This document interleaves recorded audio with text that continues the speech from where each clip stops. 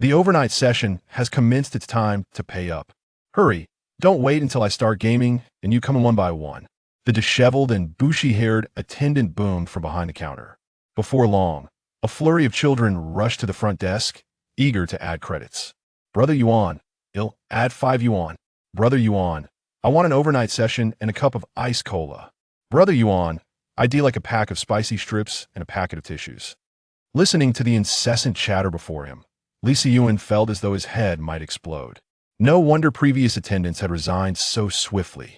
However, he harbored little desire to leave. Having finally discovered a place where he could surf the net during work hours, he was reluctant to part with it. With practiced efficiency, he added credits to each machine and then turned to fetch the snacks and drinks requested by others. Once the crowd dispersed, he exhaled a sigh of relief and settled into his seat. Before him, the computer screen prominently displayed the emblem of Old 8. Taking a deep breath, he reopened a game, donning his headphones and cranking the volume to its maximum. Though these youngsters adore the internet, they lacked any tendencies towards theft, which was precisely why he felt at ease. Before long, the system matched him with his next opponent. He had resolved to play as Fortune Star in teamfight tactics. Playing anything else would render a victory utterly meaningless. Fully engrossed in the computer, he remained oblivious to the meteor streaking across the sky outside the internet CF, trailing a fiery tail. The crimson meteor blazed across the sky, burning out entirely, unnoticed by all except for the astronomers at the observatory, including Li Siyuan. The scene had transitioned to a 31 round. Li Siyuan gazed at the screen with palpable excitement. 3-1. Fortune is upon me. Who else could there be? D-card, D-card, D-card was merely one fateful star away from achieving 6 blessings, which would directly lead to victory. He was entirely absorbed in the computer, his eyes fixated on the shop's transitions. At that moment, early summer enveloped the air, and the internet CAF owner was reluctant to turn on the air conditioning. This allowed a strange, faintly reddish gas to seep in through the open windows, slowly filling the CF. At a nearby table, a slightly ill youth, consumed by his internet addiction, suddenly felt his eyes ignite with a peculiar red glow. He tilted his head in confusion, observing his rebellious hand. In the next instant, his eyes rolled back, and his pupils, now terrifyingly constricted, gleamed with a menacing red light as he lunged toward his friend, who was about to take a picture of him. Though he lacked sharp teeth, he nonetheless savagely sank his teeth into the flesh of his friend's arm. Only a handful of patrons glanced over, preoccupied with their own games. But this small crowd incited stir. Suddenly, more and more people began to rise unsteadily, appearing as if they were afflicted by some severe malady. The scene began to spiral out of control. Cinema, why are you biting me? Ghosts, murder, The chilling cries echoed, sending shivers down one's spine. Brother Yuan, help me. Meanwhile, a certain gambler was folding 1,000 paper cranes and tying a red ribbon. The sound of good fortune rang loudly in his ears, drowning out the screams and wails from the hall.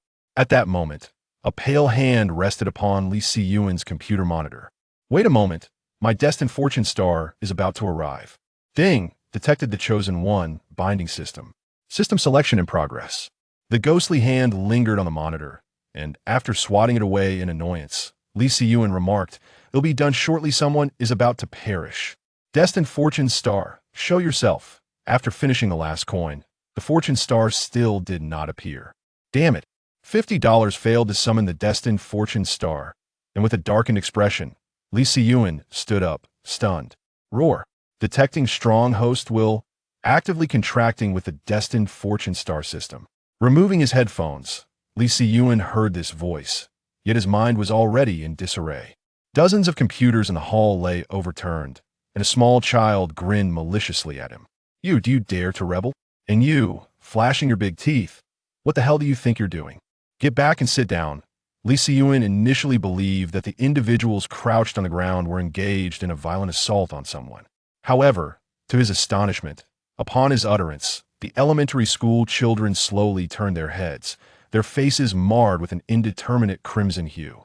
Beneath them lay a disemboweled corpse that, in the end, a piece of undigested spicy strip clung obstinately to his severed intestine. Ugg having dined on large intestine noodles for dinner, Lee Si-yuen promptly expelled the contents of his stomach. As if cascading down 3,000 feet, a mouthful of foul liquid filled his mouth. The little brat standing at the bar, grinning widely, eagerly caught every drop. Lee Si-yuen's retching intensified. At that juncture, the voice echoed once more. Ding! The binding of the chosen fortune star system is successful. Please check your rewards. In light of the urgent situation, Lee Si-yuen hurried to the lounge, which served as his sleeping quarters during the night shift as an internet manager. With a modest salary of $1,800, he enjoyed complimentary internet access, along with breakfast and a late-night serving of instant noodles. Just as he closed the door, a fierce pounding erupted from outside. No longer could it be referred to as mere knocking, it was more akin to a battering. Lee Si-yuen hastily pushed everything in the room against the door as a Barricadium military cot, and a wooden nightstand braced himself firmly against it. After what felt like an eternity, the battering subsided significantly, replaced by intermittent screams and wails echoing in the distance. This small internet CAF, aside from allowing patrons to access the internet without the need for identification, also boasts remarkably low prices. This has resulted in many individuals consumed by their online pursuits, spending countless hours within its confines. At this hour, while many remain ensconced in slumber, the recent cacophony of a door being slammed has roused a few from their repose. Lee Si-yuen sits on the edge of a military cot, lamenting the loss of his good fortune. Gradually realizing his situation, he retrieves his phone to ascertain the current circumstances. The internet connection is rather sluggish, and after prolonged attempts, he is still unable to gain any clarity. Furrowing his brow, he gazes apprehensively out the door, instinctively sensing that venturing outside would be perilous. His once warm demeanor has grown slightly somber as he absent-mindedly taps his fingers along the edge of the bed, his gaze profound and inscrutable. Amidst the heightened tension, Lee Si-yuen completely forgets the ominous voice that had recently echoed in his mind. The sounds from outside gradually diminish, and he contemplates peering out to discern the situation, yet hesitates, fearing that any movement might attract unwelcome attention. The door to his room is far from a robust security barrier. Soon, the illuminated screen of his phone refreshes, revealing new information. It is an official announcement. Due to uncontrollable factors, a large number of residents have been infected with an unknown virus. All residents are urged to return home swiftly, secure doors and windows, and await rescue. Unless absolutely necessary, do not venture outside. If trapped, please take proactive measures for self-rescue. The repetitive nature of these two messages leaves Lee Si-yuen in a state of bewilderment. The official announcements imply that this is a nationwide epidemic, necessitating a silent approach while awaiting the arrival of rescue personnel. Suddenly struck by an idea, Lee Si-yuen swiftly retrieved a KN95 mask from his pocket and adorned it. The recent economic downturn had left him with a surplus of masks. Yet the pressing question remained: how to proceed with self-preservation. Upon accessing a short video platform and refreshing the feed, he discovered that others had shared their experiences. These wretched creatures resemble the zombies depicted in novels. They possess acute hearing, but seemingly lack any sense of pain. The perspective of the videographer was rather unconventional, seemingly filmed from atop a tree. In the footage, a zombie was ensnared by a railing, a sharp spike having pierced through its groin. Initially, it displayed no signs of struggle. However, when the videographer spoke, the creature turned its gaze, but being trapped, it could only emit a series of desperate shrieks and convulsions, rendering the scene somewhat absurd. Nevertheless, Lee Si-yuen's mood was profoundly grim. He found himself confined within a windowless room, with only a solitary door. Venturing outside would inevitably attract the attention of whatever lurked beyond. He located his Bluetooth headphones, donned them, and quietly settled into a corner, scrolling through videos in search of survival tactics from fellow netizens. Chapter 2. Are you truly a blessed star? Is there anyone who can save me? I am trapped in the women's restroom on the first floor of Building 14 in Tianmei Plaza, surrounded by individuals infected with the virus. I cannot escape. Help! Out of the 8 people in my dormitory, 7 have transformed. I am now confined in this restroom, my legs nearly numb from squatting. Can anyone come to my rescue? Whoever arrives at the Golden Hotel to save me, I will offer them 10,000. No, 2,000. Arg. Damn it.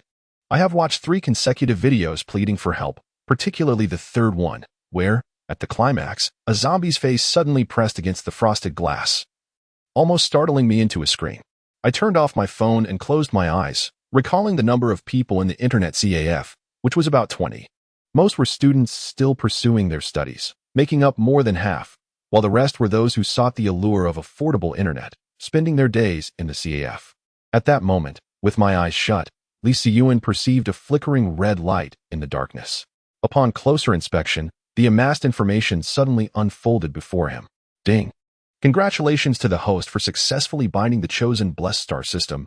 Please acknowledge. Ding! The host has successfully bound the system, and a novice gift pack is awarded. Please acknowledge.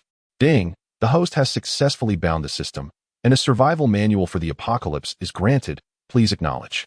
From the red dots emerged 3 panels, and just as Lee Si-Yuan thought they would crash into his face, the interface opened directly. A system? A system. As a quintessential youth of the 21st century, Lee Si-Yuan possessed few interests. Apart from his fondness for auspicious stars, he found solace in the pages of novels.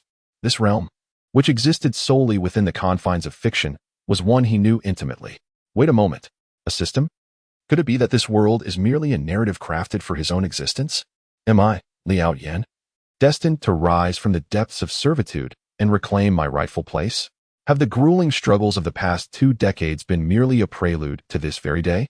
Unable to contain his excitement, he trembled as he addressed the system. Sign for it. Sign for it.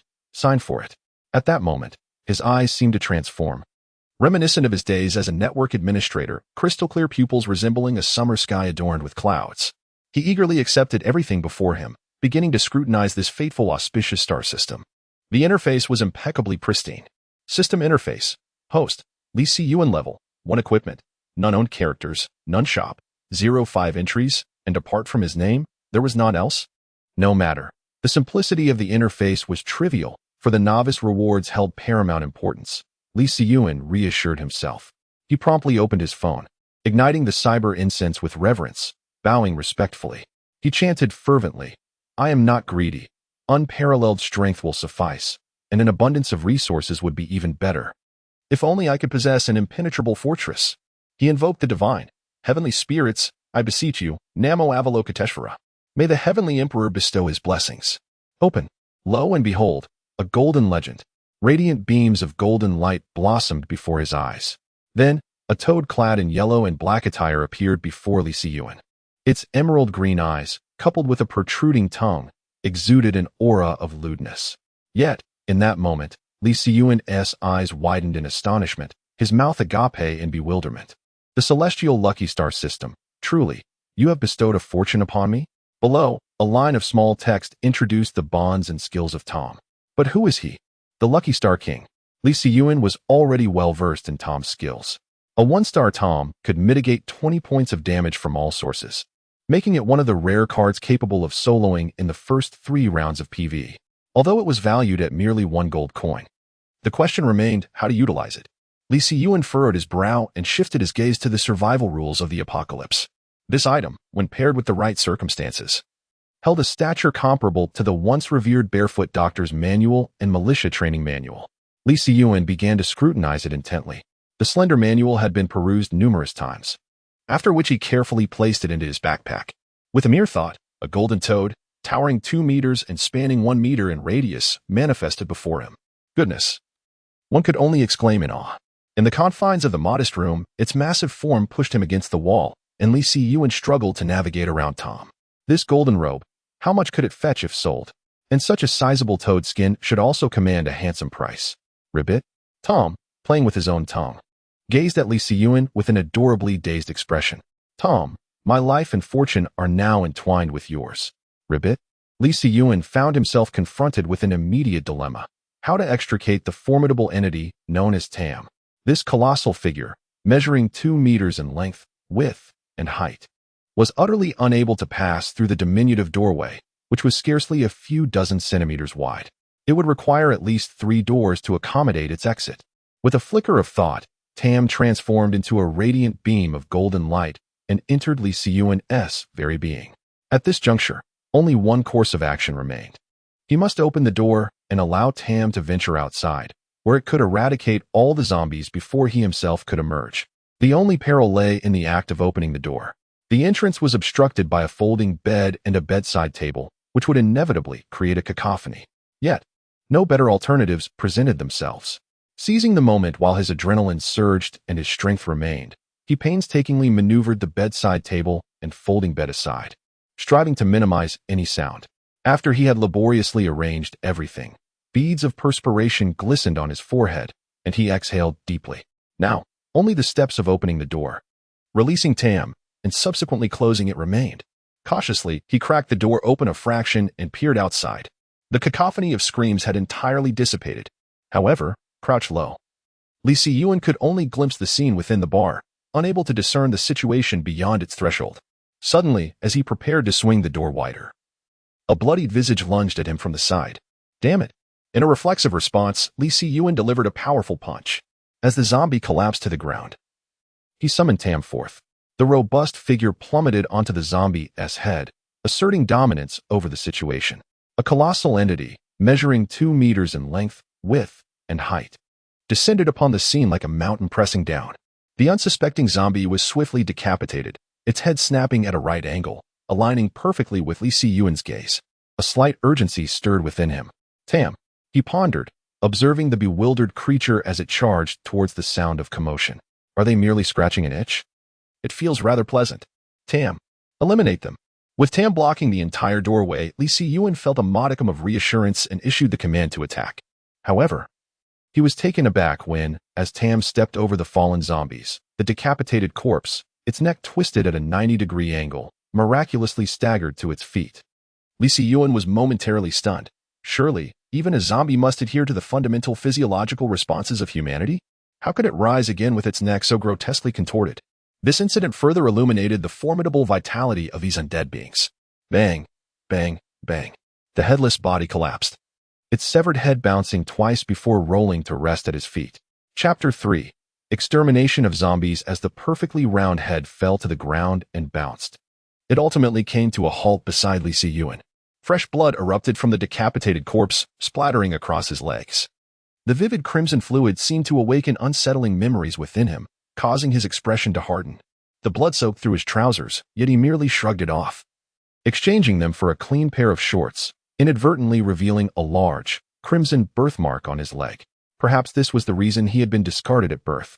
Bloodstains on the crimson birthmark appeared even more grotesque and terrifying. Just as Lee Si-Yuan was lost in thought, the headless body facing the floor suddenly let out a roar. Its pupils contracted as it sat up from the bed. Intriguingly, its tenacity seemed to surpass even that of a cockroach. With a violent motion, he tore a wooden plank from the military cot and approached the disembodied head. A gentle nudge sent the head rolling, revealing its face. A deep growl resonated in Lee Si-Yuan's ears. He recognized the owner of the head. It belonged to a high school senior named Yu Huang, who had recently turned 18, was lively, enjoyed playing with him, and often boasted about his luck in card games. He was also a frequent patron of the internet CAF. After closing the door, the screams outside diminished significantly, and he crouched down to observe intently. Aside from the unusual red glow in its eyes, it appeared no different from an ordinary human. He nearly forgot that this head, despite lacking a body, was still alive. In an instant, Lee Si-Yuan's gaze hardened, and a wicked smile crept onto his lips, presenting an absurdly sinister expression. He raised the wooden plank and brought it crashing down upon Yu Huang's head. The tremendous impact caused the head to bounce slightly on the ground. As he struck, he muttered, "So you think you can scare me, huh? Cinema. Speak. You think you can just play cards with me, do you?" The plank descended relentlessly until Lee Si-Yuan finally ceased his actions, exhausted from the exertion. Leaning against the wall, Lee Si-Yuan slid down to the ground, clutching a piece of broken wood. With his head bowed and eyes cast downward, he nonetheless fixated on the grotesquely disfigured head before him, so mangled that even a mother would fail to recognize it. At that moment, the mouth of the decapitated head continued to twitch, as if it had not yet succumbed to death, and its bloodshot eyes caught Lee Si-Yuan's gaze, leading to a poignant moment of eye contact. For reasons unknown, Lee Si-Yuan felt an overwhelming irritation under the scrutiny of those eyes. Grasping the half of the wooden plank still in his possession, he brought it down upon the head with the finality of a guillotine. This time, the head merely opened and closed its mouth in a symbolic gesture before falling silent. Suddenly, A faint reddish glow emanated from the severed head. What is this? Get away. Li Siyuan retreated a couple of steps until his back met the wall. When the soft crimson light penetrated his body, he braced himself for the worst, fearing he too would transform into a zombie. Yet, unexpectedly, a wave of coolness surged within him, a refreshing sensation emerging from the depths of his being. Remarkably, the discomfort from his habitual late nights began to dissipate significantly. In an instant, Li Siyuan's fierce expression reverted to his former naive demeanor. Could this be the fabled zombie core? Is it true that slaying zombies leads to an upgrade? But why did it not manifest as a tangible object, instead directly entering his body? Confused, Li Siyuan summoned his system panel to investigate further. System panel. Host. Li Siyuan level. 1 equipment. None characters owned. TAM. 1 star. Shop. 1% after vanquishing a zombie and absorbing the crimson essence. Both the shop panel and level underwent a transformation. However, it remained uncertain which element truly influenced the panel. Gazing at the relatively pristine interface, Li Siyuan smirked slightly and remarked, "Interesting," before lowering his head to ponder. If his conjecture was correct, that fleeting red light must have been the energy fueling the shop, implying that 1 zombie equated to 1% of energy. To access the shop, one would need to eliminate 100 zombies. 100 zombies. In other words, he must slay what were once ordinary beings just 10 minutes prior. Ha ha ha. This affair is becoming increasingly intriguing. Since encountering the disemboweled corpse, Li Siyuan's mental state seemed to have shifted into a peculiar realm. Quack, a muffled croak emanated from outside the door. Had Tam dealt with whatever lurked beyond? Just as he suspected, the novice reward bestowed by the system was typically designed to tackle current dilemmas. As if urging him onward, Tam croaked once more from outside. Li Siyuan hurriedly opened the door.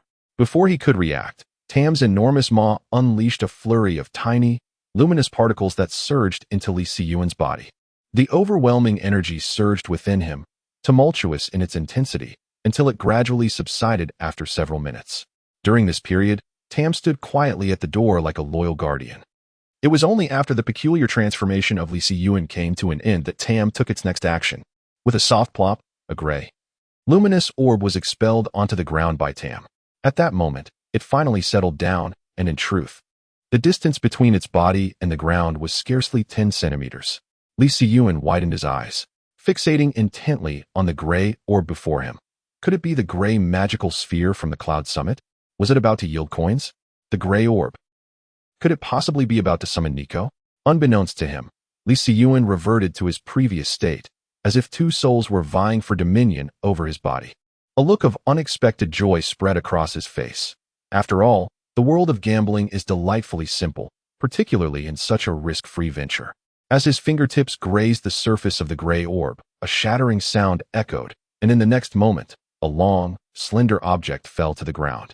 Upon picking it up, an automatic description of the item materialized in his mind. Slightly damaged black gold longsword, a relic that dropped from some battlefield, though somewhat damaged. It can still serve as a formidable weapon for self-defense. The hilt of this longsword measures nearly half a meter. While the blade is even longer, if not quite a meter, it approaches 80 centimeters. The blade is pitch black, yet glimmers with a white sheen, adorned with several intricate markings. As Li Siyuan grasped it, he immediately felt its substantial weight. Wielding it with the finesse he desired would require both hands. Surveying his surroundings, his gaze settled upon the unadulterated wooden bedside table. With a resounding thud, the ebony blade descended, cleaving through the air as if unimpeded, despite the wielder's restrained force. A corner of the cabinet was severed, revealing an impeccably smooth incision. A superlative blade, indeed.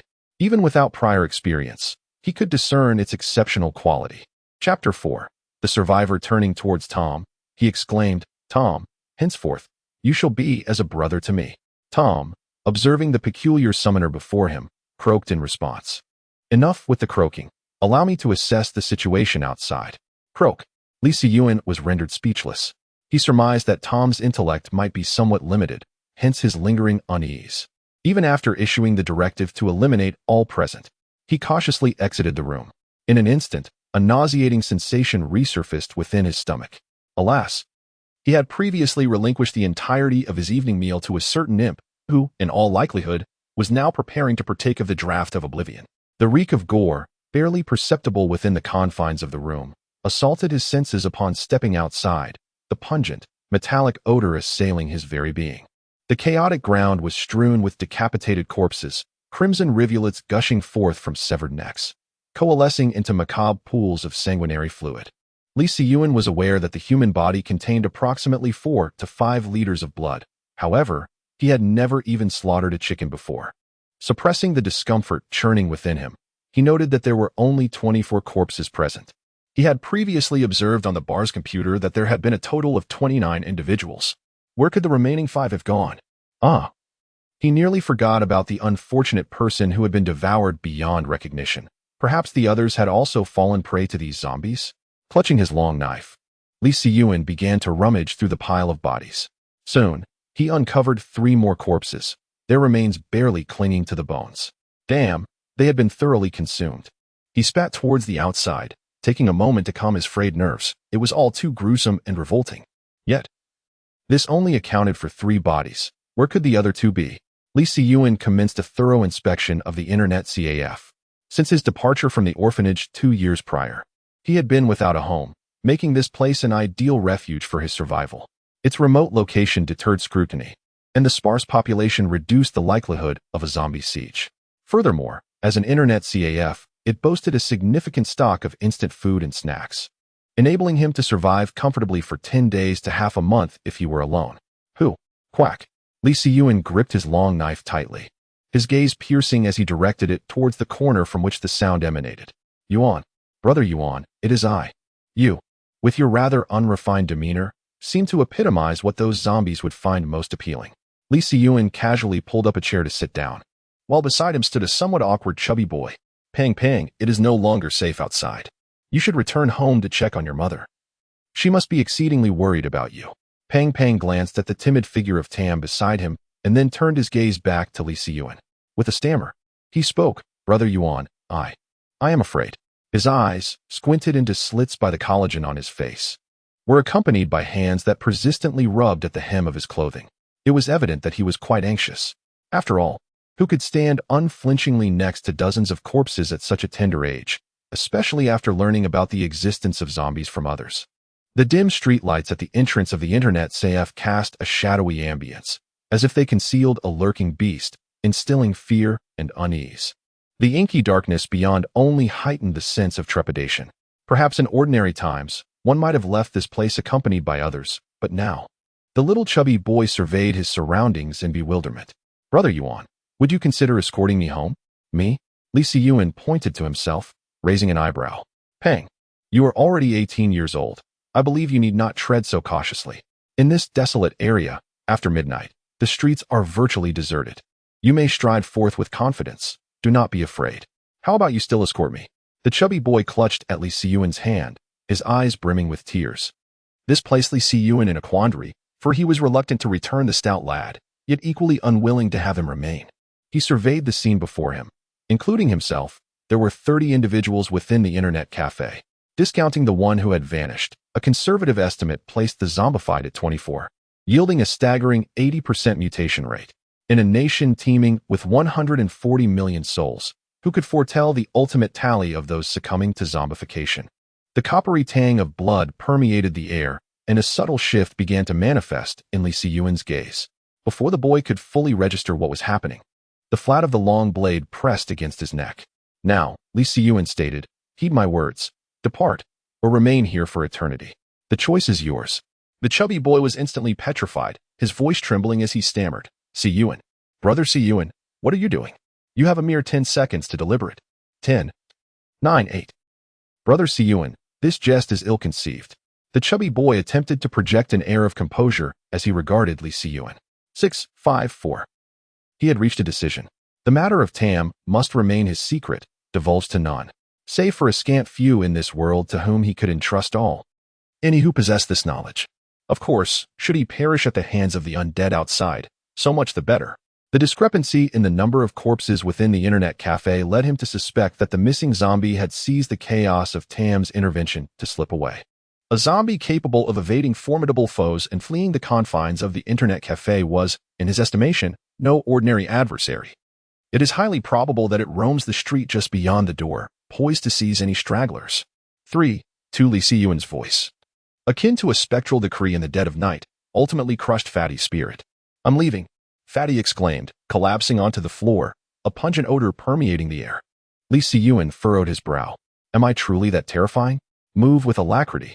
Fatty, prodded by him, traversed the ground strewn with corpses and arrived at the entrance of the internet cafe. A season typically alive with the drone of cicadas was now eerily silent. The dim streetlights, flickering due to years of neglect, imbued the small street with an even greater sense of gloom and horror. Fatty glanced back at Lee Si-yuen, his lips moving, but ultimately he remained silent. Yet, as he turned, the resentment in his eyes was palpable. He pushed open the door, took a deep breath, and with unparalleled strength and speed, sprinted toward his home. Soon, Fatty vanished into the darkness. Just as Lee Si-yuen prepared to close the door, a spine-chilling scream echoed from afar, causing him to pause at the entrance. The somewhat distorted shriek carried far across the inky night sky. Chapter 5. Excursion. Upon hearing the scream, Lee Si-yuen secured the main door and lowered the roller shutter. Subsequently, he commenced clearing the corpses from the living room. 27 bodies, 4 of which were now fragmented, could only be gathered with a broom and shovel and deposited in the open space behind the internet cafe, a parking lot, sparsely used due to its remote location, seeing vehicles only during the new year. After transporting the corpse away, he proceeded to use a mop to cleanse the bloodstains and other traces, seemingly unfazed by the scene before him. The stench of excrement and decay was indeed overwhelming. By the time he finished clearing everything, it was already past 3 in the morning. Satisfied with the now pristine hall, Lee Si-yuen returned to his small room. Before entering, he did not forget to prepare a bucket of instant noodles, adding 3 sausages for good measure. The advent of the apocalypse signified the collapse of order. At this moment, this modest internet CAF had become his dominion. Was it excessive to enjoy instant noodles with 3 sausages in his own space? Not at all. Slurp. The 7/10 cooked noodles were delightfully smooth yet firm. With little else to occupy his time, Lee Si-yuen opened the system panel to take a look. System panel. Host, Lee Si-yuen. Level 1 equipment. Damage black gold long knife. Own character, Tom, 1 star. Shop, 23. Lee Si-yuen set the noodles aside. His level had indeed changed, yet the specific alterations were not displayed on the system panel. The equipment was self-explanatory, and the shop had reached 23 at the bottom. This aligned perfectly with his expectations. The crimson energy from a single zombie could energize the shop by 1%. Moreover, there was no need to personally slay them. This mechanism suited him exceptionally well. As a thought crossed his mind, he called up Tom's information for further inspection. In the realm of teamfight tactics, there was no concept of a lucky star dropping equipment. Tom. Trait 1. Fortune. After each combat, a fortune reward orb is bestowed. Its value escalating with the strength of the trait. Note, the more formidable and numerous the adversaries, the richer the spoils. Sparse enemies may yield not. Trait count. 1, 136. Trait 2. Brawler. Imbues the champion with immense vitality during combat, the effect dissipating upon its conclusion.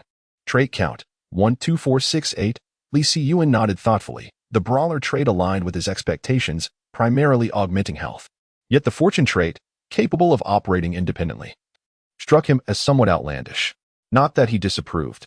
It was, after all, his boon, and the more potent, the better. Slurp. Having finished his noodles, he casually placed the bowl by a window and retrieved an ice-cold cola. TSSSA bliss.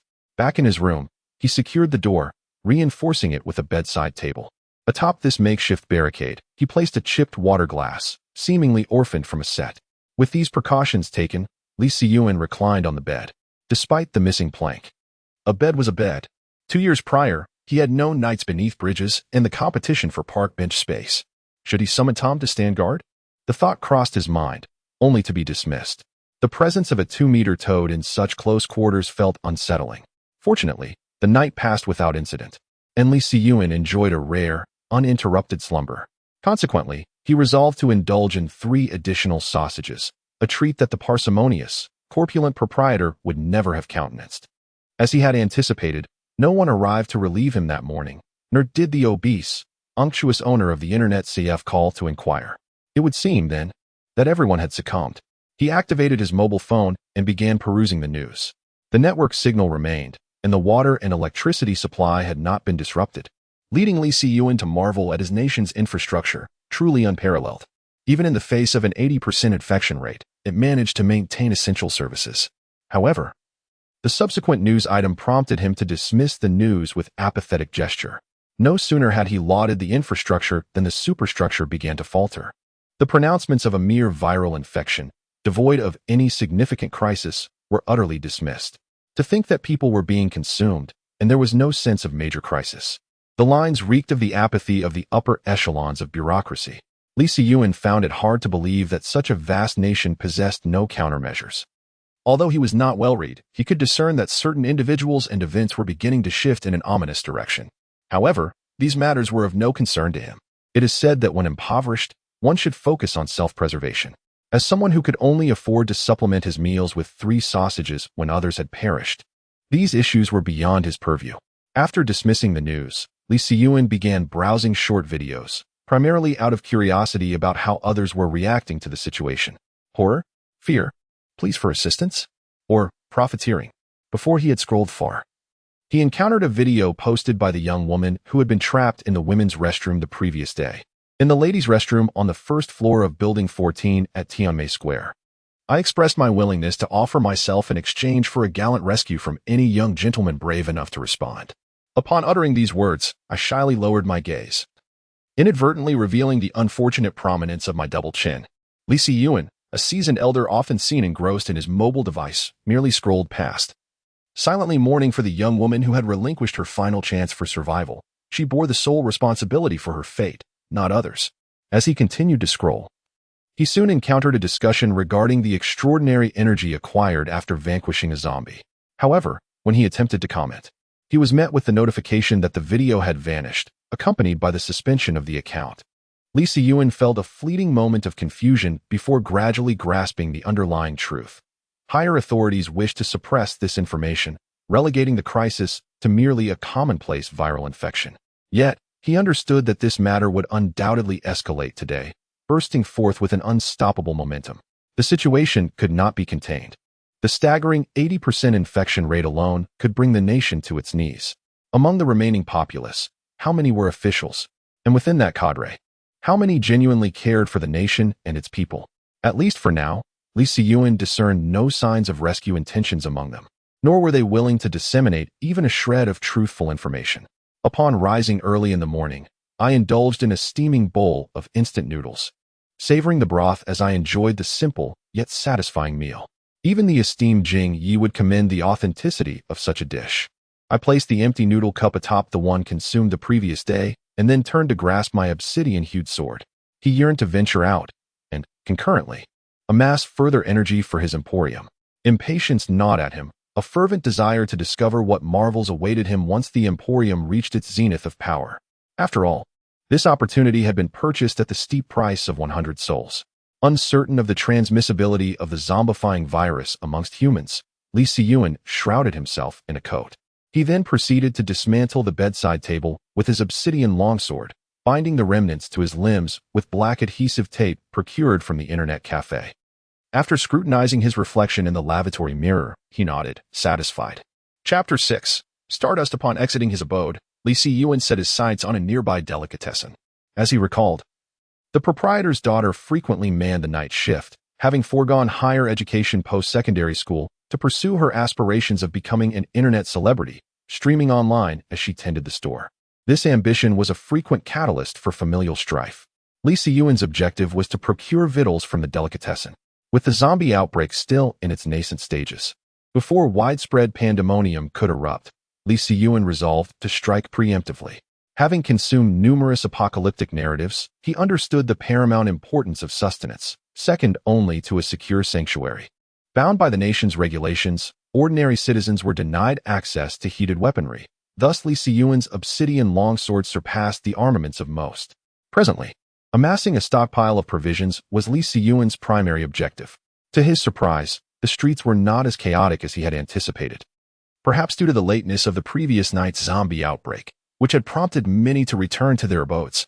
Taking the zombies encountered yesterday as an example, their brains should not be capable of acquiring the skill to open doors within just one night. Rather, it seems to stem from an instinctual craving for humanity. Furthermore, from last night's observations, Lee Se-yuen discerned that upon transforming into a zombie, individuals do not undergo significant alterations. Apart from a slight pallor in skin tone, their eyes, which are adorned with a natural shimmer, emit a faint red glow. They do not possess the sharp teeth and claws often depicted in novels, nor do they exhibit any extraordinary strength. Beyond their resilience, which rivals that of cockroaches, their most formidable weapon appears to be an insensitivity to pain. In this small street, it is quite rare to witness such an absence of life at this early hour. Breakfast establishments such as bun shops and noodle houses remain shuttered. After a short walk, Lee Si-yuen stumbled upon a corpse, a plump one, now rendered unrecognizable. The zombies seemed particularly fond of the facial muscles and abdominal fat, perhaps believing these to be the most delectable parts of a human. The blood from the body, after a night, has begun to congeal, and the intestines, glistening with grease, have been partially bitten and dragged away, leaving a gruesome trail behind. The sight made Lee Si-yuen feel nauseous, despite having been somewhat prepared by the previous night's scene. Encountering a living, albeit deceased, body once more, gutted and in a state of disarray, provoked an overwhelming surge of gastric acid. Just before he could lose his composure, Lee Si-yuen hurriedly distanced himself. To encounter such a sight so early in the morning felt ominous. He resolutely continued towards his intended destination, a provisions shop. The journey was shrouded in an eerie silence, the desolate and vacant streets instilling an inexplicable sense of tension within Lee Si-yuen. Even on a night when the populace was sparse, it seemed implausible that there would be absolute stillness. It was not until he passed by a mahjong parlor that he noticed something amiss. A quaint tea house, perhaps sealed due to the air conditioning running throughout the previous night, had its glass sliding door firmly shut. Inside, he discerned the silhouettes of 5 or 6 figures meandering, their feet treading upon the congealed, viscous blood that had pooled beneath them. Suddenly, a pair of bloodshot, ferocious eyes met his gaze through the transparent barrier. The mere sight of Lee Si-yuen seemed to trigger the creature's primal instincts, and in the next instant, it lunged towards him. With a resounding crash, the zombie toppled backward, landing on the ground, its crimson eyes wide with bewilderment. Lee Si-yuen couldn't help but curve his lips into a smirk, striving to suppress his amusement. Trained rigorously, he typically maintained his composure, save for moments when he found it utterly unavoidable. Yet, this slight commotion drew the attention of all the zombies within the tea house. Their eyes glimmered with a ravenous hunger akin to that of famished wolves spotting a succulent lamb. With a cacophony of crashes echoing, bang, bang, bang, the glass sliding door ultimately succumbed to the pressure and shattered spectacularly. The zombies, trapped within, surged forth in a frenzied rush. Lee Si-yuen had anticipated this very moment. Tam appeared suddenly, descending from above to shield him. The unexpected presence of Tam elicited little reaction from the oncoming horde. Rather, the introduction of an additional target sent them spiraling into a complete frenzy. In his grasp, the obsidian blade gleamed as he firmly held the hilt with both hands. He issued a command to Tam, instructing him to release his zombie before him, preparing to confront the creature head-on.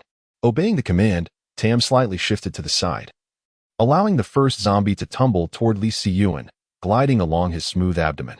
The blade pierced effortlessly into the creature's skull, akin to slicing through tofu. Lee Si-yuen gazed in slight bewilderment at the scene unfolding before him. The weight of the blade assured him this was no mere dream, yet the coincidence seemed almost surreal. Casting a glance at Tam, who appeared as if descended from the heavens, he pondered whether he possessed some remarkable skill. Shaking his head to dismiss such thoughts, he refocused on the pressing matter at hand. Despite the blade embedding itself in the zombie's head, the creature did not succumb entirely to death. It continued to struggle, lunging towards Lee Si-yuen.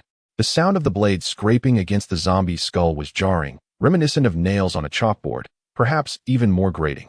Lee Si-yuen strained to twist the blade, increasing its resistance as he anxiously watched the thrashing arms. He couldn't help but worry. Should he be inadvertently scratched? Would he face infection? Fortunately, as the zombie lunged halfway onto the blade, it gradually fell silent.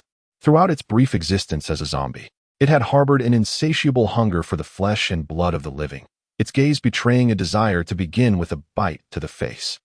Just as Lee Si-yuen finally managed to extract the blade from the creature's head, Tam had already dispatched the remaining zombies.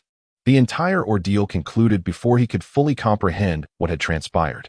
Amidst the scattered heads on the ground, one might ponder whether we could conduct ourselves with a modicum of civility next time, perhaps simply creating an aperture in the craniums themselves. The sight of heads rolling about is rather detrimental to the aesthetic of the city. A deep, sultry voice roused him from his reverie. Quickly, quickly, Let us see what treasures await us this time. The exhilarating thrill of unboxing was utterly irresistible. With a wide yawn, Tam opened his mouth, and several crimson streams of light surged into Lee Si-yuan's body. This phenomenon had been mentioned the previous night in the rules of survival in the apocalypse. It was referred to as stardust, which, quite humorously, could be interpreted as the dandruff of stars. In the text, it was noted that stardust is a unique virus that drifts through the cosmos. The peculiar aspect of this virus is that once it infects a living being, the host immediately perishes and subsequently transforms into stardust, a most enigmatic energy. While the rules of survival did not delve into the specifics of how stardust is formed or why it can be directly absorbed by the human body, from Lee Si-yuan's perspective, it had not yielded any adverse effects, especially as his condition significantly improved after absorbing the energy of the stardust. Chapter 7. The breakthrough. Lee Si-yuan regained his focus, casting an eager glance towards Tam. Is that it? Is it truly over? How disappointing, he murmured under his breath as he withdrew Tam. It was indeed predictable that, with only a few zombies to contend with, the likelihood of acquiring superior equipment was rather slim. He simultaneously opened the system panel to assess the situation. System panel. Host. Lee Si-yuan. Level 1. Equipment. Damaged black gold longsword. Character owned. Tam. 1 star. Shop.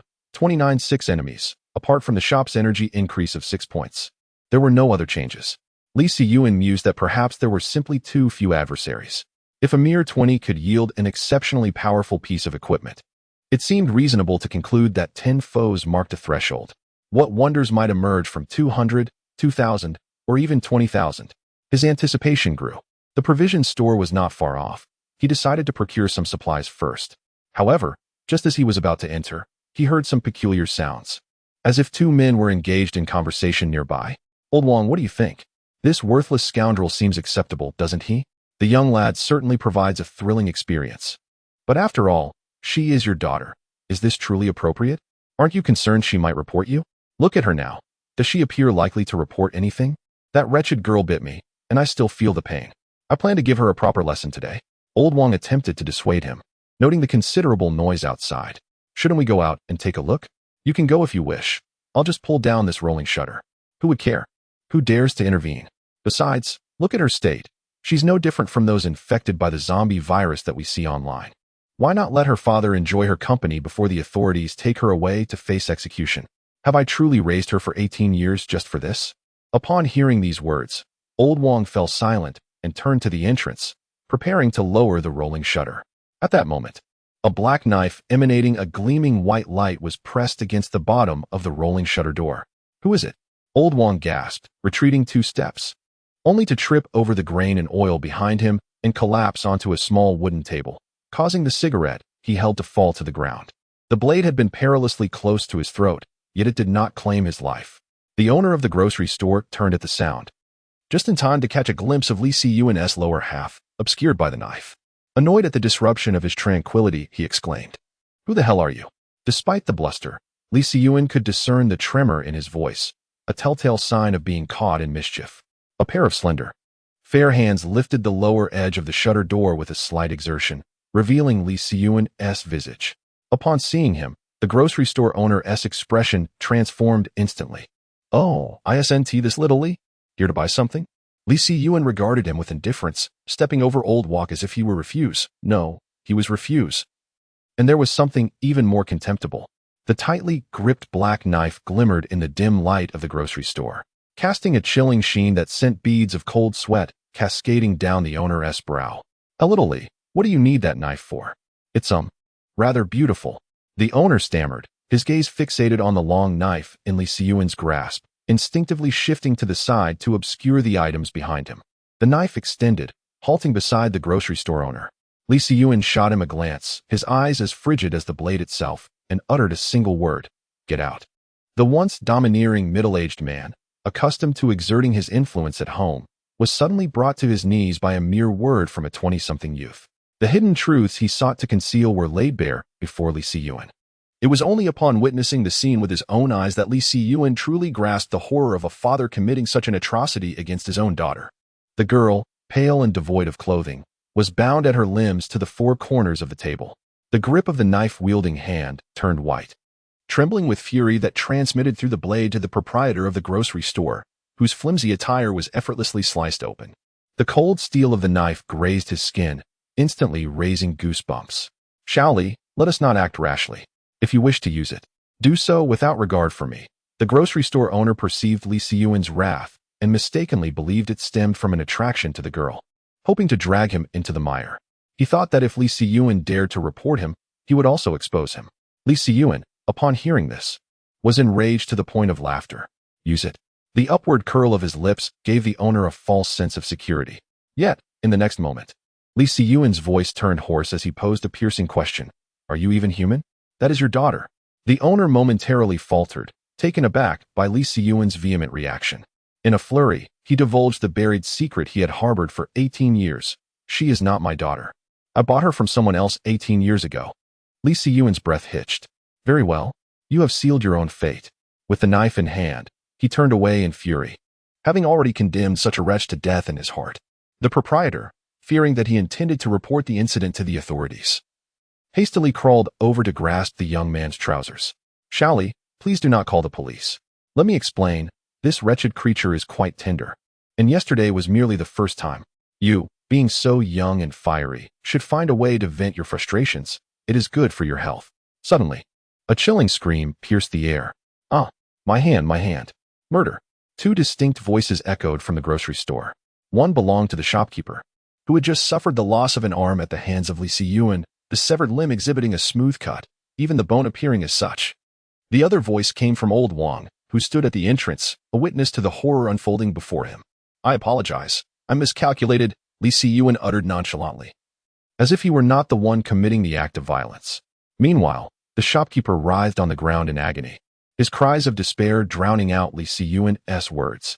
On the other side, as old Wang, panicked and desperate, prepared to flee outside, a towering figure resembling a frog, nearly 2 meters tall, descended abruptly. Another scream erupted. Monster! Help! Tam, secure the door, Li Siyuan instructed calmly. He then extracted an object obstructing the girl's mouth. Roar! Perhaps, at that moment, the best solace for her would be to exist as a zombie, void of thought and sensation. Bring her here, but do not kill her. Quack! Quack! What else do you intend to do? The corpulent shopkeeper recoiled, finding himself cornered against the wall, with nowhere left to retreat. Get inside. Xiaoli, no, brotherly. Brotherly, my hand is broken. May I go to the hospital first? I assure you, I will not report it. Do not make me repeat myself. The damp shirt pressed against the wound only exacerbated his agony. Yet, the gravity of the situation was undeniable. A single slash could sever not only his hand, but could just as easily claim his life. At this moment, he truly believed that Li Siyuan was capable of murder. The sight of Tam approaching with a visibly terrified old Wang caused the boss's expression to shift once more. What are you staring at? Li Siyuan kicked him into the inner room while issuing another command to Tam. Throw him in. Following the order, Tam unceremoniously hurled old Wang, who had suffered a spinal injury, into the room. Upon impact with the shopkeeper, the wound on his arm reopened, gushing blood anew. His gaze then shifted to the girl, now transformed into a zombie. The scent of blood seemed to incite her further. With ease, the long knife sliced through the ropes, and he closed the door behind him. To untie a bell, one must first tie it. The crux of the matter was that he did not wish to kill. Too many killings would lead one to forget oneself. Chapter 8. Siege from behind the door. The sounds of anguished cries filled Li Siyuan with a strange sense of relief. Evil men have their own means of dealing with evil. If they are not human, let the zombies take care of it. He then began to rummage through the provision store. He carried only his small backpack containing the rules of survival, the largest he could find for gathering supplies today. As his eyes fell upon a particular spot, they brightened with newfound hope. By Jove, I've been hankering to discover the flavor of a Huazi cigarette for ages. And now fortune smiles upon me. It's quite perplexing how one moment he can nonchalantly sever a limb, and the next he transforms into a sunny, ebullient young man. Treading to the rhythm of the agonizing screams emanating from the inner chamber, he proceeds to the location where the cigarettes are displayed. Initially, he fills his bag with the open packs, and when it can no longer accommodate any more, he procures a roll of sturdy, black garbage bags. These bags are robust and capacious. After filling 3 or 4 bags to the brim, there's still half the stock remaining. This novel experience of acquiring goods gratis elicits a peculiar sense of exhilaration within him. However, before he can proceed any further, The agonizing screams from within abruptly cease. Do you comprehend the sensation? It's akin to a microphone cutting out at the crescendo of a concert. Alas, death is inevitable, and it's of no consequence to him. Indeed, they were devoured by zombies, and he, Lee Si-yuen, bears no culpability. Securing the bags laden with cigarettes, he reinforces them with 2 additional layers and affixes them to his backpack. Subsequently, he commences the task of gathering provisions. In this post-apocalyptic epic, until a new order is established, there shall be no novel sources of sustenance, save for those that soar in the heavens, roam the earth, and swim in the waters. Fortunately, the zombie outbreak transpired near the witching hour, and this quaint locale lacks any semblance of nightlife, thus affording him the audacity to brazenly wander the streets in the wake of the undead scourge. Of course, Tom serves as his ultimate safeguard. Undeniably, the spectacle of the unscathed zombie enduring over 20 tower assaults last night had a profoundly disturbing effect on him. Moreover, the fact that it seemingly required no sustenance was utterly baffling. It could simply be recalled and would reappear fully healed, perhaps because the current zombies posed no significant threat.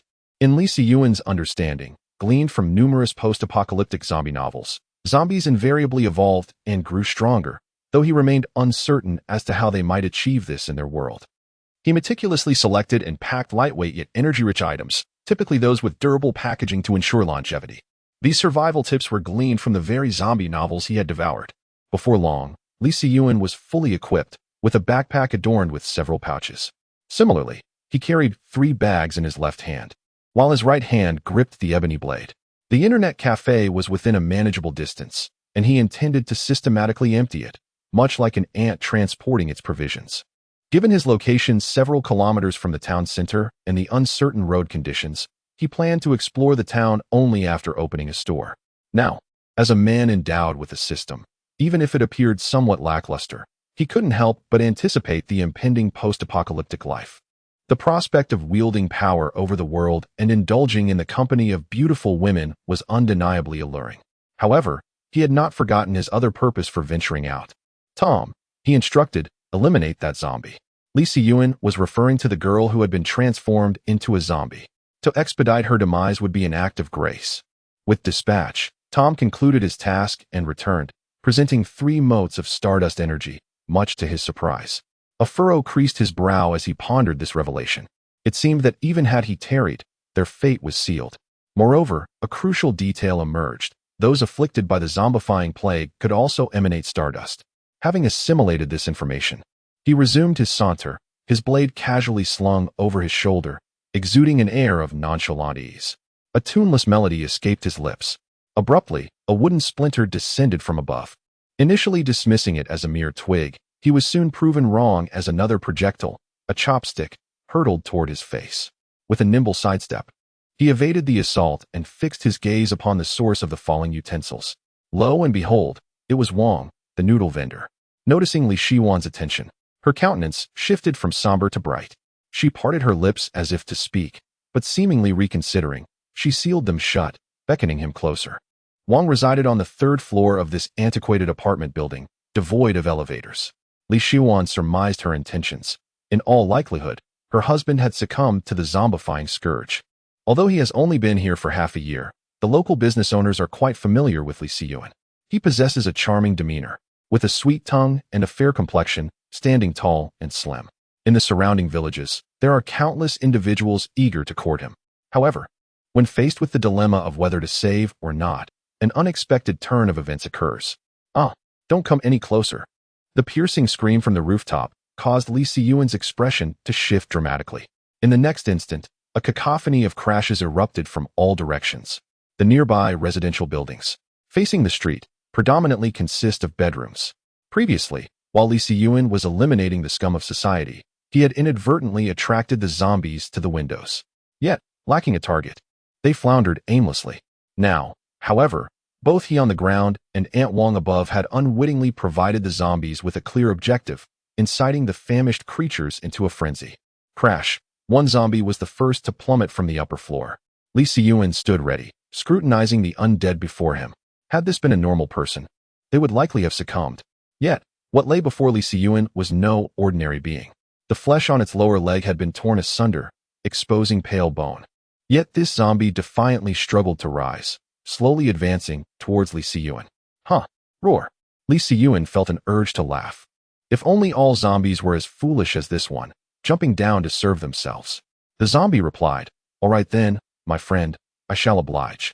As his words faded, the surrounding antiquated buildings reverberated with the shattering of glass as the ravenous undead surged towards Li Siyuan. He deposited his backpack, a peculiar smile gracing his countenance, betraying no hint of trepidation. Instead, his muscles quivered with anticipation. An incessant torrent of zombies cascaded from the upper stories. Li Siyuan resolved to take the initiative.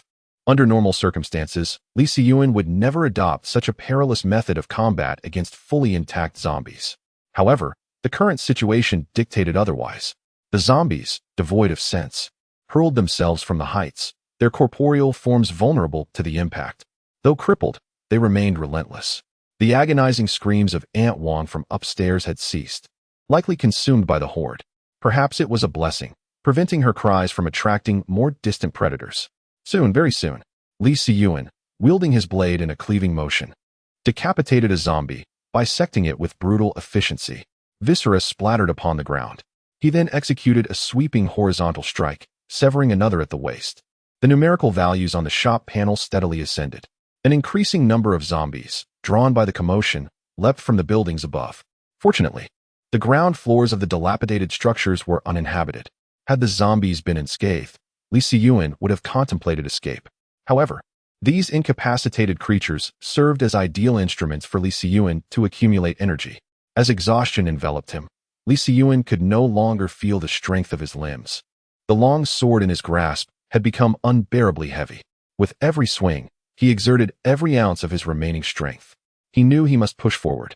An entire street of zombies was still an overwhelming challenge for him and Tam. He had noticed that the golden attire adorning Tam had become somewhat tattered.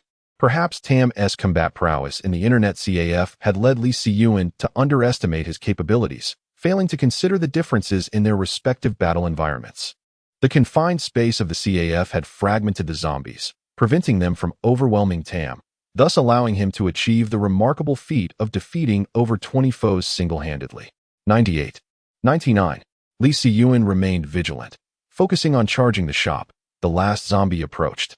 "Give me strength." With a decisive strike, he severed the head of the final undead, leaning heavily on his sword, gasping for breath. This obsidian blade was indeed powerful, yet it drained him considerably. It was a double-edged sword in every sense. However, an opportunity had arisen. The shop was now open. He silently recited the words as he felt the energy within the shop rapidly dissipate. Just as he anticipated, 5 slots appeared within the shop, yet he was perplexed to find that each slot required him to manually unlock it. At this critical moment, was it truly necessary to indulge in such ceremonial formalities? Dodging a lunging zombie, Li Siyuan hastily opened 4 slots, heavy leather shoes, stinking socks, a serving of pickled vegetables infused with foot odor, a sturdy bow lacking arrows. What utter rubbish. Chapter 9, Twisted Trant. Open up now? The world operates in such a manner that after bestowing upon you countless despondencies, it suddenly offers a glimmer of hope. A flash of golden light illuminated the scene as Li Siyuan finally beheld the object of his desire. With unwavering resolve, he selected this card and summoned it forth without hesitation. Behold, the Golden Legend. A figure towering over 3 meters materialized before him. The frenzy of the surrounding zombies momentarily waned, yet in the next instant, they surged forward with renewed vigor. "Kai, the task of salvation rests upon your shoulders." Indeed, Li Siyuan had summoned the distorted Trant, Mao Kai. Unlike Tam's passive abilities, Mao Kai came equipped with skills and could forge a dual fighter bond with Tam. As Mao Kai descended, Tam regained his composure as if invigorated, with a resonant roar distinct from the groans of the undead. The newly arrived Mao Kai began to heed Li Siyuan's commands and launched an assault on the surrounding zombies. However, the overwhelming dominance Li Siyuan had envisioned did not materialize. The towering Trant found itself swiftly besieged, its limbs ensnared by the relentless horde. The very vines that adorned its form became the zombie's most effective means of ascent. In a matter of moments, this hero, freshly birthed into the realm of humanity, was subdued by the relentless undead. The surrounding zombies had ceased their relentless onslaught.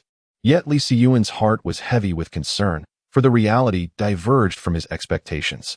Due to the constraints of the building's architecture, many zombies were not as hindered in their movements as the first one that had leapt from the rooftop. Numerous attempts had been made to wield his blade. Even grasping a divine weapon, the burden of over 20 pounds left his arms weary and trembling. After all, he was merely an ordinary individual without systematic training. Prior to the zombie outbreak, Lee Si-yuan was just a reclusive gamer, often sacrificing sleep for his digital pursuits, and he seldom engaged in physical exercise. At this moment, he found himself at a dead end. Just as his strike slowed and despair etched his features, salvation arrived. A thunderous roar erupted nearby as Makai unleashed its formidable skill. Standing over 3 meters tall, its arms, each with an estimated diameter of 80 centimeters, struck the ground with tremendous force, generating a shockwave that not only sent the zombies flying but also cleared a vast area around them. Catching his breath, Lee Si-yuan quickly signaled Tam and Makai to break through the encirclement. In light of the dire situation, preserving his life took precedence over salvaging supplies. Just when he anticipated the zombies would pursue them, an eerie, high-pitched wail echoed from a distance. The zombies seemed frozen in place, unresponsive, until Lee Si-yuan had run for quite a while. He paused to glance back at the motionless horde, resembling wax figures. At that moment, the peculiar wail resonated once more, hauntingly melodic and ancient. As if obeying a command, the zombies began to march toward the source of the sound, their movements orderly, instilling a sense of foreboding in Lee Si-yuan. Upon returning to the internet CAF, Lee Si-yuan hastily pulled down the roller shutter and secured it. He then hurried to the front desk and grabbed a bottle of cola, downing nearly half of it in one go. With a casual motion, he pulled a chair and sat down, suddenly realizing that he had miraculously survived the encirclement of zombies. His clothes were completely drenched, clinging tightly to his body.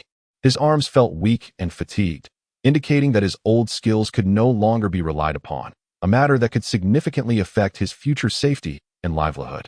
Throughout the morning, they had nearly emptied the provision store after the zombies had passed, leaving only some useless utensils behind.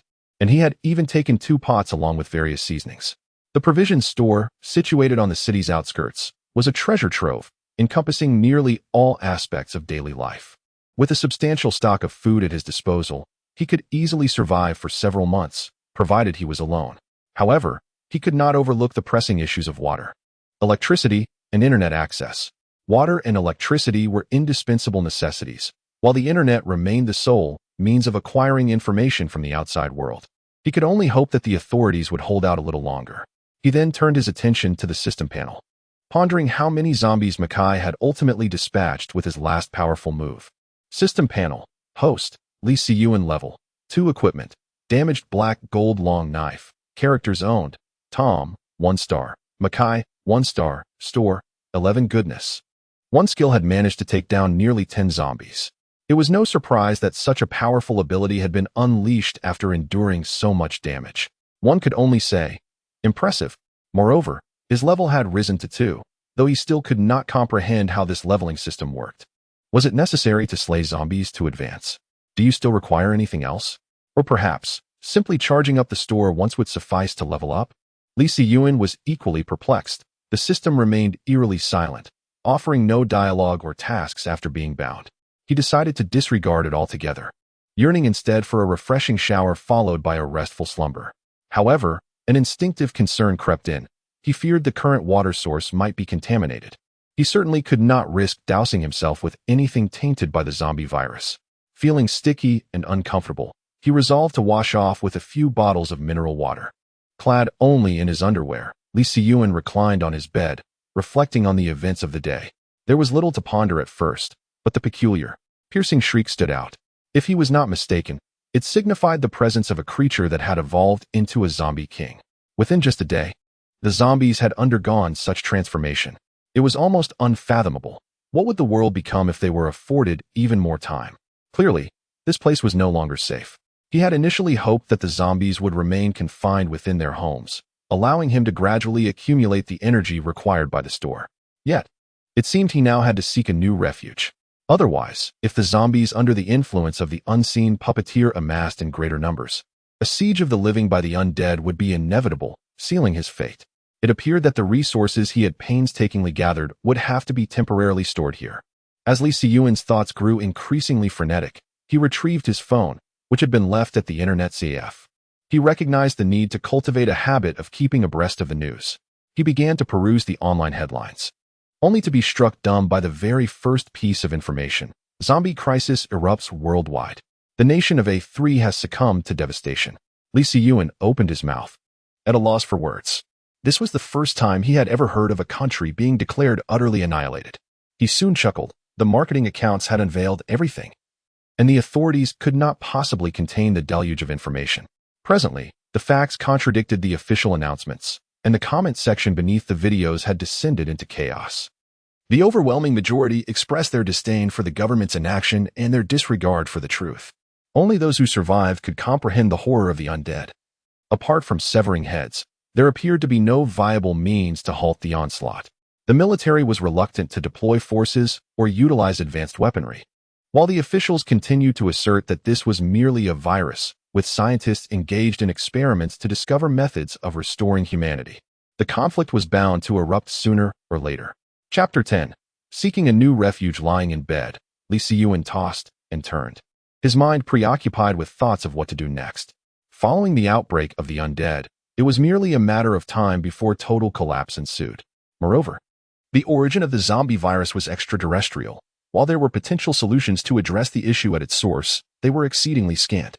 Even the survival manual obtained through the binding system emphasized that humanity's chance of survival lay solely in the complete eradication of the undead. The government's stance was nothing short of a futile endeavor. It would be far more prudent to establish a stronghold and devise a plan thereafter. Based on his conclusions, the infection rate of the undead had soared to 80% at the onset of the outbreak. Considering the nation's populace of 1 billion, it's plausible that over 200 million individuals remain uninfected by the zombification virus. However, in the aftermath of that recent cataclysmic conflict, it remains uncertain whether even a third of that number will manage to survive unscathed. The epidemic's belated emergence caught many in repose.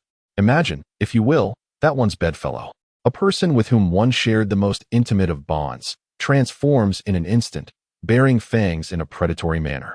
Could one truly offer resistance?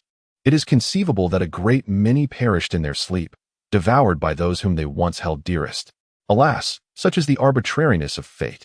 The vitality of humankind may very well experience a precipitous decline in these initial days, leaving one to ponder whether the established authorities can maintain their legitimacy. After protracted contemplation, Lee Se-yuen finally succumbed to slumber. In the days that followed, he immersed himself in a hedonistic existence, eschewing the hunting of zombies. He indulged in a cycle of eating and sleeping, aimlessly traversing the internet while his phone still possessed a signal. Serendipitously, he stumbled upon a group chat named Survivors Alliance. Upon joining, he discovered that it served as a haven for those who had been proactively preparing for the apocalypse long before its actualization.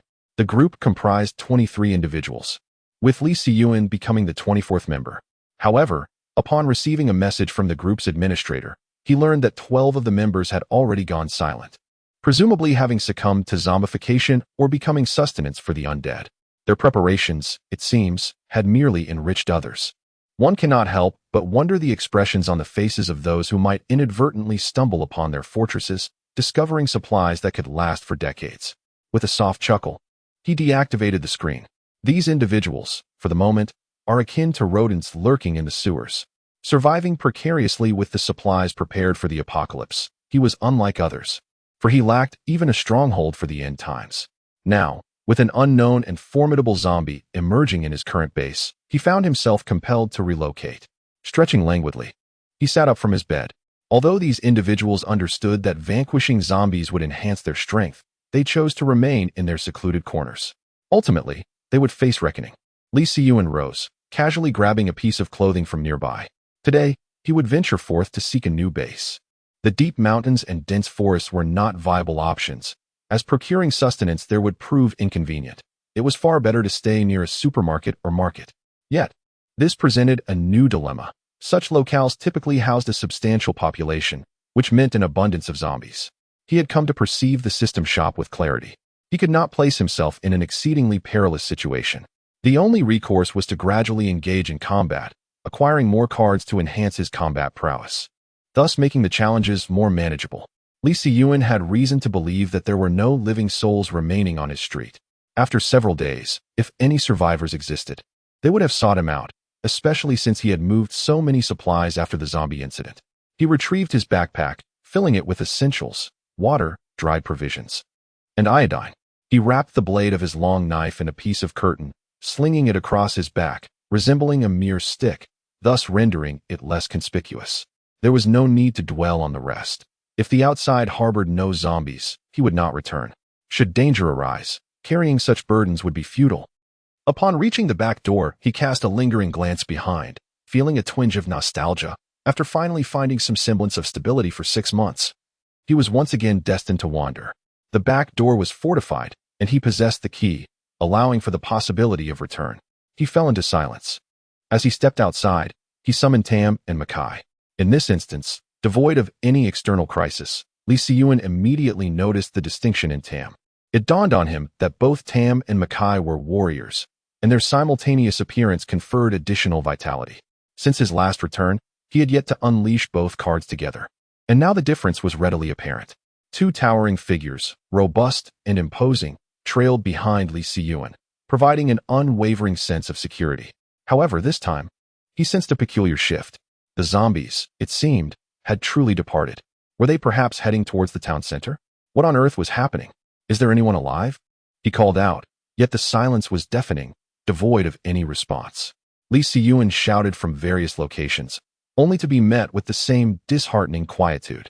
Swallowing hard, he retracted Tam and Makai and commandeered an electric scooter from the street, steering towards the heart of the town. The county in which he resided was situated along the river, and his previous dwelling lay across the bridge. Each journey into town on foot consumed over half an hour. With the electric scooter, however, the journey was significantly expedited, allowing him to traverse the expansive bridge in approximately 10 minutes. Upon crossing, he encountered a toppled truck obstructing the flow of traffic. Aside from the grotesquely mangled corpses, Lee Si-Yuan saw not a single living soul. He merely cast a fleeting glance before resuming his journey. A few incapacitated zombies scattered around were swiftly dealt with in a matter of moments. The energy in the shop rose to 17. Without lingering, he was determined to find a suitable residence, one that offered safety while also providing opportunities for encounters with zombies. The first place that came to mind was Green Source Supermarket, one of only 2 supermarkets in the area. It was a long-established brand, constructed above ground, while the other supermarket, Eternal Exchange, was situated underground. Surrounding Green Source Supermarket were residential buildings, none exceeding 6 or 7 stories. Moreover, the supermarket closed its doors at 9 o'clock, ensuring ample safety within, as well as a wealth of supplies.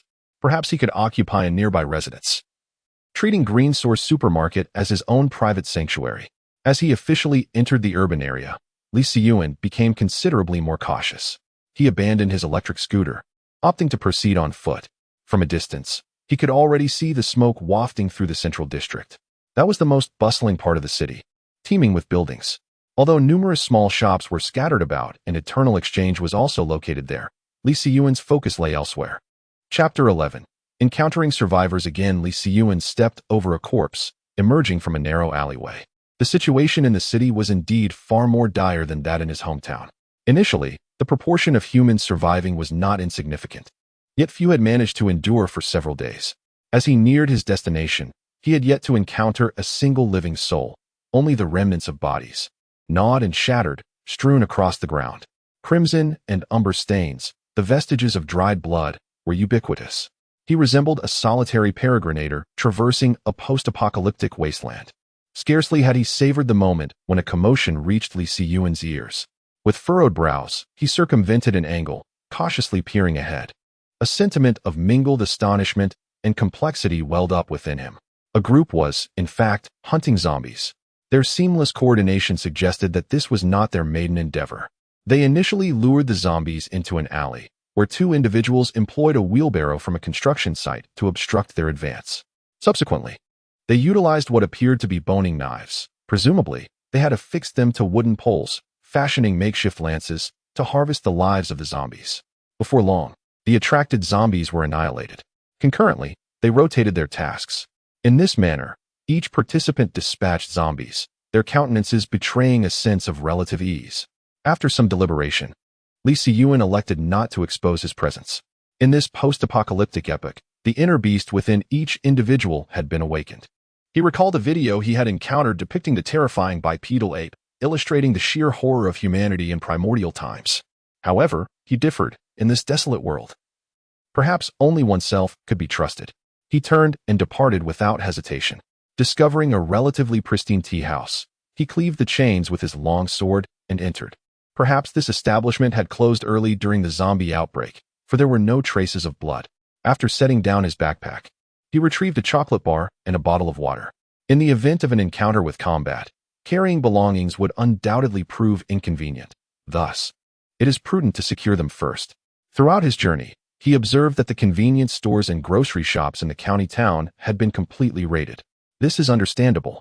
Under normal circumstances, families in Huaxia typically stockpile only 2 to 3 days' worth of provisions, as food tends to lose its freshness over time. It has now been nearly a week, and aside from those families that deliberately hoarded substantial supplies, most must have succumbed to the urge to venture out in search of sustenance.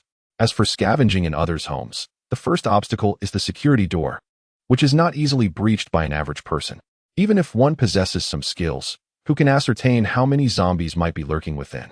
A moment's inattention could lead to a bite or scratch, resulting in immediate demise. He lifted his slightly aching arm. The lingering effects from his previous encounter had yet to fully heal, and given that he had spent the last few days in an internet CAF without the restorative energy of Stardust, his recovery had been rather slow.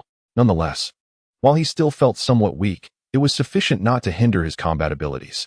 After scanning his surroundings, he noticed an old-fashioned tea table woven from bamboo, which perfectly suited his needs.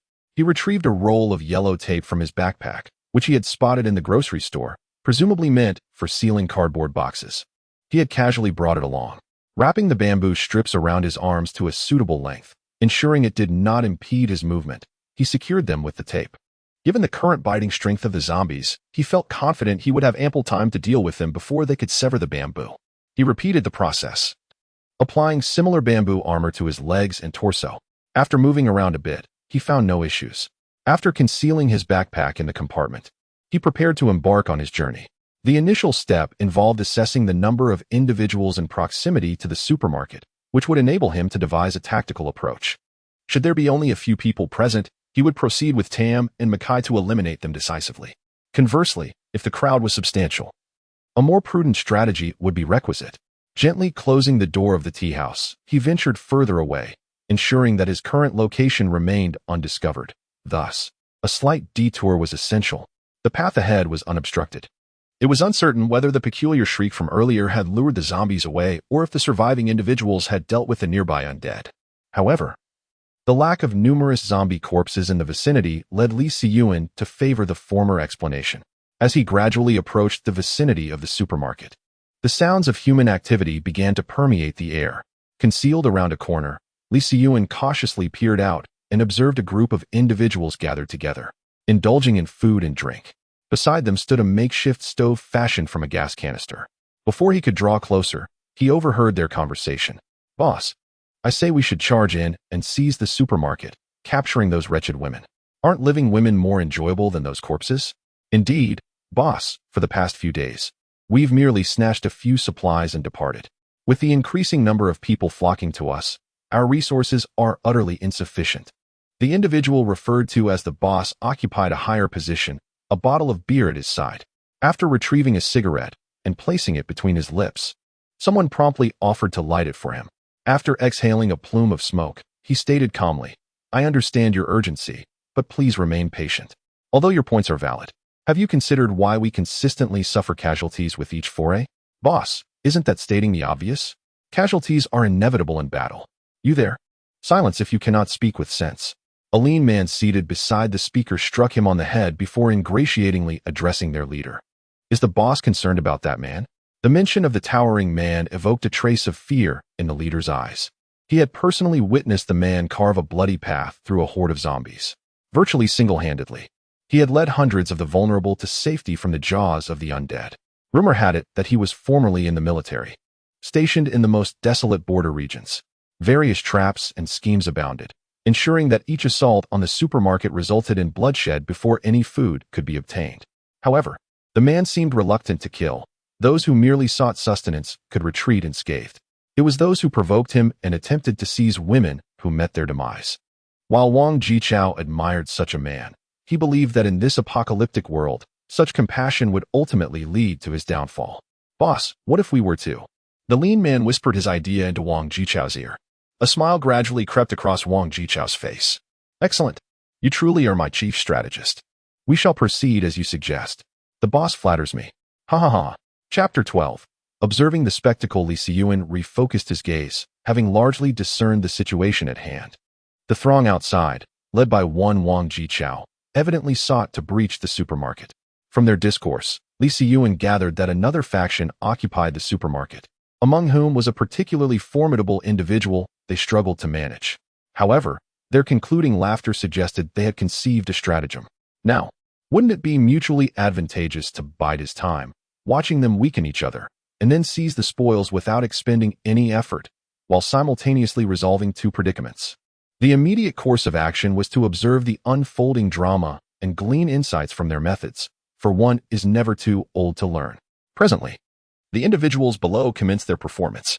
One emerged from the crowd, carrying a stepladder and positioning it before the supermarket entrance, directly facing a sizable loudspeaker.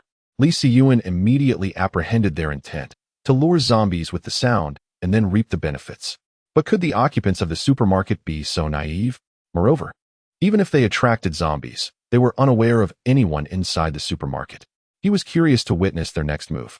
Ascending to the rooftop of a building adjacent to the supermarket, he began to consume a piece of bread. It seemed his appetite had increased significantly since he began absorbing stardust energy. Li Siyuan waited quietly by the side until the sun dipped below the horizon. With a wave of his hand, Wang Jichao signaled for two individuals from the remaining group to mount the nearby scooters. It was evident they were aware of the current location of the zombie horde, which would provide a perfect opportunity for interrogation later. Before the impending drama unfolded, Li Siyuan closed his eyes to gather his strength. As the sun completely vanished, the roar of the scooters echoed from the distance. Wang Jichao and his companions skillfully made their way toward a nearby residential building, where the modified speakers they had set up began to blare. Shortly thereafter, black smoke billowed from within the supermarket, accompanied by a pungent odor that jolted the resting Li Siyuan awake. Peering over the edge of the rooftop, he observed the black smoke wafting toward him, the acrid scent nearly invading his lungs. This was clearly a desperate ploy. He was uncertain how these individuals had managed to ignite such thick smoke inside, but he was aware that if the supermarket smoke detectors had not failed, those inside could be drenched in water potentially contaminated with the zombie virus. If they bore no wounds, they might be fortunate. However, if they had even minor injuries, Li Siyuan could already envision the chaos that would ensue.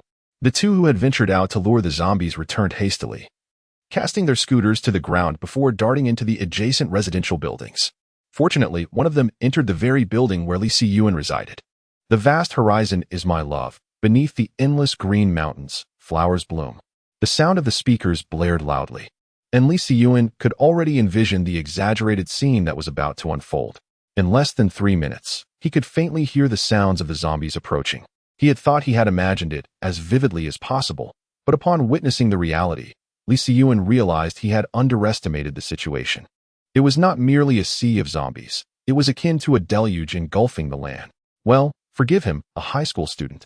For his choice of words may not be entirely fitting, but surely, it must be nearly half the city as zombies that had come forth? Are these people truly foolish or merely pretending to be so? How would they manage to escape with such a horde of zombies? Damn, what a bunch of idiots. He never anticipated that merely coming to watch a show would entangle him in such chaos. Gripping his knife, he strode downstairs with a fierce determination. He was curious to know who conceived such a foolish plan. Although the residential buildings had been renovated, the lack of elevators due to their modest height meant he quickly encountered the fortunate individual who had rushed up the stairs. For a moment, they exchanged wide-eyed glances, speechless. Li Siyuan, wielding a glimmering black blade, exuded an aura of menace that caused the other person's legs to tremble in fear. "BB brother, what brings you here?" He dared not speak loudly, fearing it might attract the zombies. Perhaps if he conversed cautiously with this imposing figure, there might be a chance for survival. Who could have devised such a disastrous idea? At first, Ma Xiaojun was bewildered, but soon he comprehended the situation. It was undoubtedly the matter of attracting the zombies. It was Zhu Gailong. The tall, slender individual beside our elder brother had devised this plan. Had he not considered that even if the zombies arrived, they might still be unable to escape? Although Li Siyuan maintained an impassive expression, his grip on the long blade tightened significantly, should Ma Xiaojuan's response fail to satisfy him. That blade would inflict considerable pain. Unbeknownst to the elder brother, at Yonghui, peculiar sounds echoed at midnight, drawing all the zombies towards them. Thus, if they could endure those few hours, they would be safe. Upon hearing this, Li Siyuan immediately recalled the strange, piercing shrieks he had encountered during the siege. Could it be? The remaining questions he chose to set aside for the moment. However, as the situation had not yet reached a point of desperation, Li Siyuan saw no reason to take action. His trump card remained concealed, so, you may proceed upstairs. His cold voice resonated in the corridor.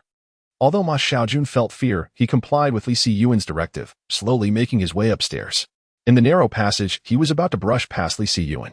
In the next moment, Ma Xiaojuan's expression twisted into a grimace as he hissed, "Die." He unexpectedly produced a fruit knife from somewhere, lunging towards Li Siyuan's neck. Alas, it was unfortunate. Had he aimed for Li Siyuan's abdomen, he might have succeeded. But drawing the knife from behind and swinging it exposed him to ample time for Li Siyuan to react. MMM. The blade of the fruit knife skipped across the ground, emitting a peculiar sound. Ma Xiaojun, on the other hand, lay prostrate, his mouth pinned down by Li Siyuan's foot. Li Siyuan squatted, his entire weight bearing down on Ma Xiaojuan's face. The severed arm was now gushing blood, staining his white shirt crimson. "My friend," Li Siyuan began. "Perhaps next time, concealing the knife within a long sleeve might afford you a modicum of discretion. Were you under the delusion that I am bereft of sight? To confront me in such a manner?" Ugh. Ma Xiaojun, his mouth obstructed by Li Siyuan's foot, frantically attempted to articulate. His eyes betrayed an uncontainable dread, a primal fear of impending mortality. Perhaps he was perplexed as to why a stratagem that had proven invariably successful on television had been so effortlessly discerned in his case. Li Siyuan disregarded his pleas for utterance, continuing, "From the moment our eyes met, you harbored the intent to extinguish my existence, did you not?" Ma Xiaojun shook his head vehemently. Li Siyuan pressed on, "And your reflexes, so expeditious, betray a history of bloodshed. You acted without a scintilla of hesitation." Ma Xiaojun merely shook his head in a frenzy, tears and nasal secretions mingling upon his face, rendering him a pitiable spectacle. "You have undoubtedly extinguished numerous lives. Your demise is a consequence of your transgressions. My actions are entirely justified. Indeed, it was you who sought my demise. I merely acted in self-preservation. I am innocent. I am innocent." With a forceful thrust, the long blade in Li Siyuan's right hand plunged downward. The abdomen, devoid of skeletal protection, yielded like parchment to the blade's penetration. In rapid succession, a dozen or more strikes transformed Ma Xiaojuan's abdomen into a sanguinary morass, the flesh contorted and recessed. With a hint of disdain, he shook off the blood from his feet and wiped his long knife clean on the fabric of Ma Xiaojuan's trousers before turning back to the rooftop.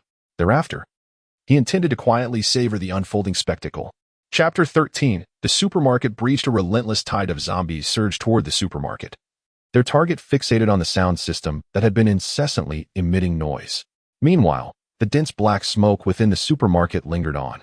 The resilience of the people inside the supermarket was indeed remarkable, regardless of whether the smoke detector would be triggered. The acrid stench of the smoke was unbearable for any ordinary individual, posing a genuine risk of asphyxiation. The overwhelming horde of zombies swiftly engulfed the open space at the supermarket entrance.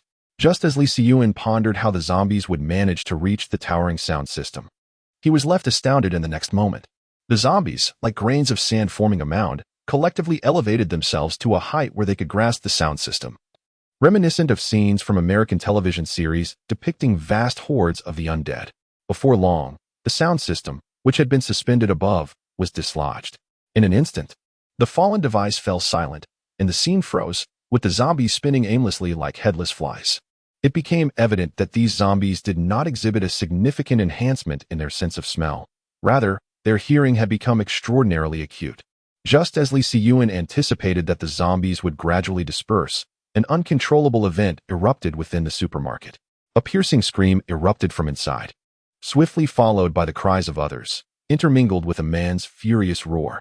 He withdrew a packet of beef jerky from his pocket, leisurely observing the unfolding spectacle below.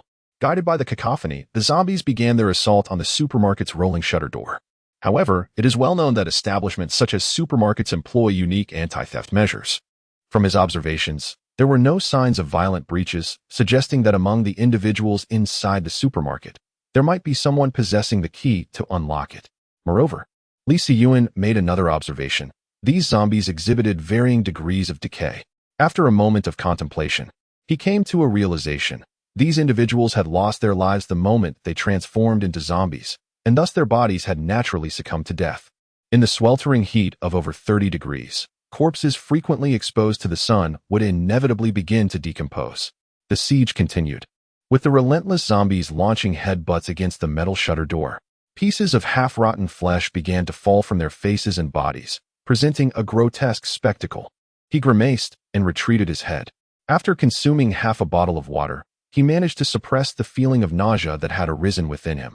The screams emanating from within the supermarket persisted, confirming his suspicions that the contaminated water source had turned some of the inhabitants into zombies. If they could resolve the situation quietly, without making a sound, these mindless creatures, unable to perceive humans or hear their cries, might choose to abandon their pursuit. Alas, the crisis within the supermarket remained unresolved even as the zombies began to pull down the rolling shutter from its beam. Lee Si-yuen found himself increasingly curious about the man whom Wang Jichao seemed to fear so greatly. However, this curiosity hinged on his ability to survive the current ordeal. Lacking strength, yet seizing the largest share, who else would be targeted if not you? This exemplifies a complete absence of self-awareness. Upon the supermarket's doors being flung open, the zombies surged forth without hesitation, creating a scene of utter chaos at the entrance. Lee Si-yuen half closed his eyes. Ma Xiaojun had mentioned that at midnight, strange cries would lure the zombies back to the other side of the county. If this were indeed true, then what once posed an immense danger would transform into mere tools for accumulating energy in the store. Get lost. A furious roar roused Lee Si-yuen from his stupor.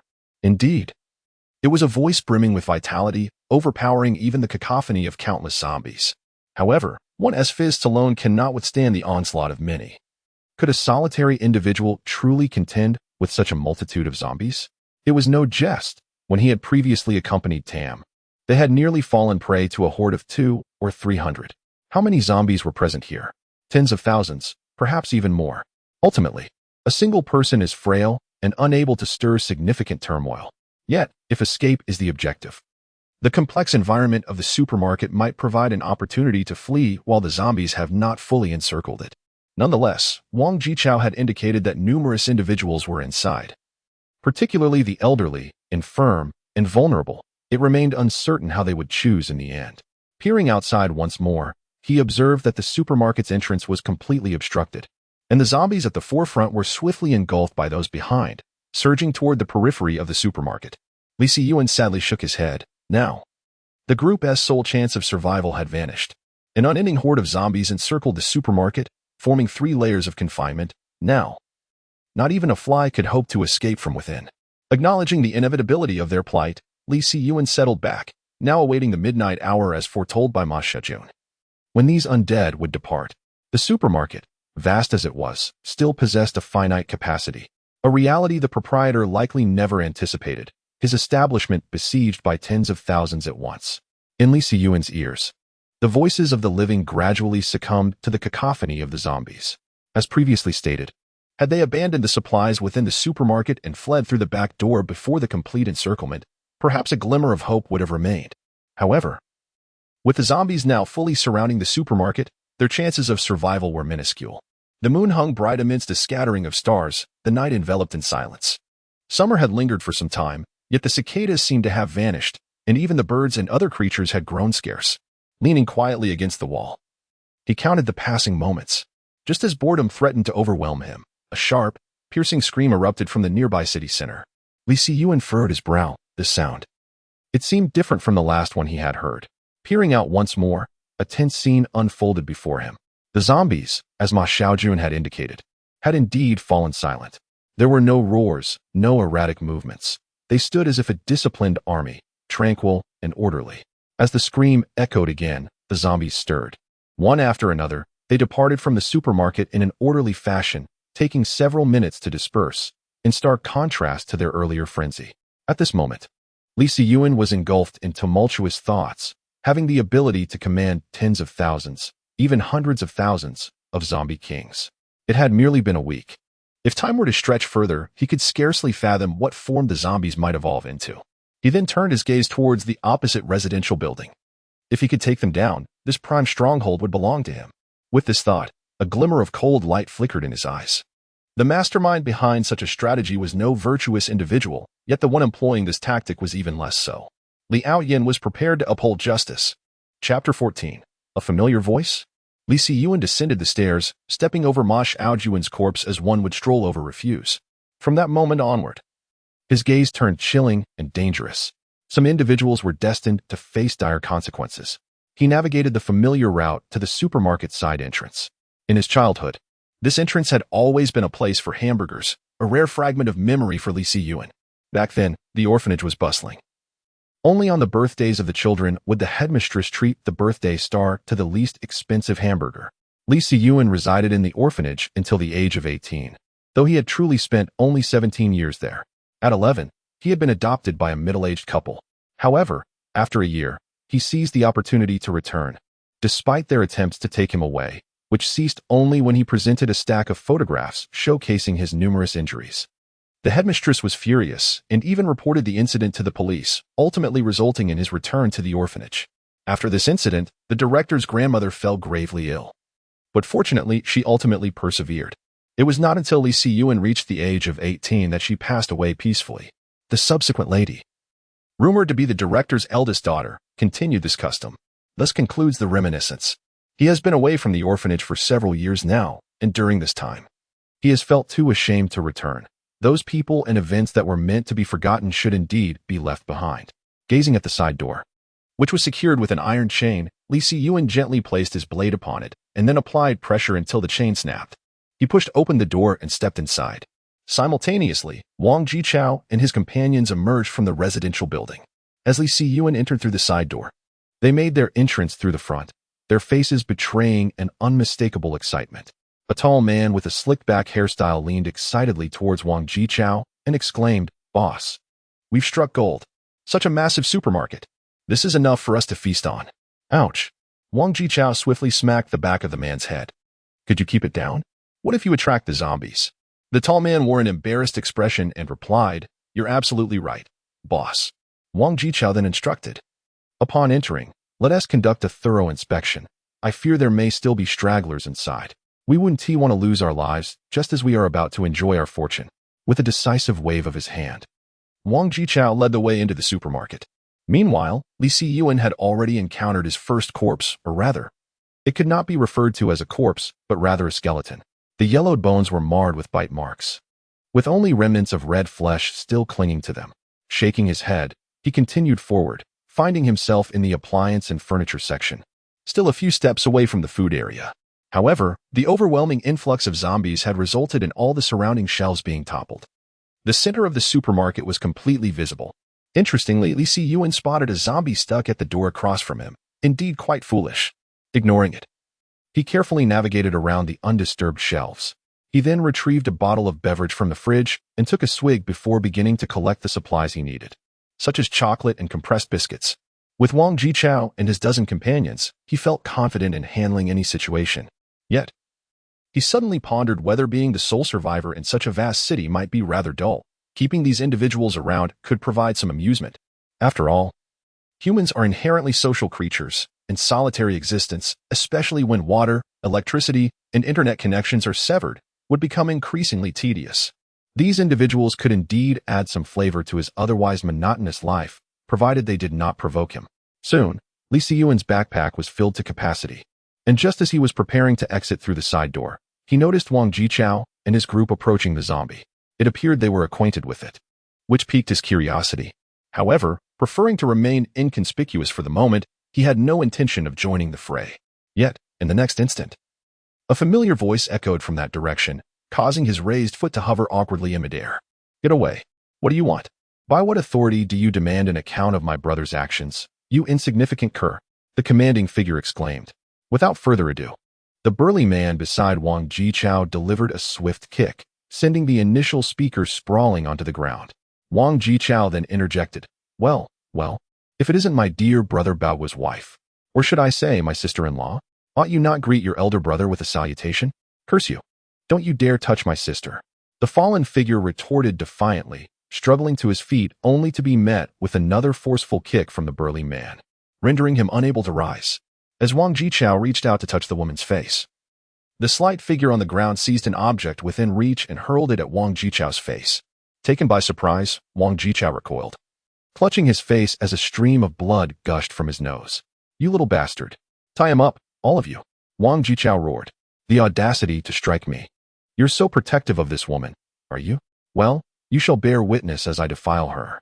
The woman, kneeling on the ground, desperately attempted to retreat, but her path was blocked by another man who seized her arms, revealing her striking figure. Well, it seems we have a buy one get one free deal here. My brother Bao has truly presented me with a delightful surprise, Wang Jichao remarked. With that, Wang Jichao slapped the face of the zombie held captive beside him. Roar. Curse you, cease your caterwauling. Wang Jichao bellowed, delivering a series of violent kicks to the zombie referred to as Bao. The transparent wristband on his arm tightened with each movement, digging deeply into his flesh.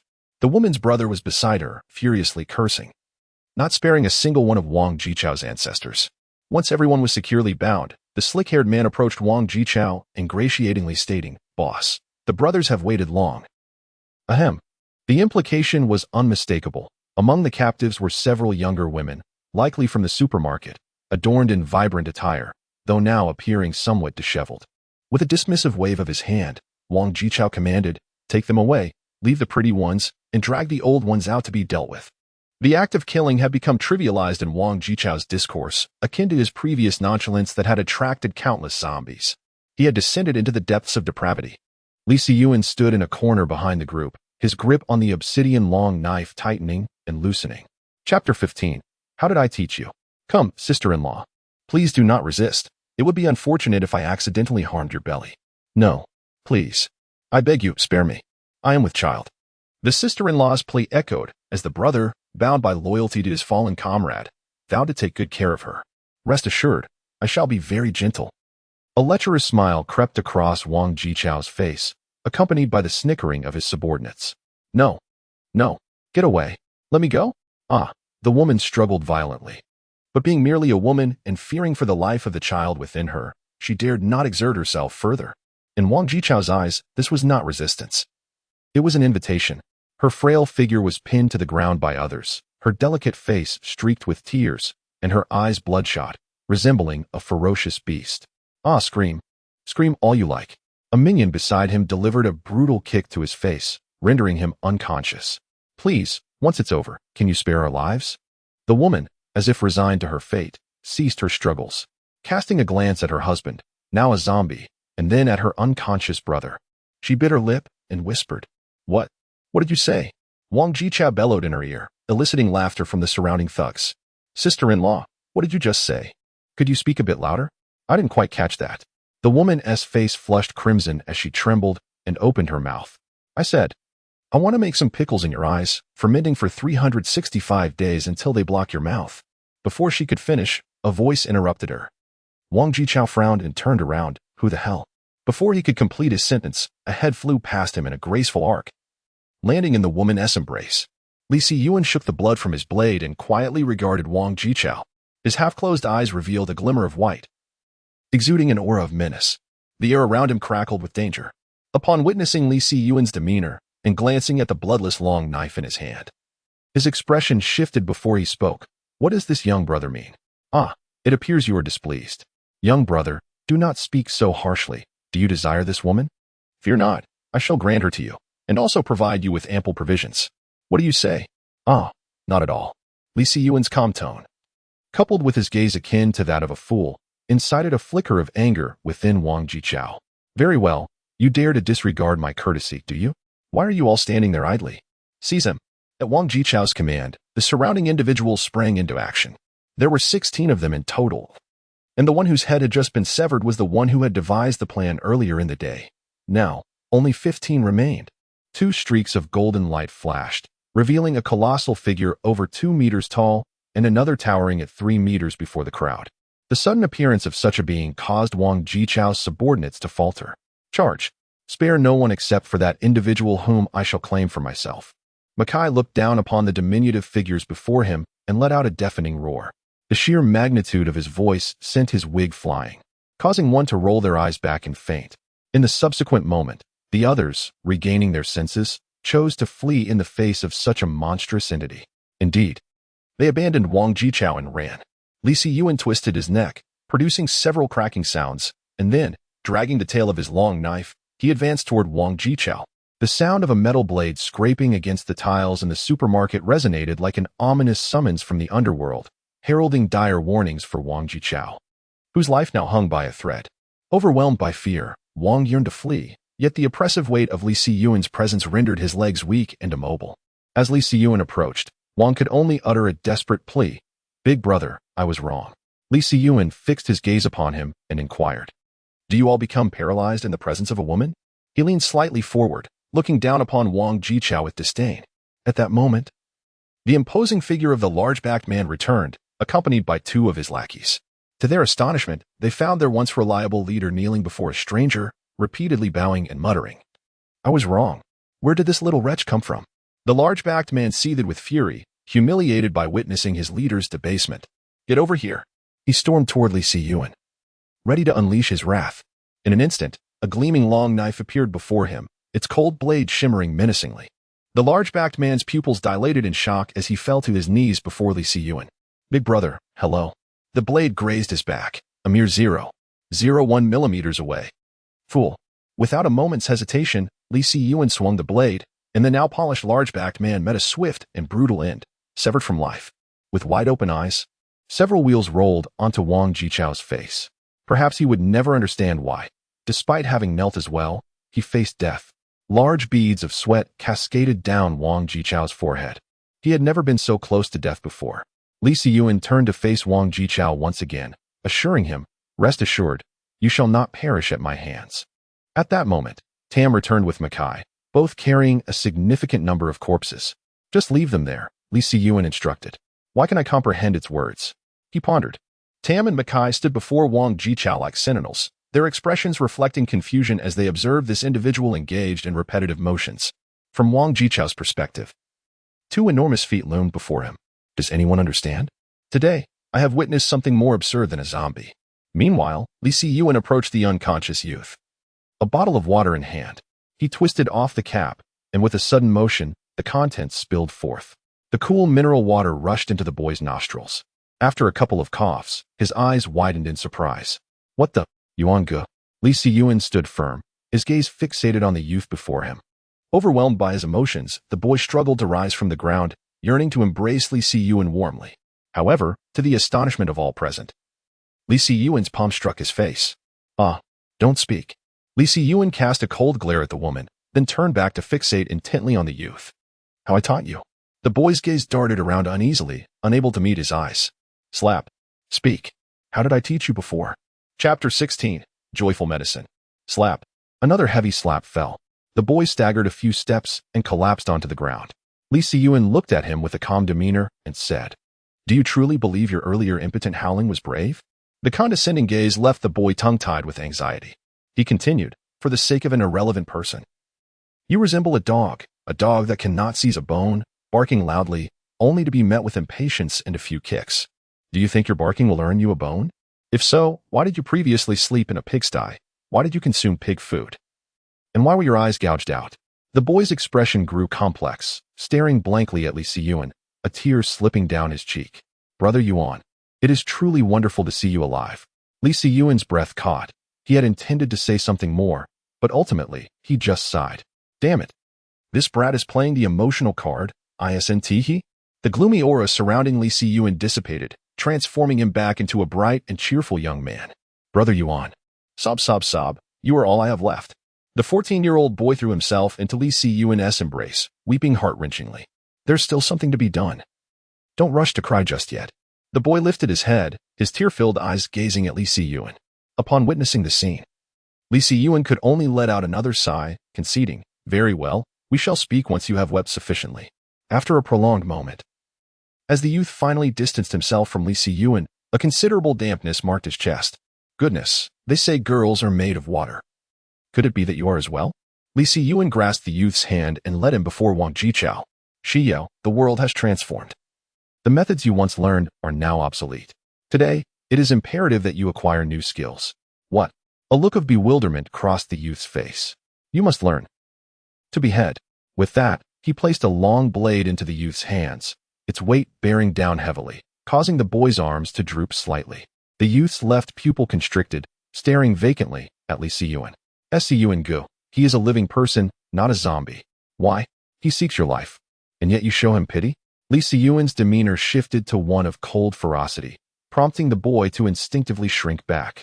Realizing he might have frightened him, he resolutely continued, If you cannot even bring yourself to slay a man, then do not accompany me. Take these individuals and leave this supermarket. Li Siyuan discerned the tightening grip of the long knife in Shiyao's hand, its color draining as uncertainty gripped his heart. He then approached the kneeling Wang Jichao, stating, Strike here. It will spare him pain and ease your burden. As his warm fingers grazed the skin of Wang Jichao's neck, the latter succumbed to fear and urinated himself. Brother, I was wrong. I implore you to spare me. I truly cannot bear this any longer. Wang Jichao fervently bowed his head, continuing to strike it against the ground until it bled. Li Siyuan, in disdain, stepped aside. Silence. I am instructing a child and do not require interference from outsiders. Yet, is this not excessively cruel? The child is merely 14. Are you truly asking a youth of such tender years to commit murder? Ah, but it is this individual who orchestrated today's events, the one responsible for your husband's demise. Had it not been for your fortunate circumstances, do you truly believe you could converse with me in such a manner? The woman lowered her gaze. After a prolonged silence, she continued, I understand. Therefore, may I be the one to carry out the act? No, your target is someone else. Yao, hasten your movements. Li Siyuan urged incessantly from the side. Meanwhile, Shiyao cautiously advanced, trembling as she raised the long knife above her head. Wang Jichao could no longer endure. He attempted to flee, but was met with a swift kick from Li Siyuan, collapsing back to his knees. Startled, Shiyao's hand quivered, causing the blade to slip from her grasp. A heart-wrenching scream echoed, for her strike lacked the necessary force and merely grazed the back of Wang Jichao's head. Li Siyuan shook his head, nudging the knife's tip with his foot, revealing the severed portion of Wang Jichao's skull before Shiyao, its pallid flesh mingled with crimson blood. Ugh! In his consciousness, Wang Jichao. Perhaps his awareness could not reach that far. He beheld his own severed brain matter, which had fallen from his skull and lay before him, subsequently plunging him into a profound darkness. Li Siyuan allocated his time to the joyous medicine and ventured alone into a chamber that housed several youthful maidens. Upon the sight of an intruder, the girls trembled uncontrollably. However, Li Siyuan paid no heed to their current state and commenced his interrogation. What is your profession? What are your areas of expertise? After several inquiries, he indeed uncovered some valuable information. Remarkably, one of them was a nurse, which took him by surprise. The remaining 3, however, consisted of an art student and 2 intern preschool teachers, which held no interest for him. 3 heads rolled onto the ground, and the nurse's blood gushed forth, splattering onto him. You. Li Siyuan pointed at the young nurse, only to find her fainting instantly. How does this feel somewhat futile? He mused as he exited the room. Yao, pale-faced, leaned against the wall, while the woman beside her lay with her eyes closed, her chest rising and falling violently. Come here, he beckoned simply, guiding the 2 to a relatively clean spot nearby. After inviting them to sit, Li Siyuan turned to the heavily pregnant woman. Please introduce yourself, your name, profession, and skills. Yao tugged at Li Siyuan's sleeve, but he remained unresponsive. Brother Yuan, she is the granddaughter of the elder. Yao whispered, her brow furrowed. Upon hearing the unfamiliar phrase, Li Siyuan momentarily lost his train of thought before resuming his inquiry. Grandmother. There is no direct connection between her and her granddaughter. A person without purpose is better off being sent away early. At this juncture, Li Siyuan paused, turning his gaze towards Shiyao, articulating every word, including you. The youth stiffened, a forced smile tugging at the corners of his mouth. I am Zhang Zhang, a surgeon, though I have yet to operate. Li Siyuan raised an eyebrow. Congratulations, you have temporarily gained my protection. In the days to come, will you heed my arrangements? He seemed to be straightforward, disliking circumlocution. At the same time, his words momentarily stunned Zhang Zhang, yet her professional demeanor allowed her to quickly regain composure. As long as I am not compelled to partake in such deeds. Li Siyuan. Chapter 17. Then I apologize as well. Now, your first task is to dissect him and study the principles of zombie transformation. Li Siyuan unemotionally pointed to the zombie confined to one side. The very being that had been her husband mere hours ago. You. Zhang Zhang's eyes widened in indignation, her face ablaze with fury. I apologize. But I cannot do that. Li Siyuan observed her for 2 seconds before calmly responding. Then I too must apologize. I cannot allocate supplies for your use. However, in the spirit of humanitarianism, I can reluctantly offer you a bottle of water and 2 packets of rations. After you take them, you may leave.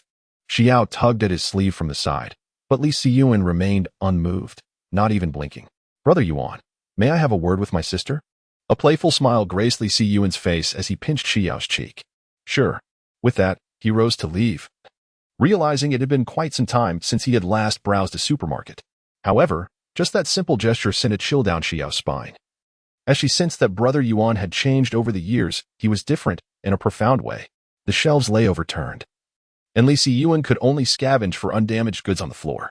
After sifting through, he cradled a large bag of snacks in his arms.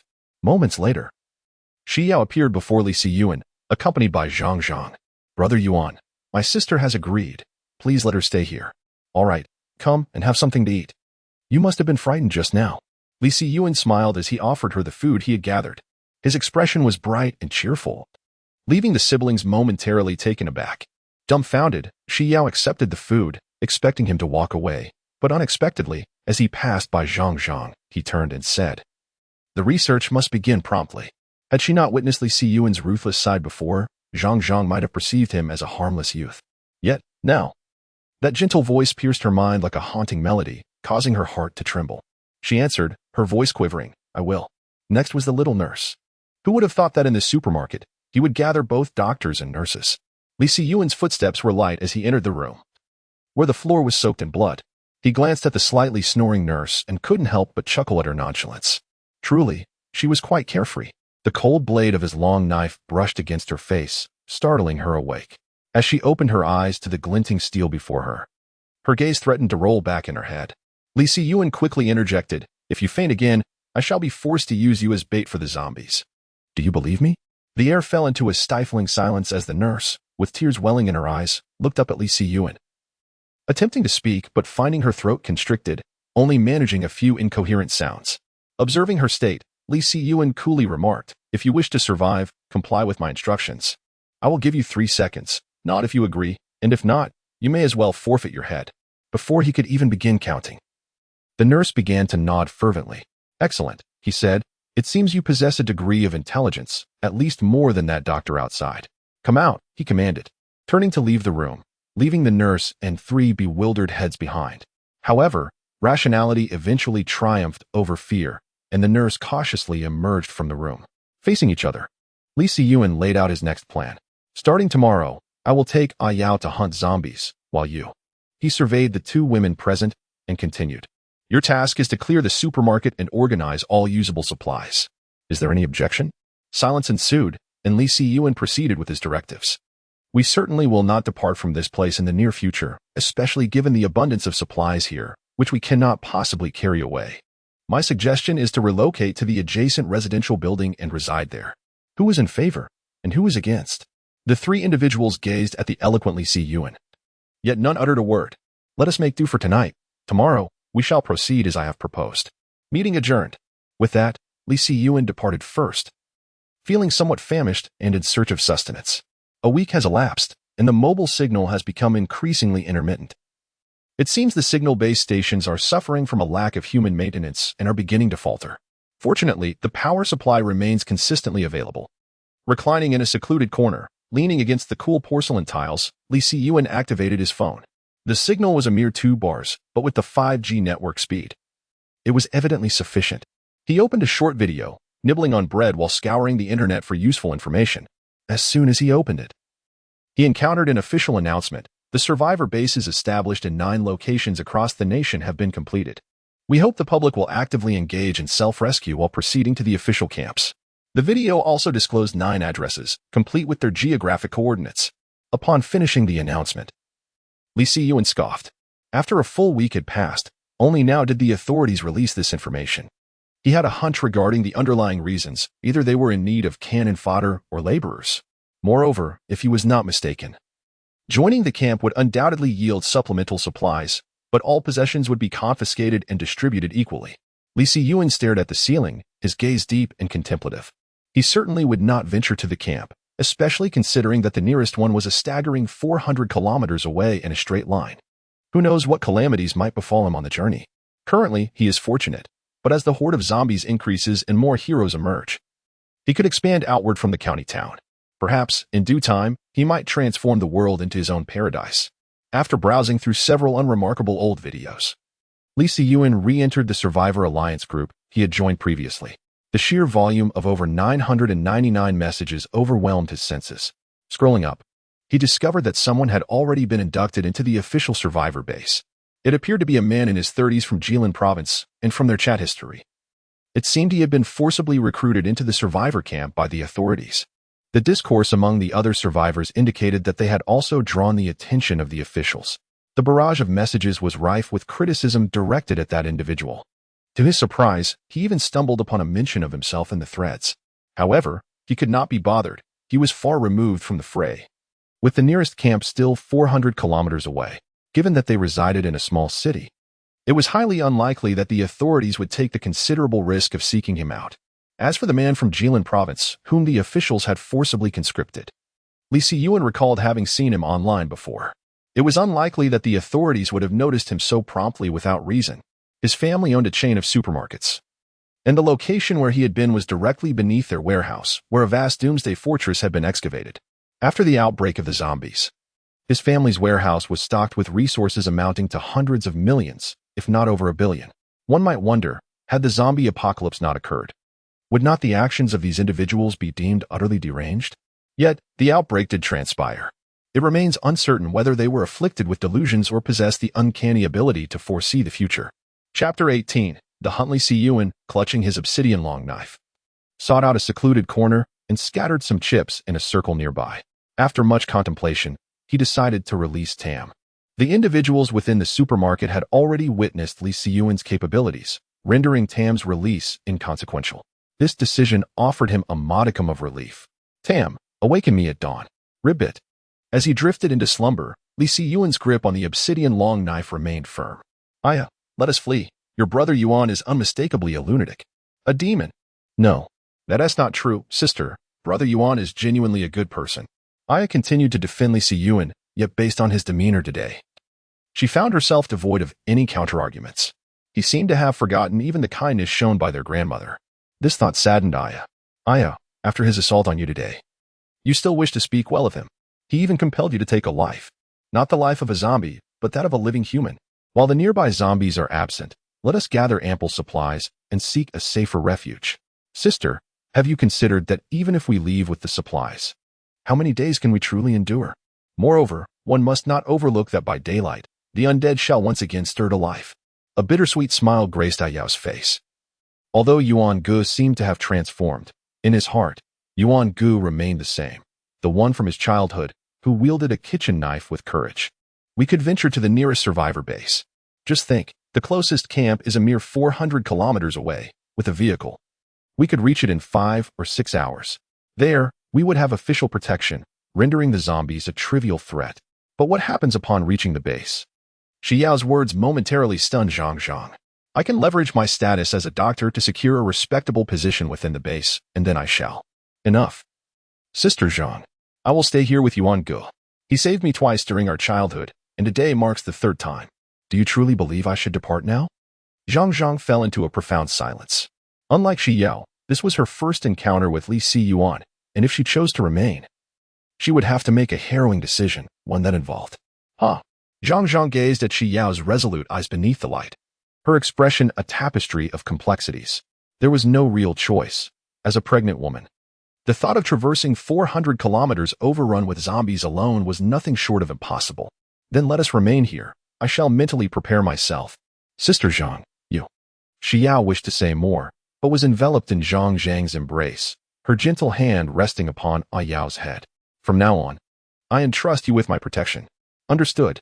A night devoid of conversation passed, for the presence of Tam beside him afforded Li Siyuan a more restful sleep. However, upon discovering the trio, the dark circles under his eyes were rather alarming. Oh, you haven't fled? The mockery in Li Siyuan's tone was unmistakable. Yet, at that moment, none dared to respond. He did not seek amusement in their silence, but instead addressed them. All right, we have today's tasks to attend to. Let us commence. You too. Remain here. Ensure all traces of blood and corpses are dealt with, and prepare a meal for our return. Understood? The timid nurse, Zhang Li, nodded apprehensively, while Zhang Zhang, standing beneath the eaves, was compelled to bow her head. Aware of Li Siyuan's intentions for the day, she issued a threat devoid of menace as she gazed at him. If anything befalls a Yao, I will ensure you pay dearly. Li Siyuan, however, displayed a disinterest in her warning. A Yao, come with me. Oh, all right. As they parted, a Yao turned to remind Zhang Zhang to take care of herself before following Li Siyuan. He handed a Yao a simple spear. A Yao, do you understand what I intend for you to do today? Yes, to slay zombies. Observing a Yao's sudden display of awareness, a gentle smile graced Li Siyuan's face. Do you comprehend the zombie's weakness? I do. Only an attack to the head proves effective. Li Siyuan nodded, choosing not to elaborate further. Upon exiting the supermarket, Li Siyuan released Tam and Makai, leisurely strolling in the center while A Yao trailed behind. Throughout their journey, he had shared with A Yao the advantages of exterminating zombies, which piqued A Yao's interest in Tam and Makai. However, as Li Siyuan remained silent on the matter, A Yao refrained from inquiring, proving to be a considerate child. After approximately half an hour of walking, Li Siyuan finally encountered a horde of zombies, more than 100 to be exact. Gazing at the amassed zombies, he felt a headache brewing. Unlike the previous dismembered zombies, these were over 100 intact ones, causing Li Siyuan considerable distress. Let us withdraw a bit further, he suggested, retreating to a neighboring street. There, he picked up several sizable chunks of cement, remnants from a store that had been breached by a vehicle. Weighing them in his hand, he turned his gaze towards the zombies beyond the street and hurled one with a sweeping motion. With a thud, the cement block shattered upon impact, scattering fragments onto several nearby zombies. Almost simultaneously, the creatures turned their heads. A surge of delight coursed through Li Siyuan. It was indeed effective. He remained unaware of how Wang Jichao and his companions had lured zombies the previous day, but this unconventional method appeared to be working. With another vigorous swing, he launched another block. As anticipated, the zombies were drawn towards them, straying from their main group. Li Siyuan glanced at A Yao and remarked, this time, we will refrain from engaging. It shall be just the two of us working in tandem. Do you possess the confidence? Io, somewhat anxious, remarked, indeed. You clearly lack stamina. Li Siyuan gently patted Io's head, asserting, regardless of your stamina, you must take action. This is the first step to surviving amidst the chaos of zombies and the apocalypse. Once you take that step, the rest will merely require persistence. His tone was exceptionally earnest, and Io seemed to be imbued with his seriousness, transforming into a figure of solemnity. Rest assured, Brother Yuan, I will not hold us back. The zombies that had been lured over resumed their expressionless, dazed demeanor, meandering slowly toward Li Siyuan. In his recent observations, Li Siyuan noted that the zombies appeared indifferent to the calls of their companions, which elucidated why he felt emboldened to hunt zombies in close proximity to over 100 of them, as long as they maintained a low volume. There was no cause for concern. Chapter 19. The thrill of the hunt. Li Siyuan grasped the ebony long knife, while Io wielded a makeshift spear. His legs felt somewhat unsteady, as confronting zombies and severing their heads was a daunting task for someone merely 14 years of age. This was indeed a formidable challenge. Here they come. Li Siyuan commanded Tam and Makai to hold their ground, though his attention remained focused on Io. Your spear has sharpened edges on both sides. It need not be used solely for thrusting. You might also consider employing it for slashing. Upon witnessing Aya's initial miss, Li Siyuan, standing beside him, remarked casually while deftly positioning the blade of his knife against the neck of an approaching zombie. The creature emitted a ghastly growl, which irked Li Siyuan slightly. He swiftly turned the knife and struck the side of the zombie's partially decayed head with a forceful blow. In an instant, the head, tethered by only a thin layer of flesh, detached itself from the body, which stumbled forward a couple of steps before collapsing to the ground.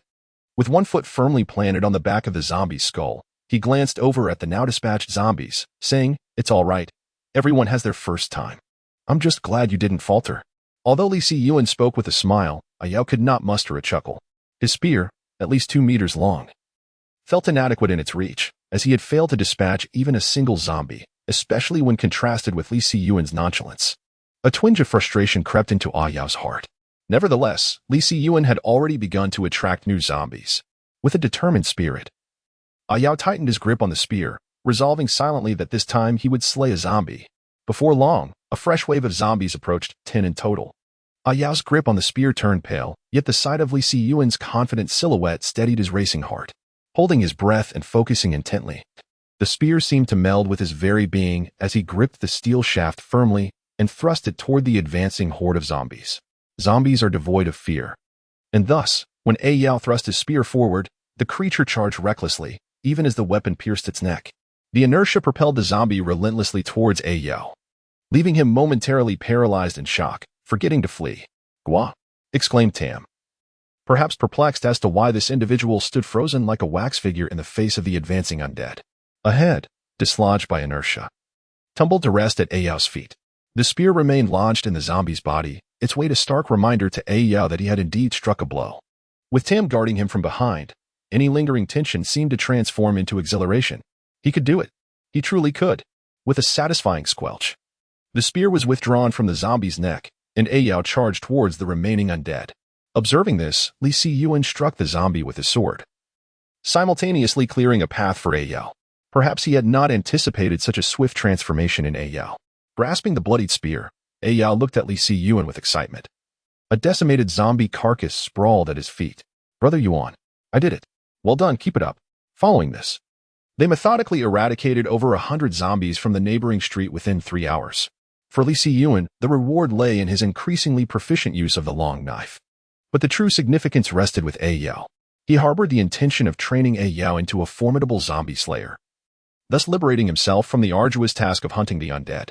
He envisioned Yao, accompanied by Tam and others, embarking on these hunts while he indulged in a life of leisure within the confines of the supermarket. How delightful that would be. He departed, heading back for a meal, with plans to continue their endeavors in the afternoon. Yao, being youthful and spirited, had managed to slay 13 zombies in the course of the morning, which left him exhilarated, his steps noticeably lighter. Perhaps zombies were not as formidable as he had once believed. On his way back to the city, Li Siyuan accessed the system panel. System panel. Host, Li Siyuan level. 2 equipment. Damaged black gold longsword. Characters owned. Tam, 1 star. Makai, 1 star, store. 176. The energy for the store had been fully accumulated, and now came the exhilarating moment of unboxing. He eagerly opened 5 crates in one go, only for his expression to darken instantly. 1 deck of cards missing the jokers. A pair of pickled socks. Hero D black thigh-high stockings. Sophie ultra-thin, night use. A short sword without a hilt. Walking at the rear. Li Siyuan was nearly beside himself with frustration. What sort of luck was this? He had drawn a single hero. Moreover, what were these utterly nonsensical items? How exasperating. Among the 4 items, only the last one held a modicum of utility, though it was quite limited. A short sword without a hilt. It seems luck, indeed, is an enigma that eludes one's grasp. Fortunately, there was Tam to provide support. With over 100 zombies, it was likely that he would obtain a useful item. Perhaps. Just then, Tam let out a call and simultaneously expelled a ball of magic emanating a faint blue glow from his mouth. What a delightful surprise. Yao also turned at the sound, only to find Yuan Gu gazing at the blue glowing crystal ball with a rather foolish expression. "What is the matter, Yuan Gu? What is this?" Li Siyuan looked up at Yao, pondering for a moment. "Yao, come here for a moment." She swiftly approached him, asking, "What is it, Yuan Gu?" "Here. You open this box. My luck seems to have run dry today." Li Siyuan felt that all his fortune had been consumed by the system, for otherwise, how could he have drawn nothing useful after 5 consecutive attempts? The last time, he had only managed to summon a Makai. Why was it that this time he received nothing? He had long coveted the fortune of misfortune, with her twin tails and the chi pao that flirtatiously split at the waist. "How do I do it, Yuan Gu? Just place your hand on it." Upon hearing Li Siyuan's words, Yao cautiously placed her hand upon the blue magic ball. At the moment her fingertips made contact, a brilliant white light suddenly burst forth, blinding both of them. A few seconds later, the radiance faded, and they opened their eyes to behold the small object resting on the ground. Li Siyuan picked it up, and information about it flooded into his mind. Chapter 20. The seed of the Imperial Willow. He opened his mouth, intending to speak, yet found himself at a loss for words. The seed of the Imperial Willow. A sacred artifact hailing from Ionia, brims with arcane energy that may bestow upon your world an entirely new vitality. At this moment, Li Siyuan was so astonished that he found himself at a loss for words. He had believed that summoning heroes to battle was terrifying enough, Yet it appeared that even more extraordinary phenomena awaited him. He embraced A Yao tightly. "Ah you. Well done." The immense strength of the embrace left him slightly breathless. Yet witnessing the joy of Brother Yuan filled him with happiness as well. The two returned to the supermarket. After a morning's passage, subtle changes seemed to have occurred within the vast establishment, though perhaps due to its size, these alterations were not immediately apparent. However, it was evident that the bodies within the supermarket had been thoroughly dealt with. The identity of the caretaker, be it the little nurse or Zhang, remained a mystery. As they ventured deeper into the supermarket, Li Siyuan noticed that the zombie remained securely locked away, raising an eyebrow. Ah Yao, clearly noticing the shift in Li Siyuan's expression, promptly said, "Brother Yuan, I will go fetch Sister Zhang." He responded softly to Ah Yao and stepped aside, contemplating where to plant the imperial willow seed. There was indeed a prime location, a vast flower bed at the entrance of the supermarket, where a tree stood that might serve as the perfect spot for the imperial willow. Yet, there was another matter to address. The flower bed also housed a massive phoenix tree, rumored to be many years old. In order to plant the imperial willow, this tree would need to be uprooted. To be frank, the task seemed quite daunting. However, as if recalling something, he summoned Makai. "Makai, find a way to remove that tree for me." With this command, Li Siyuan left it be. What else could he do? Soon, Zhang was brought before Li Siyuan by A Yao. "Brother Yuan," A Yao glanced at Li Siyuan, hesitating to speak. "Miss Zhang, have you made any progress on the research I assigned you?" Zhang's expression darkened. How could she bring herself to act? Her husband had just been infected and transformed into a zombie yesterday. What difference was there between him and a normal person at this moment? How could she possibly proceed? Zhang remained silent, and so did Li Siyuan. The atmosphere around them grew tense. Yet, it was Li Siyuan who finally broke the silence. "I don't have time to engage in this back and forth. Either you take that zombie and leave, or you extract his value thoroughly. If you lack the resolve, I suggest you leave at once." As he relaxed his grip on the long knife, its tip struck the ground, producing a sharp sound that startled the bowed Zhang. Li Siyuan's words served as a final ultimatum. He merely wished to investigate the differences between those who had not been infected immediately and those who had turned into zombies from the outset. What was wrong with that? This woman simply did not appreciate the situation. Gripping the long knife tightly once more, he slung it over his shoulder and walked away, leaving A Yao and Zhang behind. Both women fell into a contemplative silence. "Sister Zhang, perhaps we should heed Brother Yuan's advice? Brother Jiang has already become a zombie. If he were still alive, he would surely not wish to continue in this state." Zhang's eyes brimmed with tears as she knelt on the ground. "How could I possibly bring myself to act? Just yesterday, he had expressed his desire to navigate this apocalyptic world together with me. Sister Zhang, Yuan Gu has always been a man of his word. I believe if you do not heed his directives." A Yao's words trailed off. Yet the implication was unmistakable. It all hinged upon the choice that Zhang was about to make. Consider the child growing within you. As long as you remember Brother Jiang, he has not truly perished. Zhang gently placed her hand upon her belly, realizing that she was no longer alone. Had she not been with child, perhaps she would have followed him without hesitation, but her circumstances were different. The sorrow on her face was palpable. "A Yao, you should go and have something to eat. You've been busy all morning. I shall remain here in quietude." A Yao regarded her for a moment, then replied, "Very well, I shall go, but call for me if you need anything." "All right." Zhang turned back, revealing a radiant smile. Meanwhile, Li Siyuan observed A Yao approaching. Refraining from inquiring about Zhang's thoughts, and instead, spoke to him while holding a bowl of food. "A Yao, come and taste this mashed potato mixed with rice. It's surprisingly delightful." Nearby, Nurse Zhangli, upon hearing this, quickly served a bowl to A Yao. "Thank you." Li Siyuan indulged in 2 bowls before setting down his chopsticks, letting out a long, satisfied belch. "Ah, the nurse's culinary skills are truly commendable. Where do you hail from, nurse?" Startled upon hearing her name mentioned, the young nurse timidly replied, "I am from Panlong village. It takes nearly 3 hours by car to reach the county town." "Indeed, that is quite a distance. You have performed admirably. Henceforth, the logistics shall be entrusted to you. Does that pose any issues?" The radiant and reassuring smile on Li Siyuan's face caused Zhang Li to momentarily forget her fears from the previous day. She nodded eagerly, exclaiming, "Yes, I will certainly strive to do my best." "Ah, Yao, I must take my leave." It had long been apparent to him that she was distracted during meals, and Li Siyuan understood her thoughts. Unlike Zhang Li, who was timid and reticent, thus easily manageable, Zhang appeared to be well-read. Although her family was not affluent, They were certainly not lacking in basic necessities. Such individuals, when well-fed, tend to indulge in frivolous thoughts. Therefore, a bit of playful manipulation beforehand could render her momentarily bewildered, allowing for a gradual molding into a compliant companion. Yao was unaware of Li Siyuan's musings.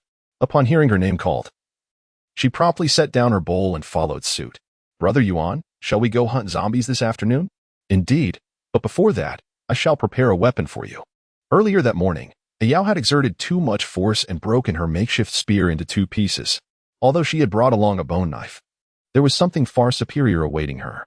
They approached a small shop nestled around the corner outside the supermarket, a hardware store that also specialized in welding.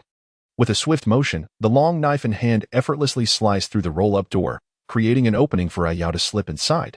Clang, an unadorned short sword fell to the ground. Fortunately, after spending 6 months as an apprentice, he possessed the skills necessary to craft weapons. Within the shop, he searched for a steel pipe approximately 1.5 meters long. Although its quality was not exceptional, it was sufficiently sturdy. Before long, a brand new spear materialized in Li Siyuan's grasp, coupled with the blade of the short sword produced by the system. The spear's potency undoubtedly surpassed that of the modified butcher's knife spear. Chapter 21. Ambush. Yao, wielding her new weapon, radiated excitement as she swung it energetically in the open space. This exuberance was indeed fitting for a 14-year-old. Come, let us test the might of this new weapon. With that, the duo swiftly darted down a side path, heading towards the area teeming with zombies. Soon, they encountered several aimless zombies, their decaying flesh grotesquely marred, with pale maggots writhing across their faces, a truly repulsive sight. Once again, Li Siyuan summoned Tam and Makai to scout ahead while he leaned against a nearby lamppost with his long knife. Observing Yao's rapid progress filled Li Siyuan with joy. His foremost enforcer was on the verge of being born, promising to ease his future endeavors significantly. Just as Li Siyuan relaxed, a longbow in the distance had already locked onto Yao, who was brandishing her spear. The sharp arrowheads glinted with a chilling radiance under the sunlight. However, as Maokai and Tam emerged behind the two, the hand holding the arrow trembled. Suddenly, the piercing sound of an arrow slicing through the air caused Li Siyuan's heart to clench. In that moment, Maokai sprang into action, his towering figure of over 3 meters swiftly reaching Yao's side in just 2 strides. He extended his arm to shield against the incoming projectile. The metallic tip embedded itself into Maokai's body, eliciting a roar of pain from him. "You, run," Li Siyuan commanded, retracting Maokai as the arrow clattered to the ground, urgently beckoning Yao to leave the scene without delay. Now was not the time for counterattacks. The enemy lurked in shadows while they remained exposed. It would be utterly unrealistic to search for assistance in such circumstances. Moreover, Maokai's furious roar would undoubtedly draw a horde of zombies towards them, making a hasty retreat the wisest choice. All of this transpired in mere seconds, leaving Yao bewildered, unable to fully comprehend the chaos unfolding around him. He only grasped a peculiar sound and Li Siyuan's insistence to flee.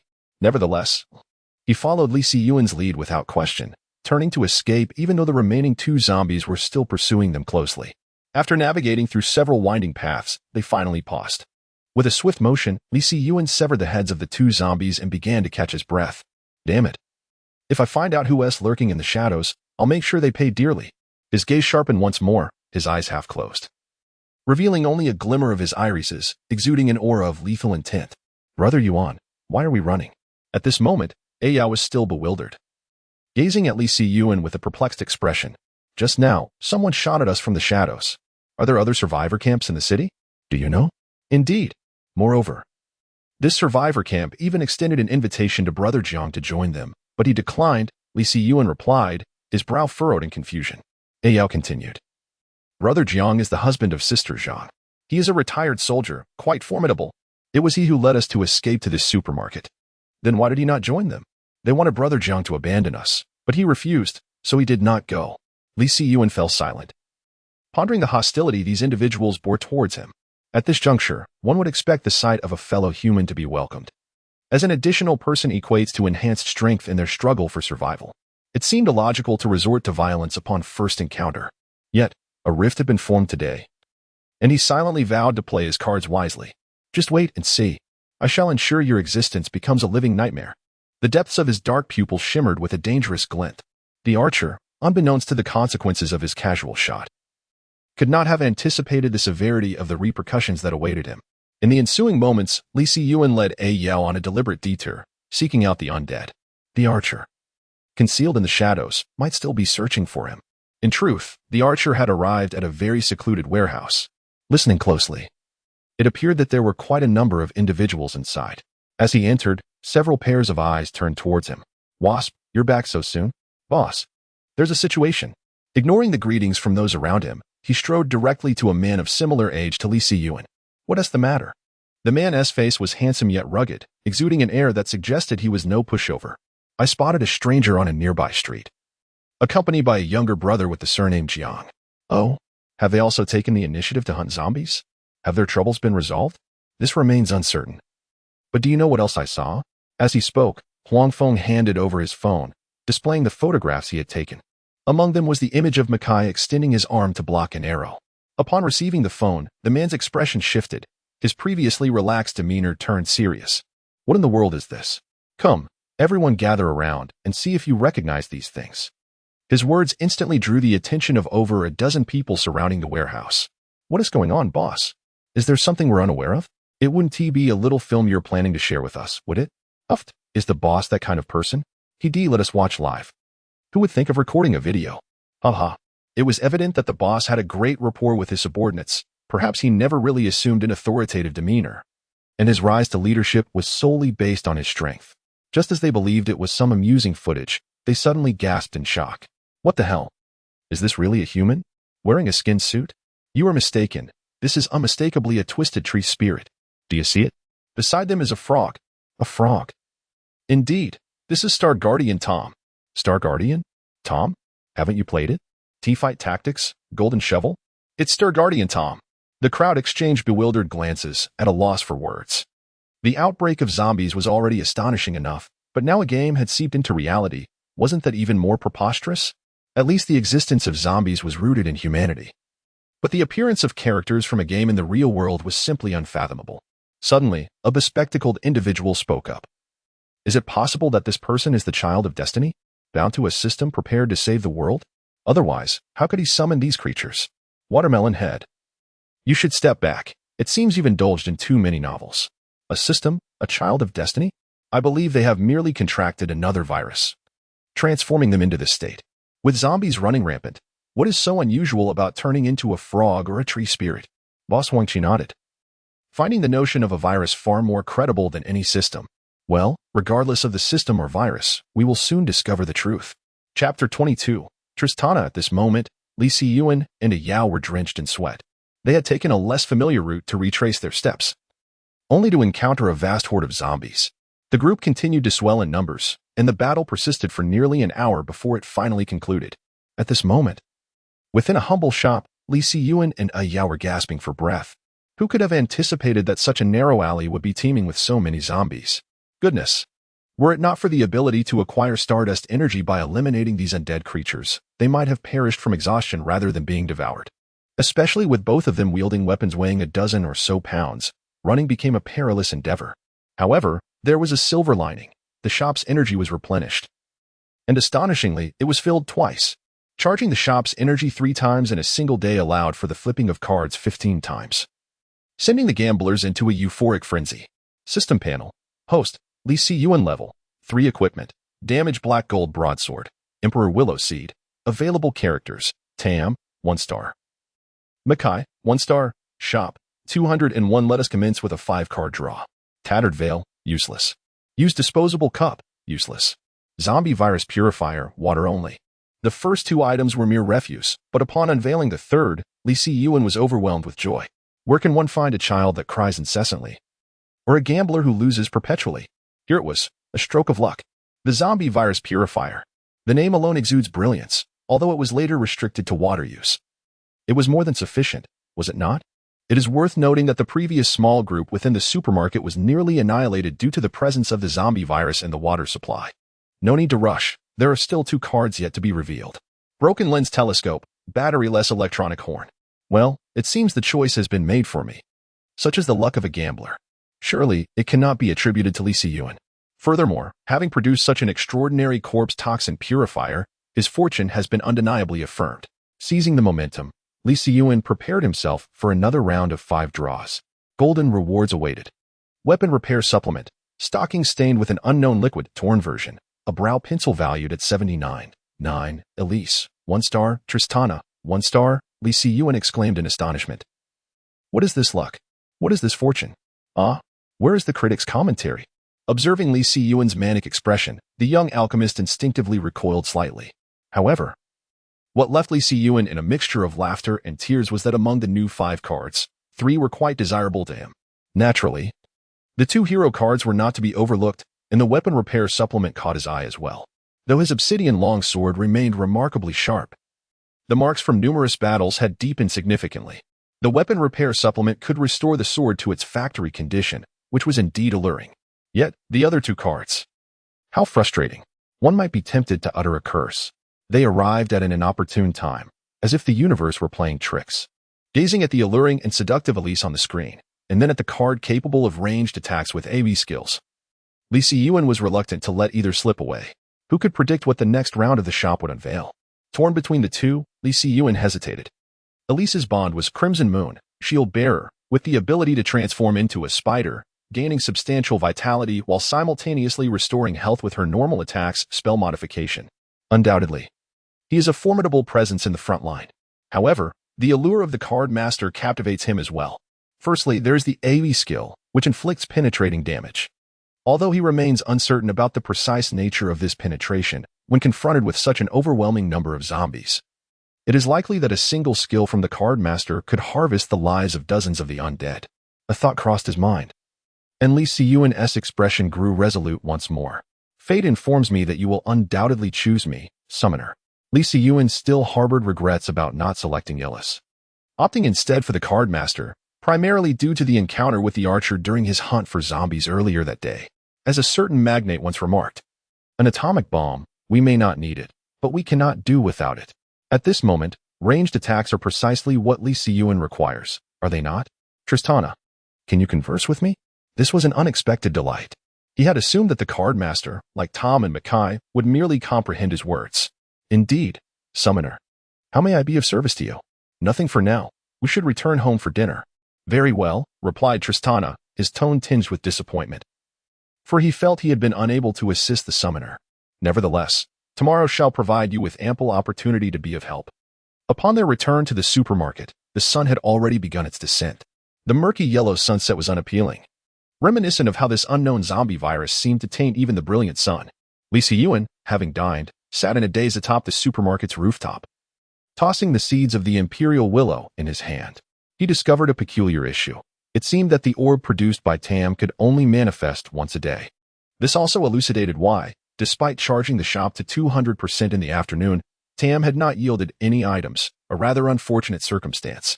Had that azure orb emerged earlier today, it might have transformed into a golden orb. He then cast his gaze upon the seed of the imperial willow in his hand, still pondering where to plant it. Mackay, too, was unable to uproot the deeply entrenched phoenix tree, and the only suitable spot had already been occupied. In a flash of golden light, Twisted Fate materialized behind Lee Si-Yuan. Esteemed Summoner, what brings you to seek my counsel? The cuisine from your homeland is truly delectable. Even now, I find myself lingering in its memory. What utter nonsense about food. He had merely given Twisted Fate a packet of beetle nuts, primarily because he believed there was a certain affinity between them. If that were the case, Misfortune would likely enjoy it as well. Beetle nuts paired with tobacco. An endless source of vitality? Twisted Fate, where do you think I should plant the Imperial Willow? The Imperial Willow? You refer to the sacred tree of Ionia? Indeed. This left Twisted Fate momentarily perplexed. Although he was well versed in many subjects, his understanding of the Imperial Willow was limited to fragments gleaned from books, merely a cursory knowledge. Summoner, what are your thoughts? I wish to plant it at the entrance, but it seems I cannot find an appropriate location. Is the summoner unaware? Unaware of what? The masked Trist gently cleared his throat and remarked, before the Imperial Willow matures into a full-grown tree, it will siphon the vitality from the surrounding flora. Otherwise, why would it bear the title Imperial?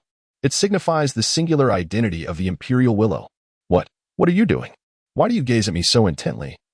Summoner, why did you not mention this sooner? You didn't inquire either.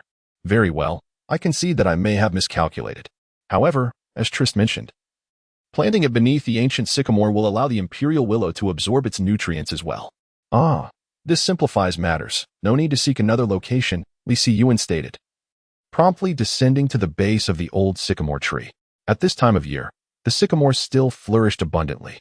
He dug a pit with his long blade and interred the imperial willow within. Afterward, he poured a bit of water over it and, in a casual motion, extracted the nutrient solution from the nearby sycamore to drench the imperial willow. Now, it was merely a matter of waiting for the imperial willow to mature. What would transpire then? We shall observe with anticipation. Chapter 23. Fate tells me, medicine. Who is that peculiar individual who returned with you?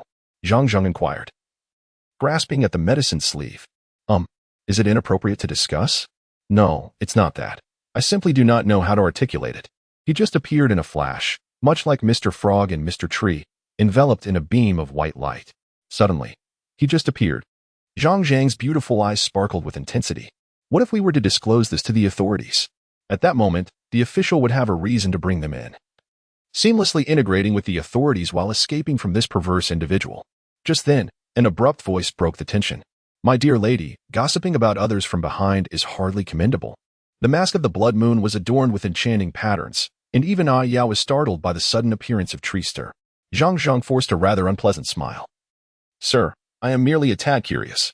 Despite the mask, Treester's eyes sparkled with an unsettling brilliance. My dear lady, fate whispers to me that the child you carry is a girl.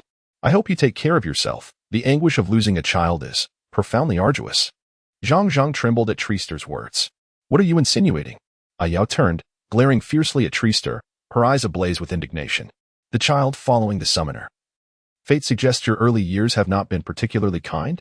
Yao was baffled by how this individual had gleaned such peculiar information. Yet his manner of speaking was truly infuriating. Treester, enough. Li Siyuan, having buried the seeds of the Emperor Willow and returned from outside, was met with this tense standoff. Yao, take her below to rest. Treester, should you speak out of turn again, I shall put you away. I apologize, esteemed summoner. If my candid remarks have inadvertently displeased these two, I am simply forthright, speaking as I feel. How acerbic Tristana can be. Io's fists are tightly clenched, perhaps on the verge of striking Tristana squarely in the face. Yet, upon meeting Li Siyuan's gaze, she regains her composure. Humph. With a pronounced huff, she departs to rest. A hint of exasperation lingers as she glances at Tristana. Initially, Li Siyuan felt a measure of joy at the arrival of a human hero, but when the time comes to depart, one must indeed vanish. Come forth. A flash of golden light envelopes Tristana, who is taken aback as she is drawn back into Li Siyuan's being. At last, tranquility returns to the world. Li Siyuan, wielding a black gold longsword, finds a secluded corner beside a refrigerator brimming with an array of colorful beverages. He retrieves a bottle of green apple soda, uncaps it, and consumes nearly half in one go, feeling much of the day's earlier agitation dissipate. Subsequently, he succumbs to a deep slumber, the night passing in silence. Li Siyuan rises early. Ever since he began to absorb stardust energy, not only has his health improved, but his vitality seems to have flourished as well. Even with merely 3 to 4 hours of sleep, he awakens each morning invigorated. If only this phenomenon would not incite a zombie crisis. Should that be the case, perhaps the retirement age for men in their country would extend to 70. It has been nearly 10 days since the onset of the zombie outbreak. One wonders how many souls remain in the world. In the context of their county town, the number of survivors may amount to no more than 1 in 1,000, or even 1 in 10,000. Yao, awakened from slumber, rubbed her sleepy eyes and emerged from a corner as Yuan Gu arrived. Beside her lay the soundly sleeping Zhang Zhang. They casually selected 2 loaves of bread and 2 bottles of water from the supermarket shelves before setting off. As they passed by the old sycamore tree, Li Siyuan glanced at the spot where the imperial willow had been buried, yet nothing had manifested. Could it be akin to the ginseng fruit tree, which blooms and bears fruit only after centuries? What was the point of planting it then? What are you looking at? Yao inquired, noticing Li Siyuan's gaze fixed on a particular spot in the flower bed. Her curiosity piqued. Nothing, let us go, he replied. The weather today was rather unusual, with an oppressive smog reducing visibility to a mere 5 meters. Fortunately, a card master had emerged yesterday, whose flying card techniques would aid them in uncovering the situation ahead while also attracting monsters. Meanwhile, Huangqi led a group of underlings on a quest to hunt zombies. Although the individual stardust energy could not yield significant changes, its cumulative effect became increasingly evident. For instance, one of the fitness trainers in Huangqi's team already at the zenith of his strength, had absorbed Stardust energy, augmenting his power by approximately 20 kilograms beyond his limits. He was now capable of performing tasks akin to lifting a freight truck by hand. Remarkably, both parties found their routes unexpectedly aligned. Heading towards the center of the county town. After all, the most numerous zombies are gathered in the heart of the county town. Lee Si-Yuan has another purpose for this journey, to discern the reason these zombies have congregated in the center of the county. He hopes there will be no unforeseen complications along the way. Prepare for battle. Lee Si-Yuan commanded in a low voice, as in the next moment. Ayu firmly grasped her newly crafted spear. Having tested its formidable power the previous afternoon, she could confidently assert that it was exceptionally potent, capable of slicing through iron as if it were mere mud. At that instant, from the swirling dust and fog emerged a disoriented zombie, resembling a sardine lost from the main school. Upon spotting Lee Si-Yuan and his companions, its bewildered expression swiftly morphed into a bloodthirsty visage. Roar, Ayu, charge. Let us end this swiftly. Understood. Ayu responded resolutely, brandishing her spear as she lunged forward. Facing a solitary zombie was manageable. The true dread lay within the haze beyond, where countless others might be lurking. Ayu aimed her spear at the zombie's neck, relying on its might to pierce through the inactive flesh with ease. Nevertheless, caution was warranted. For due to inertia, even a mortally wounded zombie would lunge forward towards its target, undeterred by its injuries. Although her method was not entirely clean and precise, Ayu quickly dispatched the creature. Simultaneously, a stream of faint crimson stardust penetrated her body, alleviating her weariness. Chapter 24. Reunion, Brother Yuan. Do you think our world will ever return to its former state? Violence dismantled a certain shop, and Lee Si-Yuan and Ayu sat on the ground, unceremoniously gnawing on their rations. Nearby, Quister was engaged in some unknown morsel, his mouth moving busily. Tam and Makai stood guard at the outer perimeter. After listening to Ayu's remarks, Lee Si-Yuan paused momentarily, then spoke slowly. I am uncertain, however, to resolve the issue of the zombies. It is likely to require many years. Noticing Ayu's silence, Lee Si-Yuan reached out to ruffle his hair. Do not dwell on it too much. Such matters do not warrant our concern. Our sole priority should be to survive in this apocalyptic world. Once they finished their meager meal, the two took a brief respite. The morning fog had been particularly dense, rendering their hunting expedition rather arduous. In fact, they had only managed to energize the shop to half its capacity after a whole morning's effort, having dispatched nearly 49 zombies. Fortunately, by afternoon, the fog had considerably lifted, allowing visibility to extend beyond 100 meters. Ayu set off, and Lee Si-Yuan's objective for the day was to charge the shop to 200%. Just like the previous day, fortune might favor them more abundantly. Not far from their position, another shop was occupied by a group of around 10 individuals. Brother, why must we venture out today? The fog is so thick that one misstep could lead to a zombie infection. Their former comrades had all transformed into zombies after being caught and bitten, rendering them understandably reluctant to confront the reality of the undead. Today, the Wasps observed a group of individuals departing, accompanied by a man adorned with a hood, which struck me as peculiar. Thus, I resolved to confront them today. Surely, it seems excessive for a mere handful of adversaries to mobilize our entire team. To err on the side of caution, it is prudent for us to act in unison. Hence, our primary objective today is not to combat the undead.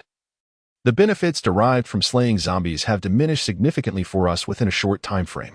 Well then, after a sufficient respite, let us embark. Those who still harbored words to share, upon hearing their leader's pronouncement, fell silent. They grasped their weapons, composite bows, iron bars, and self-fashioned spears.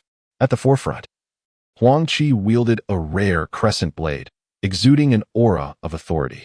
Upon exiting the shop, the group of over 10 individuals dispersed into 4 smaller factions, each comprising 3 to 4 members. They were well balanced, with ranged and melee combatants, though the sole drawback was the absence of a front line. Even the muscle-bound fitness enthusiast wielded an iron bar.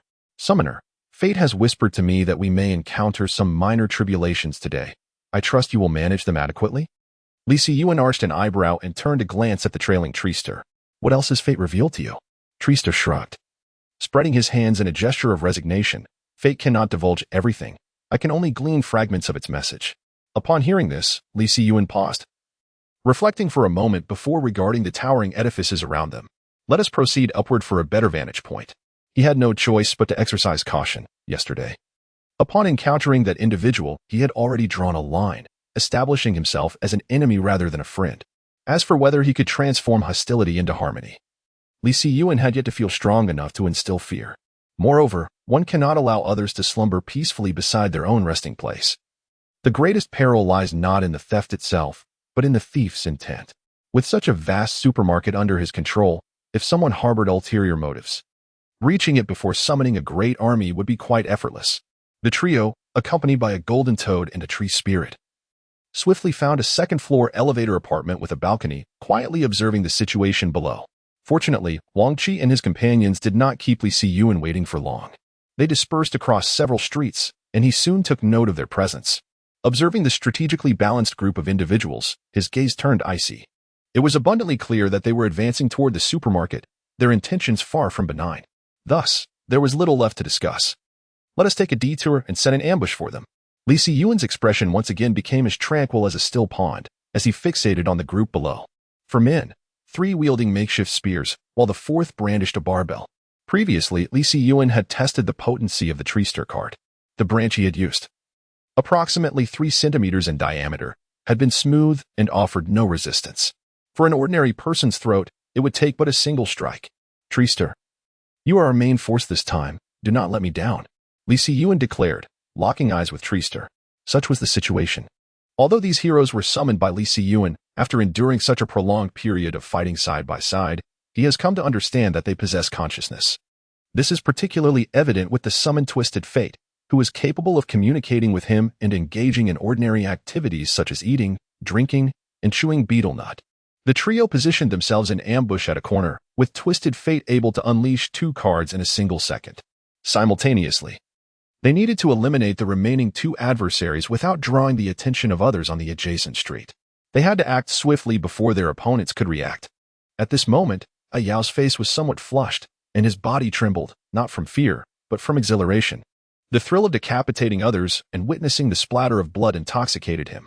Unlike his first encounter with Wang Jichao, who had no will to resist, this time he felt no burden.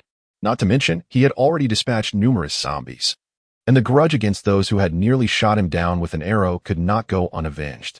Just as he was consumed by a surge of excitement, Li Siyuan delivered a sharp slap to his head, snapping him back to reality. Stop daydreaming. Focus on protecting yourself. Understood, Brother Yuan, Ayao replied earnestly. Recognizing that he was somewhat out of sorts, he took a deep breath to steady his mind, reminding himself that he had maintained his composure for so many years and could not falter now. They're here, Twisted Fate. Take out the 2 at the back first. Tristana remained silent, yet crimson cards materialized in each of her hands. The cards soared forth like the clarion call of an impending assault. As Tristana gestured, Li Siyuan and Ayao charged ahead, during which 2 golden rays erupted from Li Siyuan's very being. Over the past few days, Ayao had become adept with her spear. A mere thrust had nearly reached its zenith of mastery. Before the 4 adversaries could even comprehend the situation, the 2 cards deftly sliced through the throats of 2 of them, their eyes wide with terror, mouths agape, producing only ghastly gasps. The remaining 2 fell victim to Ayao's piercing strike, while the fallen Tam swiftly severed a head with a flick of his tongue. As for the last opponent, Li Siyuan effortlessly decapitated him, the severed head propelled forward by sheer inertia. Chapter 25. Encounter Brother Yuan, they don't seem so formidable after all, mused Ayao. After dispatching a group of foes, Li Siyuan and Ayao concealed themselves once more within the edifice. Upon hearing Ayao's remark, Li Siyuan cast him an unreserved eye roll. Truth be told, while this was not his inaugural experience in ambushing foes, it was indeed his first time taking lives directly. Unlike zombies, humans possess emotions. Fear is an intrinsic part of humanity, and within that fear lies an unknown potential for chaos.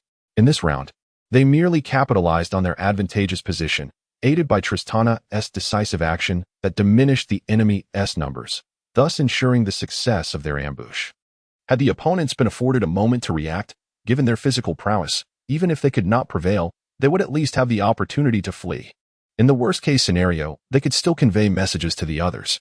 Fortunately, everything was executed flawlessly, as Li Siyuan rejoiced over the swift elimination of 4 foes. Huang Qi's expression darkened, as if he were on the verge of shedding tears. Speaking to the air, he gravitated towards me, revealing that Lao Nyo and the others had encountered an unexpected mishap.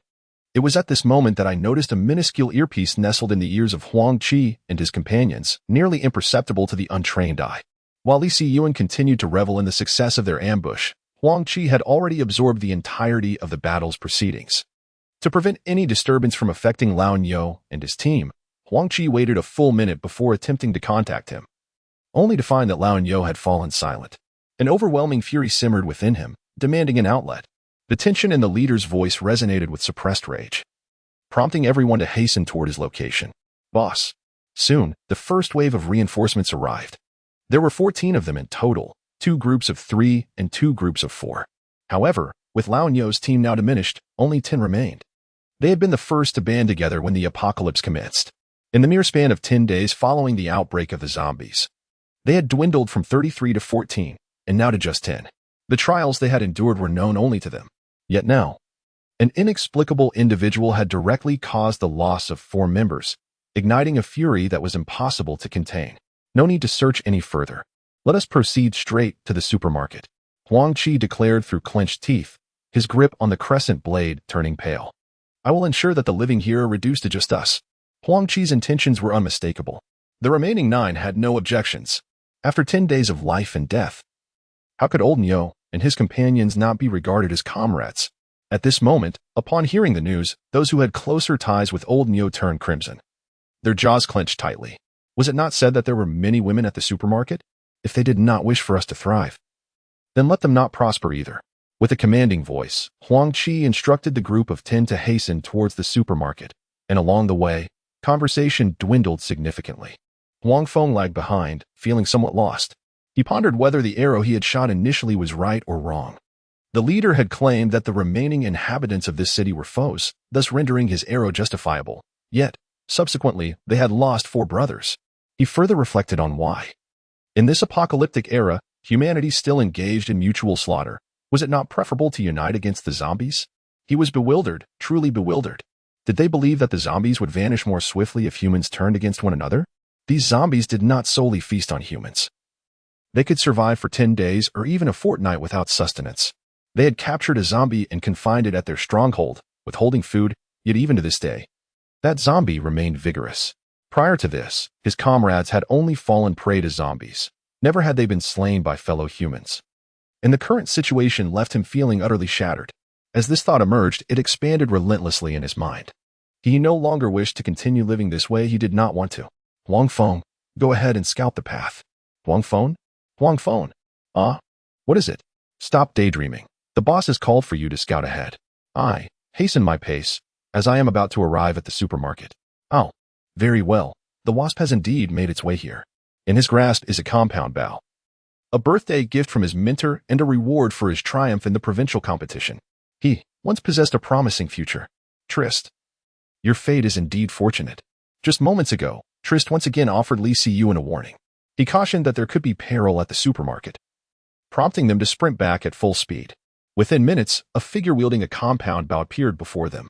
In response to Li Siyuan's remark, Trist merely chuckled. Brother Yuan.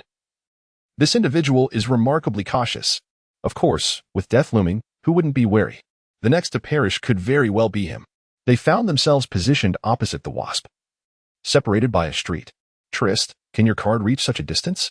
I can only assure you of its accuracy. As for its power, that remains uncertain. Although he had anticipated the outcome, the inability to launch a surprise attack left Li Siyuan feeling somewhat regretful. However, it was of little consequence. This individual had ventured out alone from the main group, and they merely needed to flank him from both sides to ensure success. Ayo. You and Trist should ambush him from behind. I shall lead Tam to confront him from the front. Understood. Yao, spear in hand, descended from the building. And after a brief glance, Li Siyuan followed suit. Halt. Li Siyuan emerged from around a corner, brandishing a long knife before the wasp. The 2 individuals stood merely a few meters apart, with Tam positioned to the right and slightly ahead of Li Siyuan. The compound bow in Huang Feng's hands was instantly drawn taut, the arrow pulled back to its limit. At such a close range, he could effortlessly strike true without even aiming directly at Li Siyuan's head.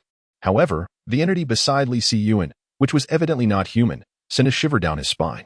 Previously, from a distance, he had presumed it might be a person infected by some other virus. Yet now, it was abundantly clear that this was unequivocally something beyond human comprehension. Its skin, glowing with an eerie green luminescence, reflected the sunlight, and its slick appearance was profoundly unsettling. Furthermore, the gaping maw and the head devoid of a neck Could a normal person truly lack a neck? Was its head simply embedded within its torso? What on earth are you? Huang Feng, with his bowstring taut, took a couple of cautious steps back. After days of confronting zombies, he had grown accustomed, however. Facing this unknown monstrosity rekindled the buried terror within him. Li Siyuan regarded Huang Feng with a bemused expression. What is the matter? Were you not quite resolute when you shot an arrow at us yesterday? Huang Chutian. Huang Feng's pupils constricted, the bowstring nearly slipping from his grasp. Chapter 26. Do not rush, we all shall perish. Huang Chutian, a native of Anjiang County, claimed the National Youth Archery Championship at the tender age of 14. And by 17, he had secured the Provincial Youth Championship. 3 years ago, he was selected as a reserve for the national team, promising a bright future ahead. Enough already. Huang Chutian spoke with a hint of agitation. The news circulated widely online, with everyone proclaiming him a prodigy in archery. However, your mentor has now become your stepfather. And you have changed. You believe that his earnest guidance harbors ulterior motives. Enough. An arrow was released, yet Li Siyuan remained unperturbed, not even shifting his posture. Beside him, Tam deflected the sharp projectile with its belly, causing it to graze against its surface and alter its trajectory, veering off in another direction.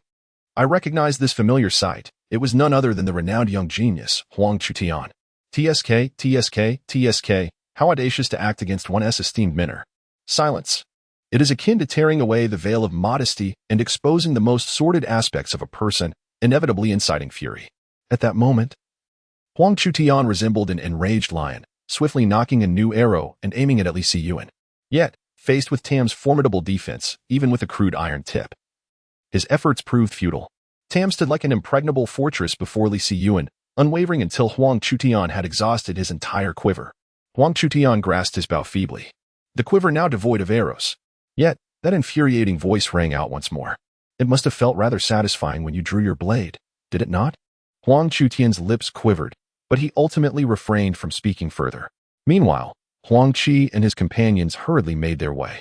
Upon reaching their destination, they were met with the sight of a bow severed into two halves, surrounded by a scattering of disassembled parts. Huang Qi, in a state of desolation, approached the scene. As he drew near, the crescent blade in his hand clattered to the ground. His bloodshot eyes brimmed with tears, and trembling hands lifted the lifeless body of his brother, now reduced to 2 pieces. Indeed, Huang Qi and Huang Chutian were brothers, sharing the same blood and womb, merely 3 years apart. From a young age, Huang Qi had cherished his younger sibling above all, even after the incident that led their mother to cast Huang Chutian out. It was Huang Qi who quietly cared for him. He had believed. Ah, the veins in his neck bulged as Huang Qi wailed, his body shaking uncontrollably as he held onto Huang Chutian's remains.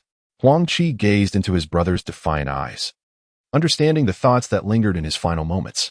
He would fulfill that long-held wish for his brother. He promised. Meanwhile, back at the supermarket, Li Siyuan heard the distant cries. Although his expression remained impassive, the slight curl of his lips betrayed his current sentiments. Huang Qi, do not rush. You all shall meet your end. He toyed with a family portrait in his hands, a photograph meant to depict 4 individuals, yet one head had been torn away. Oh, it seems keeping up with the news proves beneficial after all. Yao, why did you return so early today? Zhang grasped Yao's shoulder, his other hand resting upon his head. Sister Zhang, we encountered a group of people today, and we eliminated them. Yuan Gu returned early, harboring concerns about potential upheavals at the supermarket. Yao's face still bore the remnants of exhilaration following her lethal act, exuding an air of excitement. However, upon hearing Yao's words, Zhang Zhang's expression shifted dramatically. Yao, have you encountered others? Zhang Zhang's mind began to stir once more. She had always believed that the official base was her best refuge, and Li Siyuan's unpredictable temperament instilled a sense of trepidation within her. Thus, when she learned that there were indeed others in Anjiang County, her previously stifled heart began to beat anew. Indeed, Sister Zhang, during our initial encounter, Yuan Gu and I eliminated 4 of them. Our synergy is becoming increasingly seamless. Yao exclaimed, her delight palpable. Zhang felt a wave of dismay wash over her. They had already taken lives, and how could she now seek refuge among them? Was it true that women could only rely on their bodies to navigate survival in this apocalyptic world? No, there had to be another way. A strained smile crept across Zhang Zhang's face as she addressed Yao. Yao, why don't you take a moment to rest? You all must venture out again this afternoon, correct? Certainly, Sister Zhang. Yao replied before heading off to find some snacks. After a couple of days of tidying, the chaos in the supermarket had noticeably diminished. Although it remained uncertain whether the orderliness was the result of both Zhang Zhang and Zhang Li working together or merely one of them. Li Siyuan opened a bottle of soda and settled at the edge of a flower bed. The seeds of the imperial willow buried within remained unchanged, while the phoenix tree stood lush and verdant, also showing no signs of alteration. Trist, when will this imperial willow finally sprout? Alas, summoner, fate has not divulged the answer to this conundrum. With a sigh, Li Siyuan resumed speaking after a brief moment of silence. Yao, here comes Brother Yuan. Yao emerged from the supermarket, brimming with energy, a half-eaten slice of whole grain bread clutched in his mouth. Let us proceed to ascertain what lies across the way. The living forces on Li Siyuan's side consisted solely of himself, Yao, Trist, and the duo of Tom and Makai. This time, they were to confront the foe head-on. Outnumbered yet resolute, should they fail to return, the consequences would be dire. Li Siyuan chuckled inexplicably, leaving Yao somewhat puzzled, yet he refrained from voicing his thoughts. Eventually, the group found themselves awaiting at the roadside in front of the supermarket. 2 rows of private vehicles lined the area, rendering the already narrow road even more constricted. From a distance, Li Siyuan spotted Huang Qi leading the charge, brandishing a crescent blade, followed by 8 loyal subordinates. The imposing aura he exuded might easily mislead an observer into believing he was the kingpin of Causeway Bay. Li Siyuan squinted as he watched the group approach. Halting not far from them, Huang Qi, having noticed Tom and Makai beside Li Siyuan, displayed a mixture of surprise and fury upon recognizing the nemesis responsible for his brother's demise. The veins in his eyes turned crimson, vividly illustrating the age-old adage of enemies meeting and feeling an intense hatred. Li Siyuan remained composed, refraining from initiating the confrontation. His strategy was predicated on the principle of remaining motionless as long as the enemy did. Ultimately, it was Huang Qi, consumed by vengeance, who could no longer maintain his composure. The crescent blade, once hoisted upon his shoulder, was now lowered, its edge scraping against the ground, emitting a piercing sound with every step he took. The imminent clash of titans loomed large. Chapter 27, Annihilation. In this encounter, both wielding long-handled weapons, Li Siyuan found himself pitted against Huang Qi. Surprisingly, to Huang Qi's allies, the gravest threat was not the ranged assailant, Tristana, but rather the formidable Tom, who possessed immunity to the majority of blunt force damage. The slick, viscous coating on Tom's rotund physique allowed him to reduce most weapon damage by an astonishing 80%. Particularly under the dual gladiator enhancement, his health was significantly augmented. This quintessential 1-star card had achieved its own redemption. Meanwhile, Tristana relied on her deft positioning, continuously launching her cards. Outnumbered, the importance of her card-throwing attacks became exceedingly pronounced. A competent card wielder always manages to provide crucial support to their comrades at pivotal moments. Meanwhile, the remaining champions, Makai and Ari, synchronized their efforts. Makai grasped a makeshift spear while engaging in a contest of strength with 2 adversaries, and Ari sought such an opportunity. Either they would force their opponents to relent, or one would meet their demise. In the midst of it all, as Li Siyuan confronted Huang Qi, he began to comprehend why Huang Qi commanded such loyalty among his peers. In a fleeting moment, the crescent blade nearly cleaved his head in 2. Had he not parried with his ebony longsword, his visage would have surely been split asunder. Nonetheless, Huang Qi's strength surpassed Li Siyuan's expectations. The crescent blade, deflected by the longsword, continued its relentless descent, crashing into Li Siyuan's shoulder. Blood surged forth suddenly, and the excruciating pain caused Li Siyuan to instinctively furrow his brow. On the second-floor platform of the nearby supermarket, Zhang Zhang observed the scene with a flicker of excitement on her face, seemingly delighted by the sight of Li Siyuan being struck. However, the next moment transformed her expression into one of dismay. Li Siyuan charged forward, the long blade carving a gash into his body. They say that an inch of length equates to an inch of strength. In a clash between 2 long weapons, what happens when the opponent wields a shorter blade? The sound of a sharp object piercing fabric echoed beside them. By the time Huang Qi attempted to retract his blade to counter, it was already too late. The bone knife, long concealed by Li Siyuan, finally found its purpose. The sharp edge plunged directly into Huang Qi's abdomen. In an instant, the intense pain rendered him powerless. Die for me. The bone knife, lacking a handle, was thrust deep as Li Siyuan exerted all his strength to twist the hilt. The weapon was driven further into Huang Qi's body as Li Siyuan's hand followed suit. At this moment, Huang Qi was utterly panicked. He had never anticipated such a turn of events. Yet now, There was no path of retreat.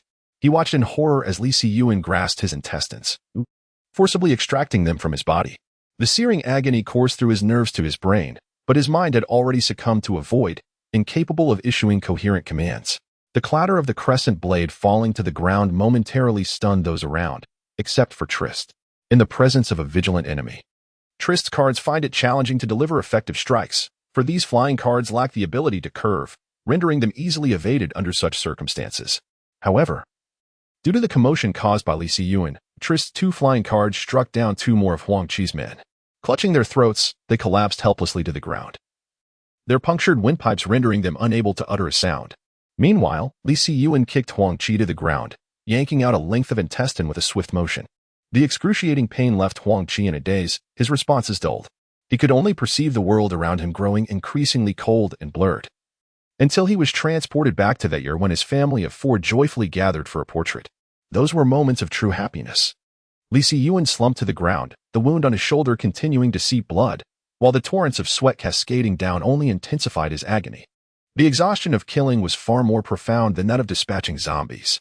Despite their numbers, the 5 of them struggled against 10 adversaries. A stark contrast to what they would face against zombies, where even 100 would not have posed such a challenge. He gazed down, bemused, at his companion, Tom, whose massive frame shielded him from the scorching sun. Yet, the searing concrete beneath them remained uncomfortable. Li Siyuan also noticed a gash on Tom's belly, though shallow. It signified a breach in his defenses. As he removed his clothing, the fabric clinging to his wounds caused him to gasp sharply. After catching his breath, he retrieved a card from his groin, which transformed into a vial of blood upon landing in his hand. This was the item that Tam had dropped during the ambush in the Internet CAF on the Old Street, known for its restorative properties. Come, let us share, he urged. According to the description, this elixir could restore 1,000 points of health. Uncertain of how significant this amount truly was, especially with everyone sustaining injuries, he decided it was best for all to partake, as long as it prevented death. At that moment, Ayo lay on the ground, unwilling to move even a finger. The sheer force of those brutish men had left him, a mere teenager, struggling to survive until now. After taking a gulp from the 500-milliliter vial, Li Siyuan finally regained some composure and approached Ayo. "Open your mouth," he commanded. Squinting, Ayo obediently complied. In the next moment, a cool, sweet liquid poured into his mouth. "Brother Yuan, I want more," he exclaimed. Wait, Li Siyuan replied, having already attempted to recall Tam and Makai, only to find their injuries had not improved. Although he was perplexed as to why they had initially appeared unscathed upon summoning, he could not simply stand by while they were hurt. "Now, you two, lie down and open your mouths." Quack? Roar? Despite their confusion, they complied with Li Siyuan's instructions. Each of them received approximately 100 milliliters from the vial. The remainder was entrusted entirely to Ayo. As for Chui Site, he was quite elusive. Throughout the entire battle, no one managed to lay a finger on him. Akin to Faker's serpentine maneuvers while utilizing his summoner spell, a tingling sensation coursed through my shoulder, undoubtedly a sign of the healing potion taking effect. I turned and settled into the nearby shaded area. "Ayo." At that moment, a frantic voice broke through the air. Li Siyuan glanced to the side and spotted Zhang Zhang rushing out of the supermarket with a medical kit in tow, closely followed by a petite nurse. Chapter 28. Disturbing the Hornet's Nest. "Ayo, are you all right?" As Zhang Zhang approached, the severity of Ayo's condition became starkly evident. Li Siyuan need not elaborate. A deep gash marred Ayo's shoulder, exposing bone, with a distinct white mark contrasting against the surrounding flesh. Ayo's plight was even more alarming. A makeshift spear had been impaled in his thigh. Fearing that removing it might induce catastrophic bleeding, Li Siyuan opted merely to administer the healing potion. However, judging by Ayo's expression, the situation seemed manageable. As for tetanus, that indeed posed a dilemma. The healing potion merely promised a percentage of health restoration, without assurances that such pathogens would be expelled from the body. Consequently, Li Siyuan inquired directly whether a tetanus shot was necessary under these circumstances. After all, he was not omniscient, and such matters required professional intervention. Of course, if one were to be pierced by such iron, neglecting a tetanus shot would be tantamount to courting death. Zhang Zhang's tone grew somewhat intense upon witnessing Ayo's grievous injuries. "Zhang Zhang, I'm fine." If one were to focus solely on his upper body, Ayo now appeared indistinguishable from a normal person. However, a mere glance downward revealed a long spear embedded in his slender thigh, its tip protruding disturbingly from the back. A pang of sympathy washed over Zhang Zhang, his thoughts shifting tumultuously.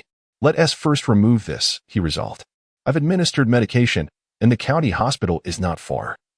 Procuring a tetanus vaccine should not pose a significant challenge. You speak so casually. The injured party is not you, is it?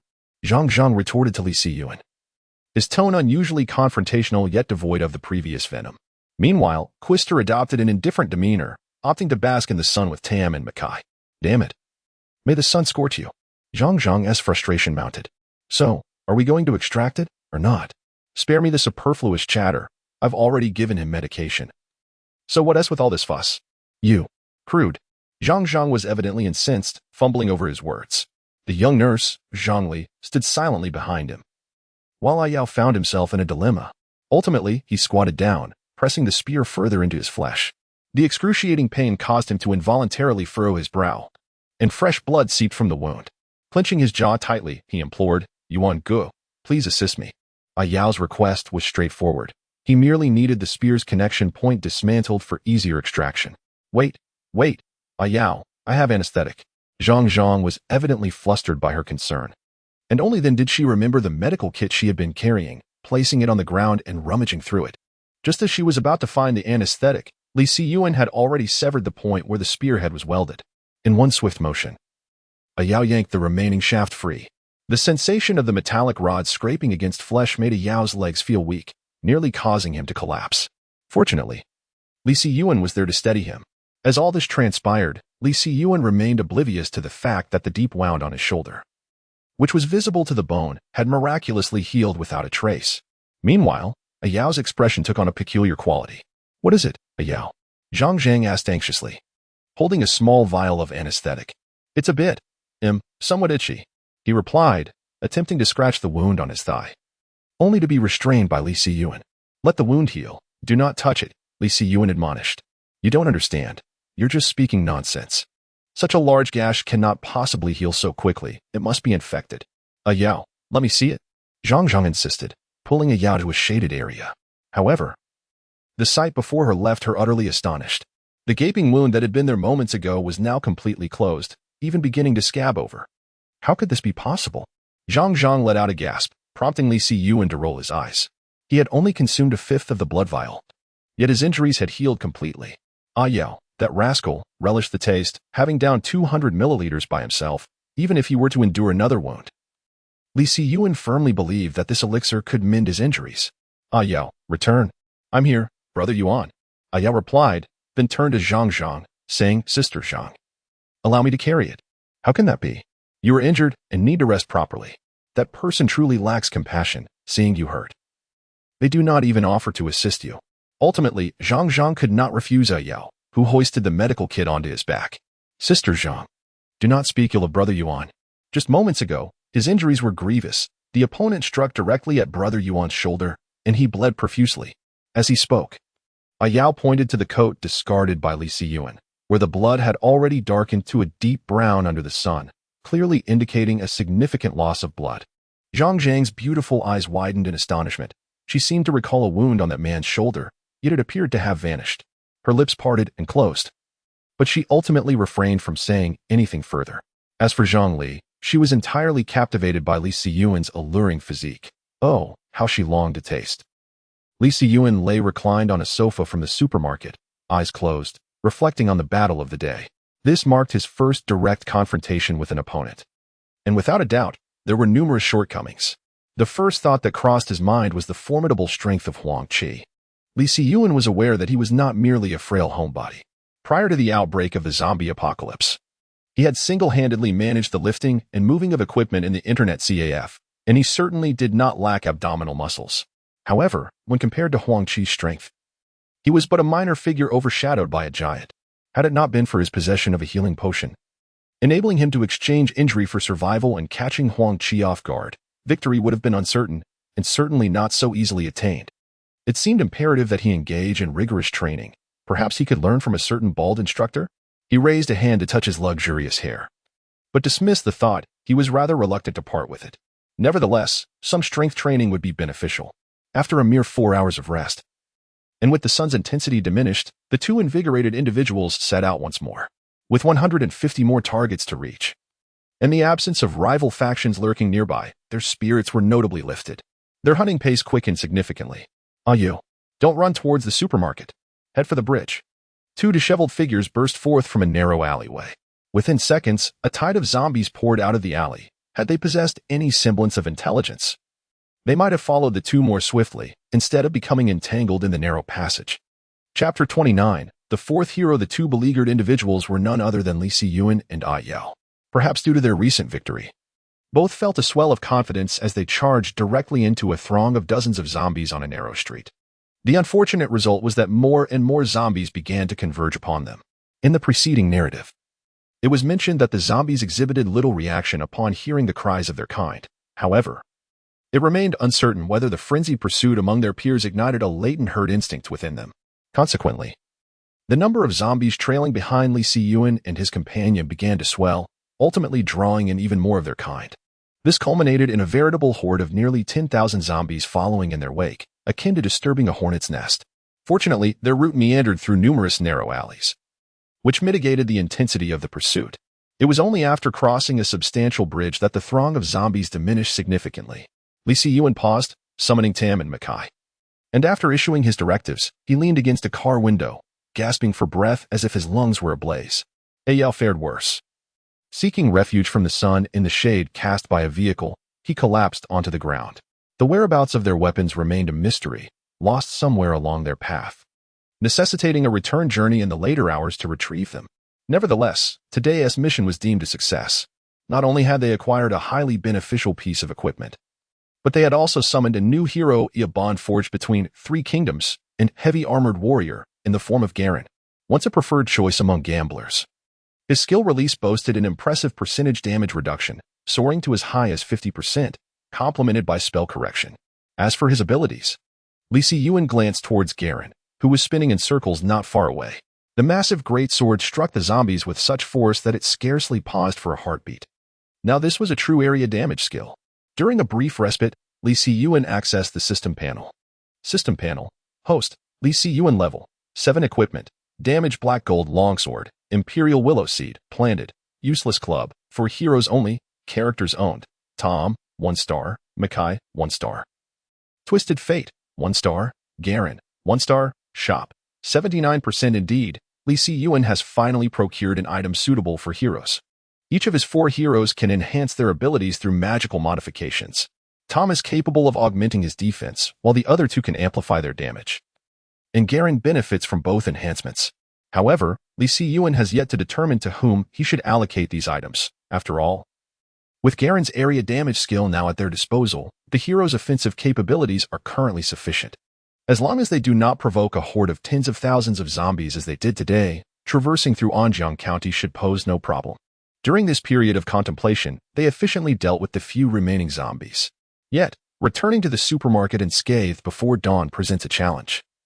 Given the countless zombies they have encountered along the way, opting for an alternative route via another bridge would necessitate an additional several kilometers of travel. Li Siyuan glanced at the sky. The sun was nearing its descent. If they could endure for a few more hours, they could retrace their steps without needing to take a longer detour. Yao, let us rest nearby for a moment. We shall return at dawn. Very well, Brother Yuan. Yao had already removed his short sleeves. He was drenched in sweat, the damp fabric clinging uncomfortably to his skin. In recent days, the relentless battle against the undead has strengthened Yao's frail physique. Although still slender, he no longer exudes the aura of malnourishment that plagued him previously. As night descends, the zombies that once roamed the bridge have been eradicated, leaving only the sound of the river flowing beneath, a soothing yet solitary melody amidst the silence. This tranquility renders even the faintest sound capable of reverberating across the night. As dawn approaches, Li Siyuan, nestled in a sheltered spot, is roused by a murmur of voices. In his drowsiness, he attempts to hush Yao, but suddenly awakens fully, alarmed by the realization that multiple voices are conversing nearby. A bead of cold sweat trickles down his forehead as he berates himself for his lack of vigilance, having assumed that with the zombies cleared from the bridge, there was no longer a need for a watchful eye. A potentially grave mistake looms. He shakes Yao awake, swiftly covering his mouth the moment he stirs. Peering cautiously from behind the crumbling automobile, they catch sight of no fewer than 50 figures approaching in the darkness, clearly discernible even in the night. Furrowing his brow, Li Siyuan strains to grasp the intentions of these newcomers. Boss Ya, why don't we just head into the city? One voice queries. Have you forgotten the cities we passed through on our way here? They were crawling with zombies. What if we provoke them? I believe you are overthinking it, another retorts. Look how quiet this city is. Indeed, Boss Ya, our supplies are dwindling. We've been on the road for days without entering a single city. If we do not take the time to resupply, we might not reach the southwestern base before starving. Upon uttering these words, the others chimed in, each expressing their opinions amidst the tranquil night sky, their voices resonating far and wide. However, it was not conveyed that the sounds traveled from one side of the bridge to the other. Rather, it was only discernible to Li Siyuan, who was positioned several dozen meters away. As Li Siyuan pondered how to act should they encounter trouble, the individual known as Leader Xia spoke up. Tonight, we shall rest here. Tomorrow we will venture forth to regroup. He proposed. What say you all? The night is thick, and we remain unaware of the city's condition. Out of over 100 of us who set out, fewer than half remain. I must take responsibility for everyone. Leader Xia emphasized that in the current darkness, they might unwittingly stumble into a horde of zombies. Very well. I concur. I too agree. A few among them, though dissatisfied at the prospect of camping in the wilderness when the city lay so close, understood the necessity of adhering to the majority's decision. Should they wish to enter the city on their own, no one would impede them, but they lacked the courage to do so. Li Siyuan exchanged a glance with Aiyao, realizing that this situation was no longer tenable. Once the chilling cry echoed at dawn, drawing the zombies away, they would need to make their exit swiftly.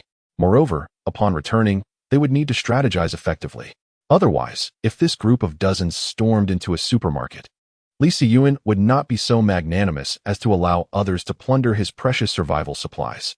As the moon ascended in the western sky, casting a faint red glow, that haunting cry resounded once more, its eerie melody reaching even the bridge. A group of bewildered outsiders, startled from their slumber, opened their eyes in fright. As they stood there in a state of panic, Li Siyuan and Aiyao, cloaked in the moonlight and using the abandoned vehicles on the bridge as cover, hastened towards the city. Upon returning to the supermarket, it was already past 1 a.m.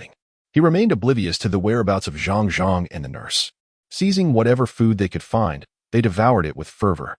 After absorbing the energy of stardust, his appetite had significantly increased.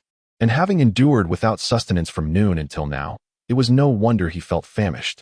After gulping down a few mouthfuls of water, he seized a loaf of bread and began to munch on it. Finding a secluded corner, he summoned Tam Imokai and at long last concluded a day of toil. Leaning against the wall as he succumbed to sleep. Chapter 30. Outsiders. The following day, before dawn broke, Li Siyuan was already awake. Thanks to a brief respite on the bridge the previous night, he had only slept for 2 or 3 hours but felt invigorated, with no trace of fatigue remaining. After recalling Tam Imokai, who had kept watch throughout the night, it was time for them to rest. He then released Tristana and Garen. The golden armor reflected the beam of his flashlight in all directions. Good morning, Summoner, they greeted enthusiastically. Good morning, Li Siyuan replied, retrieving 2 bottles of milk from a nearby shelf, tossing one to each of them. You only have drinks, for you shall not hunger. This was what Tristana had informed him. As long as they were summoned for a while and then recalled, they would not feel hunger upon their next release. However, the desire for food still lingered. The summer sun rises quite early. Shortly after Li Siyuan awakens, the sun begins its slow ascent from the eastern horizon. Coincidentally, Anjiang County, located adjacent to the nation's longest river, has etched into the memories of its inhabitants the sight of the sun rising over the river's surface in nearly every season. At this moment, Li Siyuan has ascended to the rooftop of a residential building next to a supermarket. Perched upon the railing, he exudes an aura of majesty and vigor. Yet, in the next instant, his demeanor shifts. People often say that the eyes are the windows to the soul. Yet it seems as though Li Siyuan's eyes are ever changing, like a bottomless pool of stagnant water, yet also resembling a clear and sparkling stream. Trist, do you believe that had we possessed more than 5 times the number of people yesterday, we would have secured victory? Summoner, to win and to annihilate them are 2 distinct concepts. Fate lies within your grasp. Winning and annihilating are indeed 2 separate notions. A smile graces Li Siyuan's lips. Trist, do you wish for me to assimilate them? Fate has already provided its answer. It is merely a matter of how the summoner chooses to proceed. At this juncture, Trist's perspective appears to be more long-term than that of Li Siyuan. Humans are inherently social creatures. Prolonged isolation from society inevitably leads to a loss of certain aspects of humanity. This truth has been known for ages, exemplified by the tales of feral children and those raised by gorillas. If one detaches from society, one may indeed evolve beyond the realm of human existence. Li Siyuan is well aware of these realities. However, to successfully establish a camp, it is evident that relying solely on him is an impossible endeavor. Such a small group, while not thriving effortlessly in this apocalyptic world, can at least navigate their circumstances with greater ease than the arduous task of reconstructing a camp. Oh, let us take one step at a time. When the moment arrives that necessitates the construction of a camp, we shall ponder these matters then. For now, it is prudent to consider how to best manage those outsiders.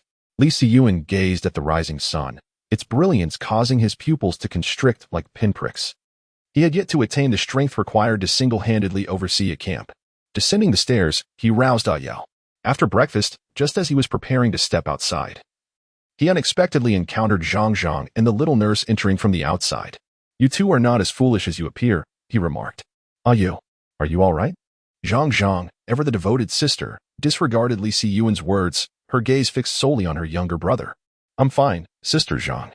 Were you resting in the residential building last night?" "Indeed, we waited until nearly dawn for your return, so we brought some supplies and took refuge in the nearby building. I was terribly worried about you." As she spoke, she presented Yao with a splash of facial cleanser. All right. You both should stay hidden for another day. Yao and I have matters to attend to, and today seems particularly unsettled." Zhang Zhang appeared to grasp the underlying meaning of Li Siyuan's words. And Yao understood as well, while the little nurse gazed at Li Siyuan with an expression of bewildered admiration. "Yao, you must take care of yourself. Your sister awaits your safe return." "Yes, I will." With that, he hurried to catch up with Li Siyuan, who was already fading into the distance. Zhang Zhang gazed at the retreating figures of the two, pondering their thoughts. "Brother Yuan, what shall we do today?" Yao inquired, munching on a piece of bread while clutching a spear he had scavenged earlier that morning. Glancing skyward, Li Siyuan replied nonchalantly, "Drive the tiger to swallow the wolf, and reap the benefits as a fisherman." Indeed, this was a stratagem conceived by Li Siyuan, inspired by Wang Jichao's previous tactics against the supermarket. His words evoked memories of the previous night for Yao. It was astonishing. The relentless horde of zombies had pursued them, drawing alarmingly close. At times, mere meters separated them. Yet, whatever course Brother Yuan decided upon, Yao would follow, for he trusted in Yuan's prowess. The duo gradually distanced themselves from the supermarket, inching closer to the street where the zombies congregated. The more densely packed the undead became, the nearer they approached Yonghui supermarket, prompting Li Siyuan to suspect the presence of something far more sinister. Perhaps it was not merely zombies lurking there. Their immediate objective was to lure the zombies into various streets, obstructing their path to their stronghold and compelling them to advance toward Yonghui. Then, should anyone manage to escape, they would descend from above and subdue them. If they proved useful, they would be retained. If not, their fate would be sealed. Li Siyuan remained focused on guiding the zombies. Meanwhile, as the sunlight bathed the earth, the outsiders began to awaken. Strangely, they started to set up their cooking pots and prepare a meal. The leader, known as Big Xia, spoke. "This time, our objective is resupply. We must not linger. Once we acquire what we need, we shall depart immediately." "But Big Xia, if the city is devoid of zombies, why shouldn't we stay a while longer?" "Are you foolish? Did you not hear that terrifying sound last night? Just thinking about it sends chills down my spine. Wasn't it just one creature?" As their debate raged on, Big Xia timely interjected. "Our destination this time is the official camp set up by the authorities. Perhaps we can rely on the supplies here for a brief period. But what happens once those supplies are exhausted? There is also the issue of energy. The official site is located next to the hydroelectric station, so energy concerns should be well managed. Furthermore, with the authorities' oversight and protection, our safety would also be ensured.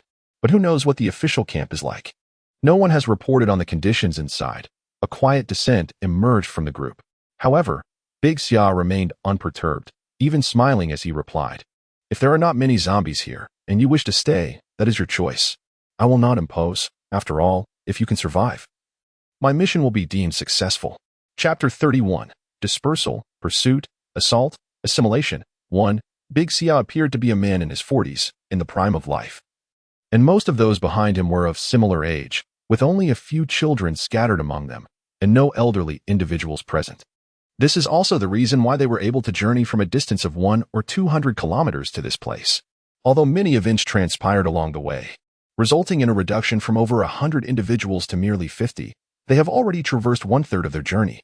Furthermore, from Anjiang to the official camp, There are several towns along the route where they can rest and recuperate.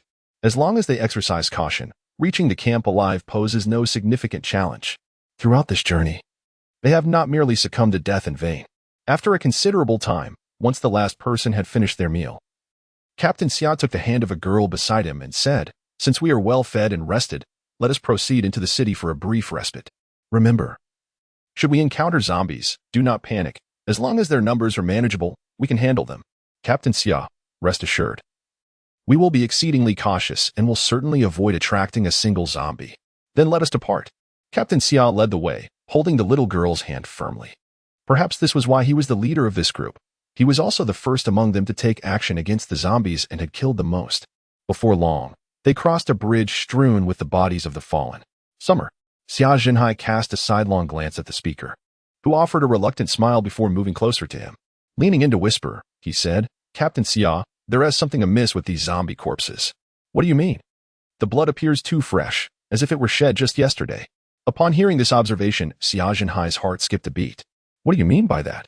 "I surmise that these zombies must have pursued a group of individuals to this location, and upon noticing the sparse number of zombies, that group opted for a counterattack.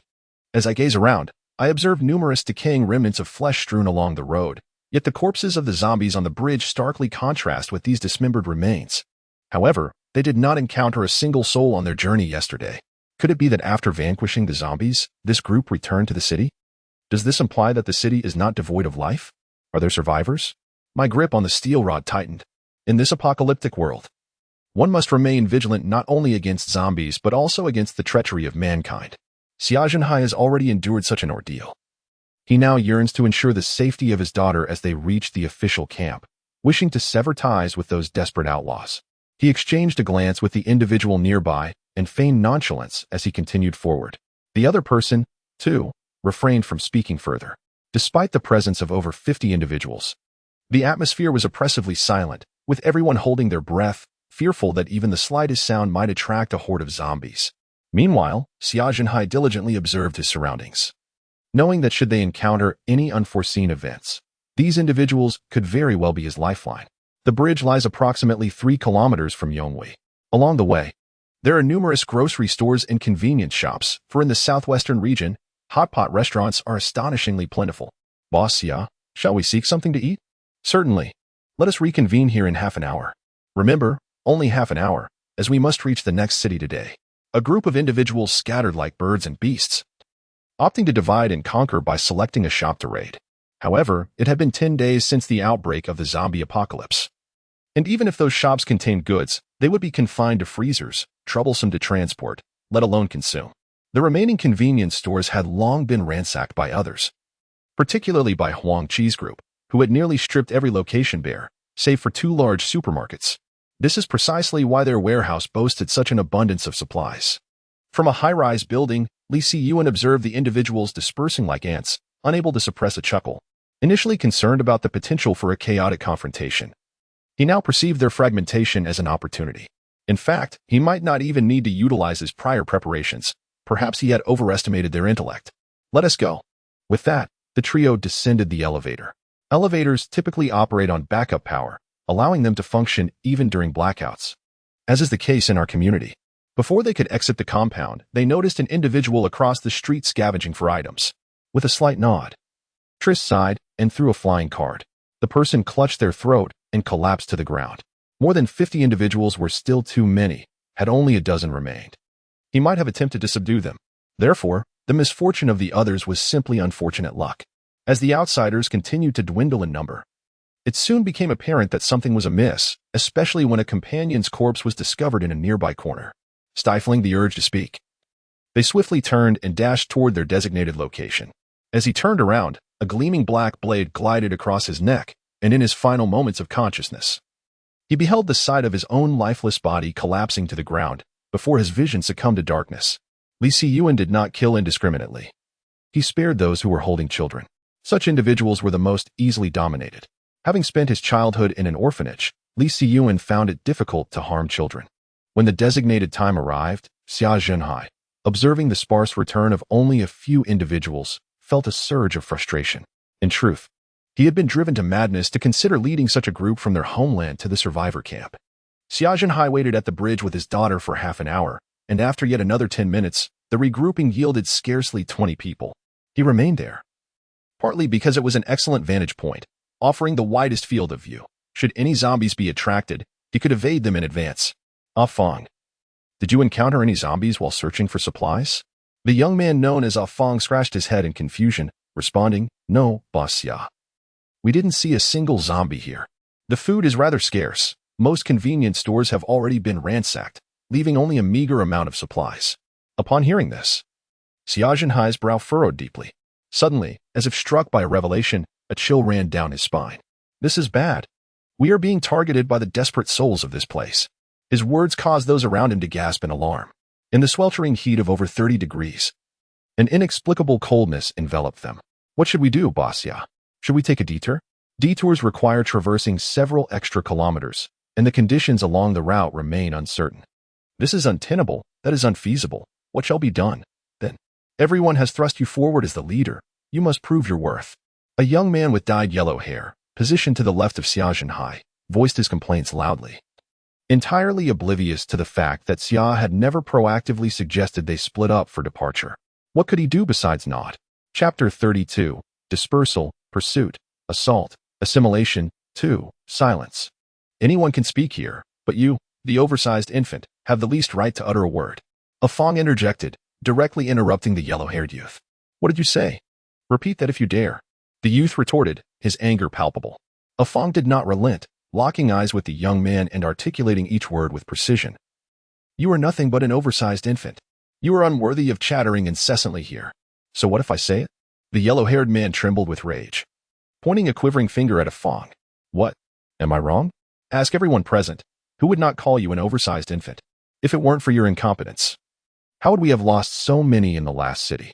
It is you who has brought such calamity upon us. And yet you shamelessly continue to follow in our wake. What is it? You can't even go alone? Only Xia can tolerate you. I would have relished the opportunity to pummel you long ago. No one stepped forward to defend the yellow-haired youth, for Ah Fong spoke the unvarnished truth. In the previous city, everyone could have departed peacefully. However, due to the sudden awakening of the yellow-haired individual, who was irritable from lack of sleep, chaos ensued, attracting a horde of zombies and causing half of the people to remain forever trapped there. Damn it, I'm going to confront you. The yellow-haired man, his face flushed with anger and at a loss for words, charged at Ah Fong in a fit of rage. Yet, Ah Fong stood as the tallest among the group, his muscular build exuding strength. Before he could withstand even a second of the assault, Ah Fong delivered a swift kick that sent him crashing to the ground. Ah Fong was poised to deliver a few more blows, but was halted by Xia Zhenhai.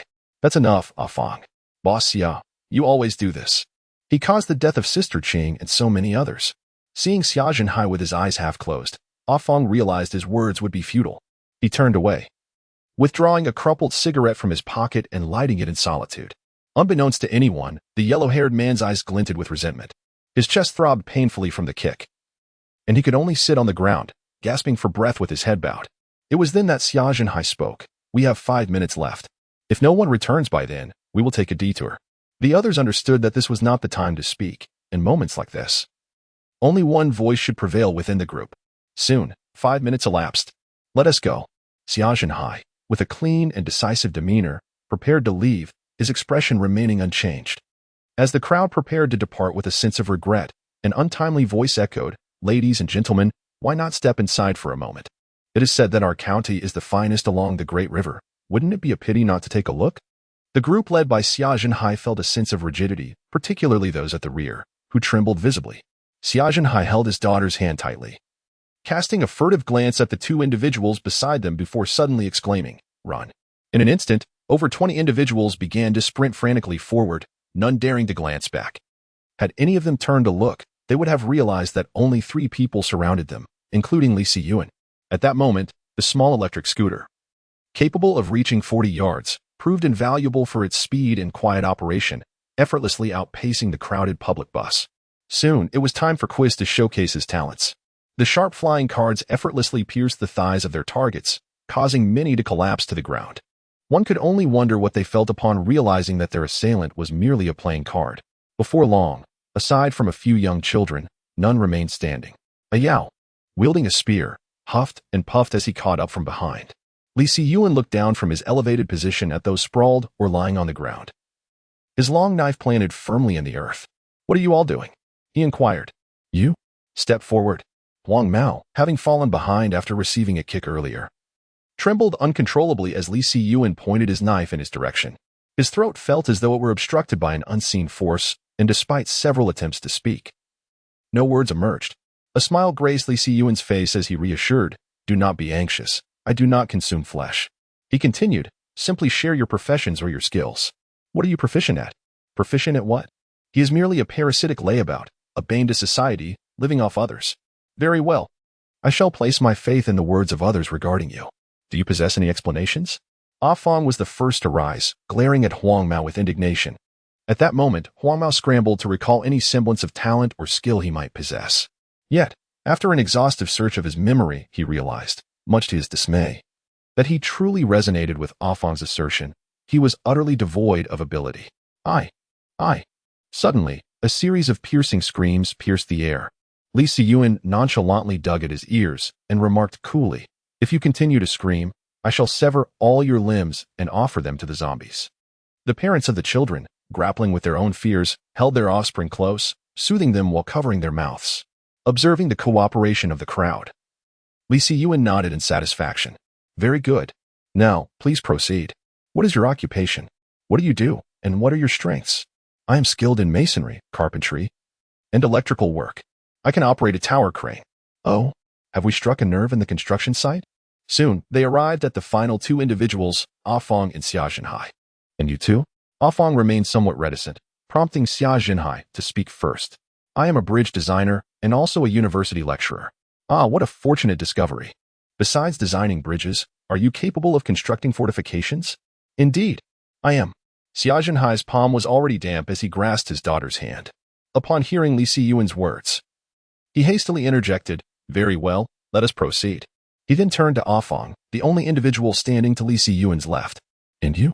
Ah Fong's hands, hanging limply by his sides, alternated between tension and relaxation, ultimately surrendering as he tilted his head back and closed his eyes. "You may proceed." "Wait." Two voices rang out simultaneously. Ah Fong looked toward the speaker, Xia Zhenhai. "Xia, silence." "You speak," Li Siyuan commanded, pointing the knife at Xia Zhenhai, who swallowed hard and began to articulate his thoughts. Ah Fong. Ah Fong possesses great strength and can assist in the construction of fortifications. Moreover, he can aid you in eliminating zombies. After much contemplation, Xia Zhenhai could only muster this feeble justification. Li Siyuan's expression remained impassive as he scrutinized Xia Zhenhai, caressing the hilt of his knife. In the next moment, he unexpectedly donned a seemingly harmless smile. "Very well, you are an educator, and I have always held teachers in the highest regard. I shall trust you this once." Upon hearing Li Siyuan's words, Ah Fong felt an immense weight lift from his heart, only to be replaced by a wave of weakness in his legs. After all, anyone would feel faint when faced with the specter of death, wouldn't they? Chapter 33. The second round. I have said all that needs to be said. The decision now rests in your hands. Those who wish to follow me, please form a line. Those who do not wish to accompany me, extend your heads. Li Siyuan spoke quite clearly. There were only two paths, death or submission. Those with children were the first to agree, almost without hesitation, forming a line. Subsequently, the remaining individuals quickly followed suit. Only Ah Fong lingered at the back. "What? Are you determined to die?" I just don't know what I can do. Surely I can kill zombies, right? If you can't even manage that, you might as well jump into the river. I can't be bothered to lift a finger. After all, you're doomed either way, so why not leave behind a complete corpse?" Ah Fong fell silent. Li Siyuan paid him no mind, leading a group of lined-up individuals towards the supermarket. However, it wasn't long before Ah Fong seemed to have come to a realization and hurried to catch up with the main group. Ah Ye was guiding the way alongside Quister, while Li Siyuan contemplated the tasks ahead from the rear. The professions of these people were quite peculiar, as if tailored specifically for Li Siyuan's current needs. Although they possessed skills that could be learned, they were precisely what Li Siyuan required at this moment. He had already resolved to transform the supermarket into his long-term camp, and thus could no longer expose its entrance as he had before. He envisioned constructing a defensive structure outside the supermarket, ensuring that once the population increased, normal human activities could be maintained. Once the numbers began to rise, he could then organize efforts to clear the surrounding zombies. Otherwise, he and Yao might find themselves waiting an eternity to deal with the 100,000 or so zombies. After clearing away the zombies, Li Siyuan could utilize this opportunity to entice many who had not ventured to the official survivor camp to join him. He returned to the supermarket with a group and summoned Zhang and Zhao. Please attend to their wounds, he instructed. Once they are healed, gather some food. The nearby residential building, each of you find a unit to settle in. Yao, you accompany Triss to supervise them. Understood, Brother Yuan. Although facing these individuals alone was somewhat daunting. He had already undergone several days of trials and, with Triss by his side, felt somewhat reassured. The weapons of these people had been ordered to be discarded by Li Siyuan along the way. When expanding his influence, a singular voice was paramount. Upon reaching the rooftop of the supermarket, Li Siyuan observed the bandaged individuals emerging one by one. Satisfied, he nodded when he saw they were not carrying too much. If anyone were foolish enough to attempt to take more, he would not hesitate to let them experience the sensation of their heads relocating. That night, in a world devoid of human activity, the environment had indeed begun to restore itself. At this very moment, he could even behold a shooting star. A shooting star. Lying on the rooftop, Li Siyuan watched in terror as a crimson meteor loomed larger before him, his pupils narrowing in sheer fear. The scarlet tail flickered away from the sun, rapidly becoming discernible. Before he could utter a word, the meteor streaked overhead, the violent gusts nearly toppling him. Boom, minutes later. The terrifying sound of an explosion resonated in his ears. Soon, a swirling haze of crimson fireflies surged from the distance, engulfing everything in its path. It was stardust. In an instant, Li Siyuan recognized the stardust virus enveloped in the haze, rushing towards him. This energy had not yet been transformed by human bodies. In a moment of desperation, there was no time to descend from the rooftop. Grasping the railing with both hands, he suspended himself above, then let go. Fortunately, the supermarket was only 4 or 5 meters high. Though he felt a twinge of weakness, he immediately darted into the supermarket. At that moment, there was no opportunity to alert anyone else. He found a sealed room and slipped inside. The sound of gravel striking the rolling shutters and glass windows of the supermarket echoed like a series of crackling explosions. In that moment, he could only silently pray for this ordeal to pass swiftly. Unbeknownst to Li Siyuan, meteors carrying the stardust virus were falling across the globe. These meteors introduced a new and terrifying crisis to a world already ravaged by chaos. It sought to obliterate humanity. Even though Li Siyuan found himself in what appeared to be a confined space, it was not truly sealed in a physical sense, as air continued to circulate. Gradually, he sensed a fiery sensation igniting within him.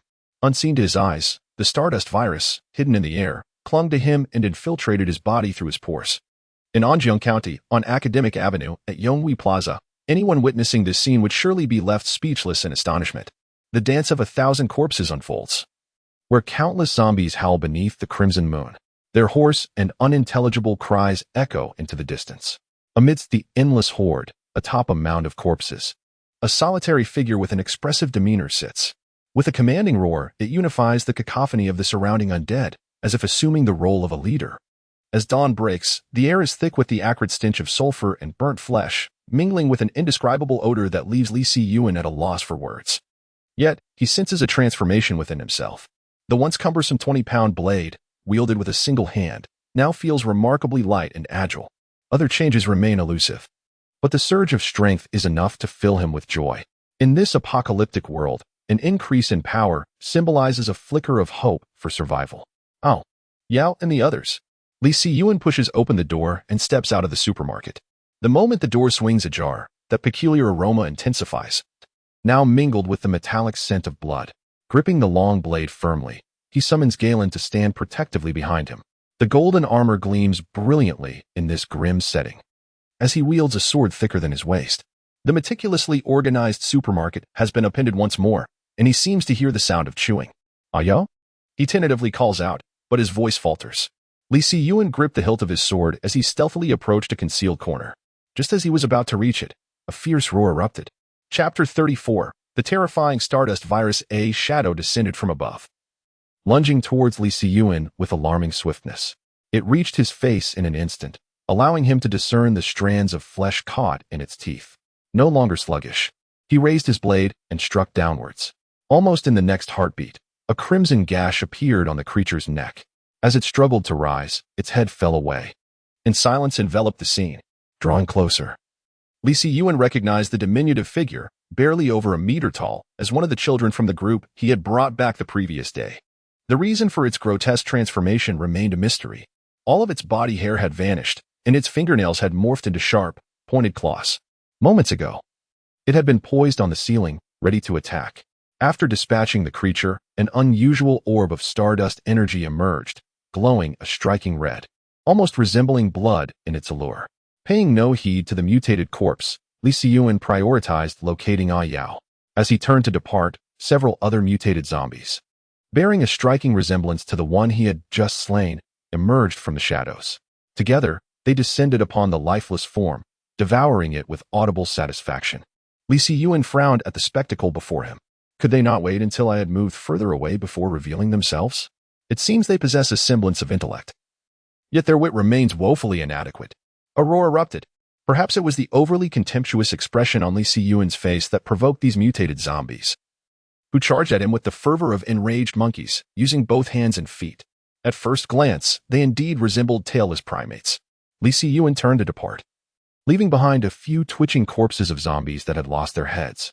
The vast supermarket fell into an eerie silence. Yao, he called, having traversed the supermarket in its entirety, yet encountering not a single soul. With a heavy heart, Li Siyuan dragged his long knife and made his way outside, accompanied by a towering figure behind him. Upon stepping out, a surprise awaited him. Not far off, a zombie squatted on the ground, feasting on a corpse whose identity remained a mystery, certainly not that of Yao. The creature's attention was drawn to Li Siyuan's movement. The sight was unsettling. What once was a human mouth had grotesquely transformed into a circular maw, ringed with rows of repulsive teeth, coupled with the blood from its recent meal. The scene was utterly horrifying. Li Siyuan gazed gravely at the zombie before him. During the outbreak, humans merely transformed into zombies without any noticeable external changes. However, following the second arrival of the Stardust virus the previous night, the zombies exhibited distinct alterations. In such a brief span, he had already witnessed two different types of zombies. A chilling growl from the zombie interrupted Li Siyuan's thoughts, and he gripped his long knife tightly. He was determined to test the strength of these mutated creatures. However, in the next moment, Li Siyuan's eyes widened as he beheld the empty swing of his blade. The expression on his face darkened further. Had he truly gained some wisdom after a night's contemplation? Seeing Li Siyuan miss his strike, the mutated zombie charged at him once more, its speed astonishing, closing the distance in the blink of an eye. Damn it! With the long knife firmly in his grasp, Li Siyuan shifted from a downward slash to a sweeping motion. Utilizing the length of his weapon, he executed a retreat while sweeping horizontally, landing a solid blow upon the zombie's waist. To his dismay, the strike did not cleave the creature in two as anticipated. Instead, the blade became lodged firmly in its midsection. A growl escaped the zombie. Its tone altered. Had it developed a semblance of intellect and the capacity for pain? After freeing itself from the knife, the creature lunged at him with reckless abandon. Li Siyuan was horrified as he beheld its gaping maw, grotesquely stuffed with shredded flesh, sending a chill down his spine. If it were to take a bite, it would surely claim a chunk of his flesh. Once again, the long knife descended upon the zombie, yet, as before, it failed to inflict any significant damage. Garen, it's your turn. Li Siyuan furrowed his brow and retreated behind Garen, standing at an imposing 2 meters tall and clad in heavy armor. Li Siyuan had believed himself quite formidable. However, with Garen stepping forward, he felt completely shielded, revealing no vulnerabilities whatsoever. With a single hand, Garen wielded his colossal sword with an exhilarating force, and before the zombie could react, he struck decisively at its carotid artery. It was a sight too gruesome to behold. The neck of the zombie had been struck with such force that it bulged grotesquely on one side. Although its head was not completely severed, it was nearly so. The contorted figure of the undead met Garen's second heavy blow. Like a taut rope reaching its limit, the zombie's neck snapped with a resounding crack, its severed head still clinging to a portion of its trachea. The head, now detached from its body, continued to emit a horrifying shriek from its gaping maw. Li Siyuan observed this grim spectacle and stepped forward, gripping his long knife to plunge it into the creature. At last, the world fell silent. In the next moment, a surge of stardust energy erupted once more. Lin Lang felt a warmth enveloping his body, a sensation unlike anything he had experienced before, an overwhelming strength that was simply terrifying. Yet, he did not lose sight of his primary concern. Yao, an unsettling thought crossed Li Siyuan's mind. Could it be that everyone had perished? Just as he was grappling with this anxiety, A voice called out from a nearby residential building. Yuan, brother Yuan. It was the little nurse. Li Siyuan rushed towards her immediately. Please, tell me what happened, he urged, glancing at Yao, who lay on the bed, her expression faint. After the terrifying sound from the previous day, Yao, anxious for his well-being, had rushed out, only to collapse before she could even reach the ground floor. Simultaneously, she had undergone a peculiar transformation. Li Siyuan reached out to touch Yao's arm, which was now covered in a dense array of scales, spreading up to the base of her arm, rendering it unrecognizable as that of a human. It felt icy to the touch, rigid and unyielding. Upon encountering the recent undead, Li Siyuan harbored suspicions that Yao had absorbed an excessive amount of Stardust virus, resulting in some irreversible transformation within her physique. However, whether this transformation was beneficial or detrimental remained uncertain. And what of her? Why had she succumbed to slumber as well? I too am at a loss. It was only after the thunderous explosion yesterday that Sister Zhang fell into a state of unconsciousness, her abdomen having expanded considerably. It was only this morning, while I was on my way to seek you out, that I stumbled upon Yao's younger brother in the stairwell. Chapter 35. Filial piety breathed strength. Li Siyuan cast a furtive glance at the swollen belly, which had grown to such an extent that it could no longer be regarded as human, apprehensive of when it might rupture unexpectedly. Such a scenario could easily terrify a college student. Li Siyuan even discerned a tiny handprint etched upon the distended abdomen. This was his first encounter with such a phenomenon, causing his heart to race. It seemed as though the child within Zhang's womb had sensed the scrutiny and hastily withdrew its hand. After observing for a moment, Li Siyuan chose to look away. Aside from the noticeable enlargement of her belly, Zhang exhibited no other changes. Moreover, the increase in size could merely be attributed to the impending labor. Just as Li Siyuan contemplated turning back to assess the situation further, a blood-curdling scream echoed from the adjacent residential building, accompanied by the cries of others. You all remain here. I shall. Wait, where's Trister? Zhang Li. Have you seen him? He had no means of establishing a mental connection with the summoned heroes, leaving him ignorant of Trister's whereabouts. Zhang Li shook her head, expressing her uncertainty. It seemed that Mr. Cui was nowhere to be seen yesterday, despite having instructed Cui Site to stay close to Yao. Li Siyuan turned to leave, intending to investigate the situation in the opposite residential building, while simultaneously summoning Mao Kai. Mao Kai, keep an eye on them here and ensure that the zombies do not approach. Mao Kai nodded in silent agreement. Just as Li Siyuan was about to descend the stairs, something caught his peripheral vision, something he had overlooked upon his ascent. A slender mark had been carved into the wooden railing of the staircase, so fine it was barely the thickness of a few sheets of paper, yet remarkably deep, with fresh powder scattered upon it. Clang! Zhang Li, startled, jumped back as Li Siyuan's long fingers pressed against the somewhat rusted green iron door. Observing Zhang Li, who appeared entirely unremarkable, a sense of alarm surged within him. Is there something else you need, Brother Yuan? I was just thinking, perhaps you should accompany me. As a nurse, you could tend to anyone who might be injured. A fleeting look of panic crossed Zhang Li's face, though she concealed it remarkably well. Had Li Siyuan not been prepared, he might have been deceived. The sharp blade of a long knife could not be wielded in the confines of the space, its edge sparking against the door before Zhang Li's eyes. Speak. Who are you truly? Zhang Li trembled, her voice quaking as she replied. I am simply myself. Humph. With a cold snort, Li Siyuan had lost all interest in listening to her words. He thrust the long knife forward, and her severed head fell to the ground with a thud, its eyes still shimmering with a trace of pitiable sorrow that could not be reclaimed. Everything transpired in a fleeting moment. How did you discern it? I had no flaws. The head that lay on the ground suddenly spoke. I do not know. My instincts as a man tell me that you harbor something amiss, and thus you must indeed possess something unusual. But I am truly just an ordinary person. The long knife was thrust into her mouth, silencing her attempt to speak further. If you are indeed normal, then so be it. What does it matter to me? The knife descended, and brain matter erupted forth, a white, viscous substance spilling out as Li Siyuan withdrew the blade. Subsequently, an energy, distinctly unlike any other, emerged from her head and entered Li Siyuan's body. How intriguing. In just one night, you have evolved to a conscious state. What about you two? If you do not take action, I shall take it upon myself. With that, a bulge suddenly appeared on the abdomen of Zhang, lying beside Li Siyuan, and the swollen belly was swiftly sliced open. A small, dark hand emerged from within, followed by the emergence of a bizarre creature, no larger than a 1-year-old child. It was devoid of hair, with no features on its face save for a mouth, and its entire body bore a dull, bluish hue. Zhang Zhang's belly was laid open, revealing an empty cavity within. Truly, the offspring of such strength. With a mouth that ever hungers, has brought me to my demise.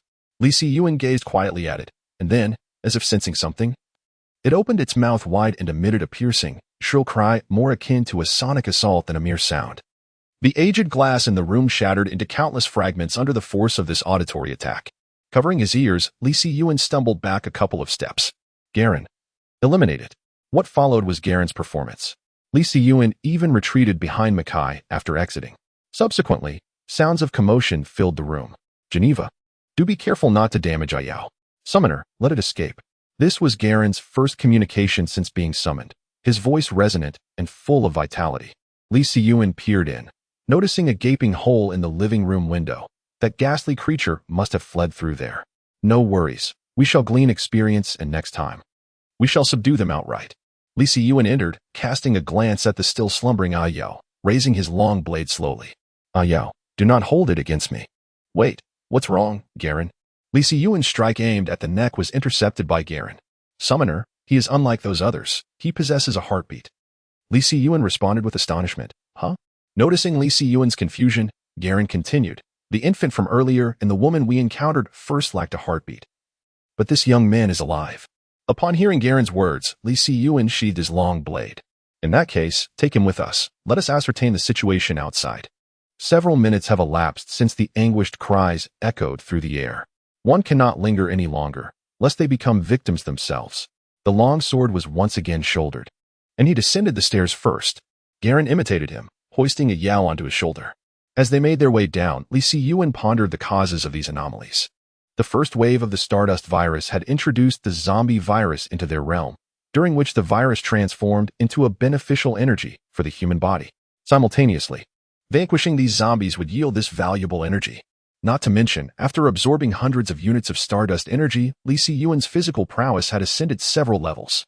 He mused that delivering a punch with a force of 100 or 200 pounds should be within his capabilities perhaps. Then came the second wave of the Stardust virus. This time, the virus subjected those who had survived the first wave to yet another selection process. He raised his hand and clenched it, feeling the immense power coursing through him.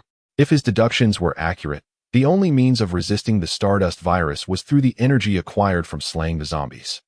Zhang Zhang had previously dispatched the zombie that her husband had become, thus she possessed energy. However, due to the child she carried, she lacked it, leading her to transform into a zombie with the arrival of the second wave of the virus. As for Yao's predicament, Li Siyuan found himself at a loss for an explanation.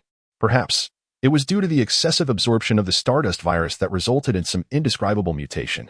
Yet she had not transformed into a zombie. Whether this transformation was a blessing or a curse remained uncertain. Moreover, a crucial point lingered in his mind, whether the meteor's direct descent into their world was the cause, or if there were other factors at play. This latest virus appeared to be extraordinarily potent. Even after transforming into a zombie, can one retain the memories of their former life? What about those who have already undergone this transformation? Is it a manifestation of awakened intelligence or a revival of humanity? This is entirely different from the apocalyptic novels he has perused, leaving his mind in a state of disarray. Chapter 36. The budding imperial willow and the vanished scales. As Li Siyuan descended the stairs, the agonizing screams from the building across had ceased entirely. The world had plunged into a profound silence. A gentle breeze swept by, carrying with it a few yellowing sycamore leaves. Yellowing, wait. At this moment, Li Siyuan noticed that the gnarled old tree in the square had begun to exhibit flecks of yellow.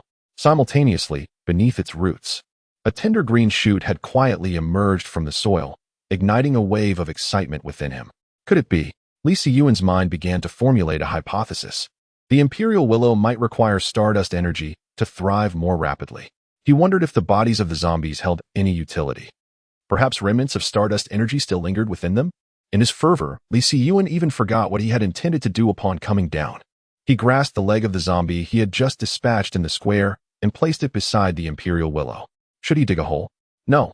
If it can absorb, let it absorb. If not, he would have to resort to feeding it living beings. Those who had survived the second wave of the Stardust virus must possess some measure of Stardust energy within their bodies, right? After dismembering the zombie into segments, he placed each piece beside the sapling of the Imperial Willow. Having completed this task, he leisurely made his way toward the opposite residential building. In the entire corridor, only the sound of Li Siyuan's footsteps and the clinking of Galen's armor could be heard. In the serene silence, even the faintest noise accentuated the stillness of the surroundings. Upon reaching the 5th floor, Li Siyuan finally halted, his long blade poised and ready. As he stepped over the last few stairs, he swung his sword, delivering a powerful strike akin to splitting a mountain. The scene froze in time. Beads of sweat cascaded from Xia Zhenhai's forehead, mingling with the blood of an unknown origin, clinging to his garments. At that moment, Li Siyuan's blade was merely a centimeter away from him, just a mere inch. In his arms, he cradled a little girl, who appeared to be peacefully asleep. Upon sighting Li Siyuan, Xia Zhenhai knelt down, voicelessly lamenting. Online marketing claims that in extreme agony, one cannot utter a sound. Li Siyuan had previously dismissed this notion as absurd. However, witnessing it now was a different story. A father, who had traversed mountains and endured countless hardships from an unknown distance, finally arrived at Anjiang. On the first night after encountering Li Siyuan, he and his daughter enjoyed a hearty meal, believing they could relish a period of tranquility. Yet, neither tomorrow nor unforeseen events could be predicted. Echoing in Xia Zhenhai's mind were the cries of his newborn at the hospital, the indistinct calls of daddy at 1 year old, the heart-wrenching sobs of separation at 3. The poignant words, "Daddy, I miss you," on his 6th birthday, and just last night, the muffled plea, "Daddy, it hurts." In a single night, the once youthful Xia Zhenhai's hair turned white, perhaps still reeling from the anguish of having personally taken his daughter's life. He unexpectedly evaded the lethal grasp of the mutated zombie. "Be careful." As Galen's warning escaped his lips, a grotesque figure lunged forth from the shadows. Li Siyuan twisted his torso, gripping the hilt of his blade firmly, and struck backward. With a roar, an arm severed and fell to the ground, its owner letting out a mournful wail of agony. Before Li Siyuan could fully discern the zombie's visage, it abruptly turned and fled, leaving a trail of blood in its wake. This world has truly grown increasingly bizarre. Emotionless, Li Siyuan gazed in the direction the creature had departed, lost in thought. After a lengthy pause, he turned to Xia Zhenhai and said, "Let us descend and find a place for eternal rest." Indeed, he found himself at a loss for words to console this disheartened middle-aged man before him. However, to Li Siyuan's surprise, of the 20 or so individuals absorbed yesterday, 2 had survived. One was Afang, the most robust among the group, and the other was Master Ma, the electrician. It seemed they too had dispatched their fair share of zombies. "Hey, you two, assist Xia Zhenhai down," he instructed before proceeding straight downstairs. Even the living had transformed into such perilous zombies after yesterday's ordeal. One could only wonder what fate awaited those who had always existed as zombies after the cataclysm. Li Siyuan felt not only curiosity, but also a thrill. The world was becoming ever more intriguing. As he passed by the spot where Di Lu had been, Li Siyuan hesitated and stepped back, uncertainty clouding his mind. "Garen, I just placed the corpse around here, didn't I?" "Yes, Summoner." "Really? This Dilliu can indeed consume zombie bodies?" Li Siyuan gazed intently at the Dilliu sapling for a few moments before departing back to the supermarket. Meanwhile, Ayao, who had been hoisted on Garen's shoulder, could no longer endure the jostling and gradually regained consciousness. "Brother Yuan? Brother Yuan." Garen gently set Ayao down, and upon recognizing him, Ayao sighed in relief. "When did you develop such a bad habit of waking up and demanding to be fed?" A languid voice drifted from behind Ayao, prompting the boy to scratch his head in embarrassment. "Brother Yuan." He took a couple of steps towards Li Siyuan, his eyes reddened. "I thought you had been crushed by a meteor." Li Siyuan then playfully flicked his forehead. "What kind of talk is that? Even if you were dead, I might still be alive." He chuckled heartily. Ayao followed behind Li Siyuan, merely grinning foolishly. However, once inside the supermarket, Ayao searched high and low but could not locate Zhang Zhang. He then approached Li Siyuan again. "Brother Yuan, where are Sister Zhang and Sister Lily?" "They are dead." "Brother Yuan, stop joking. Where are you hiding them? Hurry and bring them out. It's safe now." Li Siyuan's nonchalant tone left Ayao utterly unconvinced. At that moment, Master Ma and Afang were seen bringing Xia Zhenhai down from the upper floor. Li Siyuan pointed at them and said, "Do you see that? Yesterday, among the more than 20 individuals, only 3 remained, including your sister Zhang. She met a tragic end, and it was indeed a gruesome demise." The nonchalant, almost indifferent tone in which this was conveyed left Ayao momentarily stunned. Sitting beside him, Li Siyuan observed quietly, his gaze filled with confusion. To him, Zhang's death was of little consequence. His mind was occupied with pondering why the scales in a Yao's possession had inexplicably vanished. In comparison, this matter intrigued him far more. Could it be that the scales could be absorbed back into the body? Was it the overwhelming energy brought forth by the Stardust virus that caused a genetic mutation? Or perhaps some peculiar supernatural ability? Regardless, he decided to wait until he had slain enough zombies to uncover the truth. Chapter 37. The transformation of zombies. On the first day of the second wave of the Stardust virus, aside from Li Siyuan, the others appeared somewhat dazed. Even Li Siyuan, influenced by their lethargy, found it fitting to take a brief respite after such a period of relentless activity. He also seized the opportunity to glance at the system panel, which provided clarity to his thoughts. System panel. Host. Li Siyuan. Level 7. Equipment. Damaged black gold longsword. Imperial willow seed. Planted. Useless club, for heroes only. Characters owned. Tam, 1 star. Makai, 1 star. Garen, 1 star. Shop. 92. The information regarding Tristana had vanished from the system panel, indicating that she had met with misfortune. Alas, Tristana's fate was still quite advantageous. On numerous occasions, foresight had enabled them to achieve considerable victories. Nonetheless, there was little for him to lament, with an abundance of zombies in the world. Could he not procure a single card? Retrieving his cell phone from a corner, he discovered it had lost signal. Alas, now, even his sole source of amusement had vanished. A cell phone devoid of signal was no different from a mere brick. Indeed, it was even less useful than a brick for labor. Helplessly lying on the ground, he contemplated the idea of slaying zombies, yet dismissed it, as the thought of doing so alone seemed tedious. Thus, Li Siyuan languidly passed the day. Furthermore, without the little nurse, he could no longer indulge in the delectable mashed potatoes mixed with rice. How frustrating. Taking a moment to check on the state of the 4 individuals, he found them merely dazed before he settled onto a clean sofa. The following day, as was his custom, Li Siyuan rose early. Primarily, there was little to engage him. He even resorted to playing with the building blocks in the corner of the supermarket for 2 hours. Unlike ancient times, when the absence of mobile phones and the internet allowed one to visit tea houses for music or brothels for poetry.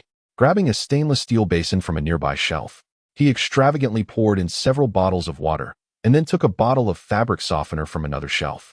After immersing his head, the water turned crimson. After repeating this process twice, his once unruly hair finally regained its freshness. Casting a glance back at the bottles of water, he realized they were depleting rapidly. He needed to devise a method to transport the previously acquired zombie toxin purifier to the water plant. However, this raised another issue, the power supply of the water plant, which in turn was connected to the hydroelectric station located 20 kilometers away. Li Siyuan, in a state of confusion, lightly tapped his head. Is it really necessary to prepare so many items to establish a camp? At that moment, he inescapably entertained the notion of joining a camp for a permanent solution. Yet he promptly dismissed it. With so many secrets weighing upon him, he lacked the confidence to face modern weaponry and emerge unscathed. Never mind. I shall wait until I can procure some superior items before deciding, he thought. Li Siyuan roused Ayao and the 3 others, asking, "What is the matter, Brother Yuan?" Ayao's voice was somewhat low and hoarse, evidently still grappling with the loss of Zhang Zhang. Meanwhile, Xia Zhenhai, whose eyes were swollen into slits, appeared utterly drained. Is anyone capable of cooking? He directed his gaze towards Ah Fong and Master Ma. Ah Fong shook his head. I'll handle it. While it is usually my wife who cooks at home, preparing a few simple dishes is well within my capability.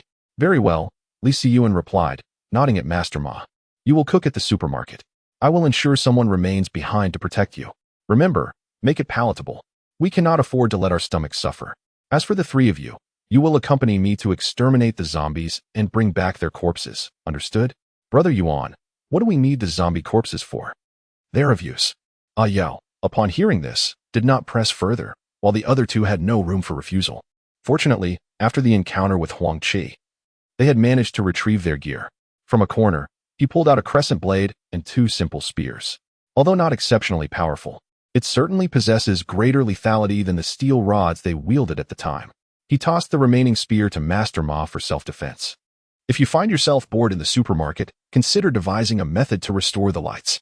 Master Ma, appearing to be in his 40s, has a kindly visage, however. Having endured 2 waves of the Stardust virus, particularly surviving the second onslaught, He is undoubtedly a formidable individual. Understood. All right, you all go have some breakfast. We shall set off while the sun remains modest. Li Siyuan trailed behind, observing the streets littered with shattered glass, his expression utterly impassive. Flanking him were Tam and Garen, with Ah Fong leading the way, a request made by Li Siyuan himself, without any coercion. Stop. Li Siyuan's gaze narrowed as he scrutinized a shattered storefront. He had not misheard. Although the sound was faint, perhaps due to enhancements from the stardust, his senses had sharpened considerably. The group maintained their formation, with Ah Fong at the forefront, gradually advancing toward the shop. At last, amid their slow progression, Li Siyuan discerned the nature of the entity within. Ah Fong, unable to suppress a wave of nausea, emitted a retching sound, which inevitably alerted the zombies inside the shop. The creature was covered in arms, those pallid appendages grasping and flailing in the air, while decayed flesh fell in fragments with each motion. It is no wonder that Ah Fong could not help but feel overwhelmed. Anyone witnessing such a sight would likely experience a significant drop in sanity. Meanwhile, Li Siyuan noticed that the zombie's left arm was severed at a certain segment. It appeared to be the very zombie he had dispatched yesterday on the residential building's rooftop. With a guttural roar, the creature let out a piercing shriek, causing its remaining limbs to thrash about with even greater fervor. Do you recognize it? It's Zhao, the one operating the crane. The zombie, however, was indifferent to their familiarity and charged forward with reckless abandon. Although its flailing arms lacked coordination, they exuded a palpable sense of menace. Ah Fong stood there in a daze until Ah Yao forcibly pulled him aside, driving his spear into the creature's ribcage. With a roar, it became evident that the zombie had evolved to feel pain. The tremendous force of the impact sent Ah Yao sprawling to the ground, revealing glimpses of dark, scaly patches upon his arm. Yet, this was not the moment for examination. Garen, now. Li Siyuan and Garen advanced together, driven by the fear that this zombie might flee as it had the previous day. He believed that such a creature should not be allowed to escape. Li Siyuan and Garen positioned themselves to the left and right, effectively blocking its path, while Tam and Ah Yao stood in front of it, with the building looming behind. They awaited the zombie's decision on where to break through. Chapter 38. The terrifying second stage zombie, perhaps realizing that Li Siyuan was not as imposing as Garen and lacked the numbers that Tam and the others possessed. The zombie charged directly toward him. A cold smirk crept across Li Siyuan's face. It seemed that the creature had forgotten the lessons of pain from its previous encounter. Gripping his sword tightly, he prepared to unleash a true display of power. The blade swung fiercely from behind, descending with the expectation of cleaving through the foe effortlessly. Yet, to his astonishment, the zombie executed a mid-air maneuver, its numerous erratically grown arms folding together to form an armor composed entirely of limbs. As the strike landed, Li Siyuan was taken aback by the unexpected resistance he felt in his hand. His full-powered strike had not severed all the zombie's arms. However, having chosen to confront Li Siyuan's assault in this manner, it was now prepared to face the colossal sword of Garen head-on. With a thunderous roar, Garen's might was undeniable. His sword came crashing down, sending the zombie hurtling against the wall of a nearby shop. The pristine white tiles shattered upon impact, while the force of the blow caused the creature's shoulder to collapse, revealing an unusual dark crimson flesh beneath. Taking advantage of its vulnerability, the ancient truth of strike when the enemy falters applied just as much to the undead. Li Siyuan wielded his knife, while Garen brandished his sword, one slender, aimed at the neck, the other hefty, directed at the abdomen. The clash of steel echoed, crack, bang. In perfect synchrony, Li Siyuan's blade severed the zombie's neck, halting against the concrete pillar, while Garen's colossal strength reduced the creature's midsection to a pulpy mess. Ah Fong could no longer contain himself, retreating to the side to vomit, while the others, though pale, managed to hold their composure. The creature was effectively reduced to 3 dismembered parts. After shattering its skull, Li Siyuan beheld a surge of starlight energy, far greater than any he had absorbed before, manifesting before his eyes. The energy emanating from this cluster of stardust far surpasses that of any previous stardust, rendering even the articulate zombie and the one with breath insignificant in comparison. A wave of refreshing vitality surged through him. Let us go. Remember the location of this zombie. We shall return for it later. The group fell silent, reinstating their formation. This time, Ah Yao assumed the responsibility of leading the charge, boldly taking the forefront, especially since Ah Fong, with his imposing stature, faltered upon encountering an unusual zombie. Li Siyuan remained quiet, leisurely trailing at the rear. During their search, they encountered numerous armless zombies, aimlessly wandering the streets in a daze.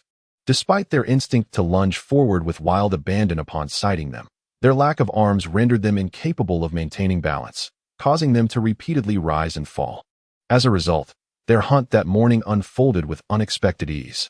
It was not until close to noon that the zombies began to exhibit more normal behavior, becoming increasingly formidable. They appeared to have evolved, with not only enhanced muscle and bone density, but also increased cunning, adeptly swaying side to side to evade attacks, albeit only in a limited manner.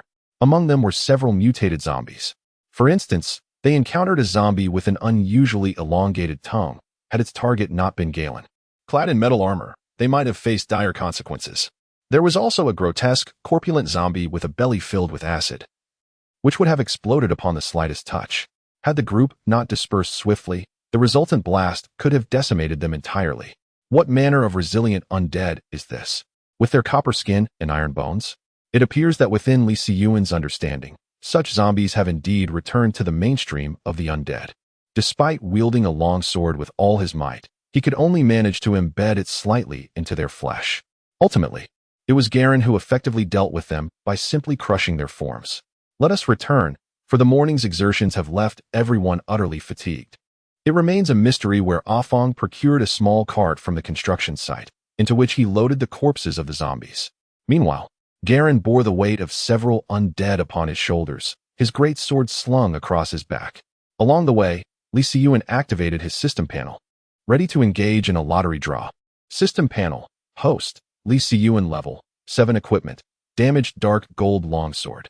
Imperial willow seed, planted. Useless club, for hero use only. Characters owned, Tom, 1 star. Makai, 1 star. Garen, 1 star. Shop, 121. After an entire morning, they had only managed to slay a mere 20 zombies, leaving Li Siyuan feeling somewhat disheartened. Such a feat as one person single-handedly dispatching 100 zombies with a single frog would not occur again.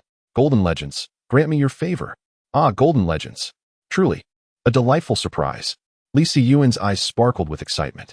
After all this time, he had finally drawn a 2-cost card. Vi, in the game, is a 2-cost card, whereas previously, Tom, Makai, Twisted Fate, and Garen were all 1-cost cards. The potency of a single-cost card was already impressive, so Li Siyuan could not help but anticipate the strength of this 2-cost card. Moreover, Vi's synergy aligns perfectly with the heroes he had just summoned. The valiant generals of the 3 kingdoms possess additional health and spell power. Upon entering the fray, each victorious battle augments this additional bonus by 10, stacking up to 5 times permanently. Garen and Vi are both characters from the 3 Kingdoms card game, requiring merely 1 card to establish the 3 Kingdoms synergy. Moreover, Vi also boasts the fighter synergy, necessitating just 1 more fighter to achieve a total of 4 fighters. Despite being part of the Chosen One system, he finds himself diverging further along the path of fighters. Although Li Siyuan feels somewhat helpless, he is generally quite pleased.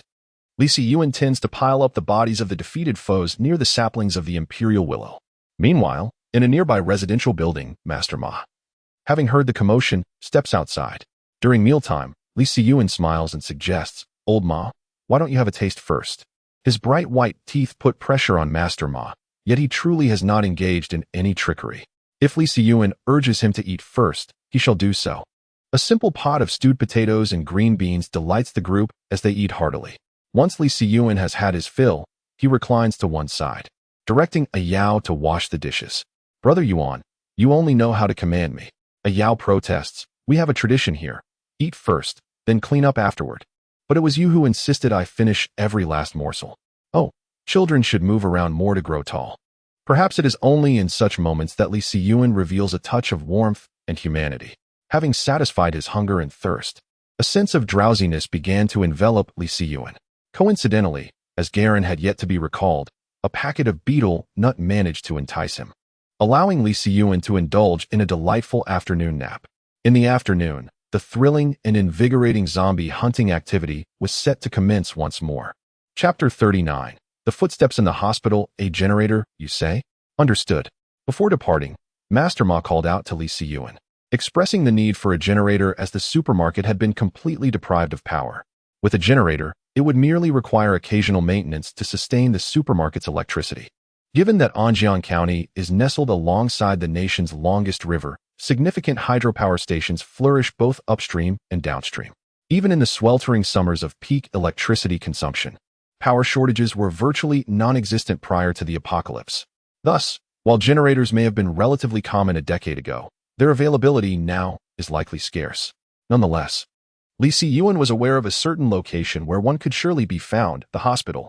Hospitals must ensure a continuous and stable power supply, leaving no room for error. Therefore, even with ample electricity, every hospital is mandated to be equipped with a generator. Li Siyuan resolved to investigate this matter further, hoping to procure some medical supplies from the hospital as well. Unfortunately, with 2 doctors and nurses at home having been swiftly eliminated, he would have to rely on his instincts when it came time to retrieve them. Along the way, he encountered an increased number of zombies, and they had become exceedingly difficult to handle. If one must seek a reference, it would be that the zombies of yore were akin to the intellectually impaired, while the current zombies resemble armored imbeciles.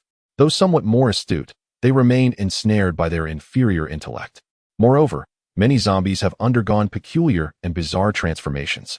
In summary, the survivors have experienced a modicum of enhancement, yet when juxtaposed with the zombies, such improvements are negligible. Action. Even before traversing a few streets, they had already begun to encounter zombies, a harbinger of peril for them. The city of Anjiang is rather confined, should the zombies continue to propagate outward at this pace. Locating the supermarket would be a mere trifle. He shook his hands slightly, alleviating the fatigue in his arms, yet the gravity in his gaze intensified. Their current rate of zombie extermination was alarmingly sluggish. Among the 5 present, only he and Galen could truly deliver a fatal blow in one strike. Although Ayao wielded equipment procured from the system, which could indeed pose significant challenges to the zombies, it ultimately fell short. As the sun approached the horizon, they found themselves on a street adjacent to a nearby hospital. Li Siyuan's arm was slightly flushed, a testament to the overexertion. With the muscles in his arm twitching involuntarily and his hand trembling ever so slightly. In contrast to Ayao, who grimaced while tending to the blisters on his palm, Li Siyuan maintained a far more composed demeanor. After taking a sip of water, he patiently awaited the others to recuperate. During this interval, Li Siyuan discreetly activated his interface. System panel, host, Li Siyuan level, 8 equipment, damaged black gold longsword. Emperor Willow Seed, planted. Useless club, for heroes only. Owned characters, Tom, 1 star. Makai, 1 star. Garen, 1 star. Vi, 1 star. Shop, 49. Li Siyuan had only dealt with a mere 20 or so zombies, a stark decline in efficiency compared to previous days. He longed to return to the earlier times when he could swiftly accumulate more. After draining the last drop of water from his bottle, he closed the system panel and addressed the individuals sitting on the ground. Let us proceed and retrieve our belongings swiftly. Upon entering the hospital, Li Siyuan was immediately confronted with the sight of dismembered corpses. During the zombie outbreak, the hospital was bustling, though not as crowded as during the day with the constant flow of visitors accompanying patients. However, the beds at Anjiang County Hospital had always been in high demand. The horror of a zombie crisis erupting in such a context is self-evident. Many patients lying in their beds were unable to escape, forced to witness helplessly as zombies devoured them mercilessly. From the onset, he had observed that zombies had a penchant for feasting on faces and abdomens. This gruesome fate did not lead to immediate death, yet in such moments, who among them would not wish for a swift end? Scattered limbs and severed arms lay everywhere, with bones exposed to the air beginning to oxidize and turn yellow. The hospital's white walls were marred with chaotic brown stains of blood. The group traversed the blood-soaked corridors, their hearts pounding with trepidation. At this moment, Garen led the way, navigating through the constricted environment. Under such cramped conditions, Li Siyuan hesitated to allow Ayao to take the lead. In the hushed atmosphere, the sound of their footsteps became particularly jarring. Suddenly, Li Siyuan quietly urged everyone to halt. The others exchanged anxious glances at the figure standing in the center, Li Siyuan. What had initially been a matter of uncertainty crystallized into conviction as they paused. Someone was trailing them. Whether it was a human or a zombie remained unclear, but Li Siyuan suspected it was more likely the latter. He had just discerned an additional set of footsteps. Initially, he thought he had misheard. However, once they ceased movement, that extra sound lingered for a moment longer before fading away. Thanks to his heightened senses, Lee Si-Yuan could hear it distinctly. Without uttering a word, he silently gestured toward the upper floor. The others understood immediately and began to discreetly distance themselves from the staircase. Their objective was to locate the generator. Such an astute zombie would be far more terrifying than those meandering outside. Lee Si-Yuan pointed in the direction of the hospital's electrical room. As they resumed their advance, they concentrated on discerning the additional footsteps. Yet this time, that extra sound did not reappear. Soon, guided by the map affixed to the wall, they arrived at the electrical room. Upon entering, they were taken aback. "Brother Yuan, are we really supposed to move this thing back?" "Huh." Lee Si-Yuan felt a twinge of foolishness. The generator capable of serving as a backup power source for the entire hospital is not merely of ordinary dimensions. Behold this towering structure, nearly 3 meters in length, dwarfing even Lee Si-Yuan. With only a handful of individuals, can they truly manage to transport such a colossal object? Perhaps they should first consider whether it can be disassembled. If it can be separated into several parts, multiple trips may be required. What a miscalculation! Lee Si-Yuan, cradling his head, made his way to the entrance. He pushed open the door to inhale the fresh air, leaving the task of disassembly to them. Summer Jinhai, an expert in bridge construction, could not dismantle it. What use would a mere high school graduate like him have? He retrieved a fresh pack of cigarettes from his pocket, shaking it slightly in his hand to compact the tobacco. Tap, tap, tap. With a firm grip on the cigarette box, Lee Si-Yuan lowered his gaze and bit down on a cigarette, placing it between his lips. Chapter 40. The terrifying special zombie. With a flick, the cheap 1 yuan lighter ignited, casting an orange glow. He inhaled deeply, the taste of nicotine mingled with tar rushing into Lee Si-Yuan's lungs, only to be forcefully expelled moments later. Raising his eyes to the ceiling, he tucked the cigarette box into his pocket. Suddenly, a thunderous crash reverberated, accompanied by a violent tremor. The few individuals in the distribution room were startled, while Lee Si-Yuan was violently thrust against the wall by a wave of force. "Brother Yuan." A Yao rushed to Lee Si-Yuan's side, eager to assist him to his feet. However, he waved his hand in refusal. A slight pain coursed through me, urging me to take a moment. As I spoke, a glimmer of light enveloped me, and a figure gradually materialized. I had thought I had sufficiently overestimated the strength of this zombie, only to realize that I had also overestimated my own abilities. Simultaneously, the black blade, which had accompanied me throughout these past days, shattered into countless fragments, leaving only a small section of the blade intact. A Yao stood on high alert, eyes fixed on the adversary before him, oblivious to the blisters forming on his hands, gripping the spear tightly. His elongated frame appeared emaciated, resembling little more than skin stretched over bones. It was as if he had been vacuum sealed, the flesh drawn away, leaving only the skin to cling to his skeletal form. Before him, alongside Garen, stood another figure adorned with oversized gauntlets, causing a Yao to momentarily lose his composure. Has Yuan Gu transformed into someone else again? A Fang and Xia Jinhai were concealed within the distribution room, acutely aware that this battle was far beyond their capacity to engage. Their presence would only sow confusion. Ga? Lee Si-Yuan observed this unique zombie as it struggled to rise. With a grimace, it extracted a shard of blade embedded in its thigh. Gaga. The zombie sprang to life, moving with an extraordinary swiftness, appearing before everyone in the blink of an eye. So fast, Lee Si-Yuan's pupils constricted, instinctively reaching for the long knife in his grasp to strike, but in the next instant, a colossal fist descended upon him. The peculiar zombie, fixated solely on Lee Si-Yuan, was sent hurtling through the air by the massive blow. After tumbling twice, it astonishingly regained its footing on the ground. With a roar, the zombie lunged forward again after its initial attack failed. However, Lee Si-Yuan was shielded by 2 figures ahead. Garen's golden armor glimmered in the sunlight, a dazzling sight. The blunt edge of his massive sword met the claws of the zombie, sparking a flurry of embers. The terrifying strength of the zombie was surprisingly on par with Garen's, but perhaps that was an understatement. Its speed far surpassed Garen's, perhaps by several magnitudes. Garen could only remain rooted in place to withstand the onslaught. Meanwhile, Lee Si-Yuan was captivated by the sound of steam billowing in his ears. Vi's gauntlets shimmered with intricate patterns, a deep azure light illuminating the entire piece, rendering it both enchanting and enigmatic. "Let me do it." At that moment, Vi shouted, her body twisting as she delivered a powerful punch in one fluid motion. The resounding clang prompted Garen to withdraw his sword and step aside, allowing Vi the space to unleash her might.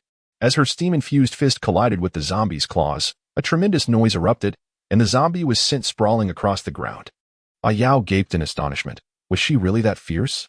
If only Li Siyuan knew what Ayao was pondering, he would surely elucidate the concept of a one-punch hero. With Vi's boundless potential, that zombie would likely be obliterated. In the distance, the zombie staggered back to its feet, one arm grotesquely twisted, evidently rendered useless from Vi's earlier strike. Yuan, brother Yuan, is it smiling? Li Siyuan's gaze was fixed intently on the undead creature before him. Had it truly evolved to such a terrifying extent? He naturally noticed the grotesque smile etched across the zombie's face. Its skin was taut over bones, with the corners of its mouth stretched back to its ears, presenting a visage both frenzied and horrifying. Ka! Eliminated, Li Siyuan commanded, prompting Garen and Vi to charge forth. Simultaneously, they unleashed Tom. From the very beginning, Tom had not appeared before Afong and Xia Zhenhai. Thus, when a luminous toad emerged before them, they were so startled that they tumbled to the ground. However, at that moment, no one paid them any heed. Vi and Garen surged ahead. Should a second such zombie materialize, Li Siyuan feared that the four of them would not withstand even 3 seconds of confrontation. When the battle concluded, both Garen and Vi bore injuries. The zombie was not only extraordinarily resilient but also possessed remarkable speed. This particular undead exhibited a modicum of intelligence, albeit limited, which allowed Vi to seize the opportunity to incapacitate its legs. Had its intellect been slightly higher, they might have met their demise here today.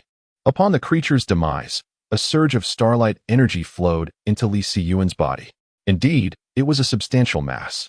He had never encountered such a copious amount of starlight energy, which filled him with both astonishment and delight. Moreover, the effects of this energy were strikingly pronounced. Even the speed of his wound healing accelerated significantly, and he felt his strength ascend to a new pinnacle. It was exhilarating.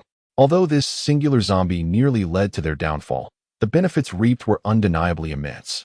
It is indeed unfortunate that the ebony long sword, which I had finally grown accustomed to wielding, has shattered. I must seek an opportunity to procure another weapon. Now, how has your research on the generator progressed?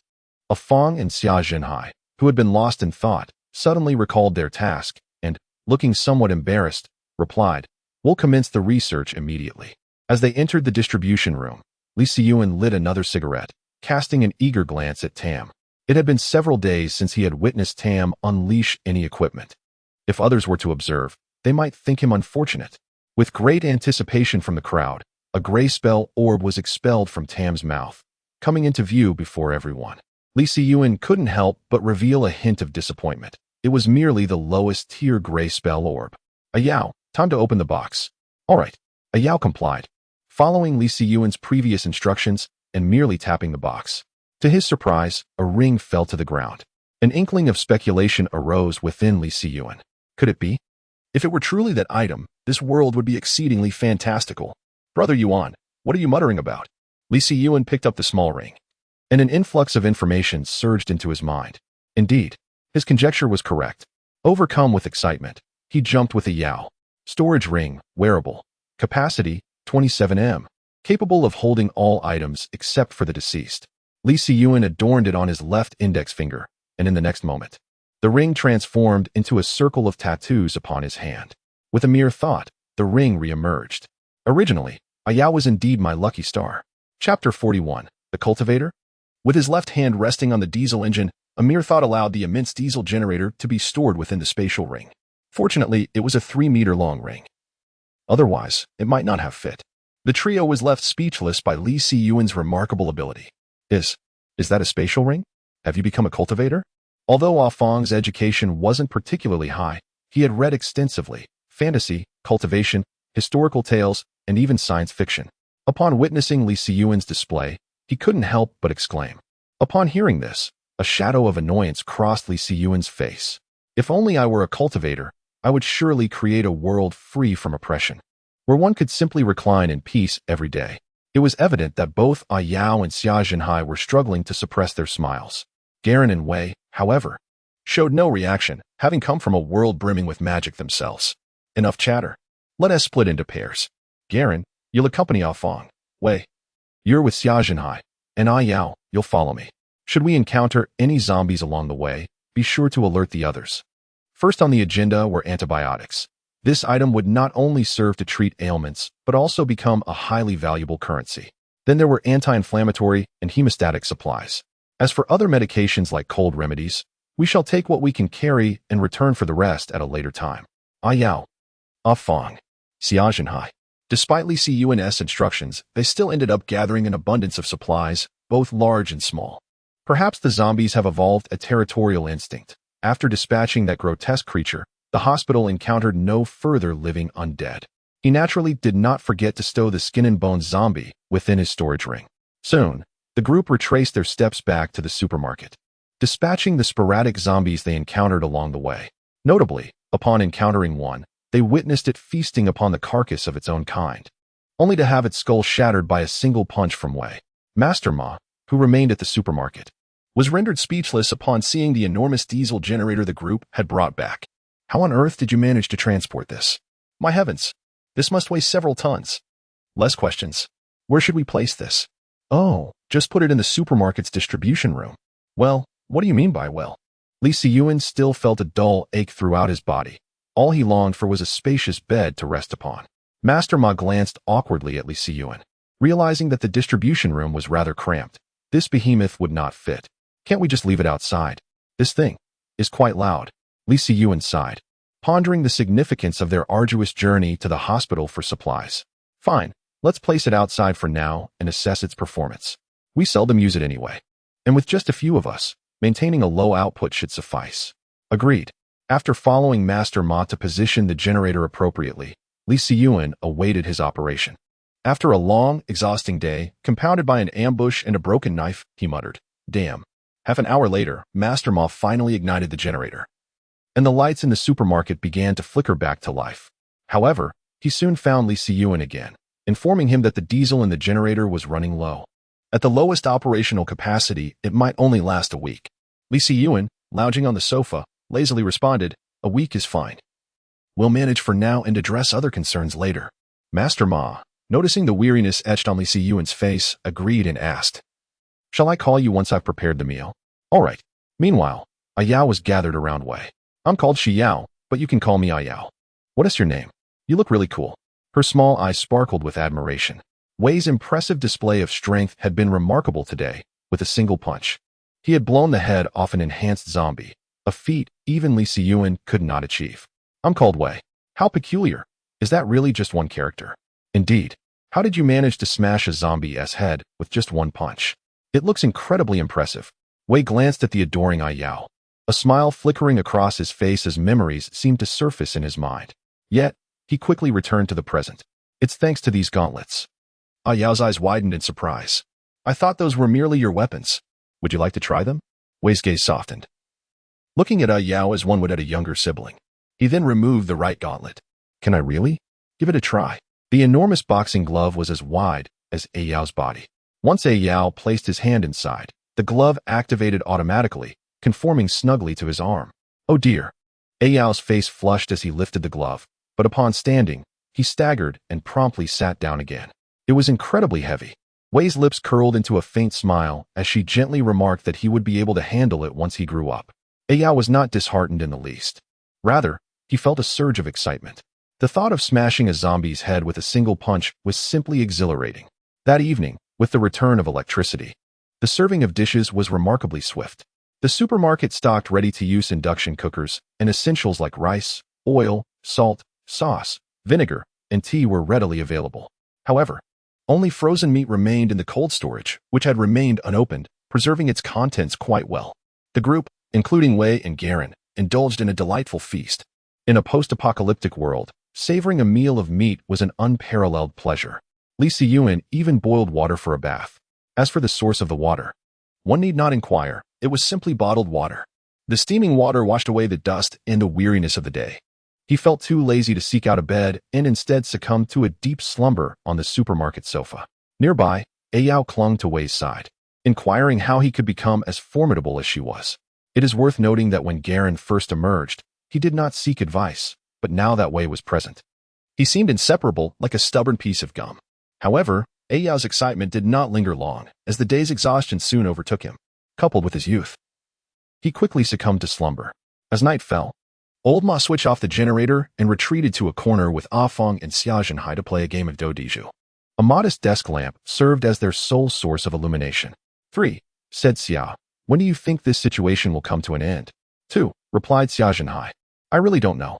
I'm merely an educator. How could I possibly have the answers? All I know is that as long as I am by the side of this new leader, my safety is somewhat assured. Little Wang interjected, but we are ultimately outnumbered. Forget about seeking refuge in a survivor camp 400 kilometers away. At the very least, shouldn't we find a safer place to survive? This county is swarming with at least 200,000 zombies. If we inadvertently attract their attention, it would spell our doom. That's easy for you to say, retorted Big Wang. What will we do for supplies once we get there? What about energy? We might end up starving before the zombies even find us. Hey, Ah Fong, what's with your attitude? Have you truly accepted this person as the leader? Old Ma candidly replied, to be honest, I have indeed accepted him. You must have noticed his abilities, telekinesis, spatial storage rings, each one a hallmark of a cultivator. I am certain he is a practitioner of the mystical arts hidden among ordinary people. Now that you mention it, that might be plausible, mused Little Wang. So, staying close to him could actually be our safest option? That's not just idle talk. I'm sticking with him regardless. Old Ma then turned to Xia Zhenhai. Leader Xia, among the three of us, you have the most education. What are your thoughts? Hearing this, a bitter smile appeared on Xia Zhenhai's face. The book does not provide any guidance on how to respond to the outbreak of a zombie virus. Nor does science offer insights into how one might be conjured from thin air. Aside from reclining in silence, what else could he do? Chapter 42. The midnight arrival of the dead at just past 1 o'clock in the morning, the three of them concluded their game of Dodiju. As there were more pressing matters to attend to the following day, you all should head to bed. I'll just take a quick break. In the stillness of the night, had it not been for the faint moonlight, it would have been impossibly dark. Ah Fong loosened his belt and made his way to the corner by the supermarket entrance, preparing to relieve himself. Step, step, step, step. Step. The sound of approaching footsteps grew closer, and Ah Fong initially assumed it was Lao Ma or Xia Zhenhai seeking to do the same. I called for you earlier, but you didn't come. Afraid I might outdo you? He jested, rising onto his toes and shaking a bit before pulling up his trousers. Haha, the low murmurs failed to capture Ah Fong's attention. I'm heading into sleep now.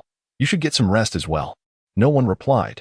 Instinctively, Ah Fong glanced towards the source of the sound. In that fleeting second, a sudden urgency surged within him once more. Little did he realize how loud his previous words had been, but after tonight, he might never wish to raise his voice again. With trembling hands, he slowly steadied himself against the wall, cautiously shifting his feet. Li Siyuan had previously instructed them that zombies possessed poor eyesight and a limited sense of smell. If one were sufficiently quiet, perhaps they could evade death in the presence of the undead. The heart pounded like a drum, and blood surged rapidly throughout his body.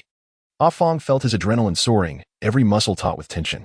Just as he believed he could safely escape into the supermarket, a terrifying roar caused his legs to weaken, sending him crashing to the ground. A chilling growl reverberated, followed by a cacophony of screams. Li Siyuan, still immersed in slumber, was abruptly awakened. He rolled over and grasped the remnants of a long knife, its blade diminished to a mere fragment, his eyes wide with fear. Hastily, he followed the direction from which the sounds emanated. However, the night proved unfriendly to human vision. Stumbling, Li Siyuan reached the supermarket entrance and, illuminated by the moonlight, beheld Garen and Weili ensnared in a multitude of foes. Nearby, Ah Fong lay on the ground, paralyzed by terror. Get inside.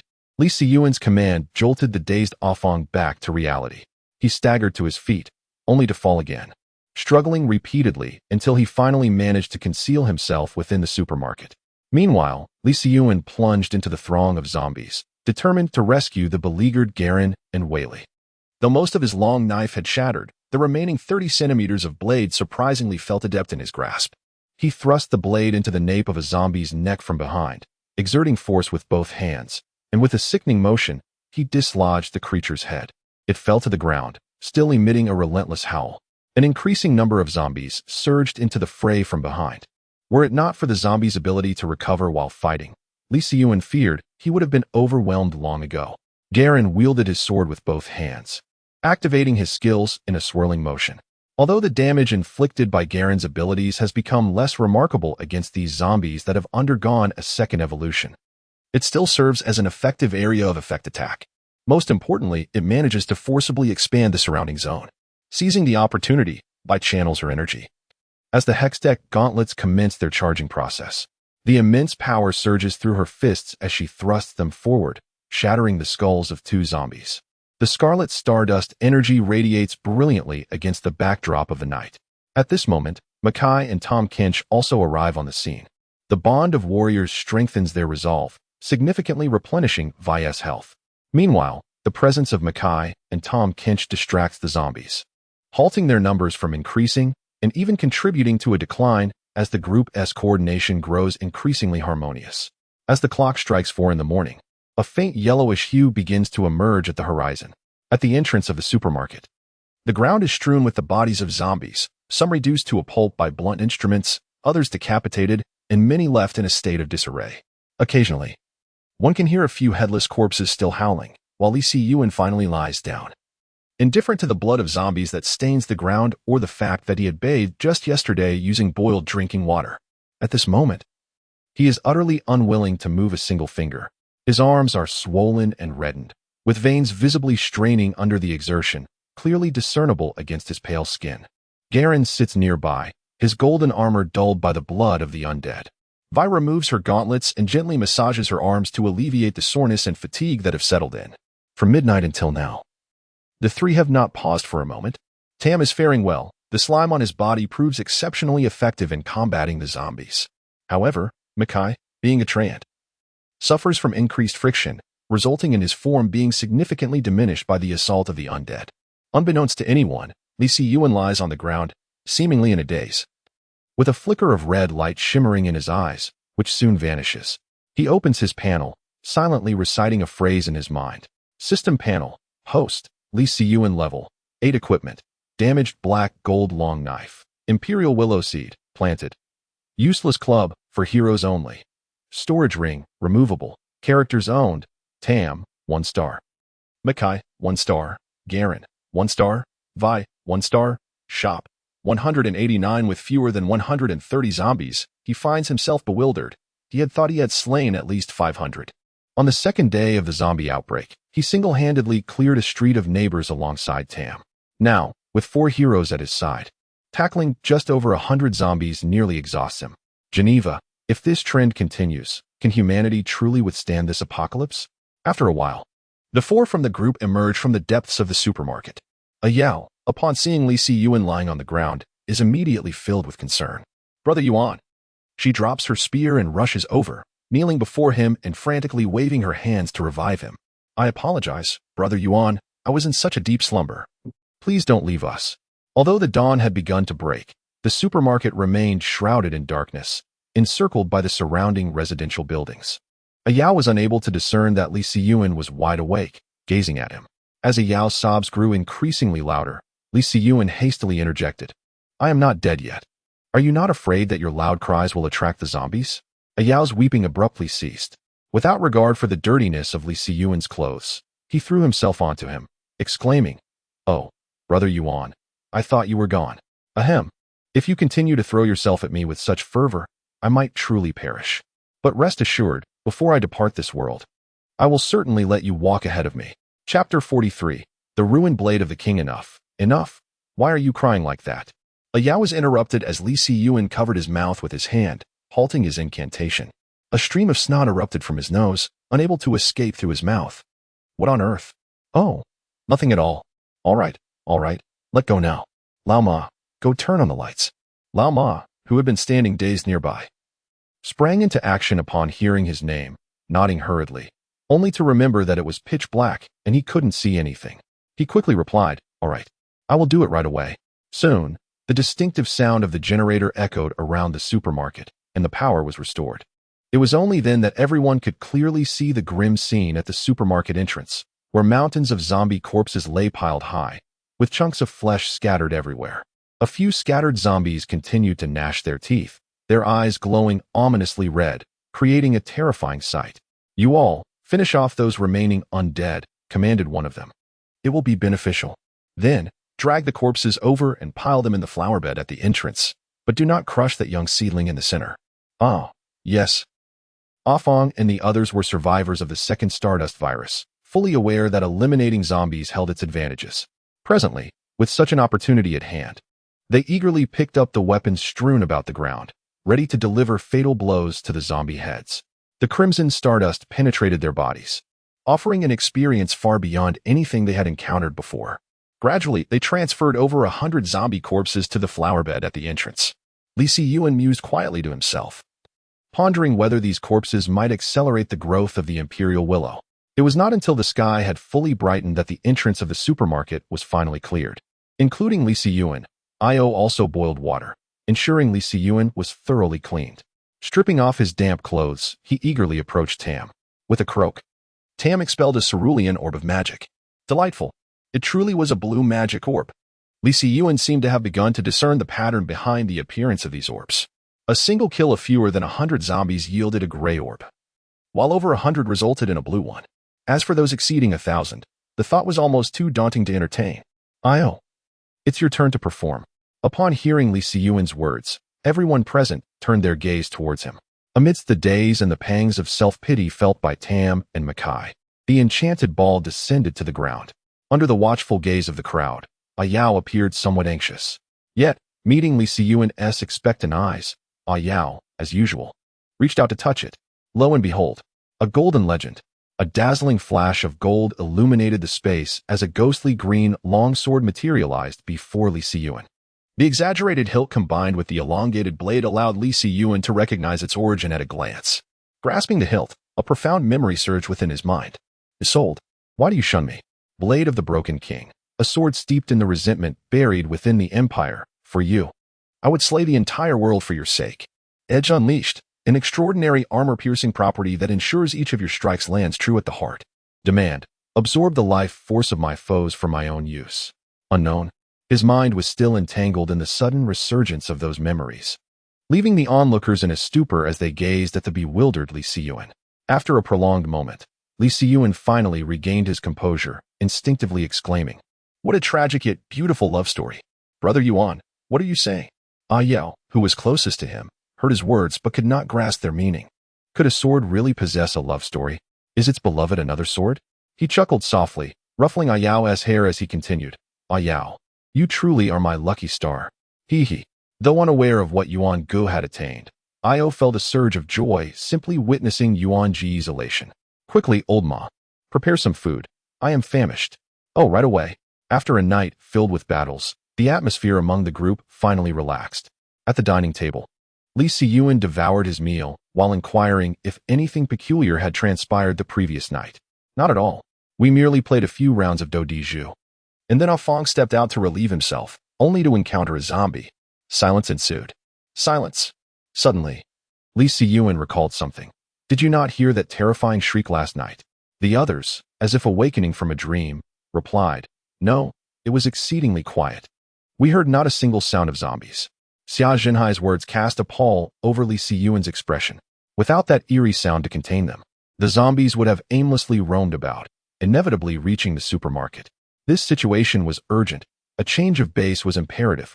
As for investigating the disappearance of that sound, regrettably, Li Siyuan did not possess the ability to navigate through a sea of 100,000 corpses. Moreover, even if the corpse king capable of commanding such legions still lived, what could Li Siyuan possibly offer other than merely providing additional sustenance? Conversely, should this corpse king be deceased, the entity that defeated him would surely be beyond Li Siyuan's reach. Thus, at present, the foremost priority is to seek a suitable new residence and to depart from Anjiang County. What are your thoughts on this matter? The group remained silent as they dined. If Li Siyuan himself could not decipher the situation, what insight could they possibly offer? They merely sat there with their bowls in hand. Brother Yuan, are we really going to move? Only Ayao, noticing the silence, ventured to ask softly. Li Siyuan set down his utensils and wiped his mouth with a napkin. He then spoke in a calm tone. There may be a formidable zombie king within Anjiang County, capable of commanding 100,000 zombies. However, it is now possible that it has been slain by an even more powerful undead. Do you grasp my meaning? Li Siyuan's words fell upon the group like a heavy stone, stirring tumultuous waves of concern in their hearts. Since the truth is now laid bare, I shall refrain from elaborating further, and instead, I will discuss our potential new location. Where to? Ayao asked, his large eyes sparkling with excitement. Having never ventured beyond the county, he had long yearned for the world outside. Li Siyuan did not meet Yao's gaze. Instead, he turned to Xia Zhenhai and the others, and slowly stated, I plan to relocate to Lpingshan. It is closer to the city and boasts tens of thousands of fruit trees. Nearby flows the Min River, with a hydropower station upstream not far away. And at the mountain's base, there are 4 large hospitals, though it is highly probable that the area has already been occupied. Having outlined the pros and cons, Li Siyuan quietly observed the 3 individuals before him. Xia Zhenhai and the others understood that it was time to pledge their loyalty. As Li Siyuan remarked, Green Screen Mountain possesses numerous virtues. However, there exists one detail that Li Siyuan failed to elucidate to them. The distance from Green Screen Mountain to the nearest official southwestern survivor camp has increased, now approaching 500 kilometers. Just as Lao Ma exhibited signs of distress, Afang took the initiative to declare, I, Afang, am a person of Brother Yuan. In life, I am his ally, and in death, I am his ghost. I merely hope that when the time comes, you find me agreeable enough to impart the secrets of cultivating immortality. Li Siyuan, Ayu, Xia Zhenhai, Lao Ma. Chapter 44, Departure. Xia Zhenhai chuckled softly before slowly articulating, I, old Xia, am now but a worthless life. It matters not where I go. At this, all eyes turned towards Lao Ma. Li Siyuan's right hand caressed his left, his fingers gliding over the tattoo on his index finger. Under the scrutiny of the group, Lao Ma felt increasingly uneasy, for he was the only one who had yet to pledge his loyalty. Nervously avoiding Li Siyuan's gaze, he ultimately succumbed to the pressure of their collective stares, exclaiming, I'll go with you. Is that not acceptable? The others erupted in laughter. Excellent. It seems you all have made your decisions. Let us convene shortly to discuss our plans. Li Siyuan was quite satisfied with their choices. However, should he have been displeased? The dilapidated blade of the Broken King might very well have descended upon their heads, though he preferred not to contemplate such an outcome. Observing the others as they busied themselves with disposing of refuse, Li Siyuan commenced his own lottery activities. Come here for a moment. Coming, Brother Yuan. He initially intended to seek out Vi, who was outside the supermarket, but upon hearing Li Siyuan's words, he hurriedly jogged over to him. What's up, Brother Yuan? Oh, nothing. I just wanted to lean on you. As he spoke, 5 cards had already been revealed. Caitlin's Black Stockings, Alchemist Refining Equipment, Hextech Revolver, Makai, and Yumi. Li Siyuan exclaimed, this time, I truly struck gold. Aya is indeed my lucky star. Excluding the first useless item and the 2 heroes, Alchemist Refining Equipment, sounds quite impressive. Perhaps they could extract residual stardust energy from the corpses of zombies. Unfortunately, none of them had studied chemistry, which might have come in handy. Additionally, there was Hextech Revolver. It is well known that anything related to Hextech is extraordinary, such as Vi's gauntlets, Jace's cannon, or the portals. This signifies the pinnacle of technology in a magical era. However, he also coveted the heroes. With Yumi enhancing health and attack speed, acquiring 2 more Makai cards would elevate him to 2 stars. Though Makai had always been somewhat unassuming among them, he played a significant role when summoned initially. For a moment, Li Siyuan found himself in contemplation. Reflecting on their current combat capabilities, excluding Xia Zhenhai and his team, who were utterly ineffective, only he, Aya, and Garen Vi possessed meaningful combat strength. Tom and Makai could now only serve as mere shields. With this perspective, everything appeared much clearer. A gleaming silver revolver materialized in Li Siyuan's hand, perfectly sized and fitting comfortably within his grasp. With a sense of delight, he began to toy with it, realizing he now possessed a formidable firearm.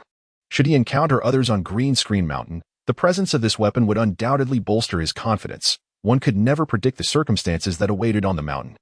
Brother Yuan, where did you acquire that pistol? A Yao, standing nearby, was taken aback by the sudden appearance of the handgun in Li Siyuan's possession. Although she had previously witnessed his ability to store items from afar, this firearm was something entirely new to them. Li Siyuan chuckled as he patted a Yao on the back. The secrets of the universe must remain undisclosed. Now off you go. Oh. A Yao walked away, but not without glancing back at the revolver in Li Siyuan's hand multiple times. Throughout the morning, their group busied themselves packing useful supplies, with food being the most sought-after item, followed closely by medicine and water. We also need to locate a sturdy vehicle, preferably one that runs on gasoline. Finding a car shouldn't pose much of a challenge. We can check the underground garage of Yujiang Tower. There are plenty of vehicles there. We can take our pick. Yujiang Tower, situated in Anjiang County, boasted the most desirable riverside views, renowned for its exorbitant prices and luxurious accommodations. Many high-end cars frequented the vicinity. The onset of the apocalypse had surprisingly granted them an opportunity to indulge in the thrill of luxury vehicles, which visibly excited old Ma. Meanwhile, Lee Si-yuen rummaged through a supermarket and discovered a national map along with maps of various provinces and cities.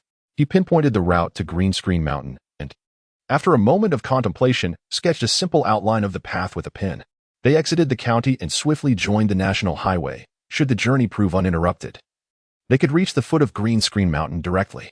In previous years, access to the mountain was restricted for external vehicles, thus driving up was undoubtedly feasible. However, at present, no one seemed to enforce such rules. The primary concern lay with the zombies roaming the city. To reach the mountain's base, they would need to traverse through the city, where a moment's carelessness could result in being ensnared within a horde of the undead. As Lee Si-yuen pondered this, a sudden explosion disrupted his thoughts, accompanied by the voice of Ah Yao. "Brother Yuan, more zombies are wandering over." Lee Si-yuen frowned. It was evident that they needed to hasten their departure. "Let us gather our belongings quickly. We should set out before nightfall." Half an hour later, Lee Si-yuen's storage ring was brimming with supplies, including all the medications salvaged from the hospital, various high-calorie foods, and water. Unfortunately, the generator they had painstakingly transported from the hospital could not be taken any further. "Let us go." After organizing their items, each person carried a large bag filled with food. At Lee Si-yuen's command, they streamed out through the supermarket's back door. The back entrance led directly to Binjiang Road, and beside it, adjacent to Anjiang High School, stood Yujing Terrace. They rushed frantically, nearly reaching the entrance of Yujing Terrace within 10 minutes. The nearby Anjiang High School, the largest in the area, was eerily deserted, its atmosphere amplifying a sense of dread. Ignoring their surroundings, they dashed into the underground parking of Yujing Terrace. Who would have imagined that the first vehicle they encountered would bring them such astonishment?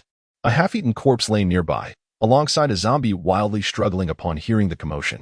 The group exchanged glances, noting the several protruding dents on the car door. Lee Si-yuen, gripping a battered blade, plunged it into the door, pinning it firmly against the seat. A faint crimson energy seeped from within the vehicle, reminiscent of the zombies infected during the initial arrival of the Starfall virus. "All right, let us first locate the vehicle." Soon, Ah Yao stood beside a pickup truck in the corner, waving at Lee Si-yuen. "Brother Yuan, what do you think of this one?" Lee Si-yuen was contemplating the merits of a pickup. It would be ideal if they could also find additional items to stow in the back. Furthermore, a 5-seater pickup was perfectly suited for their needs, allowing Galen and Wei to sit in the rear, providing both mobility and oversight of their supplies. According to the information displayed in the garage, they located the owner's residence and successfully discovered a set of keys at the entrance. They procured some fuel from other vehicles in the underground garage, filling the pickup's tank to capacity. With Xia Zhenhai taking the driver's seat, he inquired, "Shall we depart?" "Indeed. Let us set forth." Chapter 45. Abilities? "Brother Yuan, why am I holding this flower pot?" In the rear seat, Ah Yao cradled a pot containing the imperial willow that Lee Si-yuen had planted days earlier. This imperial willow had been voraciously consuming numerous zombie corpses daily and had already grown to the height of a palm. "A precious item indeed. You shall hold it." "Oh." Having failed to glean the answers he sought from Lee Si-yuen, he resolved to lean against the bedside and indulge in a brief slumber. At present, they were preparing to traverse from Anjiang County Bridge towards the national highway. Once they reached the highway, the zombies in the urban area would pose little threat to them. As for the journey ahead, the outbreak had occurred late at night, close to dawn. At this hour, while traffic on the national highway might not be sparse, it certainly wouldn't be overwhelming. Lee Si-yuen gazed out at the swiftly passing scenery, his thoughts drifting. It had only been a few days since the outbreak, and even he, a man endowed with a system, found himself compelled to relocate. He could hardly fathom what fate had befallen the ordinary citizens at this very moment. In the midst of his melancholy, he pondered the uncertainties of the future. Eventually, exhausted from the previous night's battle that had lasted until dawn, Lee Si-yuen dozed off against the window. The next time he awoke, it was to the sound of a sudden, harsh break. What was happening? A large horde of zombies. The occupants of the vehicle instantly became alert. Galen and Wei, seated in the back of the pickup truck, swiftly disembarked. Lee Si-yuen opened the door and stepped out, a shimmering longsword materializing in his hand. Its slender blade glimmered ominously. He cast his gaze towards the distance, where 2 large buses had collided. These zombies must have emerged from there. On the nighttime national highway, Lee Si-yuan's greatest concern lay with the long-haul trucks and buses. The trucks, laden with cargo, could easily obstruct the road, while the buses represented the current predicament. Summoning Tam and Makai, he instructed them to safeguard their vehicle while also protecting the meager fighters within. He then charged forward, wielding the ruined King's Blade. In comparison to the black steel longsword, the ruined King's Blade was significantly lighter and shorter, yet equally suitable for dual-handed use. More importantly, its sharpness surpassed that of the black steel longsword by an immeasurable margin, at least against the zombies before him. A single strike would suffice to fell one. Furthermore, as a passive ability of the ruined King's Blade, Claim, activated as he plunged the weapon into the flesh of the undead. Subsequently, the zombie's body withered at a visibly accelerated pace. Aya watched in astonishment, her eyes wide open. Yuan Gu, this sword is formidable. There were approximately 50 to 60 zombies, and with the collective efforts of the group, they were swiftly dispatched.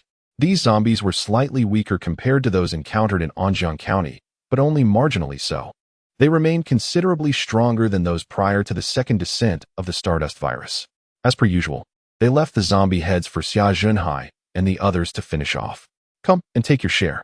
The three hurriedly disembarked from the vehicle, their blades flashing as the crimson stardust energy surged into their bodies. Xia Zhenhai, who had been feeling fatigued from a restless night, suddenly felt invigorated after absorbing the stardust energy, banishing any thoughts of drowsiness. Just as they were about to reboard the vehicle and continue their journey, Lao Ma stood at the door, suddenly shouting in terror, I'm on fire. I'm burning. As he spoke, the flames engulfing him flared even larger. The blackened windows of the vehicle reflected the image of a figure ablaze. Old Ma shed his outer garment and collapsed to the ground, rolling back and forth in agony. Yet, the flames showed no signs of abating. Lee Si-yuan retrieved a large bucket of mineral water from his storage ring and poured it over Old Ma, the sound of evaporating moisture resonating in the air. However, Old Ma's cries grew even more anguished. Xia Zhenhai and Yao were about to join in dousing him with water, but Lee Si-yuan halted them. Wait, what are you waiting for? The fire is raging. A person could perish. A Fong, disregarding the warnings, poured more water onto Old Ma. Thick white smoke billowed from him, and his wails intensified.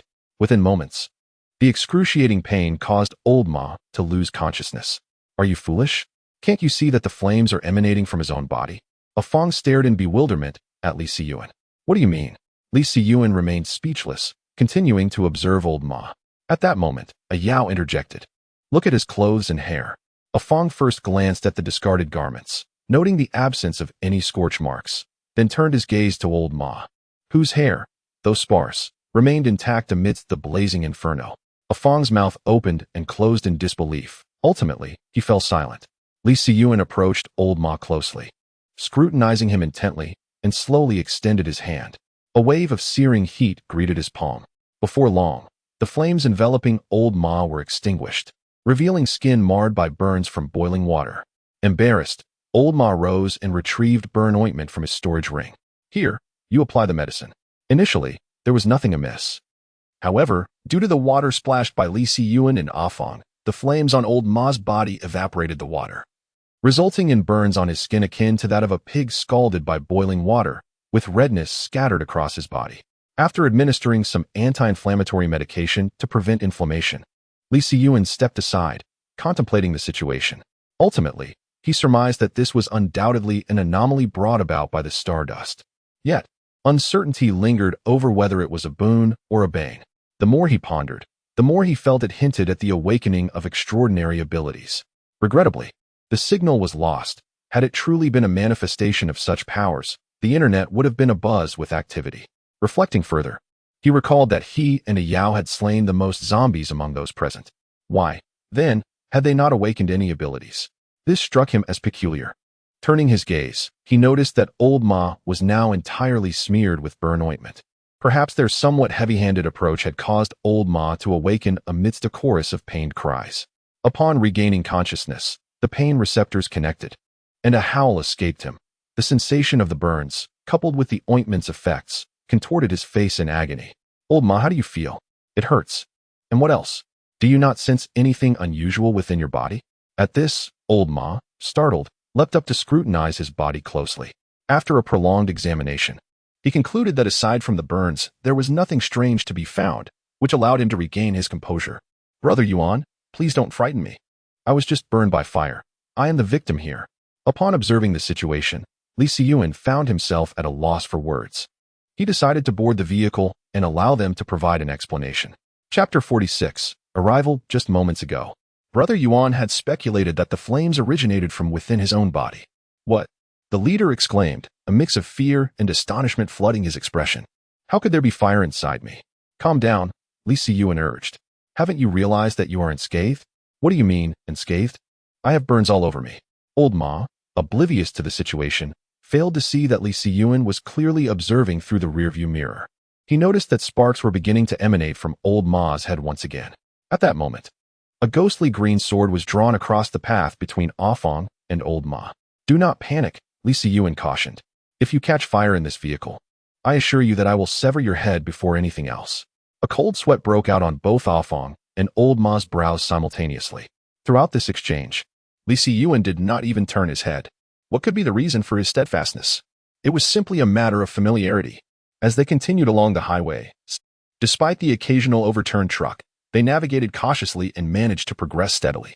Furthermore, due to the numerous mountain roads in the area, many vehicles opted to descend directly from the hills, choosing to reroute entirely. Thus, the journey ahead appeared relatively stable. After more than an hour, they arrived at the final toll station before entering the city. The electronic toll collection system had long ceased to function. Li Siyuan exited the vehicle and broke the barrier, discovering 2 fire extinguishers nearby. After a moment's contemplation, he seized them and brought them into the vehicle. As the laughter erupted from a Yao upon seeing Li Siyuan boarding the vehicle with something cradled in his arms, Old Ma cast an awkward glance at him. Trust in science. Next time a fire breaks out, we need not fear, Li Siyuan remarked, indicating the carbon dioxide symbol on the fire extinguisher. The vehicle gradually came to a halt, and Xia Jinhai fixed his gaze intently on the road ahead. To reach Greenscreen Mountain, they had no choice but to traverse the heart of the city. Thus, whether to drive recklessly or to disembark and proceed cautiously depended on Li Siyuan's decision. The desolate bridge evoked a sense of unease. Driving seemed prudent. The Minjiang Bridge was spacious enough that even if they encountered a horde of zombies, they could still retreat in time. The passengers in the back began to feel the tension rise. They extinguished the headlights and maneuvered slowly along the elevated road, just as the sky above darkened ominously, unleashing a torrential downpour accompanied by thunderous roars. The cacophony of rain and thunder drowned out the sound of the vehicle's movement, bringing a sense of calm to Li Siyuan and his companions, yet simultaneously revealing a scene of utter despair, a million-strong horde of zombies. Li Siyuan was momentarily taken aback.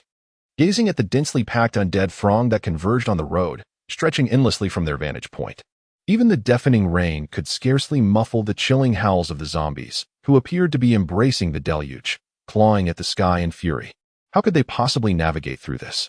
Li Siyuan felt a dryness in his throat as the gravity of the situation sank in. Indeed, with a staggering population of 14 million and an infection rate of 80% among the undead, one cannot help but reflect on the previously fanciful notions that now elicit a bittersweet smile. Even if they were to slay them all, would these zombies ever be fully managed? This issue transcends national boundaries. In times like these, humanity truly emerges as a cohesive community of fate. With a sigh, Li Siyuan remarked, "Let us proceed. The zombies are congregating in the heart of the city, undoubtedly under the control of a zombie king. We shall find a position at the periphery to halt." Xia Jinhai, his expression devoid of emotion, ignited the vehicle. This was merely a third-tier city. The official southwestern camp lay adjacent to a first-tier metropolis, and considering the millions of souls amassed there, the notion of ordinary people being integrated into that realm gradually took shape in Xia Jinhai's mind, culminating in a sense of bittersweet irony upon realization. His peripheral vision caught sight of Li Siyuan, who was resting with his eyes closed in the passenger seat. Perhaps trailing closely behind this young man would offer a glimmer of survival in this apocalyptic world. Li Siyuan had already demonstrated an impressive array of capabilities, each possessing the potential to induce seismic shifts, even amidst the chaos of the end times. This thought provided Xia Jinhai with a slight sense of reassurance. Soon, the vehicle traversed the Grand Bridge, and they prepared to disembark. Shouldering the backpacks from the pickup truck, they braced themselves against the fierce warm winds and torrential rain. embarking on a new journey. Boss Song. It seems that the people from Shiliang Distillery have sent more individuals over. In the Grand Hall of Green Screen Mountain, a lively gathering of revelers engaged in song, dance, and revelry.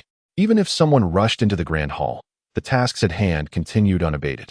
Seated in the place where the three altars of the sea meeting deity once stood were three young men, seemingly of the highest rank, in their 20s.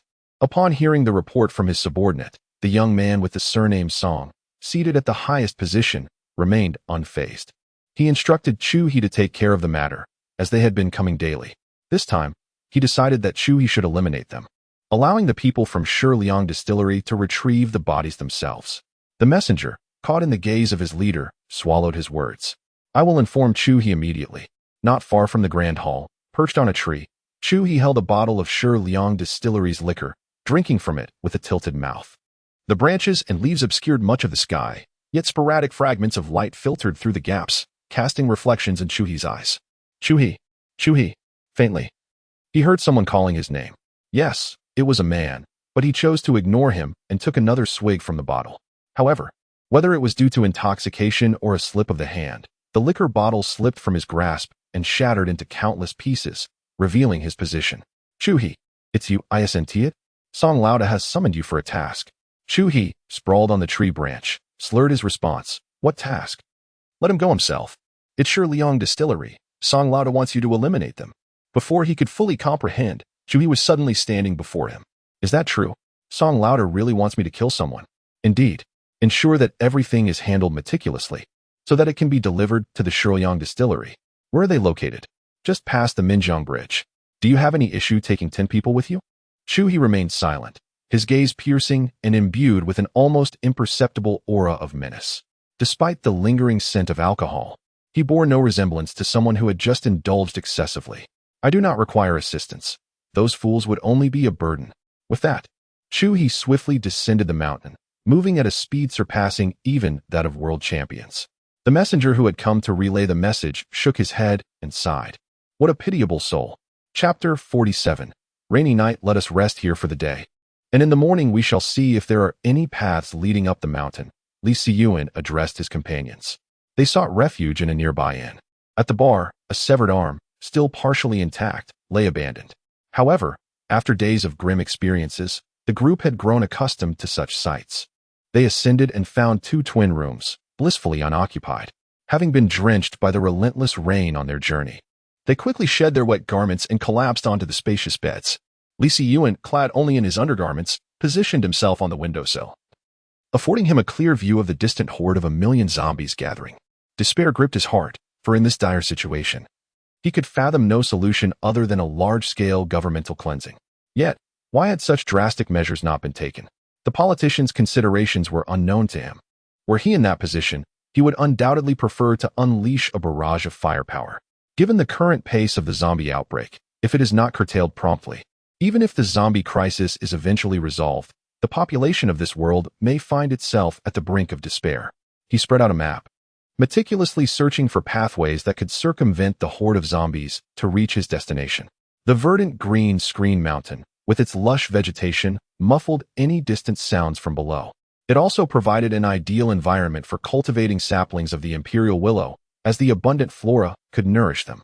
After dining, Li Siyuan stood at the window, gazing out at the rain.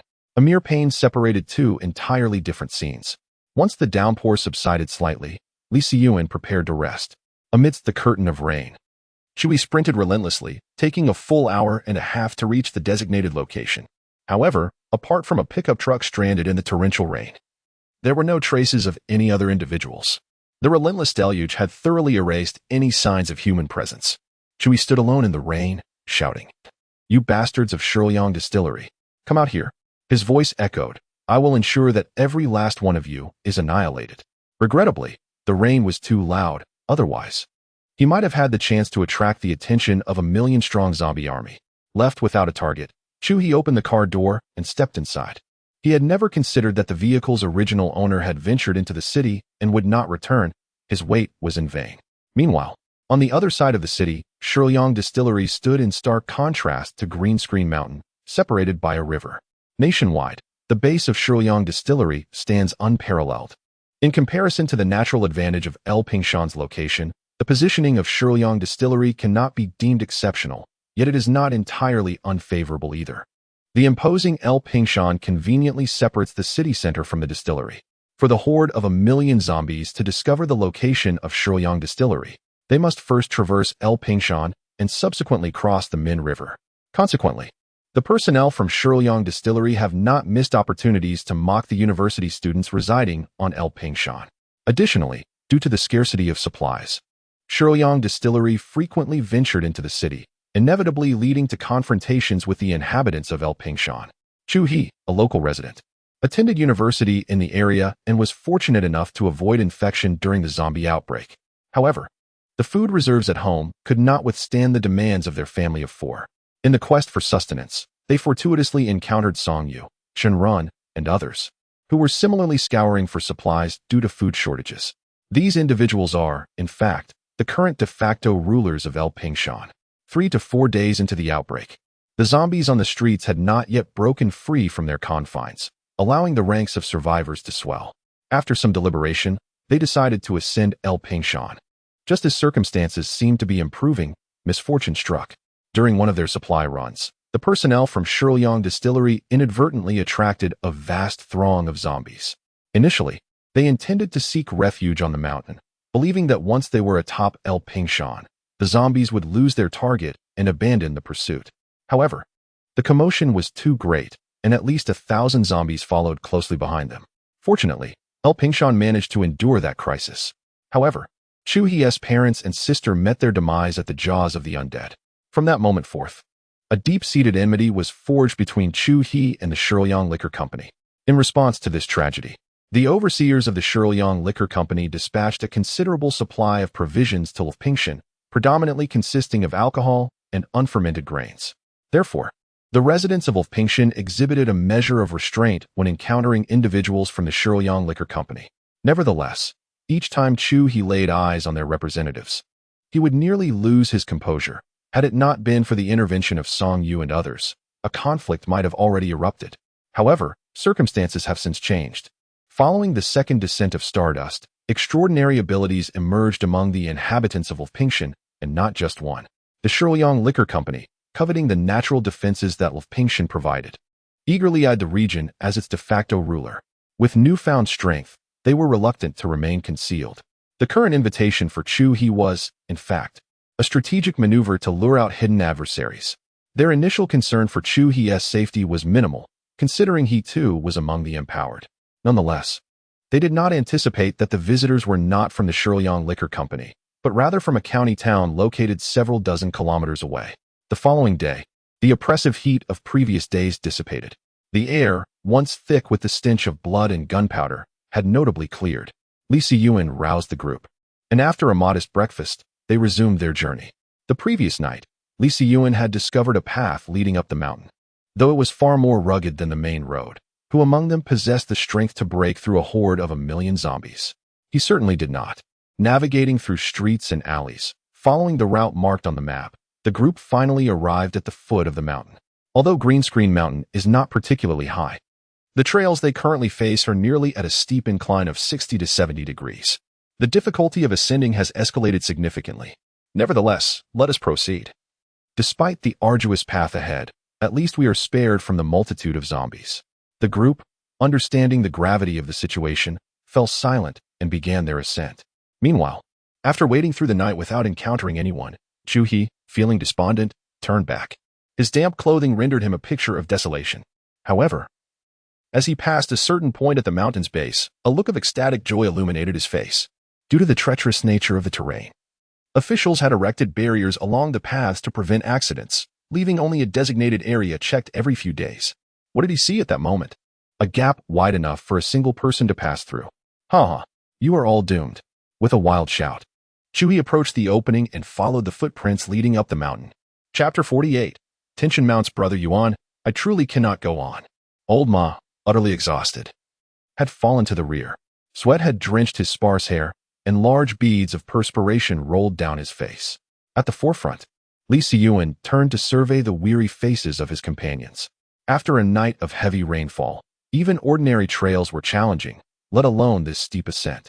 Noticing the pallor on everyone's faces, Li Siyuan refrained from urging them onward. Having already begun the climb, reaching the summit seemed inevitable. Perhaps a brief respite was in order. Upon hearing this, the weary Xia Zhenhai and Afang also took a seat, disregarding the muddiness of the ground beneath them. As they twisted open their water bottles, they began to quench their thirst. Li Siyuan cast a glance at the seemingly endless mountain path ahead, gulping down an entire bottle of water. They had been trekking for over an hour, and the mountain appeared insurmountable. Just as Li Siyuan was about to suggest continuing their journey, a Yao, lost in thought beside him, turned to look behind Li Siyuan. "Be careful, Brother Yuan," he shouted urgently. Li Siyuan's pupils dilated in alarm.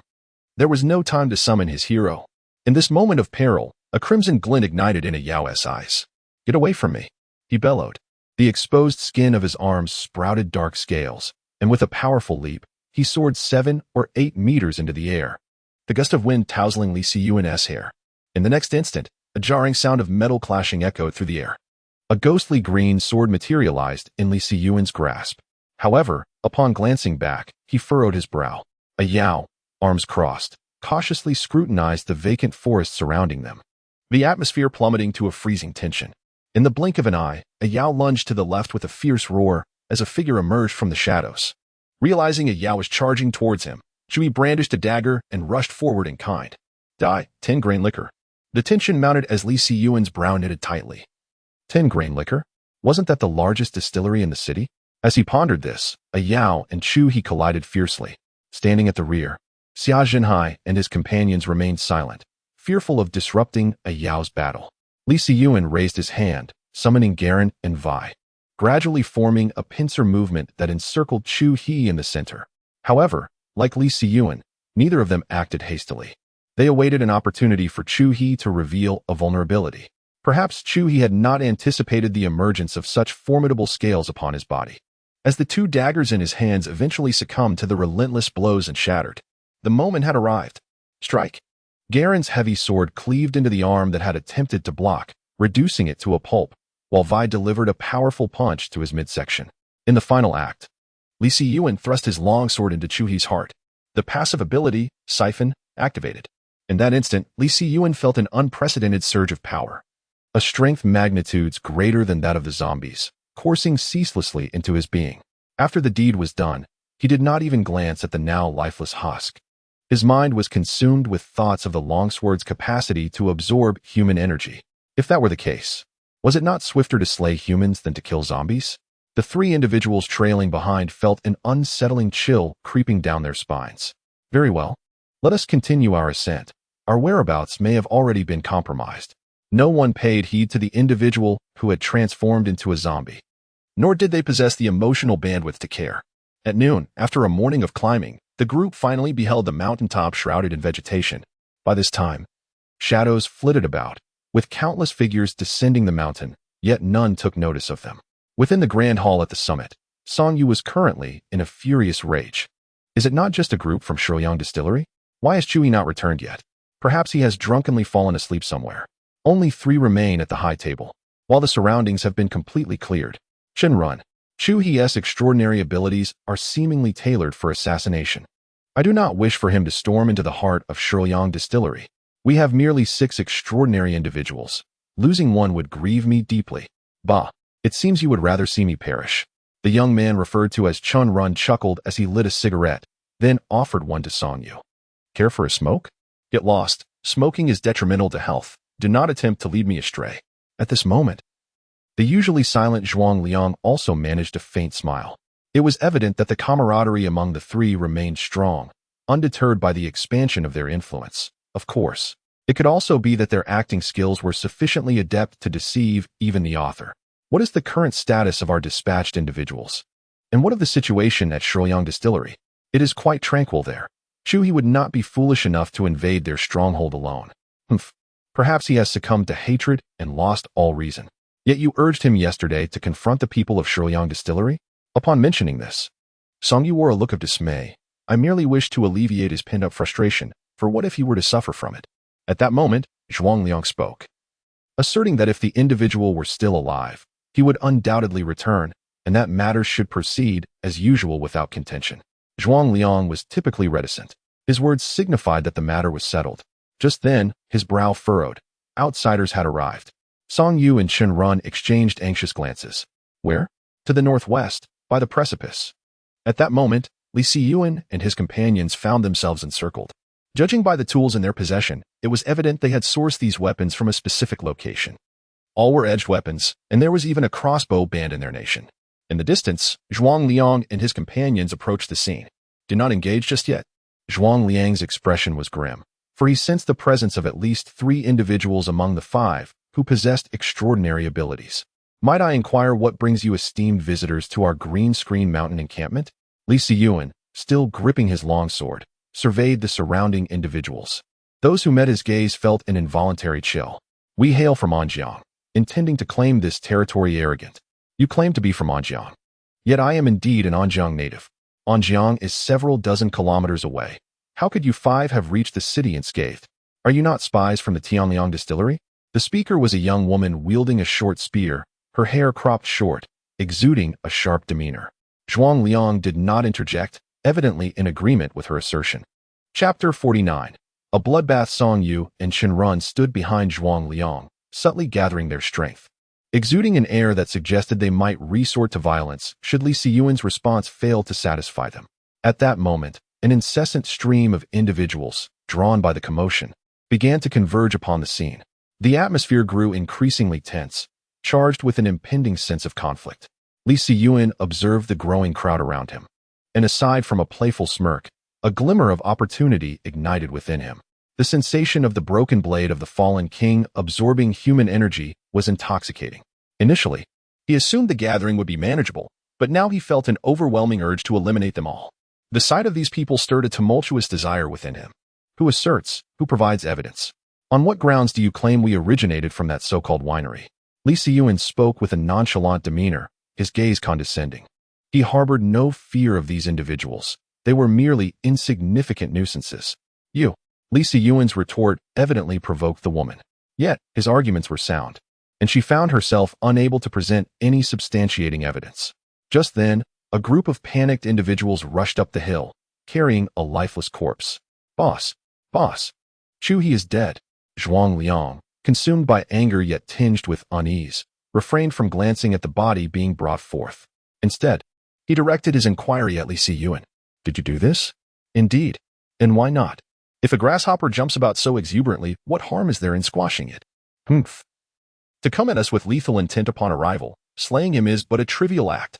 Yao stepped forward defiantly, a faint red glow flickering in his eyes, while a subtle layer of black markings emerged upon his arms, clearly indicating that he too was poised for action.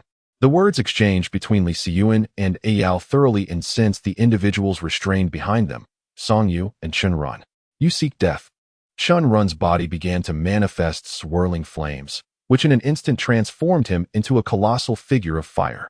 Meanwhile, the garments adorning Song Yu's form floated freely as if stirred by an invisible wind, gradually lifting from the ground. Old Ma was the first to perceive the commotion surrounding Chen Run as a spark ignited above his head. It was as if the spark had set ablaze a pile of dry kindling. As for Yao, black scales re-emerged upon his arms, spreading across his fingers and forming into a sharp claw at his fingertips. Zhuang Liang also underwent a transformation. White threads resembling a spider's web appeared within his pupils, connecting the thoughts of everyone present in an imperceptible manner. The moment Li Siyuan and his companions made a move, their attacks would be unleashed simultaneously. For streaks of light danced and flipped in the palm of Li Siyuan's hand. At that moment, a look of dread surfaced on Zhuang Liang's face, for he had discerned 4 unparalleled golden energy forms emanating from Li Siyuan's palm. The brilliance of that golden light was almost blinding. It was energy far surpassing that of his own companions by several magnitudes. Wait! Everyone present turned their gazes towards Zhuang Liang, including Li Siyuan, whose expression was one of intrigue. He had long noticed the peculiarity in Zhuang Liang's eyes. This is also the reason for his silence. He is reluctant to manage such a large group of people. As it stands, these 3 individuals can maintain order within the camp, clearly making them the best choice. It is better to resolve misunderstandings than to harbor animosity. Since it is all a misunderstanding, it is best to clear the air. We warmly welcome friends from afar. Zhuang Liang. What do you mean, Zhuang Liang? Zhuang Laoda? It is quite disheartening for Zhuang Liang when his own friends and subordinates fail to comprehend his actions. Li Siyuan is keen to witness their internal strife, yet upon seeing Zhuang Liang stabilize the crowd, he remarks, "University beast?" Indeed, no wonder he speaks so eloquently. Zhuang Liang remains silent, and although others feel indignant, they refrain from further comments. Particularly, Song Yu and Chen Run are aware of their brother's unique abilities, leading them to realize that Zhuang Liang must have perceived something significant to prevent them. Thus, a potential conflict quietly dissipates. Li Siyuan and the others settled into the modest wooden cabins constructed at the Green Screen Mountain camp. Though they appear rather rudimentary, it would be inappropriate to immediately occupy the leader's dwelling. After all, does it truly matter where one sleeps? Li Siyuan sits cross-legged on the simple bed, a broken King-S blade resting on his lap. Today feels peculiar. He is not a bloodthirsty killer, yet during the standoff, it felt as if a voice in his mind incessantly urged him to unleash his wrath. After much contemplation, he realizes that only this sword could disrupt his thoughts. It is an exceptional blade. Within the grand hall atop the mountain, Song Yu, Chen Run, and Zhuang Liang gathered, accompanied by two unfamiliar faces who had previously confronted them at the foot of the mountain. "Zhuang Liang, you must provide a thorough explanation," Chen Run demanded, his demeanor revealing a fiery temperament, perhaps a reflection of his awakened fire abilities. With no outsiders present, he voiced his concerns candidly. Zhuang Liang's expression was one of bitterness. "Did you notice the 4 orbs of light in the hands of their leader?" he inquired. "I did, but what of it? Are those his abilities? The energy contained within them is at least 50 times more potent than yours." Chen Run's words faltered, his grip on his knee tightening abruptly. A grave expression crossed Song Yu's face, while the previously absent Gung Hongyang and Du Bin displayed exaggerated expressions of disbelief. "Impossible. We have relentlessly hunted zombies. There cannot be anyone far stronger than us. Not to mention that other youth, merely in his teens, possesses energy levels significantly exceeding yours." Silence enveloped the hall, rendering the 5 individuals unable to utter a single word. After a prolonged pause, Song Yu finally spoke. "What shall we do next? And what of Chu He? Has his life been so easily extinguished? How will others perceive us? Indeed, the authority we painstakingly built may be lost just like that. Can any of you ensure we can eliminate him before he unleashes his wrath?" Once again, a profound silence enveloped the atmosphere. The conversation between Zhuang Liang and the others was indeed astonishingly unconventional. They believed they had slain a considerable number of zombies. Yet the notion of 50 times that amount seemed utterly preposterous. Even with relentless pursuit, such an outcome appeared implausible. Nonetheless, it was perhaps for the best. At least they displayed no overt malice. If they could coexist peacefully, it would be most advantageous, for their strength would undoubtedly enhance the safety of our camp. Thus, there was no alternative but to accept this situation. The meeting of the 5 leaders of Green Screen Mountain came to an abrupt conclusion. Chapter 50. Wishing you prosperity in martial affairs. Early the following morning, Zhuang Liang, accompanied by several individuals, proceeded to the small wooden cabin where Li Siyuan and his companions resided, intent on engaging in a cordial dialogue. Knock, knock, knock, creak. Li Siyuan cautiously emerged from the cabin. "What is it?" Both groups exhibited friendly expressions, a stark contrast to the tension that had characterized their previous encounter. "We wish to inquire about your true intentions." "True intentions?" Li Siyuan raised an eyebrow, sensing a shift in the atmosphere. Noticing the change in his demeanor, Zhuang Liang continued, "Or rather, we seek to understand your forthcoming arrangements. As you are aware, everyone learned of Chu He's situation yesterday." Li Siyuan was familiar with the adage that one should not strike a smiling face. Thus, Zhuang Liang's visit did not provoke a hostile reaction from him. "Now that we find ourselves here, surely we are akin to family, are we not? Do you not share this sentiment?" The expressions of those following behind were somewhat grim. What distinguishes Li Siyuan's words from a threat? Only Zhuang Liang's expression remained unchanged as he earnestly replied, "If that is your intention, then so be it. The apocalypse has descended, and the remnants of humanity must band together for warmth. However, should anyone dare to jeopardize the faintest glimmer of our future, we shall extinguish them, even at the cost of our lives, provided, of course, that you possess such strength." Li Siyuan's remarks rendered Zhuang Liang and his companions momentarily speechless, and the atmosphere grew tense once more. "I understand the purpose of your visit. Rest assured, as long as my interests remain unharmed, I am more than willing to consider this place my new home." Naturally, Zhuang Liang extended his hand, and although Li Siyuan appeared somewhat taken aback, He reciprocated the gesture. May your martial fortune flourish. And you as well. With that, Zhuang Liang departed with his entourage. Li Siyuan watched their retreating figures, a smile playing at the corners of his mouth. How intriguing, and quite audacious. Creak, the doors of the adjacent rooms swung open simultaneously. A yell approached Li Siyuan, asking, Brother Yuan, what do they mean by that? Her fingers crackled with a defiant spirit. Ruffling her hair, he replied, It's nothing. From now on, this will be our new home. Xia Zhenhai and the others were taken aback by this response, yet it undeniably resonated with their desires. In a world ravaged by chaos, what could provide greater solace than a stable refuge? Before long, the green screen mountain camp began to bustle with activity. Li Siyuan observed Song Yu and Chen Run leading a substantial group in preparations. Their gear primarily consisted of small wooden blocks carved from planks, though they appeared rudimentary. They proved quite effective against ordinary zombies. Are you preparing to descend the mountain to clear out the zombies? He inquired. Indeed. Zhuang Liang replied as he approached from a distance. What arrangements do we have? Zhuang Liang smiled and said, You only need to send one ability user. I have always been curious about how you categorize these ability users, Li Siyuan remarked. You are unaware? Zhuang Liang looked at Li Siyuan with a hint of surprise, for he was well aware of the energy Li Siyuan possessed. Yet, they seemed oblivious to the classification of abilities. In that case, you shall postpone your descent for the morning. I will elucidate this matter for you. Please wait a moment. With that, he departed before Li Siyuan could respond, making his way to the assembled group preparing to descend the mountain. Among the 600 to 700 individuals from Green Screen Mountain, at least 300 were fully equipped and ready to embark. Zhuang Liang stood before the crowd, displaying no signs of trepidation, and commenced the customary pre-battle rally. Finally, may all of you enjoy prosperous martial fortunes and return safely. Martial fortunes prosper, they echoed. Subsequently, under the leadership of Song Yu and Chen Ran, the group descended the mountain. Zhuang Liang returned to Li Siyuan's side. Let us proceed to the Great Hall, he suggested. Within the Great Hall, Zhuang Liang, Geng Hongliang, Du Bin, and Li Siyuan sat facing one another. Without further ado, I shall begin by explaining the various types of abilities we currently know, he stated. Li Siyuan nodded, signaling him to commence. Firstly, we recognize the existence of 3 categories: elemental abilities, transformation abilities, and those with special functions. As the name suggests, elemental abilities are exemplified by Chen Run from yesterday and this esteemed elder, encompassing fire, as well as Song Yu's wind, and Du Bin's water, all of which I classify under elemental powers.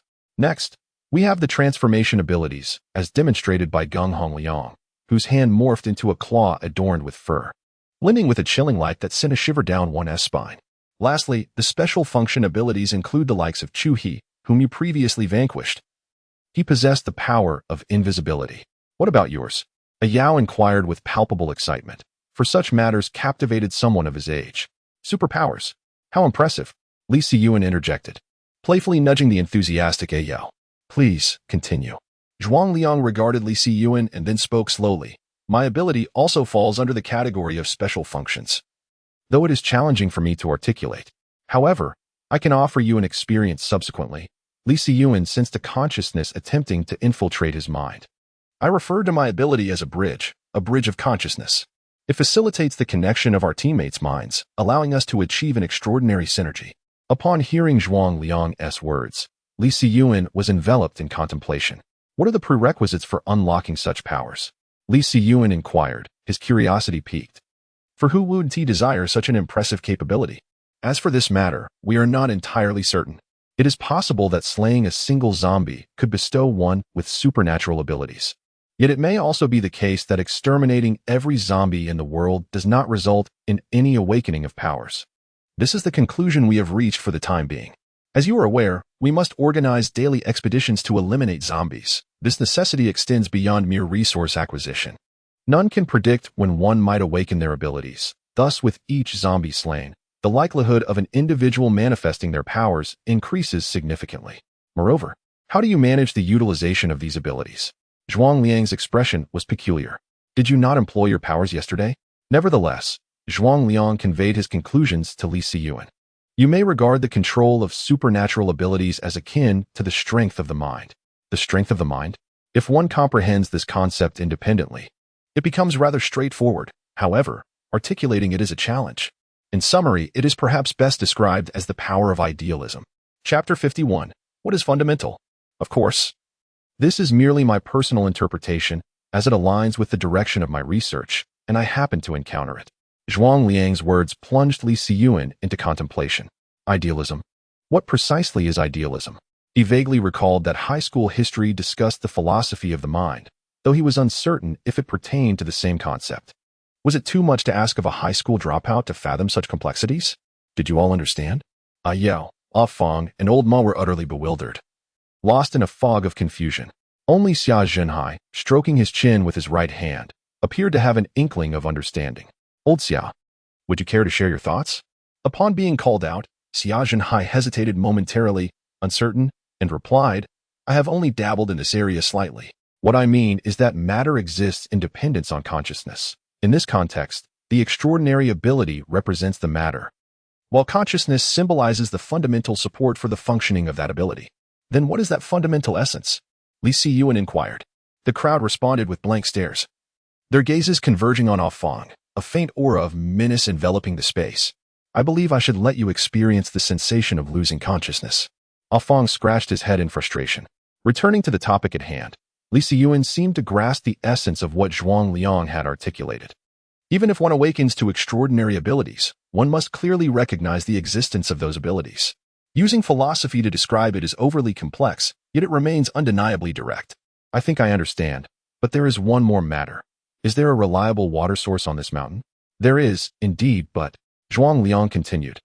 Up until now, our drinking water has only been procured through bottled means, transported from the foot of the mountain. Were it not for yesterday's rain, you might not have even wished to stand with us.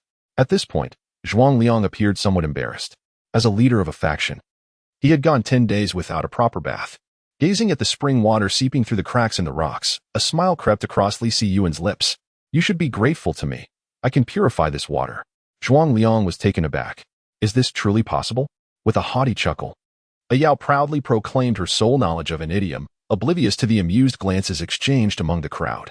The Na'vi youth was, indeed, suffering from the lack of cultural sophistication. Today, Zhuang Liang had openly shared so much, and Li Siyuan could not remain unresponsive. The corpse poison purifier he had acquired earlier was finally proving its worth. Placing his hand upon the ground, a peculiar device emerged before the onlookers, resembling a water pump. Meanwhile, Zhuang Liang and the others were still in awe of Li Siyuan's ability to summon objects from thin air. Are you a space-type ability user? Zhuang Liang instinctively voiced his conjecture. However, Li Siyuan chose not to respond directly, instead focusing on his own thoughts. This device can purify corpse poison. You should try it with something. It was then that Zhuang Liang grasped the significance of a device capable of purifying water sources. Such a treasure could serve as the backbone of a burgeoning force. Yet, he refrained from hastily testing the poison himself, opting instead to have someone capture 2 wild rabbits. These creatures, native to Green Screen Mountain, had inexplicably remained untouched by the Stardust energy. After their conquest of the mountain, they had taken to raising them. When the first rabbit drank the water without any ill effects, a smile began to tug at Zhuang Liang's lips. When the second rabbit showed no adverse reactions either, Zhuang Liang was utterly astonished. Bottled water would eventually run out, and Li Siyuan had delivered this invaluable apparatus just in the nick of time. How could one not be elated? At this moment, the foremost leader of Green Screen Mountain fully embraced Li Siyuan and his companions. By midday, upon the return of those who had ventured out to hunt, Zhuang Liang announced this development to everyone. The news spread, significantly diminishing the apprehensions and resentments held by others towards Li Siyuan. However, a lingering distrust remained among a faction that had close ties with Chuhi. Do not rejoice too soon. I suggest you all take turns keeping watch over this item, for it is something that anyone could utilize if it fell into the wrong hands, Zhuang Liang remarked, his eyes reflecting uncertainty. It should be safe. Currently, the only factions in the city are us at Green Screen Mountain and the Shiliang Brewing Company, and most of the people in the mountains are at odds with Shiliang. You mentioned most, Zhuang Liang acknowledged, ultimately agreeing to Li Siyuan's proposal. The 5 original leaders of Green Screen Mountain would take turns guarding the item. The morning swiftly passed, and in the afternoon, Li Siyuan sought out Zhuang Liang. What are your plans for this afternoon? Please include us. Our camp operates on a rotation, with some members venturing out to gather supplies and eliminate zombies, while a few remain behind for various reasons. After all, not everyone possesses a fearless disposition. Those who stay behind engage in manageable crafts. Given that, I shall accompany you this afternoon to assess the situation. Excellent. Oh, by the way, Lao Xia is a bridge designer and a university professor. If we need to construct fortifications, we can consult him. He is the one who understood your words this morning. Understood.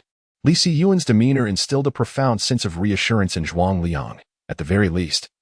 He was not a person who would look down upon others simply because of his strength. Their interactions were rather amicable. Upon returning to the cabin, Li Siyuan summoned everyone.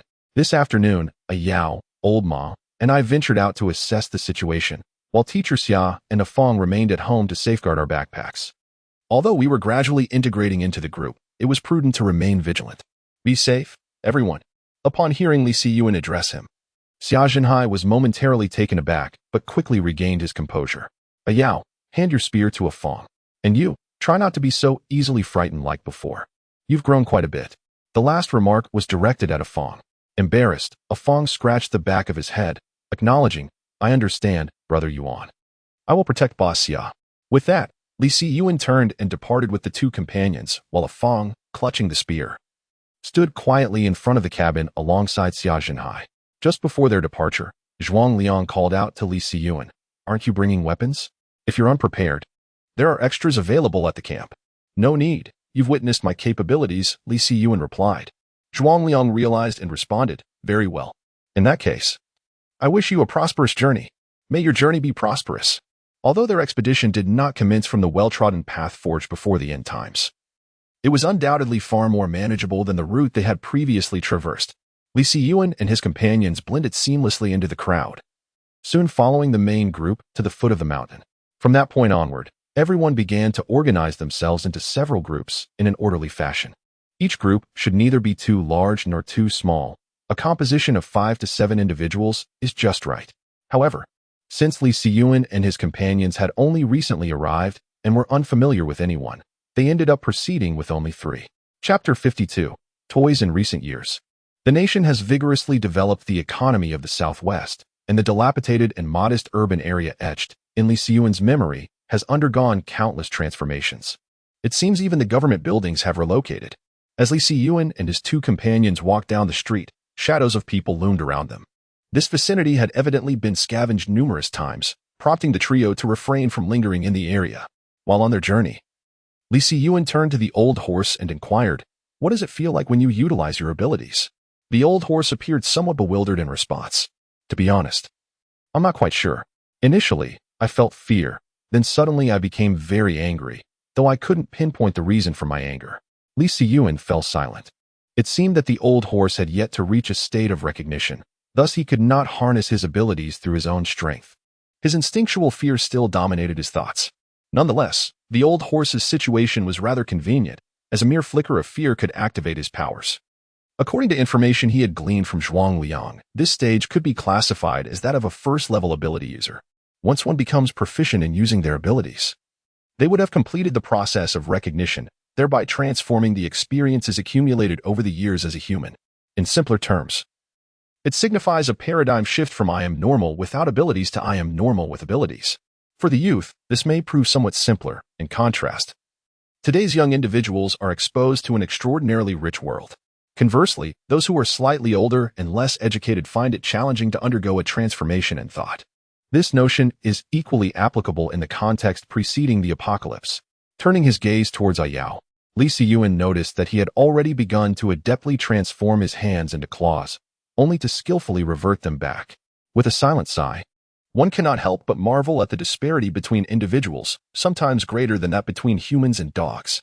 His thoughts gradually converged. The faint echoes of zombie growls began to permeate Li Siyuan's ears. The long sword manifested in his hand, and he prepared himself. As dusk fell, the bustling crowd commenced their return along the path they had previously traversed. However, a subtle unease began to stir within Li Siyuan's heart. His steps unconsciously quickened, inadvertently complicating matters for the elderly horse. Yet, upon arriving at their modest wooden cabin, the sight before Li Siyuan elicited a slight smile at the corners of his mouth. Ah Yao, closely trailing behind, felt a sudden chill envelop him. Brother Yuan, what? Who did this? Ah Yao exclaimed, his head turning to behold the scene. With an angry roar, he dashed forward. Inside the shattered wooden door lay Ah Fong, sprawled on the ground. While the pale-faced teacher Xia sat trembling with her legs hugged tightly, her lips inexplicably turning a deep shade of purple. Onlookers pointed and whispered among themselves. Yet none dared to approach or offer assistance to Li Siyuan and his companions. Li Siyuan understood that if he failed to acquire anything of value from the store, given the current medical capabilities, Ah Fong would be condemned to a lifetime in a wheelchair. He said little more, turning to leave, his aura emanating a chill that compelled those around him to part and create a passage wide enough for several to traverse. In the main hall of El Pingshan, Zhuang Liang cast a grim look at the woman before him, who had introduced herself as a resident of Anjiang County just yesterday. You must go seek an explanation from him yourself. Otherwise, leave El Pingshan. He felt as if his lungs might burst with frustration. Ha ha ha, Shuang.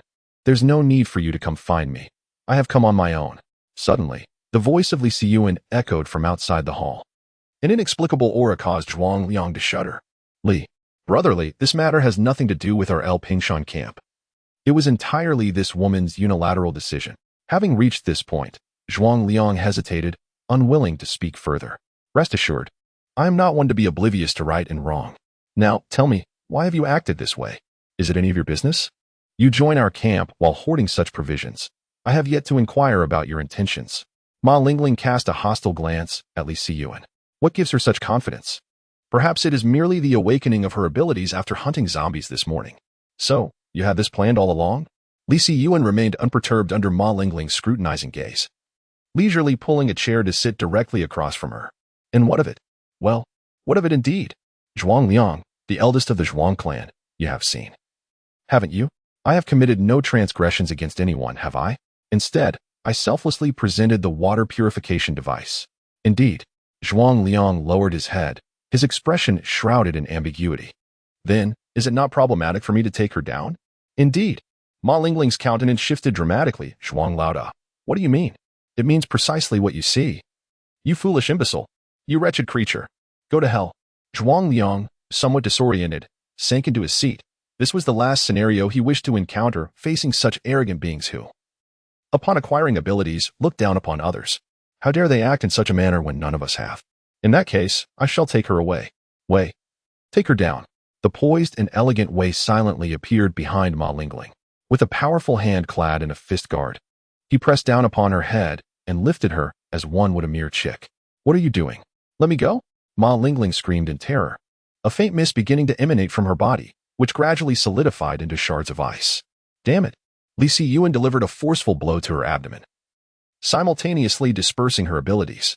The individuals I brought can only be moved by me. Who do you think you are? He then stormed out. Wei dragged Ma Lingling out like a lifeless dog.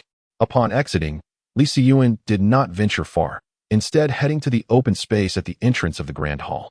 A crowd quickly gathered to witness the unfolding spectacle. As Li Siyuan observed the increasing crowd around him, he spoke aloud. I am Li Siyuan. Perhaps you do not yet know me, so allow me to introduce myself. I arrived at our Green Screen Mountain camp just yesterday, and the water purifier capable of cleansing viruses is the first gift I have bestowed upon you all. Now, I present to you my second gift. Understanding that life in this apocalyptic era is fraught with challenges. Thus, I have prepared a little toy for everyone. He gestured towards Ma Lingling, who was firmly grasped by Wei. Many of the onlookers were men, likely comprehending the implications of his words. A toy, after all, should not be dismantled. Ma Lingling was somewhat familiar to the crowd. While her appearance was not particularly striking, she had grown quite arrogant, taking advantage of the scarcity of women within the camp and often offending many with her words. Therefore, when the focus turned towards her, rather than protests, the murmurs of the crowd merely inquired softly, "Is that true?" Li Siyuan nodded affirmatively, adding that those who wished to withdraw could do so freely. No one spoke in her defense, perhaps driven by desire, jealousy, or the awakening of the beastly instincts that lay dormant within their hearts. Play. I've been holding back for far too long. I've never liked this woman. She's merely relying on the lack of competition among the women in the camp. Good brother, in the future, should anything arise, mention my name, Wang Shuai, though it may hold little weight. I heard she awakened her abilities this morning. She can boast about it outside, while I, an ordinary man, find myself entangled with those who possess extraordinary powers. Chapter 53. The deprivation of abilities listening to the anguished cries and wails of Ma Lingling, Li Siyuan turned and departed from the scene. Inside the small wooden cabin, Yao dismantled a nearby wooden door to construct a makeshift stretcher, assisting old Ma in lifting Ah Fong onto the bed. At that moment, Ah Fong appeared vacant. His gaze fixated through the tiny wooden window, lost in thought. Yao regarded Li Siyuan with a grim expression. Yuan Go. They never considered us as allies. They have dealt such a heavy blow. Li Siyuan nodded slightly. It's all right. I have already taken care of matters on my end. However, Yao, whether Ah Fong can recover now rests solely upon you. Me?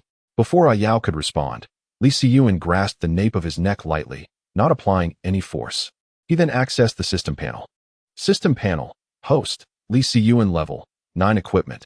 Blade of the Fallen King. Emperor Willow Seed. Planted. Useless club. For heroes only. Storage ring. Removable. Acquired characters. Tom. 1 star. Makai. 1 star. Garen. 1 star. Vi. 1 star. Shop. 213. Inferior stamina recovery potion. Shriveled Nunu corpse. A pair of non-smelly shoes. Makai. Chosen of the Eternal Forest. Tom. It seems that the luck of my first 5 consecutive draws is not particularly favorable. Among these 5 cards, I would undoubtedly choose Tom without hesitation. As for Makai's Elder Forest's destiny, Li Siyuan did not give it any consideration, for he was determined to achieve the 6 fortunes.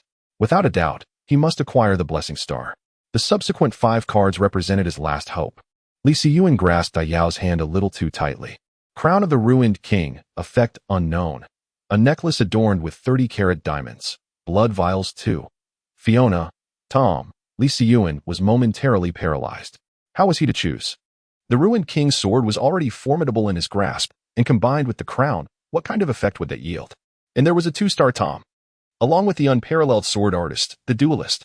Brother Yuan. It hurts. He hastily withdrew his hand from Yao's grasp. Subsequently, he cast a sorrowful glance at Ah Fong. Little Fong, perhaps I should let you go instead? Upon hearing this, Ah Fong's eyes nearly bulged out. Ahem. Brother Yuan. I still have a chance. Li Siyuan reluctantly opted for the blood vials. After all, who could ignore Ah Fong's declaration that life was his, and death, his ghost? He genuinely feared becoming a ghost that haunted him. Open your mouth.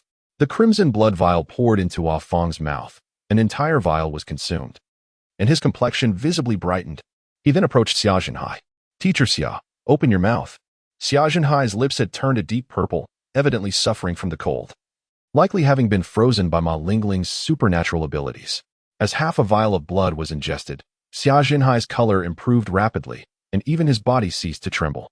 Li Siyuan joyfully accepted the remaining half vial of blood medicine. Now, we have arrived at the most exhilarating and thrilling moment. Li Siyuan summoned Tam, who expelled a magical orb before being promptly recalled. Ah yes, another blue magical orb. Li Siyuan's anticipation was palpable. Wow, a golden legend. Ability deprivation scroll. Stackable. This scroll can strip a target of their abilities and store them within, allowing the user to bestow the stored abilities upon another individual. How splendid. He had been lamenting the lack of abilities at his disposal. Moreover, this is a stackable item. Is the omnipotent Wang Yuan truly coming? As dawn's light began to break, the commotion at the entrance of the grand hall showed no signs of waning. Li Siyuan approached, ready to bring this farce to a close. He feared that these individuals might genuinely play with someone's life, which would render his abilities futile. All right, everyone. You've had your fun for the night. It's time to wrap things up. We have pressing matters to attend to, so please do not delay. Surrounding Ma Lingling were at least a few dozen men, who, upon hearing his words, expressed their discontent. They had only just formed a queue, and now Li Siyuan was instructing them to halt. However, they were reasonable enough, understanding that the benefits were bestowed by Li Siyuan himself. Li Siyuan certainly noticed their expressions. Wait until I finish my business. If she is still alive, you may return. Of course, if you do not mind the potential for casualties, you are welcome to stay. Upon hearing Li Siyuan's words, the crowd finally dispersed, though they did not venture far. Li Siyuan found himself at a loss amidst the filth strewn about, and could only crouch down a short distance from Ma Lingling. Ma Lingling, you remain unchanged. The once vacant gaze of your eyes suddenly contracted. Do you know, yesterday when you spoke, I had no intention of confronting you. After all, it has been years since we last met, and such encounters are a twist of fate. You recognized me only after seeing my birthmark, did you not? Ma Lingling had regained her composure, yet faced with a former adversary, now a current foe, she felt an overwhelming sense of humiliation and despair. Her face was marred, and her sight towards Li Siyuan appeared blurred. Li Siyuan, overwhelmed by the stench surrounding him, lit a cigarette and stood up. Ma Lingling remained silent, leaving Li Siyuan to speak for himself. Back then, I have no regrets about gnawing at your brother's flesh. I heard he later succumbed to humiliation and jumped to his death, did he not? Can you guess who spread those rumors? He deserved his fate. And as for your despicable parents, the explosion from the gas leak, what a fitting end for them. My grandmother, at over 70, was forced to kneel before you, when it was you who were in the wrong. Is it wrong for me to retaliate? Surely that is not a problem? Indeed, had you not transferred schools so early, your brother would not have been so alone. Yet, if you run quickly now, perhaps you might still be able to assume the role of his sister. With those words, Li Siyuan pressed the cigarette but into her eye. A hoarse scream escaped her lips. In his hand appeared a scroll. Fortunately, the extraction of abilities did not require physical contact. Otherwise, this power would have been rendered useless to him, though he suspected Ah Feng would not mind. In the center of the scroll, the hexagram formation began to shimmer, and soon a snowflake-like pattern illuminated within its confines. Following the prescribed steps, Li Siyuan tore open the scroll. A pale blue radiance flowed into his being. Mere minutes later, a diamond-shaped ice cone materialized in Li Siyuan's hand. Look, is this not your extraordinary ability? I find it quite easy to wield, he remarked, placing the crystalline ice cone upon her. TSK, your current state is even more pitiful than your brother's desperate pleas while hiding in a trash bin back in the day. With that, Li Siyuan patted his knees and stood up, addressing the distance. You may continue. Having spoken, he departed without a backward glance. Once Li Siyuan had truly left, the men who had been waiting impatiently surged back in a frenzy. The once sacred entrance of the Grand Hall was once again filled with dissonant and lascivious sounds. Chapter 54. A new species as dawn broke. The absurdities at Green Screen Mountain finally came to an end. At this juncture, it was astonishing that Ma Lingling had yet to perish. It was unclear whether she was exceptionally gifted or simply fated to endure. However, considering her current state, the distinction between life and death had become negligible. Nevertheless, Li Siyuan was resolute in his intentions. The ruined King's blade materialized in his grasp, and from the hilt he held, a cascade of sky-blue ice crystals began to spread across the blade. Once the sword was entirely enveloped, Li Siyuan crouched beside Ma Lingling. At that moment, a man still toiling away voiced his discontent. Brother, it's first come, first served. I've already missed an entire night. Let me go first. All right. I shall wait for you for a few minutes. Li Siyuan was also eager to witness a splendid spectacle. He took out a cigarette and lit it. 2 minutes later, the man, drenched in sweat, trembled, and after a brief pause, he climbed off Ma Lingling. Hey, brother, smoking some fine tobacco? Mind if I have one? Sure.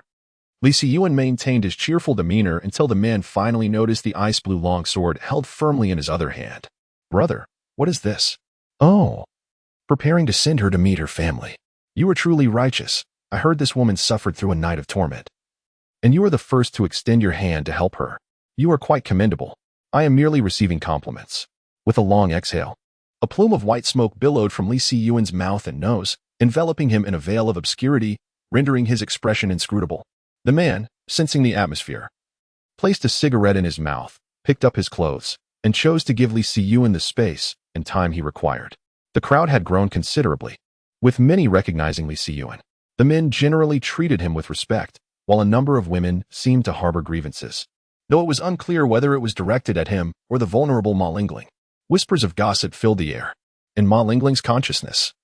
She seemed to envision her brother, an individual who presented himself as exceptionally admirable before her, yet privately reveled in the suffering of others, a true scoundrel. Remember, hurry down. Perhaps you may catch up with your brother. The long sword, encased in a sheath of solid ice, pierced through her eyes.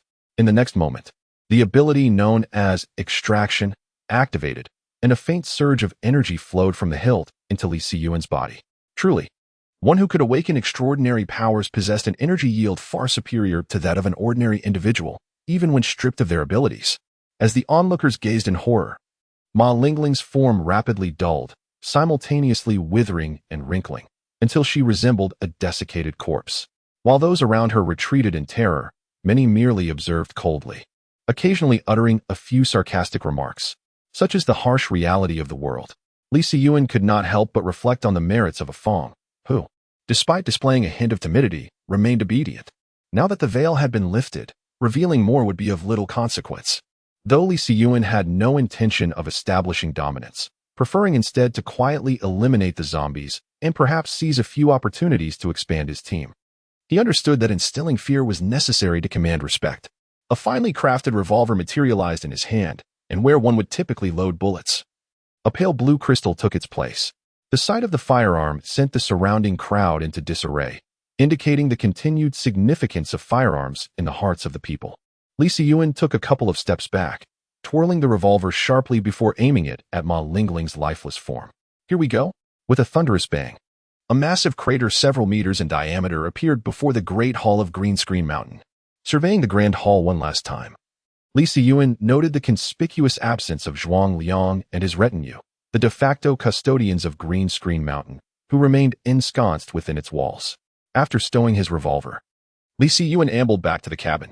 Behind the humble abode, the Emperor Willow, buoyed by the potent vitality of its surroundings, had demonstrably outpaced its growth in Anjiang, now adorned with several verdant sprigs.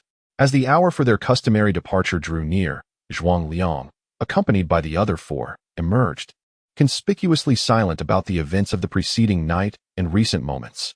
Following their exchange, Gung Hongliang and Du Bin led a contingent down the mountain. Zhuang Liang then sought out Li Siyuan. Brotherly. Wait. Li Siyuan was taken aback, having presumed Zhuang Liang would avoid him. What is it? While Ma Lingling acted unilaterally, I, too, failed to uphold my responsibilities. Should you be amenable to remaining? I would extend an invitation for you to reside within the Grand Hall. This proposal genuinely surprised Li Siyuan. Do you comprehend the implications of such an invitation?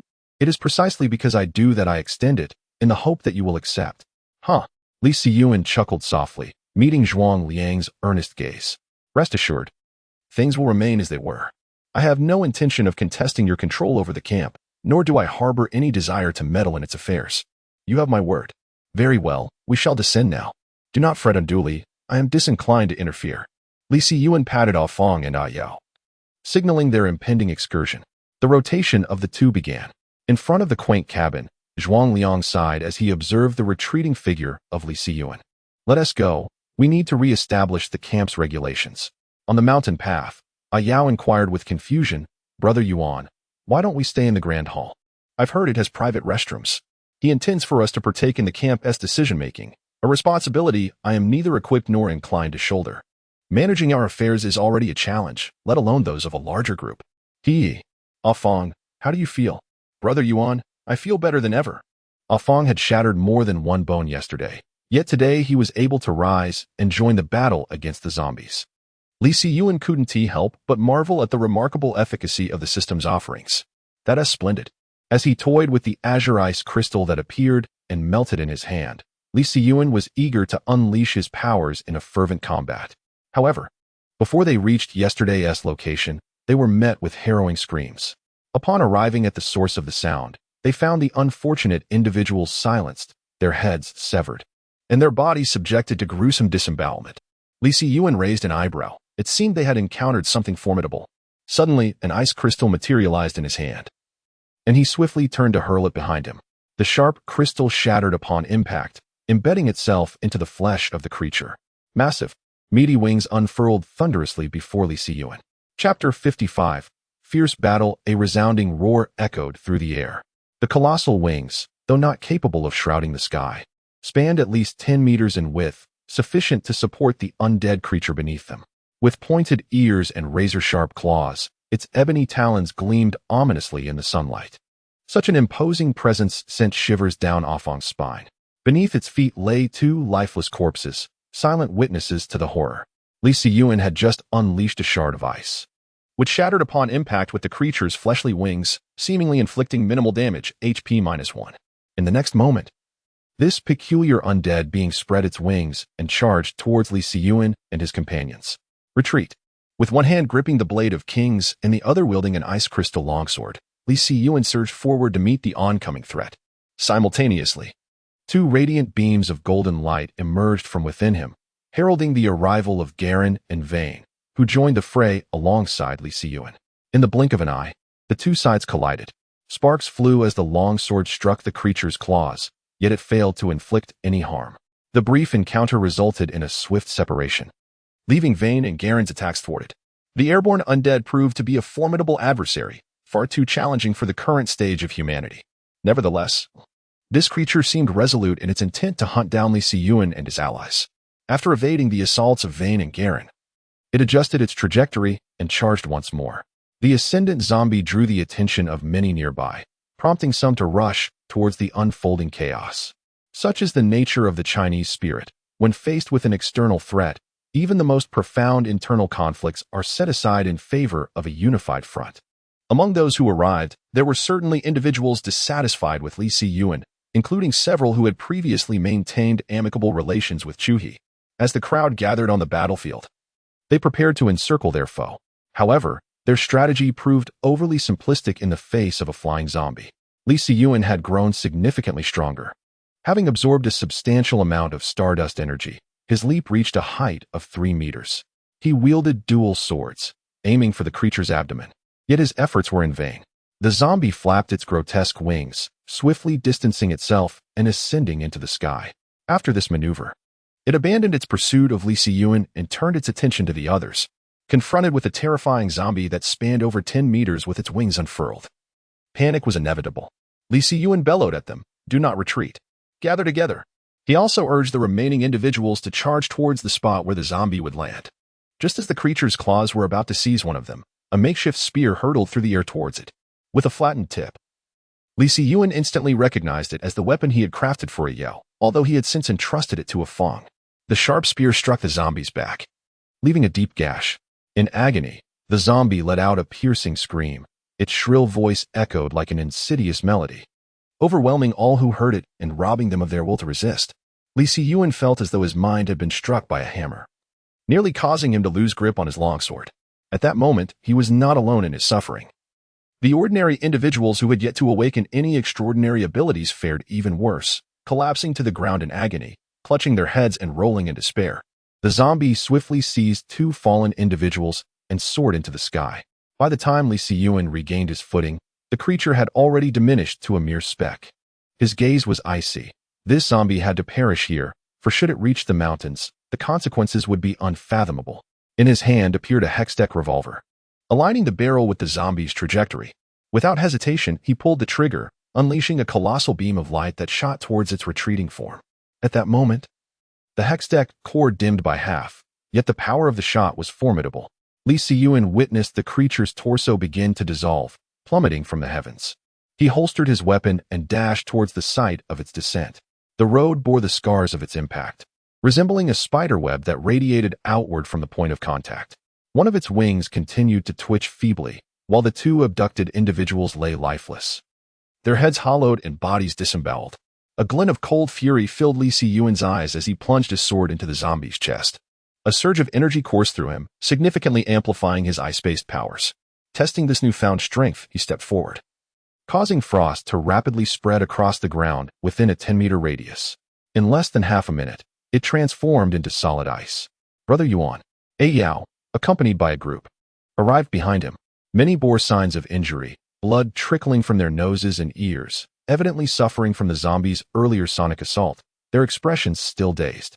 Li Siyuan remained silent until the longsword had thoroughly extracted the zombie's energy. He raised his hand, clenching it, feeling that the zombie's essence had augmented his physical strength by at least 10%. Subsequently, he approached the 2 deceased individuals nearby. Indeed, even the dead could be drained of their energy through extraction. In the blink of an eye, 3 desiccated corpses lay on the ground. "What do you think you're doing?"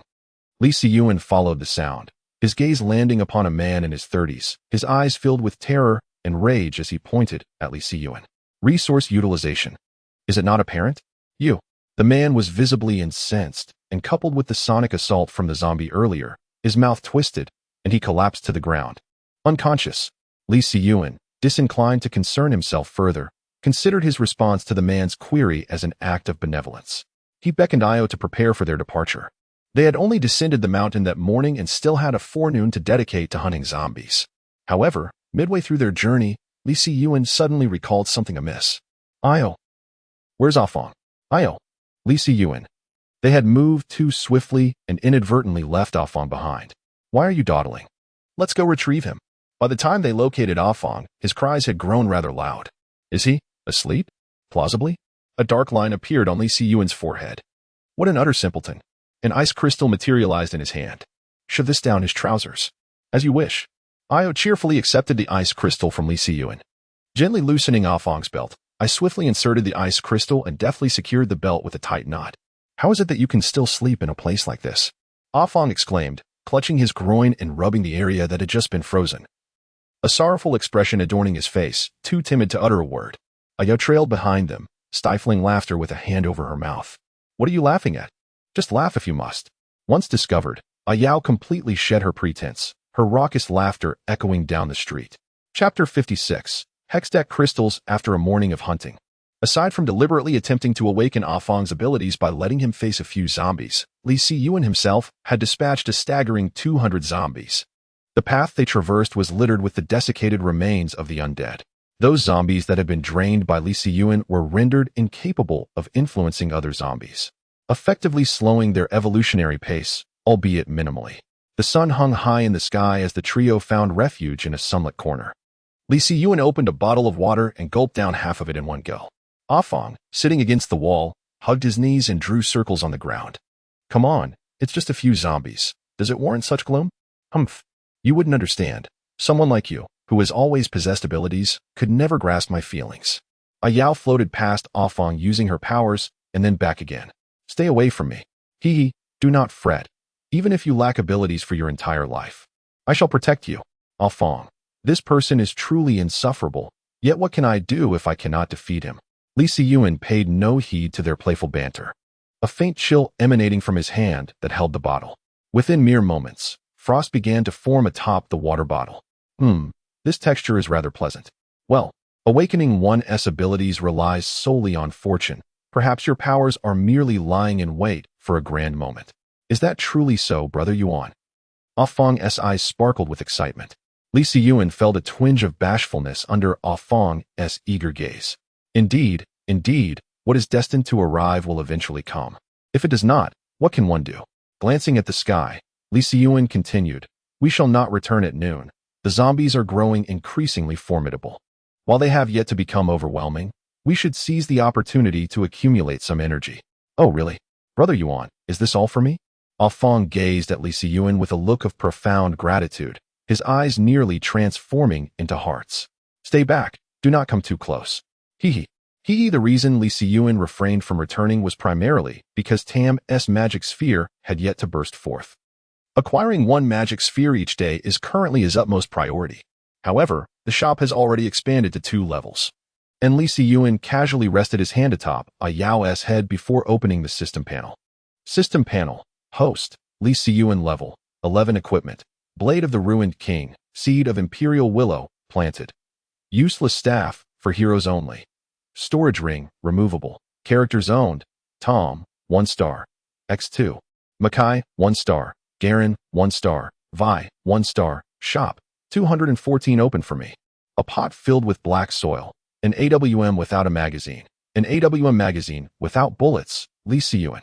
After flipping over 3 cards in succession, Li Siyuan began to doubt whether Yao's luck had been exhausted by himself. What rubbish is this? Good items are always saved for last. Nidalee. Yasuo, the latter 2 cards revealed 2 hero cards. Moreover, both were of considerable strength. Yasuo is noteworthy, with the synergy of the Duelist and Wanderer. The Wanderer can generate a shield amounting to half of his health when no allies are nearby, and Yasuo's single target burst capability is undoubtedly impressive, even compared to Li Siyuan at present. However, he currently lacks any other Duelist synergies. As for Nidalee, without a second thought, Li Siyuan chose her. Firstly, Nidalee can complete the 3 Kingdoms synergy with Garen and Vi. They 3 Kingdoms heroes enjoy additional health and spell power. After entering the fray, they increase this additional bonus by 10 for every battle won, stacking up to 5 times. The synergy achieved by the trio should not be underestimated. Nidalee, Vi, and Garen possess skills that are enhanced by spell modifiers, making the formation of their synergy exceptionally advantageous. Subsequently, Li Siyuan commenced his next round of card draws. A pack of colorful stockings, 0D. An egg of an unknown species. a celestial skirt from a lunar deity, Tom. Janna, chosen of the Jade Sword. Ah, there's Tom. And there's the chosen one, yet it is not the chosen Tom. Li Siyuan nearly found himself at a loss. Had Janna not been the chosen, he would undoubtedly have selected her. Alas, in the presence of his lofty aspirations, aside from the character bearing the auspicious circle, no other chosen would suffice as his preference. In his mind's eye, he envisioned Tom, now transformed into a two-star character, considerably plumper and taller, adorned in garments that shimmered with golden brilliance. The system panel updated. System panel. Host. Li Siyuan level. 13 equipment. Blade of the Ruined King. Seed of the Imperial Willow. Planted. Useless stick. Usable by heroes only. Storage ring. Removable. Characters owned. Tom. 2 stars. Makai. 1 star. Garen. 1 star. Vi. 1 star. Nidalee. 1 star. Store. 114. Not bad. A fruitful morning indeed. Not only did he acquire a 2-star Tom, but he also successfully assembled 3 out of the required characters for the Three Kingdoms synergy. In the evening, the trio returned to their base after hunting nearly 300 zombies. Despite their earnest efforts to feed Afong with the biscuits, he remained uncooperative. This afternoon, those 300 zombies nearly enabled him to complete a third of his blade, yet he failed to awaken any extraordinary abilities. With a grim expression, Li Siyuan shut the door to the small wooden cabin. Yet, in the next moment, the door swung open. Ayao, please come in. Obediently, Ayao stepped into the room, leaving Afong with an expression of frustration at his own shortcomings. As Ayao entered, a blue magical sphere awaited him. Without needing Li Siyuan to say anything, Ayao was already aware that it was time for their daily unboxing ritual. Today marked their most successful day in zombie hunting, and thus Li Siyuan was particularly eager to discover the treasures this magical sphere might yield. Wow, a golden legend. The dazzling golden light erupted within the room. And once the brilliance faded, Li Siyuan gazed down at the floor. 12 orbs, each radiating a blue glow, lay before him. His eyes widened in astonishment. Without even needing to touch them, he already recognized what they were. Inside the Hextech revolver, there existed another identical object. Hextech crystal. While it contains immense power, it is also exceedingly fragile. Upon contact, it can unleash a terrifying explosion. It serves as a source of energy for Hextech creations. With fervent anticipation, Li Siyuan carefully stowed the 12 Hextech crystals into his storage ring, aware that they could not withstand the slightest disturbance. Otherwise, instead of dispatching his foes, they could very well lead to his own demise. At the same time, a brilliant idea began to form in his mind. Chapter 57. The Art of Explosion. Brother Yuan. Where are we headed? Initially, the plan was to have Xia Jinhai accompany them on this outing. However, after much contemplation, it was deemed wiser to proceed alone, as this venture might entail certain dangers. Li Siyuan paused momentarily before speaking. Today, I shall demonstrate to you what constitutes true art. What kind of art? Old Ma trailed behind the two, trembling slightly. They had ventured deep into the heart of the zombie horde. Above them, on a towering building, the sheer mass of zombies was visible through the single-pane glass. The trio had expended considerable effort to reach this point. Upon hearing Ayao's words, Xia Jiao revealed a wicked smile. Art in the form of an explosion. Li Siyuan opened a window and gazed down, observing the zombies congregating below like ants. From his hands emerged 2 ice-blue orbs, the very hex crystals that had been procured from Tam the previous day. A chilling aura enveloped his hands, forming a delicate layer of frost upon the crystals, ensuring they would not separate when flung. Magic crystals from another realm. Let your renown be showcased in this world.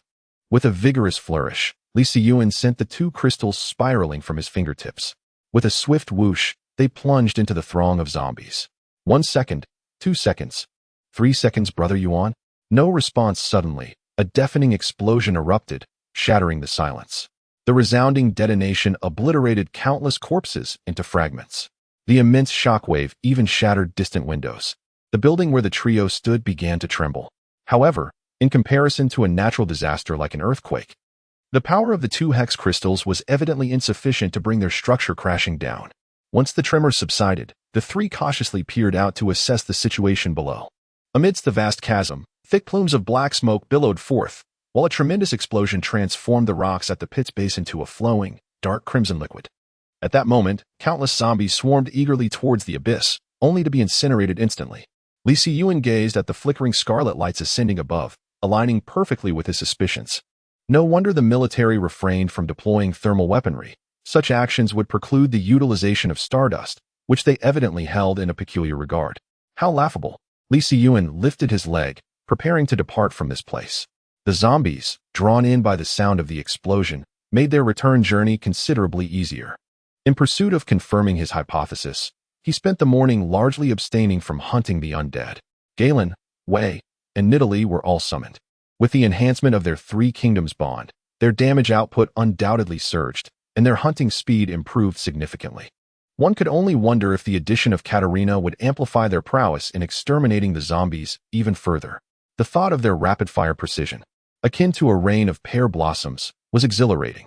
Li Siyuan and his companions, like a meat grinder, swiftly cleared a narrow path, leaving countless zombie corpses transformed into desiccated remains under the blade of the ruined king. Each moment resonated with a profound sense of their burgeoning strength, as the trio energetically surged back into Greenscreen Mountain. Yet, upon their return to the summit, Li Siyuan sensed an unsettling change. The atmosphere atop the mountain felt markedly oppressive.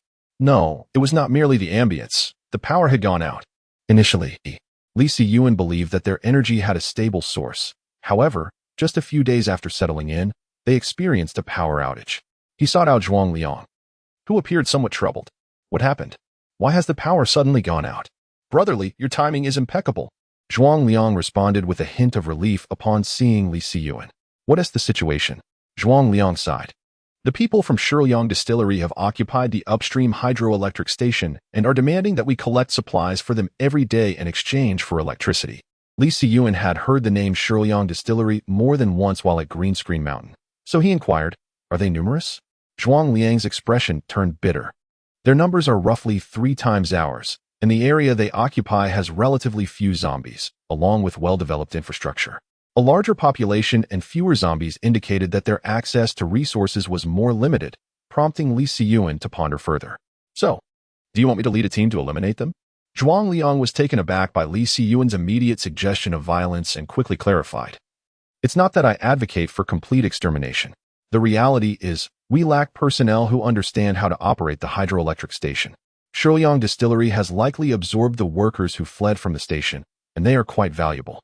Another question arose. If they are so numerous, why not consider collaborating with them? After all, in this apocalyptic world, cooperation can lead to mutual benefit. Zhuang Liang then elaborated on the historical grievances and tensions between the two factions. Given the circumstances, why do you not seize control of Shuyang Distillery? Instead, you allow them to intimidate us. While one might find it easier to confront zombies, these are still humans, making it significantly more challenging to take action against them. A flicker of surprise appeared in Li Siyuan's gaze. So, do you believe I would be capable of such action? No, that is not my intention. Zhuang Liang quickly refuted in response to Li Siyuan's words. We merely wish for you to demonstrate your strength, to prevent them from continuing to choke us with their energy resources. However, if they remain unrepentant, we will have no choice but to mobilize our forces and assault Shuyang Distillery. Before the apocalypse, Zhuang Liang's approach could be considered a sound diplomatic strategy, reminiscent of the expeditions to the west, which employed similar tactics. Yet in this post-apocalyptic world, unless one displays the power to subdue their entire faction, such actions will only incite their resistance. Furthermore, the adversaries are quite troublesome. If they are determined to set traps, exterminating them is the only viable option, even if their current foe is the undead. Zhuang Liang harbors unspoken grievances. Had Zhu He survived, they could have clandestinely eliminated the leader of Shuyang Distillery, leaving them leaderless, thus transforming Shuyang Distillery into their own haven. Alas, plans often falter amid unforeseen changes, and Zhu He met his demise at the hands of Li Siyuan.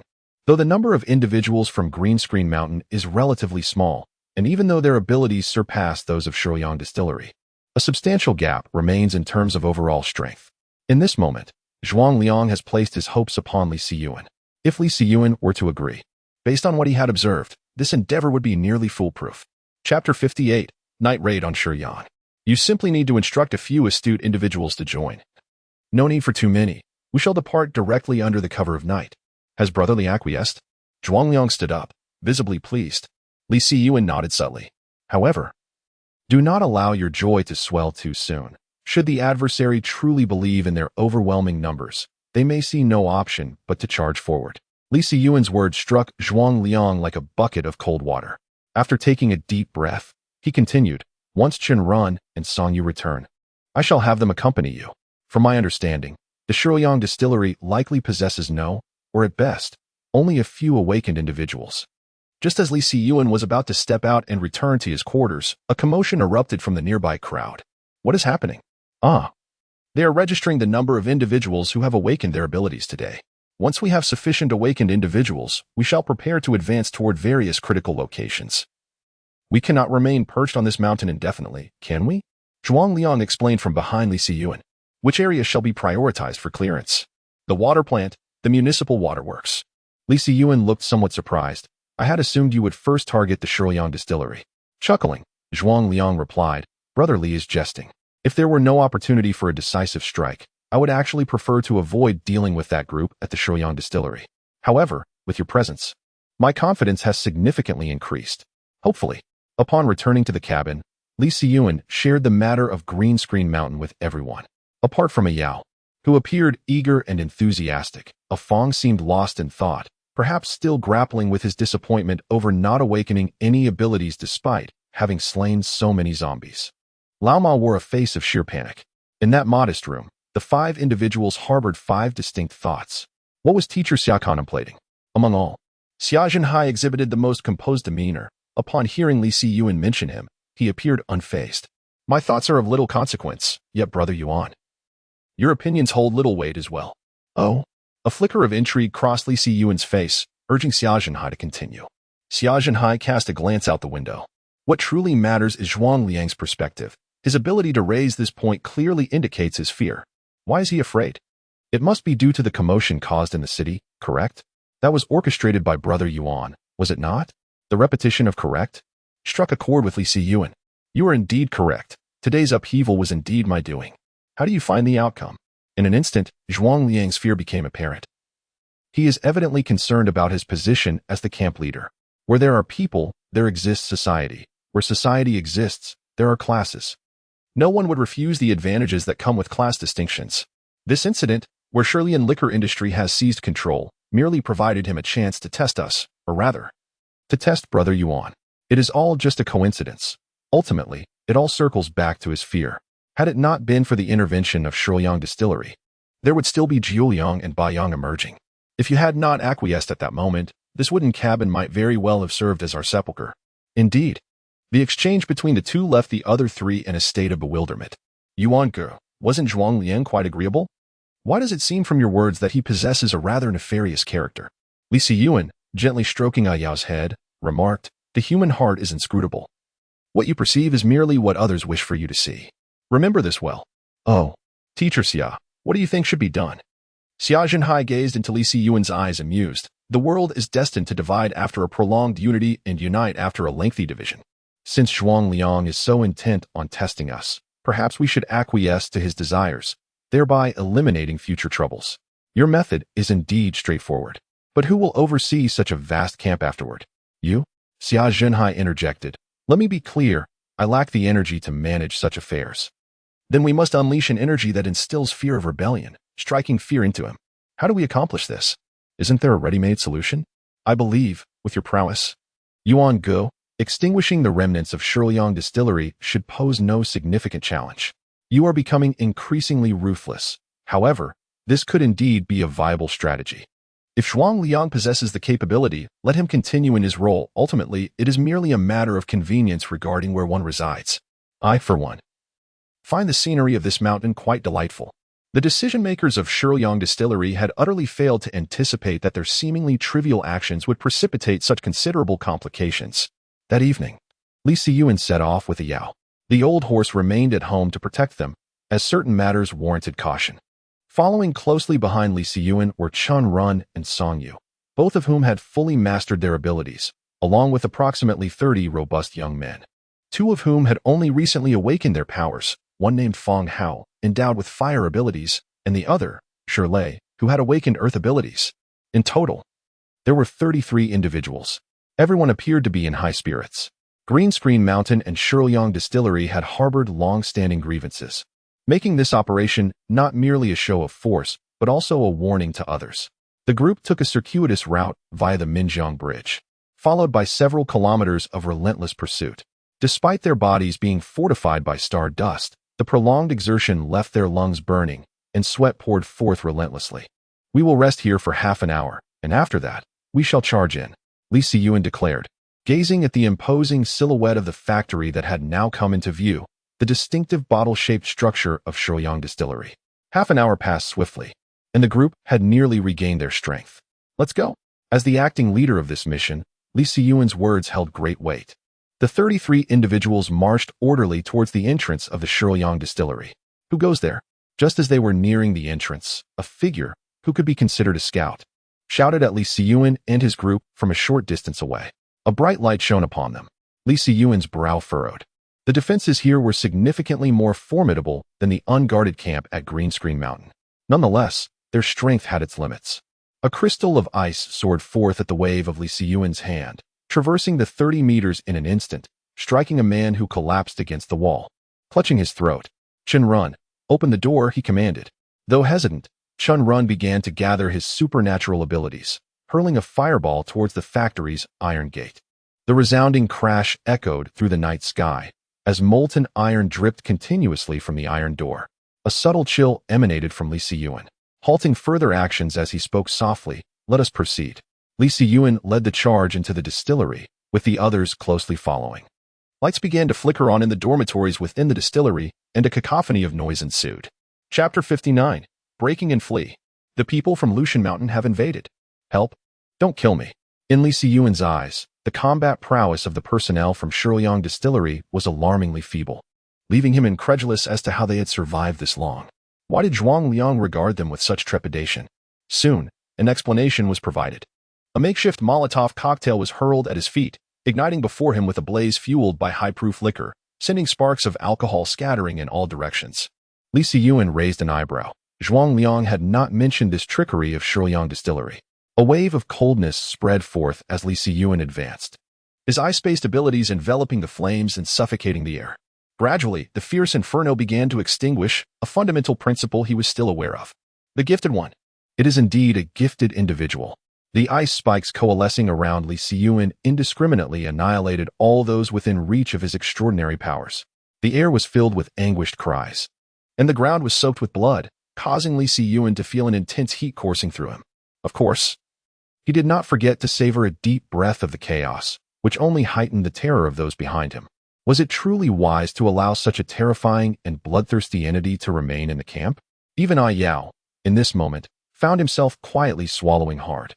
It was the first time he had witnessed Brother Yuan unleash such formidable force against living beings. Just as they were about to storm the dormitory, a man engulfed in flames charged forth. "Do not be audacious," he bellowed, conjuring a fireball the size of a fist from his palm, hurling it toward Li Siyuan with great speed. This individual pales in comparison to Chen Run. Indeed, humanity is often shaped by adversity and perishes in comfort. Did they truly believe they were safe without the threat of zombies? As the fireball approached Li Siyuan, it began to gradually freeze, ultimately transforming into an ice sphere enveloped in flames. Li Siyuan effortlessly caught it in his hand. Suddenly, his expression shifted. His muscles tensed as he swiftly launched the ice sphere while simultaneously charging forward with his sword drawn. Those following him were bewildered by the turn of events. Yet seeing Li Siyuan advance, they instinctively followed suit. The fire wielder, witnessing the ice sphere expand before his very eyes, momentarily forgot to flee, as if entranced. The ice sphere shattered, and the flames contained within began to spread. Though the power had diminished considerably, it remained searingly intense upon the body of the Esper. Before he could react, a long sword pierced through him. In the throes of agony and confusion, his blurred vision captured only the gradually fading profile of Li Siyuan. "Find all their Espers, leave not a single one behind." Upon hearing Li Siyuan's words, the members of Green Screen Mountain trembled in unison. Yet, there was no time for conversation, for Li Siyuan had already dashed forward. Observing this, the others had no choice but to follow suit. Among them, Chen Run and Song Yu exchanged glances, their eyes reflecting the shock they felt at the extraordinary prowess Li Siyuan had displayed. Furthermore, there was an aura about him that set him apart from others, a chilling indifference to human life, as if the lives of men were no more significant than those of the undead. Even during the act of killing, his gaze remained unflinching. Li Siyuan's arm grew weary from wielding his blade, having claimed the souls of over 500. The ground lay strewn with lifeless husks. Where was the leader? Why had he not shown himself after such carnage? Li Siyuan pondered, wondering if he would abandon so many at the camp. As it turned out, his suspicions were correct. The leader of the Tin Grain Liquor Company, accompanied by a cadre of awakened subordinates, had long since fled through another side of the encampment, leaving behind those without abilities, ordinary individuals who had scarcely even hunted a few zombies. In the night, behind them, the distillery billowed with smoke and flames. Mr. Wang, are we truly just going to run? Isn't it obvious? If we don't flee now, shall we wait for death? Can you contend with that swordsman? If you can strike, we shall immediately turn back. As Wang cast a sidelong glance at his subordinate while running, I understood the thoughts swirling in their minds. Fear not. Before the communication was severed, my esteemed father mentioned that my elder brother holds a significant position in the southwestern camp. With the scarcity of ability users, you shall undoubtedly reap the rewards. Upon hearing this, the faces of those trailing Wang were adorned with unabashed smiles. Glancing back at the expansive distillery, a cold smirk crept upon Wang's visage. A bunch of insignificant wretches. Just wait until I see my brother. I shall uproot the green screen mountain for you. Wang is formidable. Wang is commanding. Wang. The flattery from his underlings was greatly appreciated by him. Without further delay, he charged towards the predetermined location. Inside the distillery, Brother Yuan, we found nothing, not a single ability user. Neither have I, nor I. Li Siyuan glanced at the darkening sky and understood. Gather those ordinary people. Anyone who dares to resist, kill them. Aya glanced at him. Her lips moved, yet the words she wished to convey remained unuttered. Understood. Li Siyuan stood at the forefront, facing over 1,000 individuals who had utterly relinquished their will to resist, densely squatting before him. Why, you may ask? Is no one fleeing? Just look at that colossal toad at the entrance, beneath which lie a dozen headless corpses. Now, it is time for your survival to be determined. Those with skills, stand to the right, those without, to the left. Li Siyuan once again employed the methods of an auditor. The elder Ma, standing behind him, suddenly shifted his gaze. Amplified by his extraordinary abilities, Li Siyuan's voice resonated far and wide, prompting the individuals below to spring into action. When two distinctly separated groups emerged, Li Siyuan spoke again, instructing those capable of confronting and eliminating the zombies to proceed to the right. Soon, the two groups transformed into three.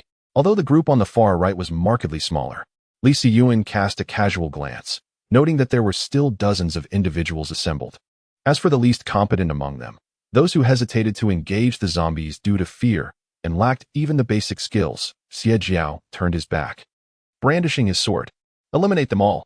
Li Siyuan's declaration left Chen Run and his companions descending from Lushing Mountain in a state of shock. Brother Yuan, they have surrendered, perhaps. Li Siyuan turned to him, his tone icy. Did not Zhuang Liang state that I was in command of this operation during our descent? Chen Run's lips quivered as he lowered his head, his jaw clenched tightly. Ultimately, he directed his gaze towards the others and commanded, take action. Those individuals, perhaps unaware of their own shortcomings and the feebleness of their resolve, could not fathom how their lack of skill and timidity could lead them to such a grim fate.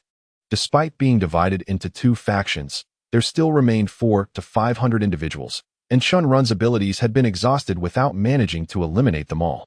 Some still contemplated escape, but the large doors of the distillery had been meticulously guarded by Li Siyuan's arrangements, ensuring that not a single soul could flee. Chapter 60. Returned to the mountain after absorbing the energy from the last corpse, Li Siyuan rose to his feet. With a hint of disdain, he shook his sword.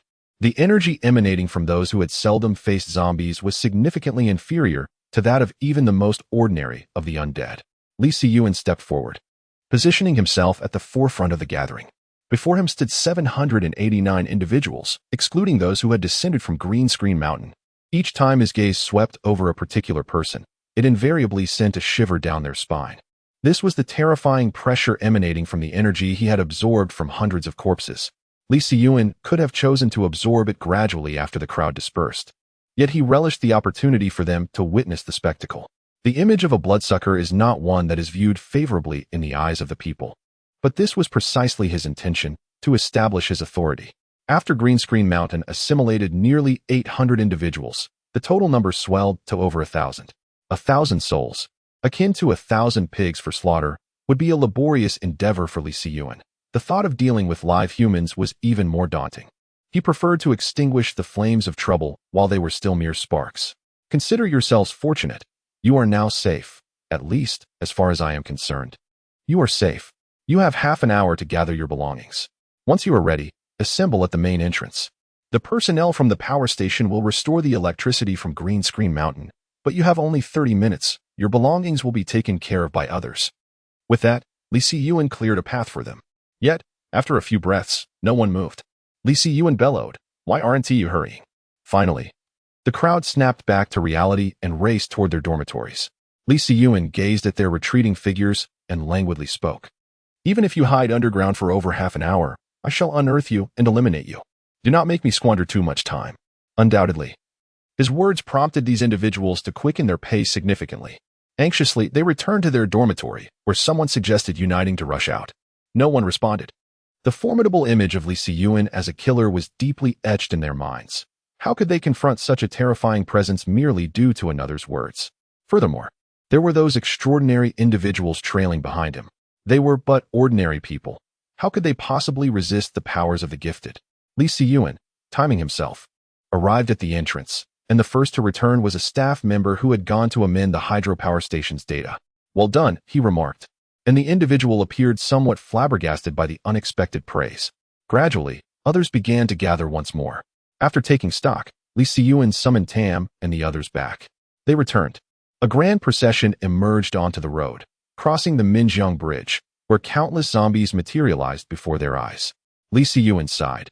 "Every time I behold this million-strong horde of zombies, I feel an insatiable sense of futility and extermination. It seems utterly unending."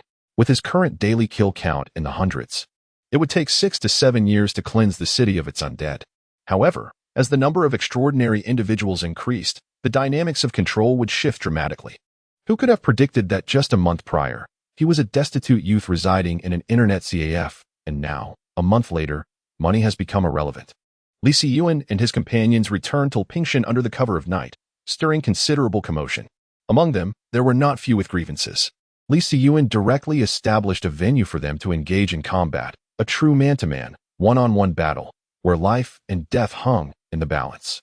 However, once the arena was set up, they found themselves too intimidated to fight. After casting a deep glance at Li Siyuan, Zhuang Liang returned to the Grand Hall. The sudden influx of individuals necessitated a reallocation of various resources, such as supplies and energy. Undoubtedly, Li Siyuan had burdened him with an endless array of tasks. Yet the thought of being able to command over 1,000 individuals by dawn invigorated him. Humanity is indeed peculiar. One often struggles to manage oneself yet aspires to govern others. After bringing the individuals back, Li Siyuan retreated to his quarters, leaving the subsequent matters to Zhuang Liang. Whether future conflicts or rebellions arose, he would remain uninvolved until summoned before him. In the Grand Hall of Green Screen Mountain, Old Zhuang, this is how the matter stands. Shenrun meticulously recounted the events of the night to Zhuang Liang without omitting a single detail. Zhuang Liang was taken aback, especially upon hearing that Li Siyuan had single-handedly vanquished several hundred men, leaving him utterly astonished. Could this truly be categorized as human behavior? After a moment of contemplation, Zhuang Liang addressed several individuals present. "Tonight, let us all exert ourselves to establish a set of regulations regarding the overall matters at hand, starting at dawn. We shall commence the cleansing of the water plant." He deftly diverted attention from Li Siyuan's massacre of the living. The others, upon witnessing this, refrained from further comments. Very well. Li Siyuan had not slept well that night, though he could not ascertain the reason, waking intermittently. Exhausted, he gazed through the small window outside. A group had already begun to gather, preparing to descend the mountain to hunt zombies. The batch of individuals collected the previous day had spent the night in the open woods. Today, their task was to construct their own shelter. Utilizing local materials proved to be quite convenient, especially with the assistance of Shirley, the Earth-based ability user. Until their dwelling was completed, they were not assigned to hunt zombies. With the increase in numbers, numerous considerations arose, particularly regarding food distribution, which had been previously managed by Zhuang Liang and his team. Now, it would have to be allocated according to labor. Li Siyuan, accompanied by Xia Zhenhai and Ayao, made his way into the crowd. His earlier hesitance had delayed taking teacher Xia out for the zombie hunt, but today he had finally arrived. As Li Siyuan approached, The atmosphere in the area noticeably froze. His actions from the previous day had evidently spread throughout the camp, and the gazes directed at him, once filled with respect, now brimmed solely with fear. Everyone instinctively regarded Li Siyuan as a madman, a remorseless killer. Consequently, after he emerged, a considerable distance formed between him and the others. Some expressed their dissatisfaction, muttering about the crowding and their eagerness to join the fray. However, before they could finish their words, they caught sight of Li Siyuan's cold, piercing gaze, which nearly frightened one young man into submission. Truth be told, if one were capable of slaying 500 zombies single-handedly, they might be deemed impressive. Yet, the notion of killing 500 people was simply intolerable to them. Although the premise of such killings was their perceived uselessness, does that justify the slaughter of the innocent? At that moment, Zhuang Liang emerged from the grand hall, his eyes bloodshot and heavy with dark hues beneath them, indicating a long night of toil. Chapter 61. The Setback at the Water Plant. After leaving the hall, Zhuang Liang made a beeline for Li Siyuan. Brotherly, I was hoping you could lead a team today. I wonder if it would be convenient? Not convenient. Zhuang Liang was momentarily taken aback, gazing at Li Siyuan in surprise. What? Have you grown so accustomed that you truly consider me your subordinate? Not at all. That is not my intent. A fleeting panic flickered in Zhuang Liang's eyes, though he managed to conceal it adeptly. In truth, after Li Siyuan returned with the team yesterday, Zhuang Liang had indeed begun to feel that way. However, while dreams are often lush, reality tends to be stark. Li Siyuan's response served as a jarring wake-up call. Brother Zhuang, if you have yet to clarify our relationship, I can assist you in untangling it. No, there's no need for that, brotherly. It is I who have misspoken. Zhuang Liang bowed slightly and departed, no longer seeking Li Siyuan's assistance. It was merely a matter of clearing a path for free passage between the water plants, was it not? Could he not manage without Li Siyuan? The truth was indeed as such. The water plant was not conveniently located near the city center. With over 300 of them acting together, their initial progress was rather smooth, despite sustaining some losses, which were, for the most part, negligible. However, the issues arose within the water plant itself. The leader of this operation was Gung Hongyang, an ability user of the transformation type. After clearing the path to the water treatment plant, they eagerly entered its confines. At that moment, a peculiar creature suddenly burst forth from within the facility. Its visage retained a human semblance, yet it did not traverse on two legs. Instead, it crawled on the ground, propelling its entire body with its hands. Furthermore, its speed surpassed all expectations. Caught off guard, the group of over 300 was swiftly reduced by half. However, the silver lining was that these bizarre beings seemed unable to stray far from the plant for too long. Otherwise, the remaining half would likely dwindle even further. Upon hearing Gung Hongliang's words, Zhuang Liang's expression darkened.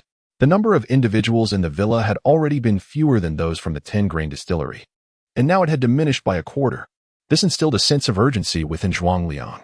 Resolute, he retrieved a box from the drawer and declared, "Let us seek out Li Siyuan."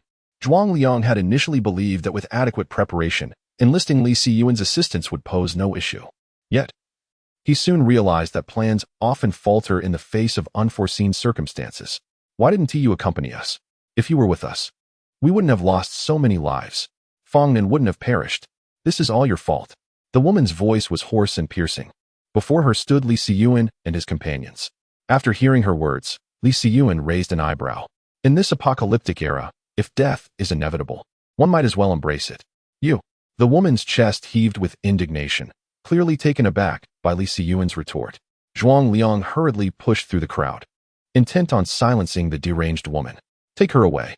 Li Siyuan was entirely unperturbed by Zhuang Liang's arrival. Rather, he was curious to see how the latter would attempt to sway him. Engaging in meaningless labor was beneath him. Why should he be apprehended? He had committed no wrongdoing. With greater power comes greater responsibility. Why should he reside in the camp without contributing anything? It was he who had caused the demise of so many. It was all his fault. He deserved. Before she could finish her sentence, Zhuang Liang had delivered a decisive blow to her throat. Though the enhancement of strength possessed by special ability users did not rival that of transformation ability users, their might was nonetheless formidable. That single strike shattered the woman's trachea. She writhed on the ground, clutching her throat in agony. Yet the more she screamed, the more intense her suffering became. Subsequently, Zhuang Liang drew a cleaver from Gung Hongliang's waist. Blood splattered across his face, his body, and his shoes. 1 strike, 2 strikes, 3 strikes, until the head was completely severed. He casually plunged the blade into the ground and, gripping a handful of hair, hoisted the severed head aloft. Brotherly, this woman was merely spouting nonsense. I hope it does not dampen your spirits. The onlookers gazed at Zhuang Liang with mixed expressions, their hearts weighed down with unease. Yet, they felt powerless. They could not afford to offend Li Siyuan, nor dared they to do so. The great pit at the entrance of the hall remained, a stark reminder. Li Siyuan cast him a glance before entering the room. His silence implied a tacit approval. Zhuang Liang smiled as he discarded the still bleeding head onto the ground. Though the combination of his smile and the blood staining his visage rendered him somewhat monstrous and terrifying. Throw it down the back mountain, and then clean this place up. Understood. In the quaint cabin, only Zhuang Liang and Li Siyuan were present. Zhuang Liang did not speak first. Instead, he retrieved a wooden box he had brought along. This artifact was discovered when we first arrived at Leping Mountain, nestled upon a fruit tree, and I hope it will prove beneficial to you, brotherly. As he spoke, he opened the box, and a peculiar, ethereal fragrance wafted towards Li Siyuan's nostrils. The delightful aroma carried a hint of sweetness, emanating from a pearlescent peach that appeared remarkably unripe, yet exuded a captivating, jade-like luster reminiscent of gelatin. Upon beholding the peach, Li Siyuan felt an exhilarating stir within his very cells. With a subtle shift in his gaze, he inquired softly, "How did you come across this?" It was quite serendipitous. For during the initial outbreak of the zombies, it coincided with the peach harvest season. However, many of the peach trees on Leping Mountain are ornamental and seldom bear fruit. Let us get to the point. Zhuang Liang's words momentarily faltered, but quickly regained composure. When we discovered it, it was growing on a withered peach tree. And I suspect it absorbed the vitality of that tree. Moreover, within a 100-meter radius of that tree, other plants exhibited signs of wilting. Li Siyuan held the box carefully, scrutinizing the peach. After a brief moment, he placed it back on the table. All right, now that the water plant incident has passed, I can assist you with another matter. If it proves too challenging, I will concede, but I will accomplish this while ensuring my survival. Good. Zhuang Liang did not expect to experience such an unexpected gain. The joy brought by the contrast left him momentarily speechless. After expressing his gratitude, he departed. The wooden door creaked shut behind him, and he turned his gaze toward the fragrant fruit, which was crystal clear. Even he found it difficult to resist the urge to taste it. "Mr. Xia, please come in." The door swung open once more, revealing Xia Zhenhai, who entered at the call. Zhuang Liang, still lingering nearby, was taken aback. If he was not mistaken, Li Siyuan intended to offer this fruit to the university professor? Had he lost his mind? Such a treasure should be utilized to enhance one's own strength. In truth, it was not that Li Siyuan lacked a desire for power. Rather, he simply did not trust Zhuang Liang. Coincidentally, Xia Zhenhai had yet to awaken any abilities. If he could awaken his powers through this fruit, it would be fortuitous. Thereafter, Zhuang Liang could entrust him with even more significant tasks. Chapter 62. The Spring of Withered Wood. How do you feel? Li Siyuan inquired, gazing at Xia Zhenhai, who was seated on the bed. He had consumed the fruit half an hour prior and had since fallen into a peculiar silence.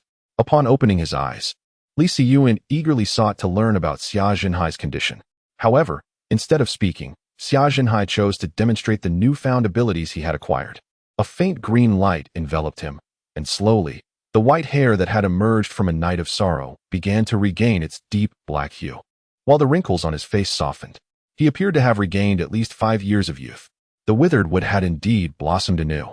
Xia Zhenhai had never felt so comfortable before. His entire being felt as though it were immersed in water nearly at body temperature. Even the occupational ailments that had lingered from countless nights spent crafting lesson plans had now vanished.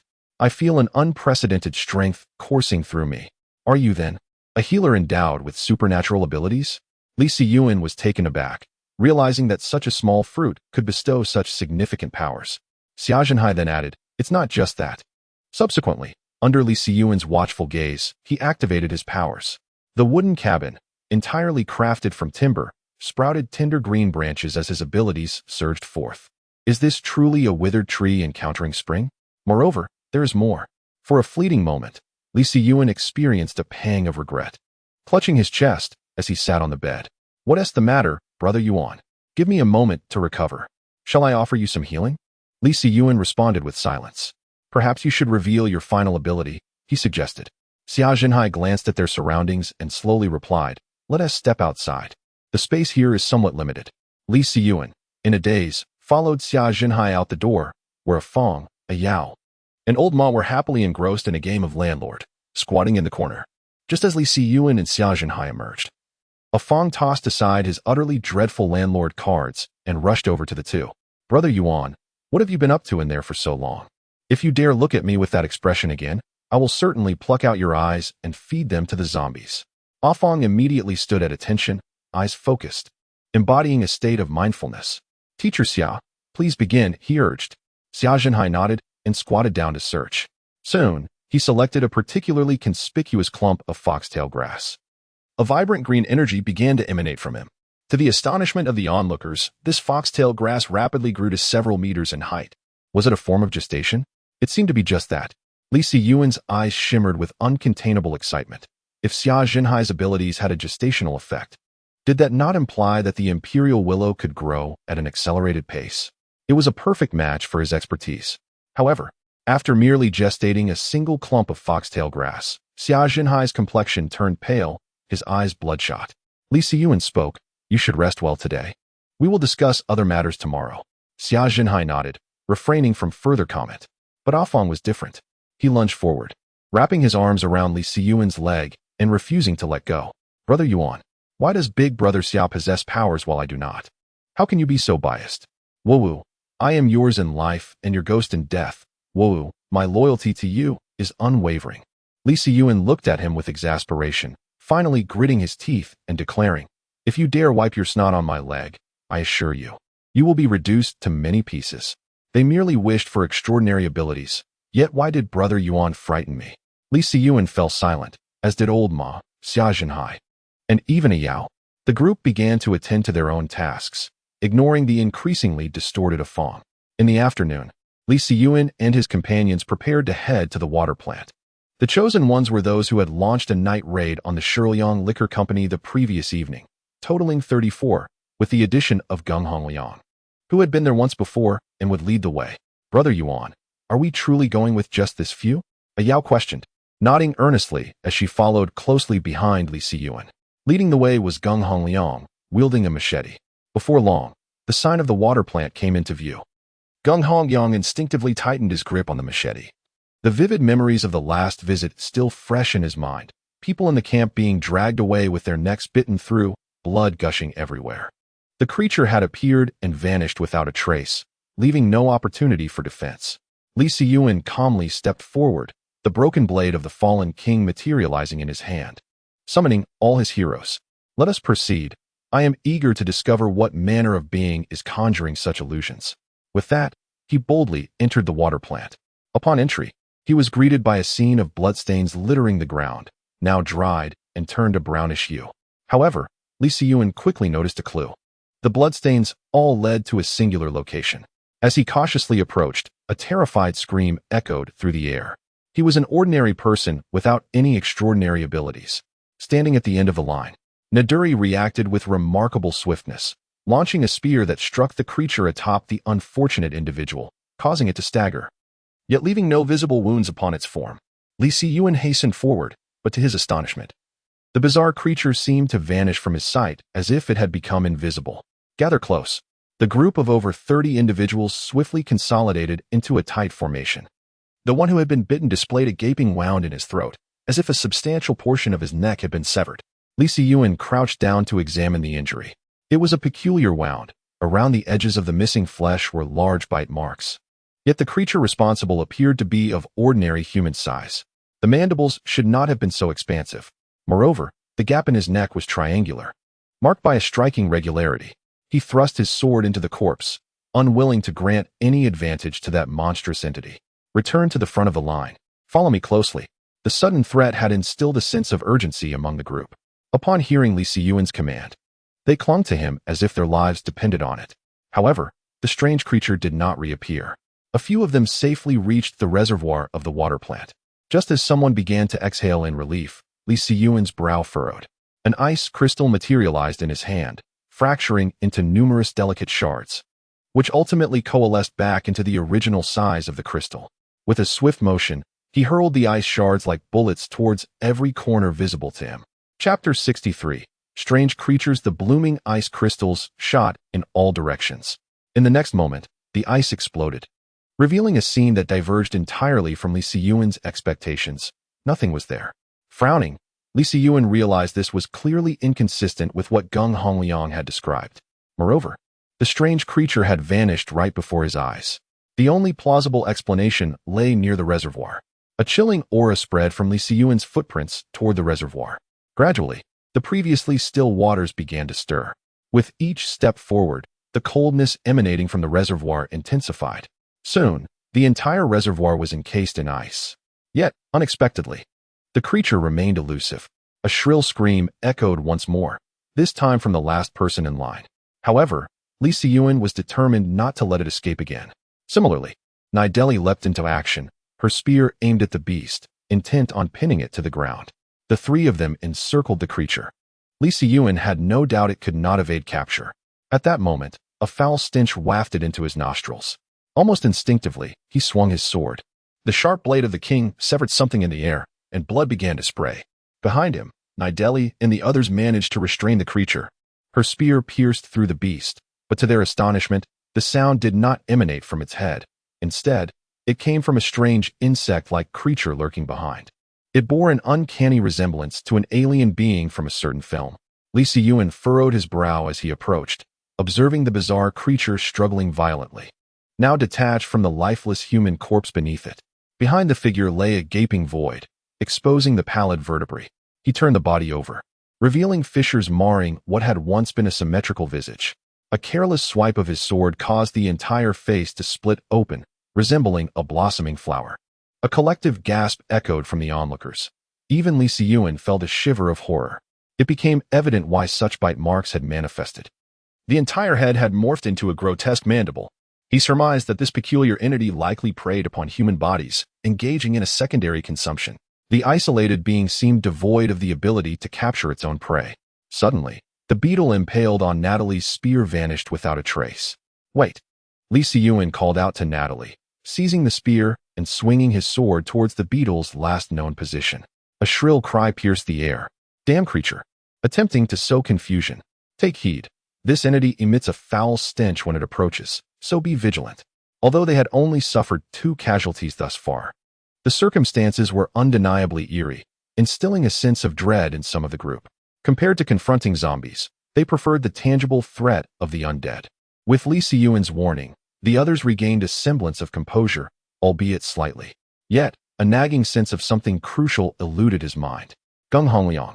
Li Siyuan called out to Geng Hongliang, causing the previously tense atmosphere to be jolted into a state of alarm. What plans do you have, Brother Yuan? He inquired. You mentioned that over 100 individuals perished here yesterday? Indeed. But what of the bodies? The scene grew somber. The corpses of over 100 people could not have simply vanished into thin air. Even the zombies had not devoured the bones. Li Siyuan's words left Geng Hongliang momentarily stunned, and the tension in the air intensified. The bloodstains on the ground came to an abrupt halt. Yet no signs of any bizarre creatures were present in the reservoir to cause the demise of more than 100 individuals in such a short span. There must be more than just a couple of these strange beings. Each enigma rendered the faces of those present increasingly grim. Suddenly, Li Siyuan seemed to recall something. He retrieved a telescope equipped with infrared capabilities. He had deemed it useful that day and taken it along, not anticipating that it would indeed prove invaluable now. Once dawned, nothing could escape its gaze. The first thing he observed was the frozen reservoir. With a mere glance, Li Siyuan discerned something amiss. The bottom of the reservoir was adorned with a series of egg-shaped thermal images, resembling embryos. He then scanned the surroundings, yet found nothing peculiar. How could this be? Could it be that those embryos were manifestations of their evolution?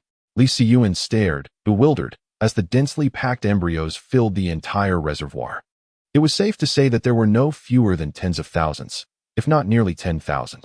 Li Siyuan retrieved a hex crystal, stepping back slightly, then again, and yet again. Finally, he hurled the hex crystal far onto the icy surface. The shattering of the crystal unleashed a blinding light that momentarily pained his eyes. Nevertheless, a true man steadfastly gazes upon the eruption of chaos. As he witnessed the explosion, 3 ice walls coalesced before him, shielding him from the ensuing shockwaves. After a brief 3 seconds, the tumult gradually subsided. The residual water in the reservoir had evaporated completely, leaving behind a charred pit at the bottom. It was at this moment that the remaining embryos finally revealed their forms. Li Siyuan approached the corner, where the transparent embryos, reminiscent of tadpole eggs, quivered incessantly, yet swiftly withered under his gaze. The dark core material fell to the ground as the shell decayed. Tap, tap, tap, tap. As Li Siyuan crouched down for a closer inspection, he was taken by surprise when the peculiar entity before him suddenly launched towards him. Its target was none other than his face. Had it not been for his extraordinary abilities, Li Siyuan might have indeed been struck. Yet, how could one without such powers find themselves in this predicament? Before it could reach him, the creature was frozen solid, becoming a specimen in his grasp. Now, he held it up for examination, resembling a grotesque beetle from a 3D realm. He thrust his sword into it, absorbing only a faint trace of energy. Li Siyuan furrowed his brow. This energy was even scarcer than that found within an ordinary human. Brother Yuan, something is amiss. Yao was completely focused, his muscles taut, as if instinctively manifesting in that very spot. Li Siyuan turned around, and to his astonishment, his infrared goggles revealed a multitude of strange creatures. Their origin, surprisingly, was the water tank that had previously been overlooked. It was the place where purified tap water was delivered. Within the tank, more bizarre beings continued to crawl forth, overwhelming Li Siyuan with dread. Quick, come closer. Chapter 64. Resolution. Li Siyuan's words acted as a catalyst, igniting the movement of these peculiar creatures, piercing the still air with a cacophony of shrill screams. This was far from friendly for the others. He summoned the remaining Tam and Makai. Shirley, erect barriers. Fong Hao, Lao Ma, set the surroundings ablaze. If he was not mistaken, these creatures detested water, fire, and light. Li Siyuan's command stirred them into action. Rising earthen walls shielded them, while Fong Hao's fireballs effectively intimidated the surrounding anomalies. However, it merely addressed the symptoms rather than the root of the problem, as none of it posed a true threat to the creatures' lives.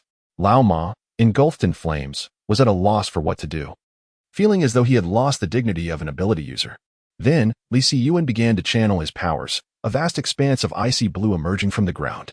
The ice layer thickened continuously, with Tam and Makai standing at the forefront to protect everyone, while Garen, clad in heavy armor, charged ahead. He seemed to possess an extraordinarily keen intuition, effortlessly striking down any creature that dared to approach. Li Siyuan began to exert his full strength, his hands touching the ground. In the eyes of Yao and the others, a massive ice surface, at least 30 centimeters high, seemed to materialize out of thin air, trapping everything that could not escape upon it. The ice rose from the earthen wall, and the surrounding individuals merely sensed a slight drop in temperature. However, for those strange creatures, this phenomenon was truly fatal. Numerous beings were frozen into ice sculptures, revealing their forms. These entities had relied on their ability to become invisible. Without that concealment, Li Siyuan approached and shattered each one with a single stroke of his sword. Yao also emerged from behind the earthen wall, rushing forward to join Li Siyuan in the onslaught. His previously pale complexion, a result of overexerting his abilities, quickly returned to normal as he replenished his strength. Meanwhile, Li Siyuan did not neglect the use of his powers while delivering the finishing blows.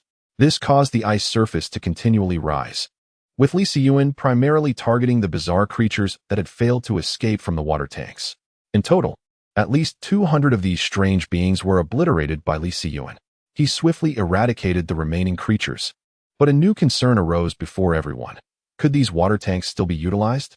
Li Siyuan's inquiry prompted those hiding behind the earthen wall to finally take action. In this endeavor, some individuals proved entirely unhelpful, either hiding or evading. As you observe, see if any familiar faces can be found among them. Li Siyuan's words left them momentarily stunned, as if they elucidated the inexplicable reality of finding more than 100 corpses yesterday, yet failing to locate this particular matter. Upon hearing what could be done, those still in a daze finally sprang into action. This is it. These are our fallen comrades. Gung Hongliang was the first to recognize some individuals, and in the next moment, he covered his chest in sorrow. These were the people he had spent countless days and nights with. They were his fellow warriors. Upon hearing this, Li Siyuan began to ponder several questions, ultimately arriving at a disconcerting conclusion. Those infected by the stardust, be they human or animal, still possessed the ability to reproduce. How else could one explain the presence of those embryos? Li Siyuan inhaled sharply, feeling a creeping dread. If there existed the capacity for reproduction, did it not imply that these stardust-infected beings had the potential to reconstruct the biological chain? After reaching a certain level of development, would they not also gain the ability to reform society? The more he contemplated, the more he perceived that the arrival of the stardust had been premeditated. Li Siyuan gazed skyward, wondering if this could be the work of some unseen force. Brother Yuan, there's a clean water tank here. Yao's excited voice interrupted his thoughts. Never mind. If I can't make sense of it, then so be it. Let the task of saving the world fall to someone more capable. After all, I, Li Siyuan, am merely a little over 1 meter 80. I cannot bear the burden alone. How do you discern that this water tank is clean? He inquired. All the tanks with monsters emit a foul odor, whereas the clean ones do not. Li Siyuan glanced around and toppled over the unused water tanks. As they were a combat unit unfamiliar with such matters, he sought to prevent any future mishaps. He promptly resolved the issue. With the problem addressed, he suggested that Zhuang Liang arrange for personnel to operate the water plant upon their return. I knew it. When brotherly steps in, success is assured. Upon reflection, of the 33 subordinates who ventured out, only 2 had fallen, a stark contrast to the calamity of the previous day. Li Siyuan showed no inclination to embrace Zhuang Liang. Instead, he turned slightly and remarked, "It is merely a transaction. Should there be any valuable items in the future, do not hesitate to call upon me." Zhuang Liang's expression shifted, ultimately breaking into a radiant smile. Agreed. Brotherly, do take some time to rest. We have a bonfire feast this evening. Xie Jiao cast a glance at Zhuang Liang, choosing to remain silent. Meanwhile, Xia Zhenhai had already recovered and was engaged in some activity in front of the small cabin. Teacher Xia, what are you busy with? Xia Zhenhai hastily stood up, revealing a few blooming blades of grass before him. Oh, nothing much. Just amusing myself with the flowers and plants. That sounds lovely. In this post-apocalyptic world, tending to flowers and plants can be quite delightful. Next time I venture out, I shall bring some back for you.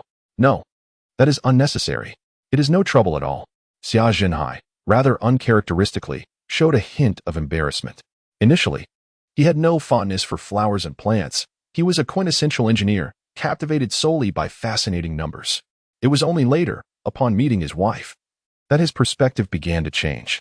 The woman who adorned her home with vibrant life. Li Siyuan had already entered the room, while Xia Zhenhai remained lost in thought, his gaze filled with nostalgia. Upon seeing a Yao enter, Li Siyuan embraced him tightly. Source: Virtual. Oh, open the system panel.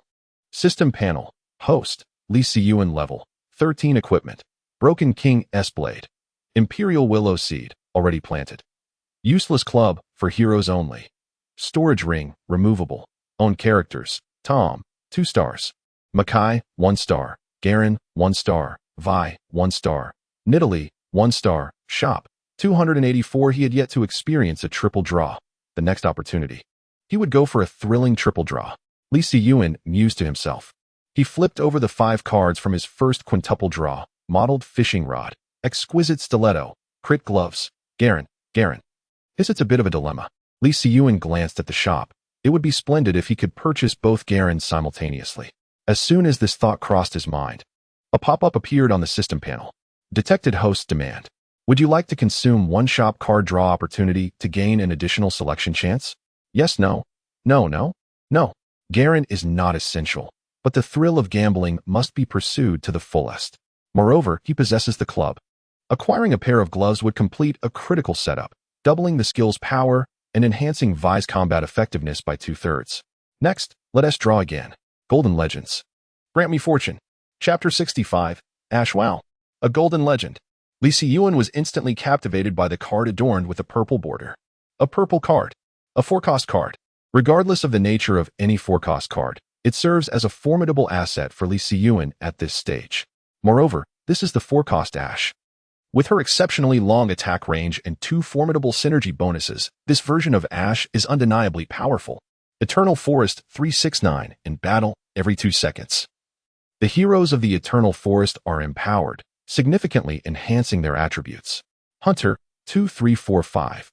In battle, after a certain number of seconds, all hunters will target the enemy with the lowest health percentage, dealing an additional 175 damage. Naturally, the hunter trait is of particular importance to Li Siyuan. as it may prove to be a decisive advantage when facing the zombie boss in the future, especially since all 4 hunter cards can serve as primary carries. In simpler terms, they are all gamble-worthy cards. Without a moment's hesitation, Li Siyuan claimed the card. With a swift motion, a graceful bow-wielding maiden materialized within the little cabin. Yao was oblivious to everything, only aware that Brother Yuan had begun his summoning once again. This sister is simply stunning. Yao stared in awe, his eyes wide with astonishment. Clad in leather armor that accentuated her figure exquisitely, complemented by flowing white hair and a matching white cloak, her elegance was unparalleled. In her hands, she held a sturdy bow, devoid of a string, and as she emerged, she offered a slight bow towards Li Siyuan. Summoner, greetings. Li Siyuan resolved to allow several heroic figures to remain in the realm of reality, no longer to be recalled. After all, there were undoubtedly many who had witnessed his methods. Such matters could not be concealed, unless he eliminated everyone, which would be futile. He glanced at the updated interface and nodded in satisfaction. System interface. Host. Li Siyuan level. 15 equipment. Blade of the Ruined King. Imperial Willow Seed. Planted. Useless club, for heroes only. Storage ring, removable. Characters owned. Tom, 2 stars. Makai, 1 star. Garen, 1 star. Vi, 1 star. Nidalee, 1 star. Ash, 1 star. Shop. 14. The number of heroes was steadily increasing, yet it was lamentable that, thus far, he had not encountered a single fortunate star. This was rather disheartening. Clearly, it was a system of chosen fortune, yet it offered no lucky star, denying the gamblers their chance. Tom had failed to yield any equipment today, neither in the morning nor in the afternoon, which left Li Siyuan somewhat vexed. Sleep. Sleep. What else could one do? With no other options available, he turned onto the wooden bed, while Yao observed and stepped outside. Meanwhile, Ash sat quietly in a nearby chair, cradling her longbow and resting her eyes.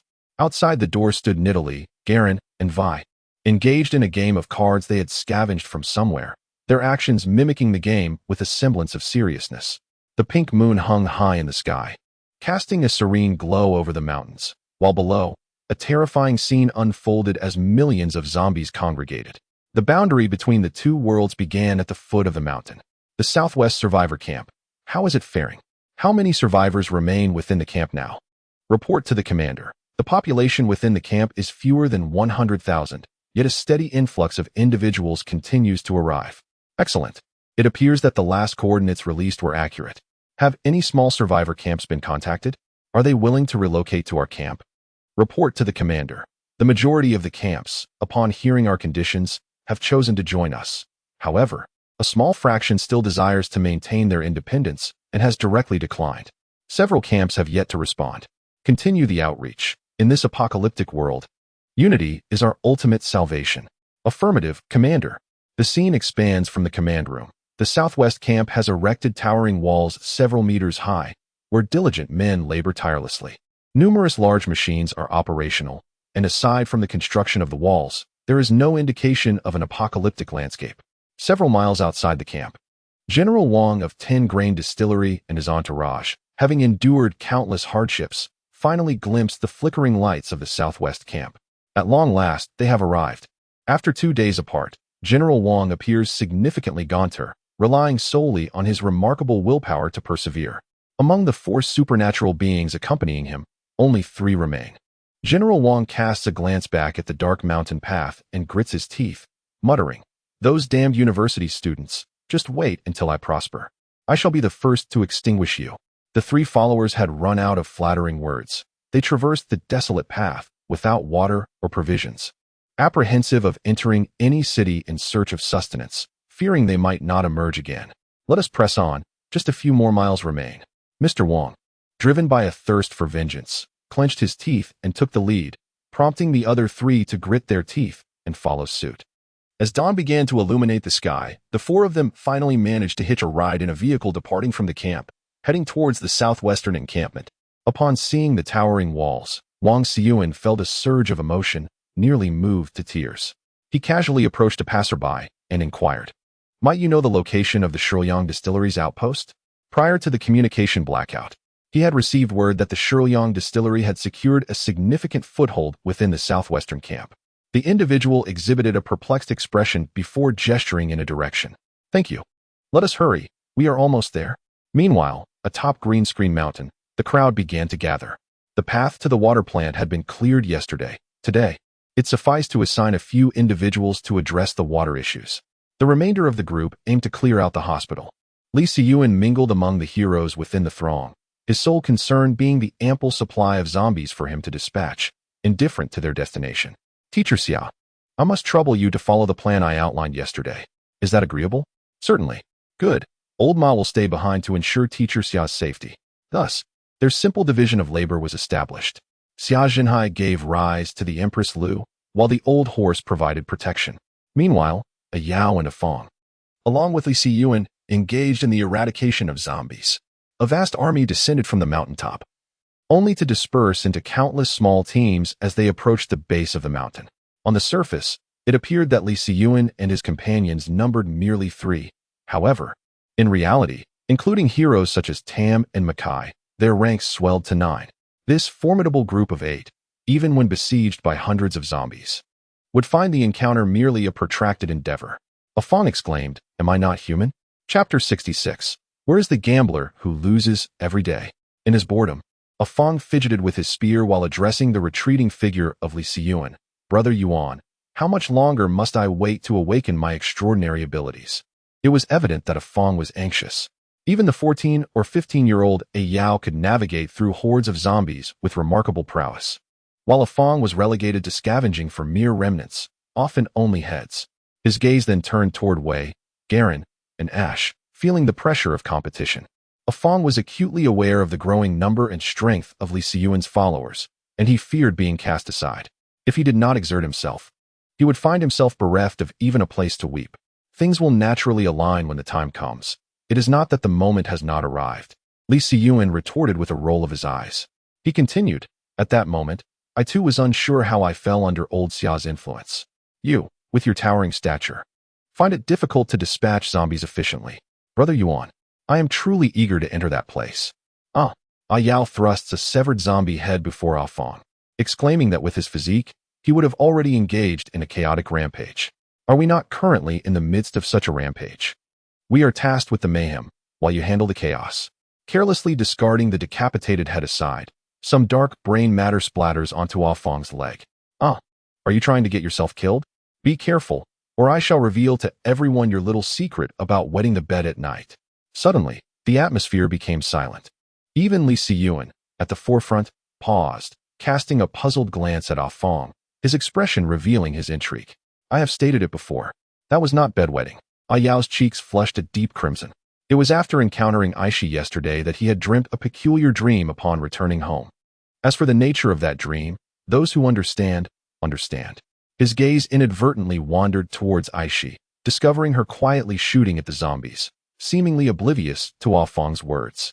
A peculiar blend of relief and slight disappointment washed over him. Enough of the banter. Let us make do here for lunch. They had nearly cleared the zombies in the vicinity of this old street, although more continued to approach from afar. Li Siyuan and his companions stepped into a tea house, and soon a thick layer of solid ice sealed the entrance.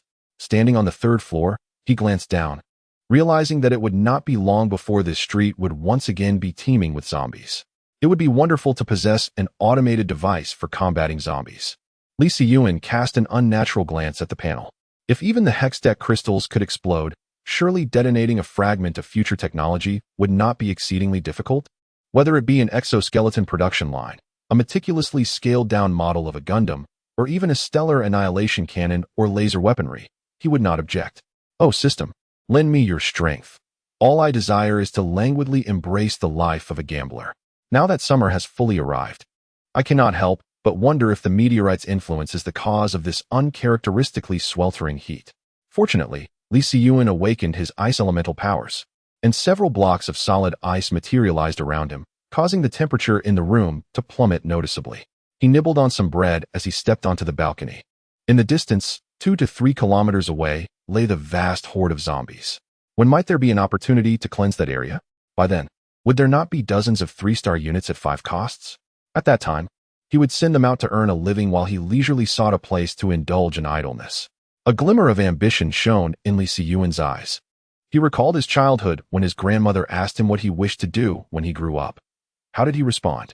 Have my grandmother work for me, and I shall pay her the highest salary.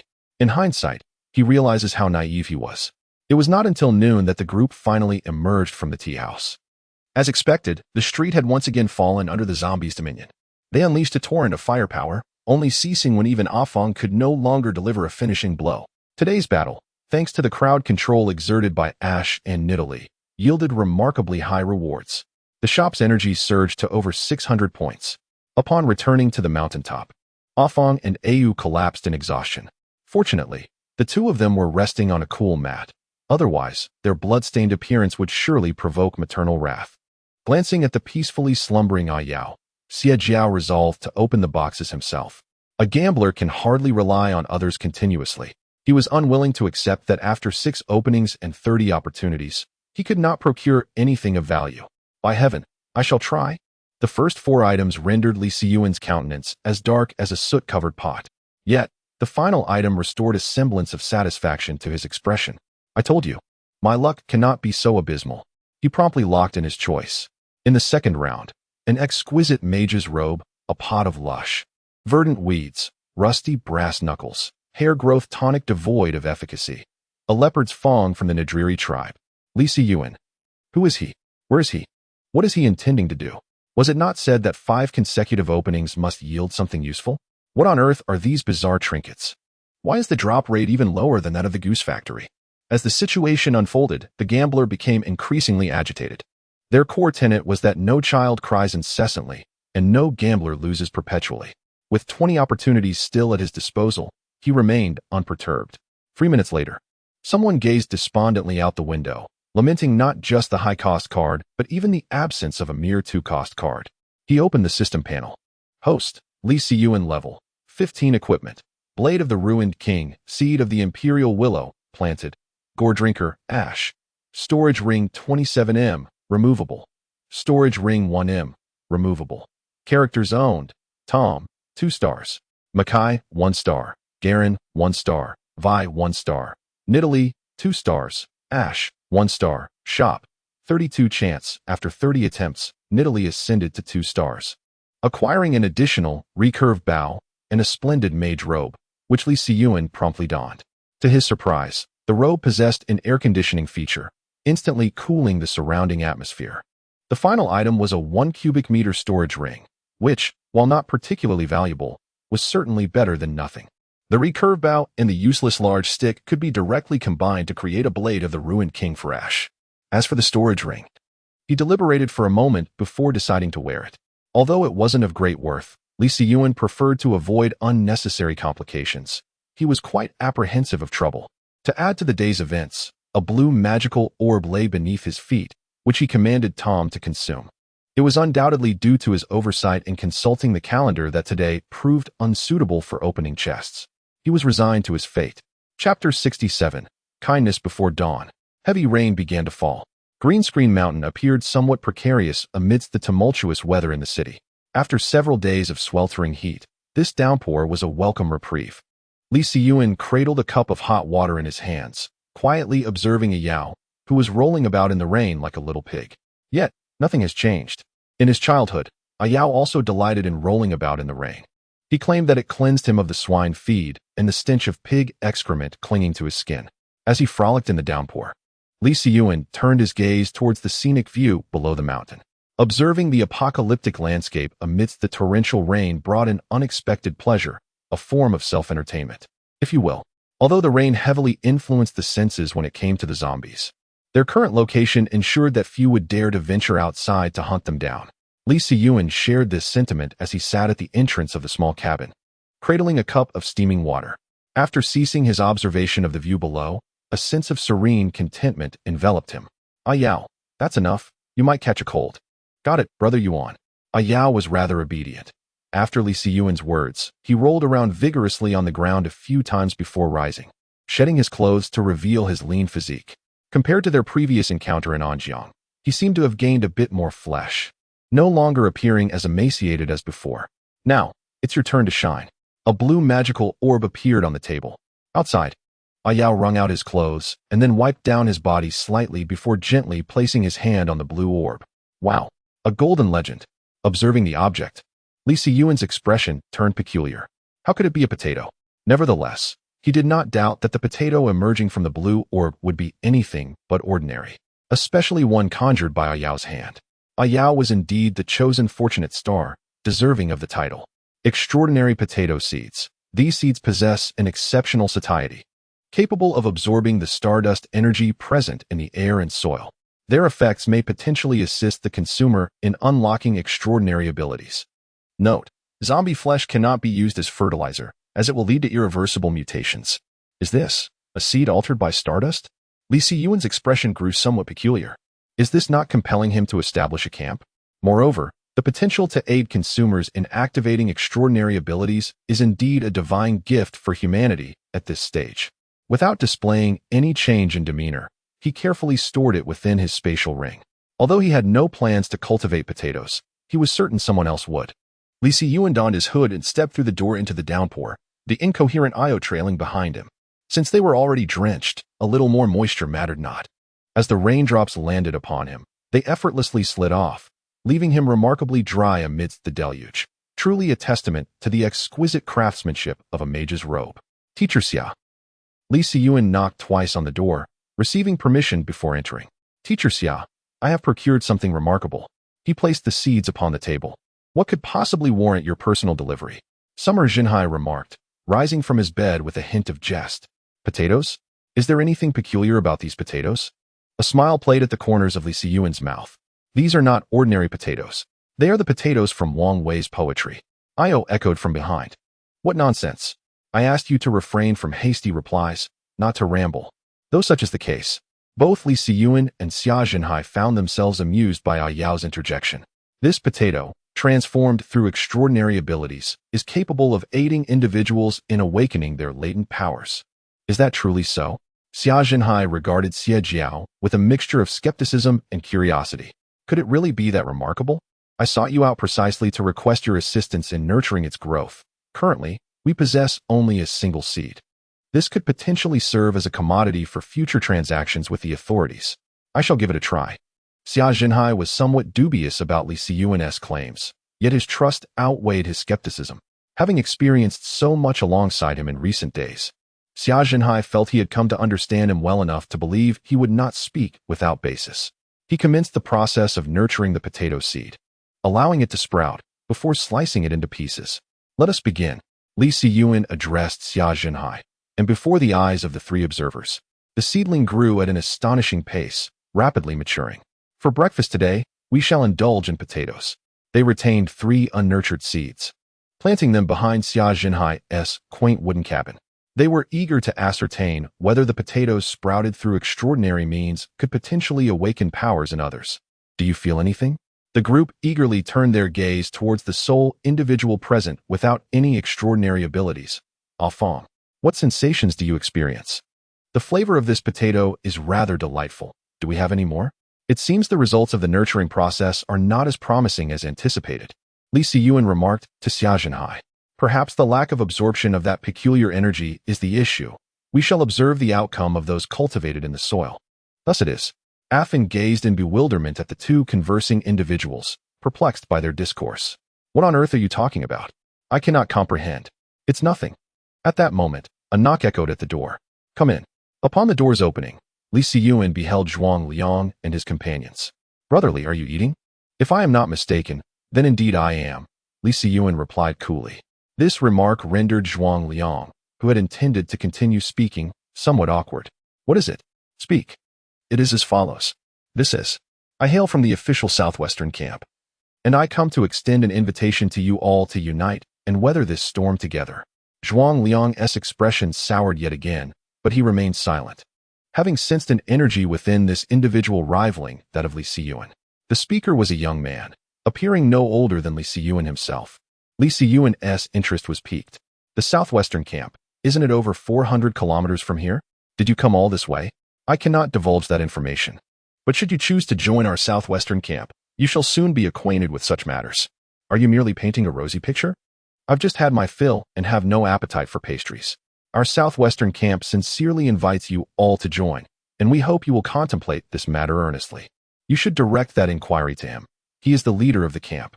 I am merely an outsider and do not partake in decision-making.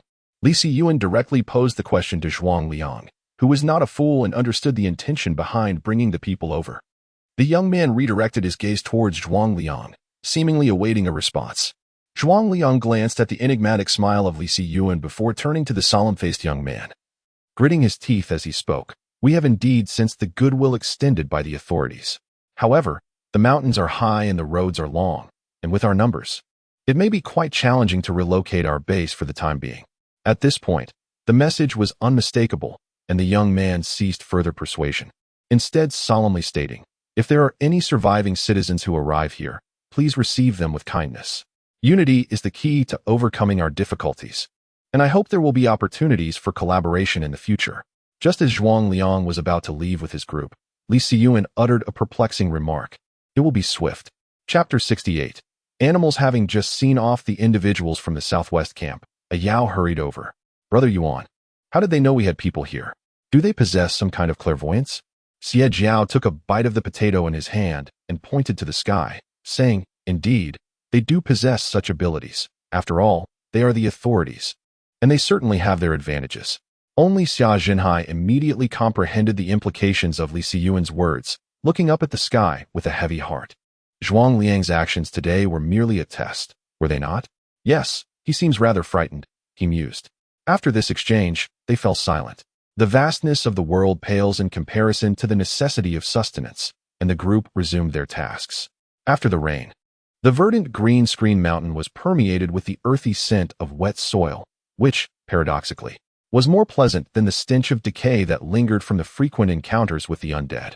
With the skies cleared and the azure expanse above mirroring the uplifted spirits of the people, it was time to move after a morning of rest. "Oh, we dispatched zombies just yesterday. Why must we venture forth today?" remarked Afong. Li Siyuan, upon hearing Afong's words, replied coolly, "If you feasted yesterday, why partake again today? Perhaps you should simply offer yourself to the zombies and be done with it." "Exactly. Why did you survive yesterday only to live again today? Ah, you little brat.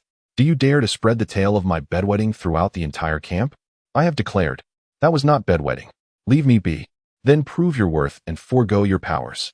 Let us settle this one-on-one." In a playful exchange, the two circled around a small wooden cabin. Li Siyuan lit a cigarette and said, "If you wish to acquire your abilities sooner, you ought to take this seriously." The duo continued their playful banter as they followed closely behind Li Siyuan, while further back trailed Aishi, Naduri, and Wei Galen. The striking appearances of these four naturally attracted countless glances, yet familiarity would breed acceptance in due time. Li Siyuan casually chose a path and meandered onward. The labyrinthine streets offered no concern for direction. The relentless tide of zombies would not be vanquished in an instant. By the time one street was cleared, another would be teeming with the undead. The rhythmic sound of footsteps echoed through the rain-soaked streets. Li Siyuan had become increasingly adept at wielding his extraordinary power, and with the enduring strength of the ruined King's Blade, he harbored no concerns about depleting his abilities. Just as the group was reveling in their battle, a long, sinuous tentacle emerged from the sewer.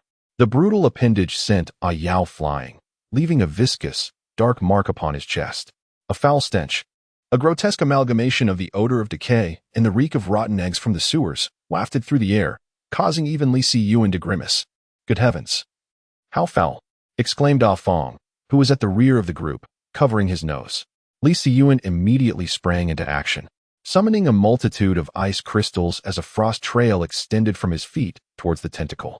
However, before the icy tendrils could reach their target, the tentacle slammed down onto the ground, shattering the ice crystals and disrupting the advance of the frost. Similarly, after throwing her spear, Nidalee could only scrape a layer of thick, black sludge from its surface. It was only Ash's arrows, imbued with the power of pristine ice, that could slightly penetrate its flesh. In agony, the tentacle began to lash out violently at the surrounding ground. In the next moment, a bulge appeared at the sewer's mouth. Act quickly. If it is this difficult to contend with a single tentacle, what will we do when whatever monstrosity it is fully emerges? Li Siyuan approached the tentacle, the ruined King's Blade materializing in his hand, with an ice-blue shield raised protectively before him. However, the tentacle seemed to possess a consciousness of its own, striking Li Siyuan with pinpoint accuracy. Had it not been for the ice shield that mitigated much of its force, this blow would have left him in considerable discomfort for an extended period. Rising from the ground, Li Siyuan's countenance was grim, an aura of frost emanating from him. The pervasive chill coalesced into the heavens, gradually forming a massive ice spear. The cerulean ice spear hovered elegantly in the air, radiating an astonishing allure under the sun. Just as the colossal entity within the sewer was on the verge of breaking free, the ice spear, resembling an inverted mountain, descended from above. In that instant, it seemed as if everyone felt the ground pulsating, as though something beneath the surface was stirring. Beneath the ice spear, the tentacle thrashed wildly. Yet a second colossal iceberg had already descended upon it. Li Siyuan's gaze was imbued with an inscrutable ferocity as he plunged the dilapidated blade of the fallen king forcefully into the tentacle. A torrent of energy surged into his body, akin to the overwhelming force of a river in flood. It was reminiscent of the disorienting sensation of inhaling an entire pack of cigarettes in one go, leaving him momentarily dazed. Yet, within mere seconds, the influx of energy abruptly ceased. Li Siyuan furrowed his brow, dispersing the iceberg and extracting the tentacle with his blade. Clever indeed. It had managed to sever its own limb to escape. What emerged from the sewer was a solitary, bare tentacle. Request continued to activate, but the energy it contained could only be described as meager. It remained a mystery what entity had undergone such a mutation. The mutations of these flora and fauna were far more formidable than mere zombies, which now seemed almost endearing by comparison. Ayao, are you all right? Afang had already helped Ayao to his feet. Just moments ago, Ayao had been caught off guard by a heavy blow from a tentacle, leaving his face noticeably pale. Li Siyuan took out the last remaining half-bottle of healing elixir and handed it over. Be more cautious in the future. Do not focus solely on the zombies before you. Ayao accepted the crimson potion from Li Siyuan, nodding vigorously. The events that had just transpired, along with the sight of the water plant, served as a stark warning to Xiejiao. It was not only humans and zombies that were evolving. Other species were not to be disregarded in this grand struggle. They needed to hasten their pace. Thud, a spear slipped from its position atop a head, plunging heavily into the concrete ground. The remnants of the head, still twitching, bore a deep gash, exposing bone where the spear's sharp edge had cut. Afang had grown numb to it all. The zombie's head was foul and hard, akin to a stone in a latrine. It took immense effort to crack one open. Yet, it was precisely this arduous task that allowed for a finishing blow. Li Siyuan glanced at the sky before stating, "Let us call it a night. We shall return the way we came." Afang kicked the severed head away with considerable force, only for it to be pierced mid-air by a shard of ice. He then lay down on the ground, a frown etched on his face, surrounded by the decapitated corpses of zombies on either side. In that moment, it was impossible to discern which was the most grotesque. When would this life ever come to an end? Afang's lament echoed the sentiments of all those still surviving in this world. When would this relentless existence cease? Would there ever be a conclusion to the zombie crisis? Chapter 69. Should misfortune befall you, may you not hold me accountable. Chapter 70. Should misfortune befall you, may you not hold me accountable. As the zombies underwent increasingly rapid evolution, Li Siyuan recognized the exigency to accelerate his own progress. While his advantageous abilities were instrumental in his survival amidst the apocalypse, they were, for the moment, insufficient to ensure a life of comfort, thus necessitating his own diligent endeavors. Upon returning to the summit, Li Siyuan drew water and indulged in a bath. The sensation of warm water was undeniably more gratifying than that of its frigid counterpart. Once he was cleansed, he summoned Io to the cabin. In concert with Hiro, the trio had vanquished a number of zombies easily in the thousands. Io's valorous combat, coupled with the necessity of feeding Afang, resulted in a tally exceeding 600 on Li Siyuan's record. However, Xiejiao's focus remained transfixed upon the azure orbs regurgitated by Tam. Tonight, Li Siyuan resolved to alter his approach, initiating with the orbs before proceeding to the lottery. A golden legend materialized forthwith. Sun Disk of Shurima, capable of autonomously seeking targets and initiating fire upon solar charging. Designated range, 700 meters. A palpable silence descended. Source? Source? Io gesticulated before Li Siyuan, his countenance etched with perplexity. What troubles you, Source? What occupies your thoughts? Io, should misfortune befall you in the future, I beseech you not to hold me accountable. Why would your actions precipitate my misfortune?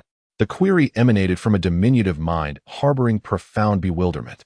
It is of no consequence. Allow me to embrace you, Source. Perhaps owing to the principle of cosmic equilibrium, Ios' early life had been fraught with such adversity that even the heavens, in their benevolence, sought to compensate him amidst the desolation of the apocalypse. The forthcoming moments marked the time for selection. Lee Si-Yuan gently caressed Ayao's head and, in one breath, unveiled all 6 sets of cards. It was then that he realized he had celebrated prematurely.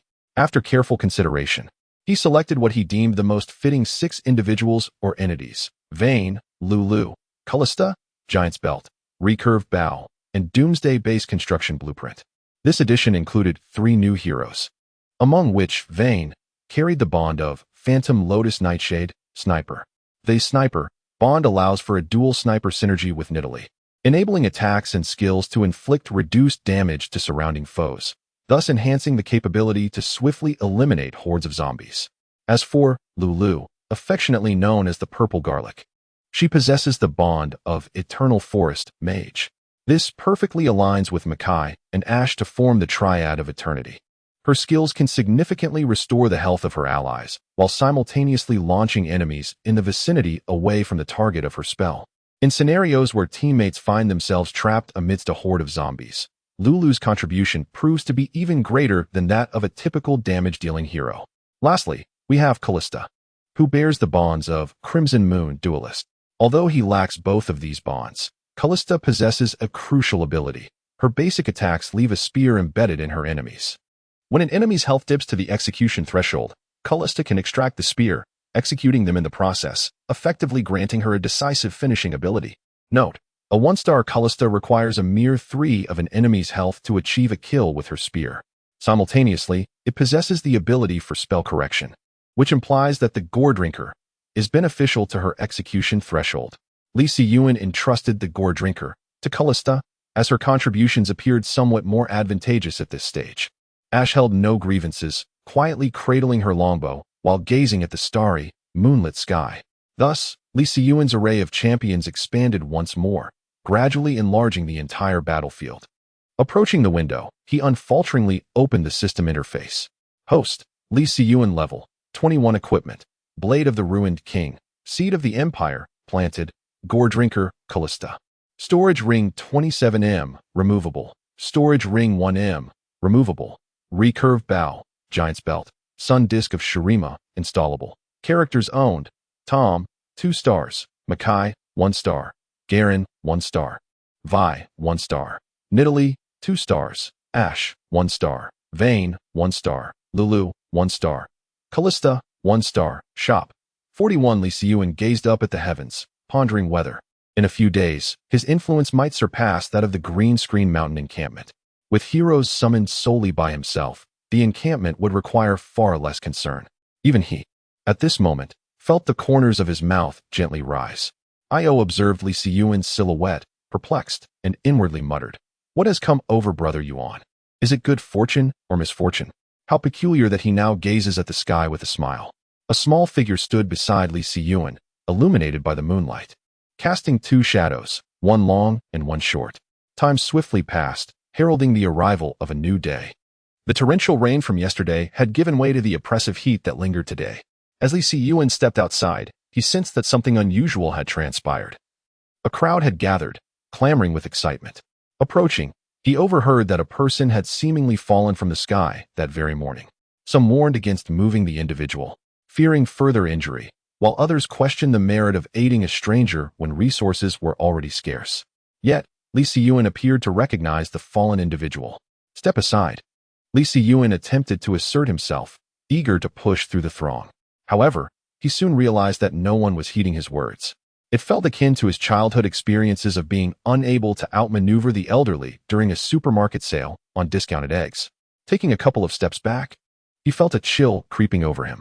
At that moment, someone in the crowd murmured, noting the sudden drop in temperature. Before long, others began to sense something amiss as icicles sprouted from the ground, compelling the crowd to retreat. Had this individual undergone some transformation? I suspect there is a treasure upon him. But in the blink of an eye, the ice spikes burgeoned rapidly, and those who coveted the treasure were thrust backward, suffering wounds from the sharp protrusions. Among them was a newcomer, Chicken Brother, a fledgling ability wielder. "Who the hell is pushing me? I'll incinerate you with a single flame. Watch where you step." Ah, you. Li Siyuan strode confidently to the forefront when an inconsiderate ability user, observing Li Siyuan's retreating figure, felt his pride wounded. He bellowed, "I'm an ability user and I haven't entered. Who do you think you're to go in?" Upon hearing this, Li Siyuan felt utterly astonished. He turned around and, pointing to his own face, remarked, "Do you think I can enter based on this visage?" Without needing to utter another word, the fortunate ability user who had just acquired his powers was already kneeling on the ground, prostrating himself in contrition. "My lord, spare me. It was not my intention. My lord, please don't kill me. I didn't mean to." Chapter 70. Encounter with the Tentacle Monster. Chapter 71. Encounter with the Tentacle Monster. Li Siyuan hoisted the individual up, and the crowd instinctively parted to create a pathway for him. This person was none other than the young messenger who had recently departed from the Green Screen Mountain. He was aware that before leaving, he had entrusted a satellite phone to Zhuang Liang. However, it was unclear what calamity had befallen him, rendering him a mere shadow of his former self, nearly on the brink of death. Rather than escorting him back to his quarters, Li Siyuan proceeded directly to Xia Zhenhai's modest cabin. "Teacher Xia, a monumental favor has arrived." Without knocking, Li Siyuan entered Xia Zhenhai's small abode. At that moment, far away in the great hall, Zhuang Liang concluded his ability, the energy above his eyes dissipating.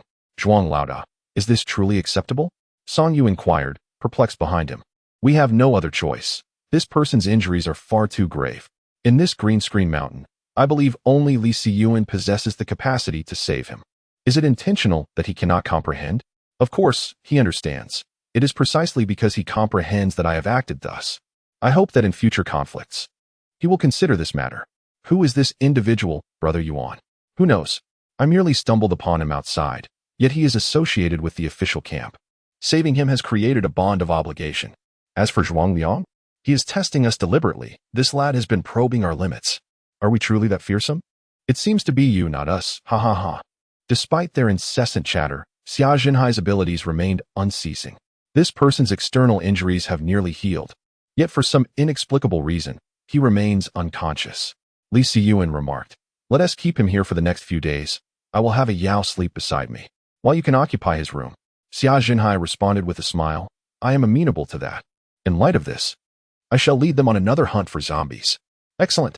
After enduring these days of collaboration, they no longer appeared as strangers. Li Siyuan awakened a Fong and a Yao, preparing for their next expedition. From a distance, he glanced back at the mountain's descent, locking eyes with someone within the Grand Hall. Everything was understood without the need for words. At the mountain's base, a Fong gazed at Li Siyuan with a forlorn expression, softly lamenting, "Brother Yuan, when shall I awaken my abilities?" The number of individuals awakening powers in the mountains has been increasing, with several exclamations heard daily, which has left a Fong coveting the phenomenon. Li Siyuan was somewhat taken aback by this situation as well. Every day, a Fong slays a considerable number of zombies. Yet he remains devoid of any signs of awakening his latent abilities. He reassures himself that patience will yield results. A Fong nearly feels like a wretched villain until a Yao unexpectedly speaks up. "Xiao Fongzi, there's nothing wrong with not awakening your powers. Your brother Yao will protect you." These words strike a chord within him, prompting a Fong to respond loudly to a Yao. "I know you're anxious, but please, hold your horses. My abilities are simply too formidable. They are still in the brewing stage, and once awakened, I shall strike so fiercely that even your mother won't recognize you." A Yao retorts, "Is it possible that even my mother might not recognize me right now?" A Fong, oblivious to a Yao's past experiences, merely views this as a light-hearted jest, and a Yao is not offended. Just as a Fong is about to continue, Li Siyuan interjects, "Enough with the frivolous chatter. Perhaps it's your incessant prattling that is delaying your power's emergence." A Fong is taken aback. Is it truly that ominous? He wishes to argue further, but the piercing gaze from Li Siyuan silences him instantly. Wow, Brother Yuan's gaze is quite terrifying. A Fong's heart flutters, feeling as though his head might detach from his neck due to the tension. Li Siyuan exhales, finally bringing a semblance of calm. As they approach the little street from yesterday, a she, walking alongside, calls out to the group. Hearing a she's voice for the second time, a Yao feels a flutter of emotion. Is there something wrong? The inquiry posed by a Yao was swiftly addressed by the ensuing circumstances. A lengthy fissure materialized on the ground, rapidly extending towards Li Siyuan and his companions. Furrowing his brow, Li Siyuan seized a nearby purple-skinned garlic and bellowed, "Retreat." Ah Fong was the swiftest to flee. By the time Li Siyuan issued his warning, he had already distanced himself by several meters. This had become an unspoken agreement among them during perilous times. If danger arose, he would retreat far enough to later return and retrieve the fallen. Although this strategy might seem futile, Li Siyuan was inexplicably compelled, as if determined to awaken his latent powers to discern the true nature of this formidable entity. The group hastily widened the gap between them, yet the fissure's spread was no less rapid. A resounding crash echoed as concrete debris cascaded around them, and the group finally glimpsed the true nature of the threat. A tentacle, far larger than the one encountered the previous day, loomed before them, its size at least tripled. Li Siyuan's eyes widened in disbelief. How could this creature grow so swiftly? Furthermore, their encounter with this monstrous being was evidently premeditated. Unable to discern the source of the tentacle, which lurked within the murky waters, it seemed reluctant to reveal itself. "Source brother, what should we do?" "Engage it." Li Siyuan had experienced the overwhelming surge of power coursing through him yesterday. He was resolute in his determination to harness that energy today, especially with the new hero's support. They might indeed possess a chance to triumph over this beast, especially with heroes like Callista and Vayne, who excel in pinpoint demolition. Maintain your distance. Yao, do not engage. Protect Ash. Yao, elated, hurried to Ash's side. Comparatively, Ash's physique is considerably weaker than that of Nidalee and Callista. The monstrous creature, with its 7 claws flailing in the air, released a foul stench as it sprayed the noxious black water everywhere. Yao bravely stepped forward to shield Ash from the onslaught of sewage, turning to her with a radiant smile, revealing a set of pearly white teeth. "Fear not. Unleash your power, for I shall safeguard you." Although Ash's expression remained impassive, she nodded slightly. With her longbow drawn taut, she unleashed a flurry of arrows towards the tentacles, yet, in stark contrast to yesterday's achievements. Today she struggled even to breach its defenses. Li Siyuan furrowed his brow, a chill emanating from him as he directed his attention towards the source of the sewage, seeking to discern the origin of the tentacles. However, before he could extend his reach, a tentacle slammed onto the ground, shattering the earth beneath him and interrupting his incantation. Damn it. Chapter 71. A difficult victory. Li Siyuan gazed at the fissures beneath his feet, his brows tightly knit. With such force, a single strike could spell doom for anyone unfortunate enough to be caught. Fortunately, it remained hidden within the murky waters, effectively rendering itself incapacitated. Li Siyuan continuously summoned ice crystals towards the creature, while the others methodically unleashed their attacks. Among them, the most striking was Callista, whose attack speed, bolstered by the blade of the ruined king, transcended the bounds of reason, leaving behind a series of transparent spears upon the tendrils. Employing a familiar tactic, Li Siyuan conjured an enormous ice spike in midair, even larger than the one from the previous day, and sent it crashing down towards the source of the tendrils. Just as everyone anticipated a significant impact, the tendrils unexpectedly split into 3, effectively catching the massive ice spike. Astonishing. Yet, akin to the previous day, could one escape from 1, or even 2? Li Siyuan's follow-up assault descended upon them. The double strike compelled the creature to retract 2 of its tendrils once more. The team, relentless in their pursuit, began to unleash a torrent of attacks. The Panther Woman, perched high above, aimed her skill at the root of the tendrils. In Li Siyuan's peripheral vision, her movement even left a fleeting afterimage. The next moment, the creature let out a thunderous roar, clearly in pain. Li Siyuan advanced with his sword, weaving through a flurry of arrows and bolts, swiftly closing in on the creature. Close combat was secondary. 2 ice spikes alone could not contain this beast. "Garen, lend me your strength." Garen, understanding the unspoken request, positioned his massive sword in front of him. With a powerful lift, Li Siyuan leveraged Garen's strength to ascend to the pinnacle of the ice spike. The blade of the ruined king embedded itself within the ice, stabilizing his stance, just as one of the creature's arms attempted to swat him down. But in the next instant, Bai stepped forward. The clash of fists ignited sparks, and a fist radiating a green glow seized one of its tentacles. Indeed, she was like a blossoming maiden, possessing the strength to topple mountains and an aura that overshadowed all.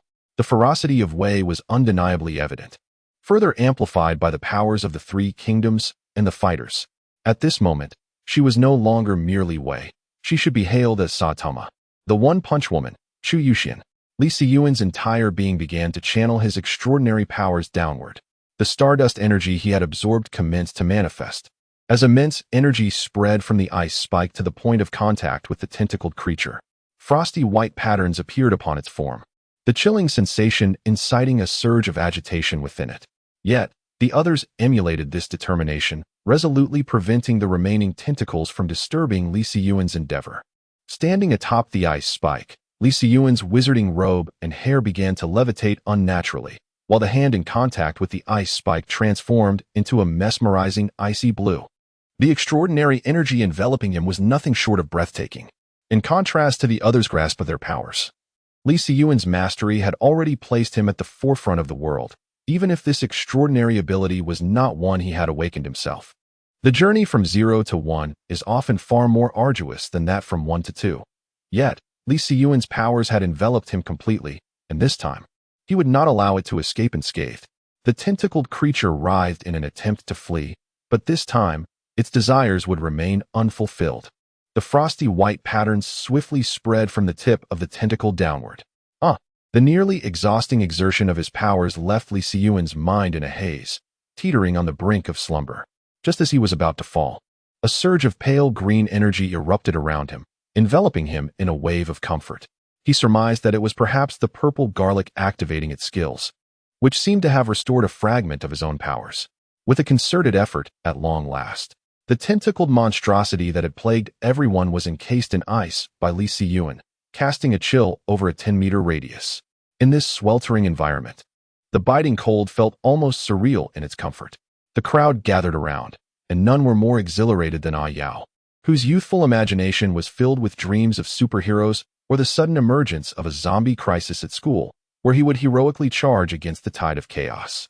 However, this time he exhibited remarkable restraint, refraining from his usual exuberance, his eyes darting about nervously, wary of provoking disapproval from those around him. Li Siyuan drew the blade of the fallen king and leaped down from the ice spike, exuding a newfound composure. I am eager to discover the extent to which the energy within this tentacled creature can elevate my abilities. The sharp blade of the fallen king effortlessly pierced through the solid ice. As he activated his powers, Li Siyuan once again felt that ethereal sensation he experienced the previous day. The energy was siphoned, and the tentacled beast began to thrash violently, the ice sculpture swaying as if on the verge of shattering. Yet, as Li Siyuan absorbed energy while simultaneously exerting his extraordinary powers, the movements of the tentacled creature diminished gradually, until eventually, there was no sign of activity whatsoever. Li Siyuan felt as though he were an inflated balloon, engulfed in discomfort. Fortunately, at that moment, the energy within the creature's body began to subside. Cautiously, he distanced himself, for the overwhelming energy coursing through him rendered each step a formidable challenge, as he feared that a moment's carelessness could lead to an explosion. In this peculiar state of heightened sensation, Li Siyuan seemed to have stumbled into an unusual realm, surrounded by ethereal azure gases and countless conduits. He could also perceive an exceedingly rhythmic tremor coursing through the environment. This was internal observation. Li Siyuan was taken aback and attempted to speak, only to find that no sound emerged. He scrutinized the internal conditions of his being, but failed to locate the source that bore his extraordinary abilities. How strange. Reluctantly, he delved deeper, yet still encountered nothing of significance. Suddenly, a thought struck him. Perhaps elemental powers required a medium for manifestation, but what of transformation abilities? Surely, that signified a fundamental alteration of one's biological essence? The catalyst for such change, could it be genetics?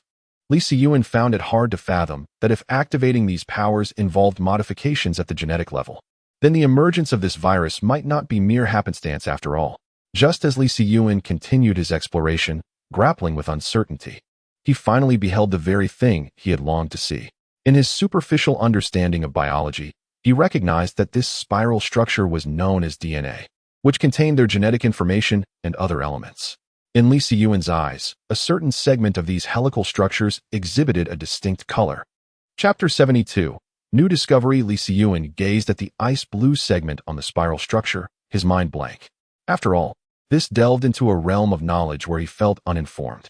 He only understood that DNA, which carried genetic information, was referred to as genes. Beyond that, he was at a loss. However, the scene before him, when pieced together with his limited knowledge, suggested that Stardust energy had attached to or permeated a segment of this genetic information, potentially granting humanity the possession and utilization of extraordinary abilities. Could it be that such powers were inherently possessed by humankind? As he yearned to observe the ice-blue genetic segment more closely, a sensation of weightlessness enveloped Li Siyuan. And in the blink of an eye, he found himself back within his own perspective. Simultaneously, the swelling sensation that had afflicted him vanished completely. With a sigh, Li Siyuan attempted to speak, only to discover himself ensconced in a field of ice blue. What was happening? He raised his hand and waved. The energy stabilizing the ice crystals dissipated.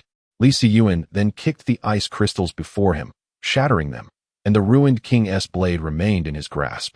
With a few swift motions, the crystals were reduced to fragments. Brother Yuan! Brother Yuan! Before he could fully comprehend the situation, two voices called out to him. Li Siyuan cast a perplexed glance at Ayu and inquired, "What is happening? What has transpired?" He was acutely aware that it must be connected to him, yet he yearned to grasp the finer details. "Brother Yuan, you have finally awakened," Ayu exclaimed as she rushed towards him, causing Afong to miss his chance to join her due to the suddenness of her movement. An ice pillar stood resolutely in his path. How swift! A surge of agitation coursed through Li Siyuan. This ice pillar had materialized merely upon his fleeting thought, which led him to ponder. "Brother Yuan, do you realize you have been here for an entire day? We were utterly worried about you." "A day? Hasn't it only been a few minutes? How could it possibly be a day?" Li Siyuan instinctively expressed disbelief. "It has indeed been a full day, 7 hours, and 38 minutes. Afong stated earnestly while embracing the ice pillar. Now, even if he wished to remain skeptical, he had no choice but to believe. The precision of the time sounded almost clock-like. Li Siyuan glanced up at the sky. Even if a full day had not passed, several hours had certainly elapsed. During this day and a half, they had fretted over Li Siyuan, neglecting to hunt zombies, and without his supplies, they had endured considerable hunger. "My apologies. I have taken some time, but there were a few gains this time," Li Siyuan expressed with a hint of remorse. "Brother Yuan, why say such things? Let us quickly find something to eat. We are nearly starving." Afong's signature mournful gaze resurfaced. After a delightful meal, the group prepared to venture out once more to hunt a few zombies. After all, having spent 2 days without any rewards would be a great pity. At the very least, they ought to aim for a 5-fold bounty, wouldn't you agree? As dusk descended, Li Siyuan surveyed the system mall after achieving a commendable for consecutive rounds. However, the crux of his contemplation was not merely this accomplishment, nor was it solely about the introspection and enhancement of his abilities. Rather, it lay in the revelations unearthed through introspection.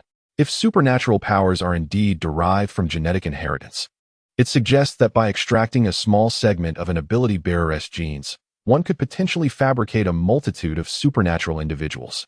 Furthermore, genes are inherently transmissible. If 2 ability bearers were to unite, would their offspring not possess dual supernatural capabilities? Moreover, from the perspective he had gleaned, the fragment of the supernatural gene he possessed constituted merely a minuscule portion of an entire genetic sequence. Could this imply that an individual might harbor multiple supernatural abilities? This notion seemed to resonate with the earlier concept of the ability separation scroll, which allowed for unlimited attempts. Li Siyuan's newfound insight felt akin to the opening of a grand gateway. He found himself eagerly anticipating the opportunity to explore additional supernatural powers and their potential effects. The combination of ice and fire would undoubtedly yield results far exceeding mere arithmetic addition. Yet, a flicker of concern crept into his mind. Among the ability bearers encountered thus far, none had exhibited the possession of dual abilities. Logically, considering the vast array of genetic information, the types of supernatural powers should be innumerable, and it seems implausible that no one has awakened to a second ability.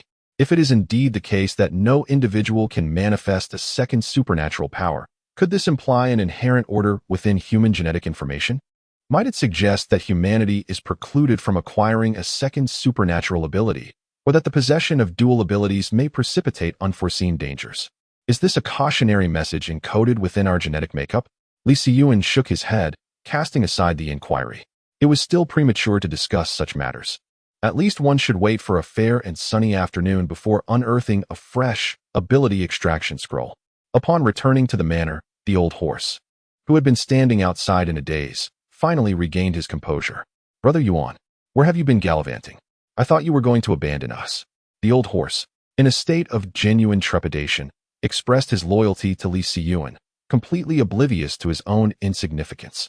Li Siyuan replied, we encountered a few things along the way, which delayed us a bit, but there is nothing to worry about. His tone clearly indicated a desire to keep the conversation brief. The seasoned old horse, astute as ever, discerned the underlying message and chuckled nervously, bowing his head.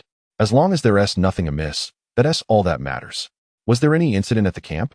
An incident? Not really. Nothing particularly unusual occurred, except that the person you brought back has awakened. And what about that? Li Siyuan pressed, leading the old horse towards Xia Zhenhai's quarters. Well, it seems he has lost his wits. The old horse expressed his bewilderment. How could someone awaken only to appear dazed? Li Siyuan felt a pang of concern about whether this relationship was worth salvaging. Mr. Xia? Mr. Xia. Li Siyuan pushed open the door and stepped inside, only to find that Xia Zhenhai was not in the room. Instead, a solitary figure sat on the bed, lost in thought, his vacant gaze staring blankly ahead, devoid of focus. On the table before him lay several cold potatoes. Hey! Li Siyuan waved his hand in front of him, but received no response. He appeared utterly lacking in the vitality he had displayed just a few days prior. It seemed that he had sustained a rather severe concussion and had yet to regain his senses. Xia Zhenhai's voice came from behind, prompting Li Siyuan to turn and nod in acknowledgement. However, based on my understanding of him, it was highly unlikely that he could be frightened by anything. Xia Zhenhai's complexion was somewhat pallid, likely a result of his recent efforts to assist the Imperial Willow and the extraordinary potatoes in their growth. Li Siyuan made space for him, indicating that it would be a burden for Teacher Xia to keep an eye on him a little longer. Of course. Chapter 73. The enigmatic compass. After assessing the man's condition, Li Siyuan returned to his modest wooden cabin, with a Yao trailing closely behind. He had discerned a pattern. Every time at this juncture, Yuan Ge seemed to desire a closer connection with him. Though the reason eluded him, he trusted that Yuan Ge meant him no harm, right? Yao, you arrived just in time. Come here to Yuan Ge. You see, my guess was not incorrect. Was it? Yao obediently settled beside Li Siyuan, her gaze drifting through the cabin to the serene face of a girl outside the window. The gentle lines of her features were softly illuminated by the glow of the lights, causing Yao to feel a sudden warmth flush to her cheeks. Her heart raced with an unfamiliar exhilaration, a sensation she had never experienced before. Li Siyuan remained oblivious, having exhausted his opportunities for a 4x5 combo. With the addition of 3 more heroes, at long last, he encountered the hero he had been eagerly anticipating: Fiona, Yasuo, and Annie. Fiona possessed the Jade Sword Immortal and Duelist Master traits, while Yasuo embodied the Ronin and Duelist Master traits. In an instant, he found himself with 3 Duelist Master traits, including Callista. Had he faced that tentacled creature in today's state, they certainly would not have been as beleaguered as they were yesterday. Additionally, a novel object appeared in Li Siyuan's grasp, a finely crafted compass. It was not an absolute necessity to select this item. However, the hero that emerged alongside it was a chosen card, and not merely a fortunate star. Thus, among the remaining 4 cards, Li Siyuan selected this compass, which caught his eye. As soon as the compass materialized in his hand, its needle began to oscillate wildly, subsequently indicating a direction while revealing 2 distinct colored dots. Li Siyuan raised an eyebrow, intrigued by the proximity of these dots. He was eager to discover what they signified. Following the compass's guidance, he ventured forth and was astonished to find that the needle pointed to a sprouted Imperial Willow seedling, now nearly 30 centimeters tall, with leaves emitting a luminous green glow, appearing exceptionally delightful. Could it be that this was a treasure-hunting compass? How intriguing. For the time being, Li Siyuan could only define the capabilities exhibited by the compass as that of a treasure-hunting device.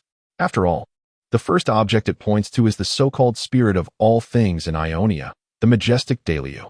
Upon returning to the small cabin, Li Siyuan beheld a rather intriguing scene. A blushing youth gazed somewhat shyly at a strikingly elegant young lady, his demeanor betraying a sense of awkwardness and unease. In contrast, the young lady's expression exuded a certain aloofness. What are you two discussing? Li Siyuan approached and playfully patted the boy on the shoulder, suppressing a chuckle. In that moment, he noticed the boy's nape bristling with tension. Brother Yuan, why are you so quiet when you walk? We weren't discussing anything, Yao replied, her cheeks flushed, as she swiftly maneuvered past Li Siyuan and exited the cabin. In his 20s, Li Siyuan was all too aware of Yao's thoughts. Yet he knew her hopes were in vain. After all, Ash was a character summoned from the system, despite her arrival in the real world. A bond between them was ultimately unattainable. 3 beams of light burst forth from Li Siyuan's body, transforming into 3 distinct figures, the newly summoned Fiona, Yasuo, and the cheerful Annie.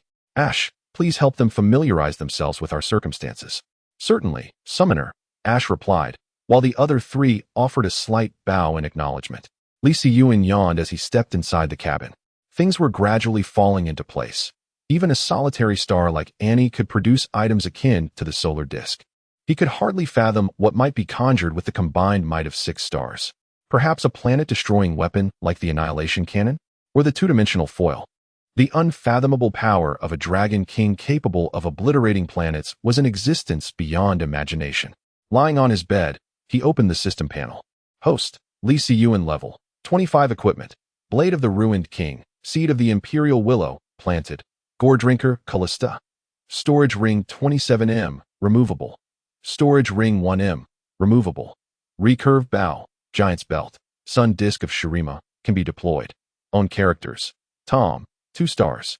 Makai, 1 star. Garen, 1 star. Echo, 1 star. Nidalee, 2 stars. Ash, 1 star. Vayne, 1 star. Lulu, 1 star. Callista, 1 star. Yasuo, 1 star. Fiora, 1 star. Annie, 1 star. Shop, 37. Gazing at the Sun Disk in his equipment inventory, Li Siyuan felt an overwhelming urge to deploy it, particularly due to its remarkable range of 700 meters. What an extraordinary notion. Even if placed atop a mountain, it could strike directly at the foot of the hill. However, Li Siyuan harbored doubts about Zhuang Liang, who appeared overly cautious, as if harboring ulterior motives. Were it not for Zhuang Liang's exceptional management of the camp, Li Siyuan would have undoubtedly dealt with him first. Awakening peacefully with the dawn of a new day, Li Siyuan opened his eyes to a startling scene outside his window. The entire skyline was shrouded in a dusky gray, tinged with vibrant red hues. What could possibly be amiss? He roused everyone one by one. Xia Zhenhai donned his glasses, asking, "What's the matter, Yuan Ge? Something seems amiss outside. You all should come and take a look." Outside a row of quaint wooden cabins, a crowd gathered to gaze out the window, and gradually, more individuals awoke, sensing that something was amiss outside. The sky was painted in hues of crimson. A foreboding feeling washed over Li Siyuan. This red glow was strikingly reminiscent of the radiance emitted by star fragments. Li Siyuan's countenance darkened. If it heralded the arrival of a new wave of star fragments, it was madness. Utter madness. They seemed intent on leaving humanity with no escape. The current rate of mutation and evolution among the zombies and animals had already placed humanity at a disadvantage. If another onslaught of star fragments were to descend, it was uncertain whether humankind could endure until the zombie virus reached its conclusion. Not far away, in the city center, 1 million zombies had commenced their frenzied rampage. They roared towards the sky, flailing their limbs wildly. The commotion among the zombies naturally drew the attention of those on the mountain. As Li Siyuan pondered what actions to take next, a thunderous roar erupted unexpectedly nearby. "Old Ma, what has happened to you?" Ayao supported Old Ma, but he clutched his head, breaking free from her grasp. "Ah, such pain. How can it hurt so much? After only a few steps." Old Ma collapsed to the ground, and simultaneously, bubbles began to emerge from his skin. Almost instantaneously, these bubbles ruptured, releasing a corrosive liquid that fell onto the grass, producing wisps of white smoke. But that was not the end. Following the rupture of the bubbles, fissures began to manifest across Old Ma's body, resembling the cracks on a shattered porcelain doll. Chapter 74. Re-evolution. Old Ma rolled on the ground, the bursting blisters splattering around and emitting wisps of white smoke, accompanied by an intensely foul odor. Ayao intended to assist him, but was pulled back by Li Siyuan. "Do not move yet." Ayao felt a moment of confusion, wanting to speak, but the words were swallowed back down. Li Siyuan had not forgotten the events that transpired during the second arrival of the star debris. Observing Old Ma's current condition, he naturally linked it to that previous incident. Meanwhile, a deep crimson hue began to descend from the heavens, as if draping the world in a new scarlet garment. The zombies at the foot of the mountain howled more terrifyingly than before. However, What sent chills down one's spine was the series of bizarre transformations occurring on Green Screen Mountain. Some individuals sprouted green leaves from their orifices, others had their limbs hardened into stone, and some began to spout water uncontrollably. All of these people were awakened with extraordinary abilities. Yet most had only recently discovered their powers or were still struggling to wield them proficiently. Li Siyuan felt another wave of dread wash over him. During the first arrival of the star debris, countless ordinary people had transformed into zombies, and the changes had gone unnoticed. At least, he had been completely oblivious at the time. During the second arrival of the star debris, those who had never killed a zombie underwent an even more horrifying transformation. This time, the star debris descended directly upon the planet, and communication had been entirely severed. Regardless of whether the authorities had the capacity to observe this phenomenon, the lack of communication meant that no information could be disseminated. Now marks the third descent of Stardust. This time, ordinary individuals have remained unchanged, while those with awakened abilities have begun to exhibit mutations. When one weaves together the occurrences of these three descents, it appears as though the effects of the second and third have been reversed. However, such distinctions have become inconsequential. Li Siyuan has felt a stirring within his heart, a sensation originating from the depths of his being, as if urging him to partake in this noble evolution. Yet, this feeling is swiftly quelled by some unseen force. "Brother Yuan, I feel so hot." In the brief moment of turning his head, Ayao's face has turned a deep crimson, the flush spreading relentlessly across his body. His abilities have instinctively begun to manifest, as his dark claws and scales transformed into a vibrant red. Li Siyuan cast a concerned glance at him. Ayao. He recalled how, during the second descent of Stardust, Ayao inexplicably awakened his powers, though it was nowhere near as pronounced as this instance. Simultaneously, hundreds of kilometers away at the southwestern camp, an unprecedented upheaval has erupted. In contrast to the second descent, which merely resulted in mutated zombies, this time, the mutations predominantly involve those who have already awakened their abilities. Their control over their powers is not as adept as that of others. However, the mutated individuals now seem to carry the infectious zombie virus capable of affecting humans. In the face of these transformed beings, firearms appear less effective than one might anticipate. Moreover, with a vast population within the camp and a multitude of awakened individuals, the situation spiraled beyond control. As the supreme commander of the Southwest Camp, and formerly the commander of the Southwest Military Region of the Military Department, with the rank of Major General, Wang He wielded a damaged Zweihander, its blade bearing numerous nicks. However, a flash of incandescent light mended the weapon, obliterating all imperfections. "Where's the Chief of Staff?" he bellowed. "Order him to release the populace immediately.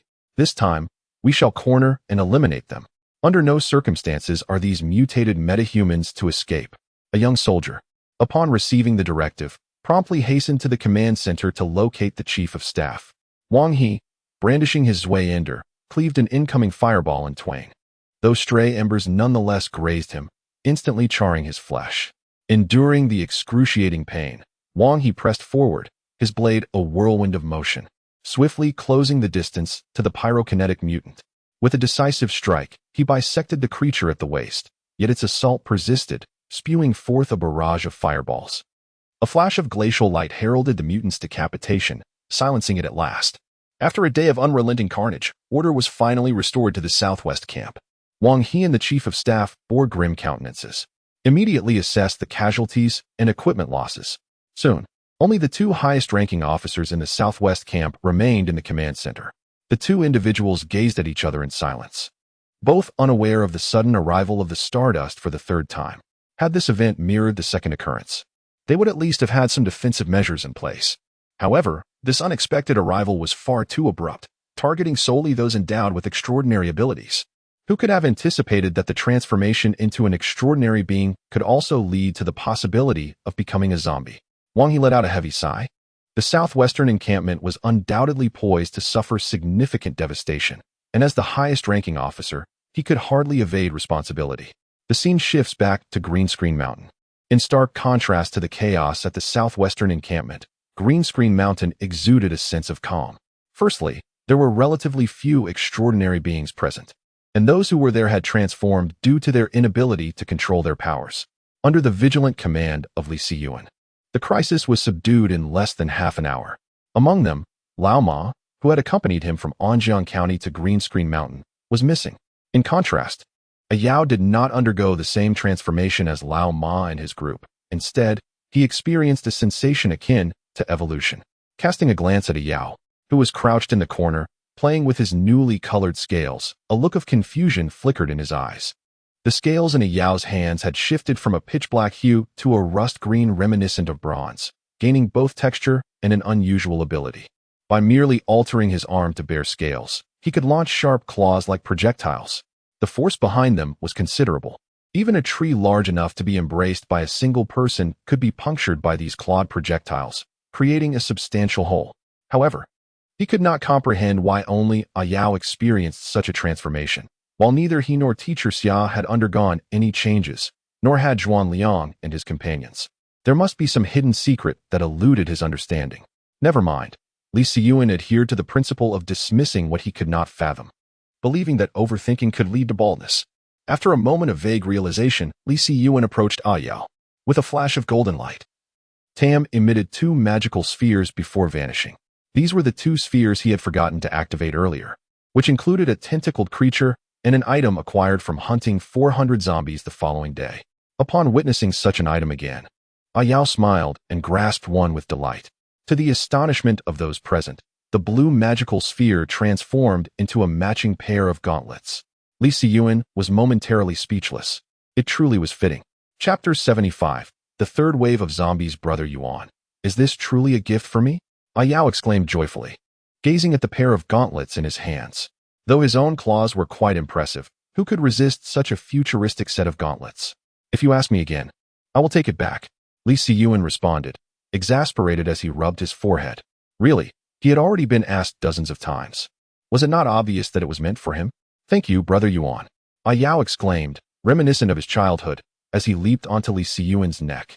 Li Siyuan was taken aback. It had been years since Yao had clung to him in such a manner. Back then, his grandmother was still alive, and he had not yet left the orphanage. That period of time was undoubtedly the happiest chapter of his life. As the years have passed, it is astonishing how much time has elapsed. Li Siyuan, relying on the sensations etched in his memory, pinched a small piece of the young boy's posterior that had fallen onto him. Ouch! Brother Yuan, you're still the same. Yao spun in place. For each time he found himself in the midst of joy, Brother Yuan would inevitably do something like this. In the afternoon, Li Siyuan ventured out alone, desiring to first observe what transformations the zombies would undergo after experiencing the 3rd star shower. Bringing a Yao and a Fong along would undoubtedly be a hindrance. It is not that Li Siyuan harbored an inflated sense of self-importance. Rather, upon reaching the foot of the mountain, he summoned all the heroes. Cautiously, he navigated towards the city center. Just as he was about to enter the first street, a crimson tongue shot out from a corner. Li Siyuan furrowed his brow and conjured an ice-blue shield. But before he could breathe a sigh of relief, the scarlet tongue pierced through the ice shield and advanced towards him. What up? Li Siyuan exclaimed in surprise, instinctively raising the blade of kings before him. In the next moment, a forceful weight surged from his grip. The blade struck against his chest, causing him to stagger backward several steps. With uncertainty in his eyes, he glanced towards the 2nd floor, where a gaping zombie stood, its mouth grotesquely split to the roots of its ears, a scarlet tongue now protruding from its maw. Without needing any command from Li Siyuan, the heroes had already commenced their assault. Particularly, Wei seized the tongue, preventing it from retracting. The gloves upon his hands emitted a faint green glow, and with a surge of strength in his arms, he effortlessly pulled the zombie down. In the visage of that undead creature, Li Siyuan discerned a fleeting glimpse of panic.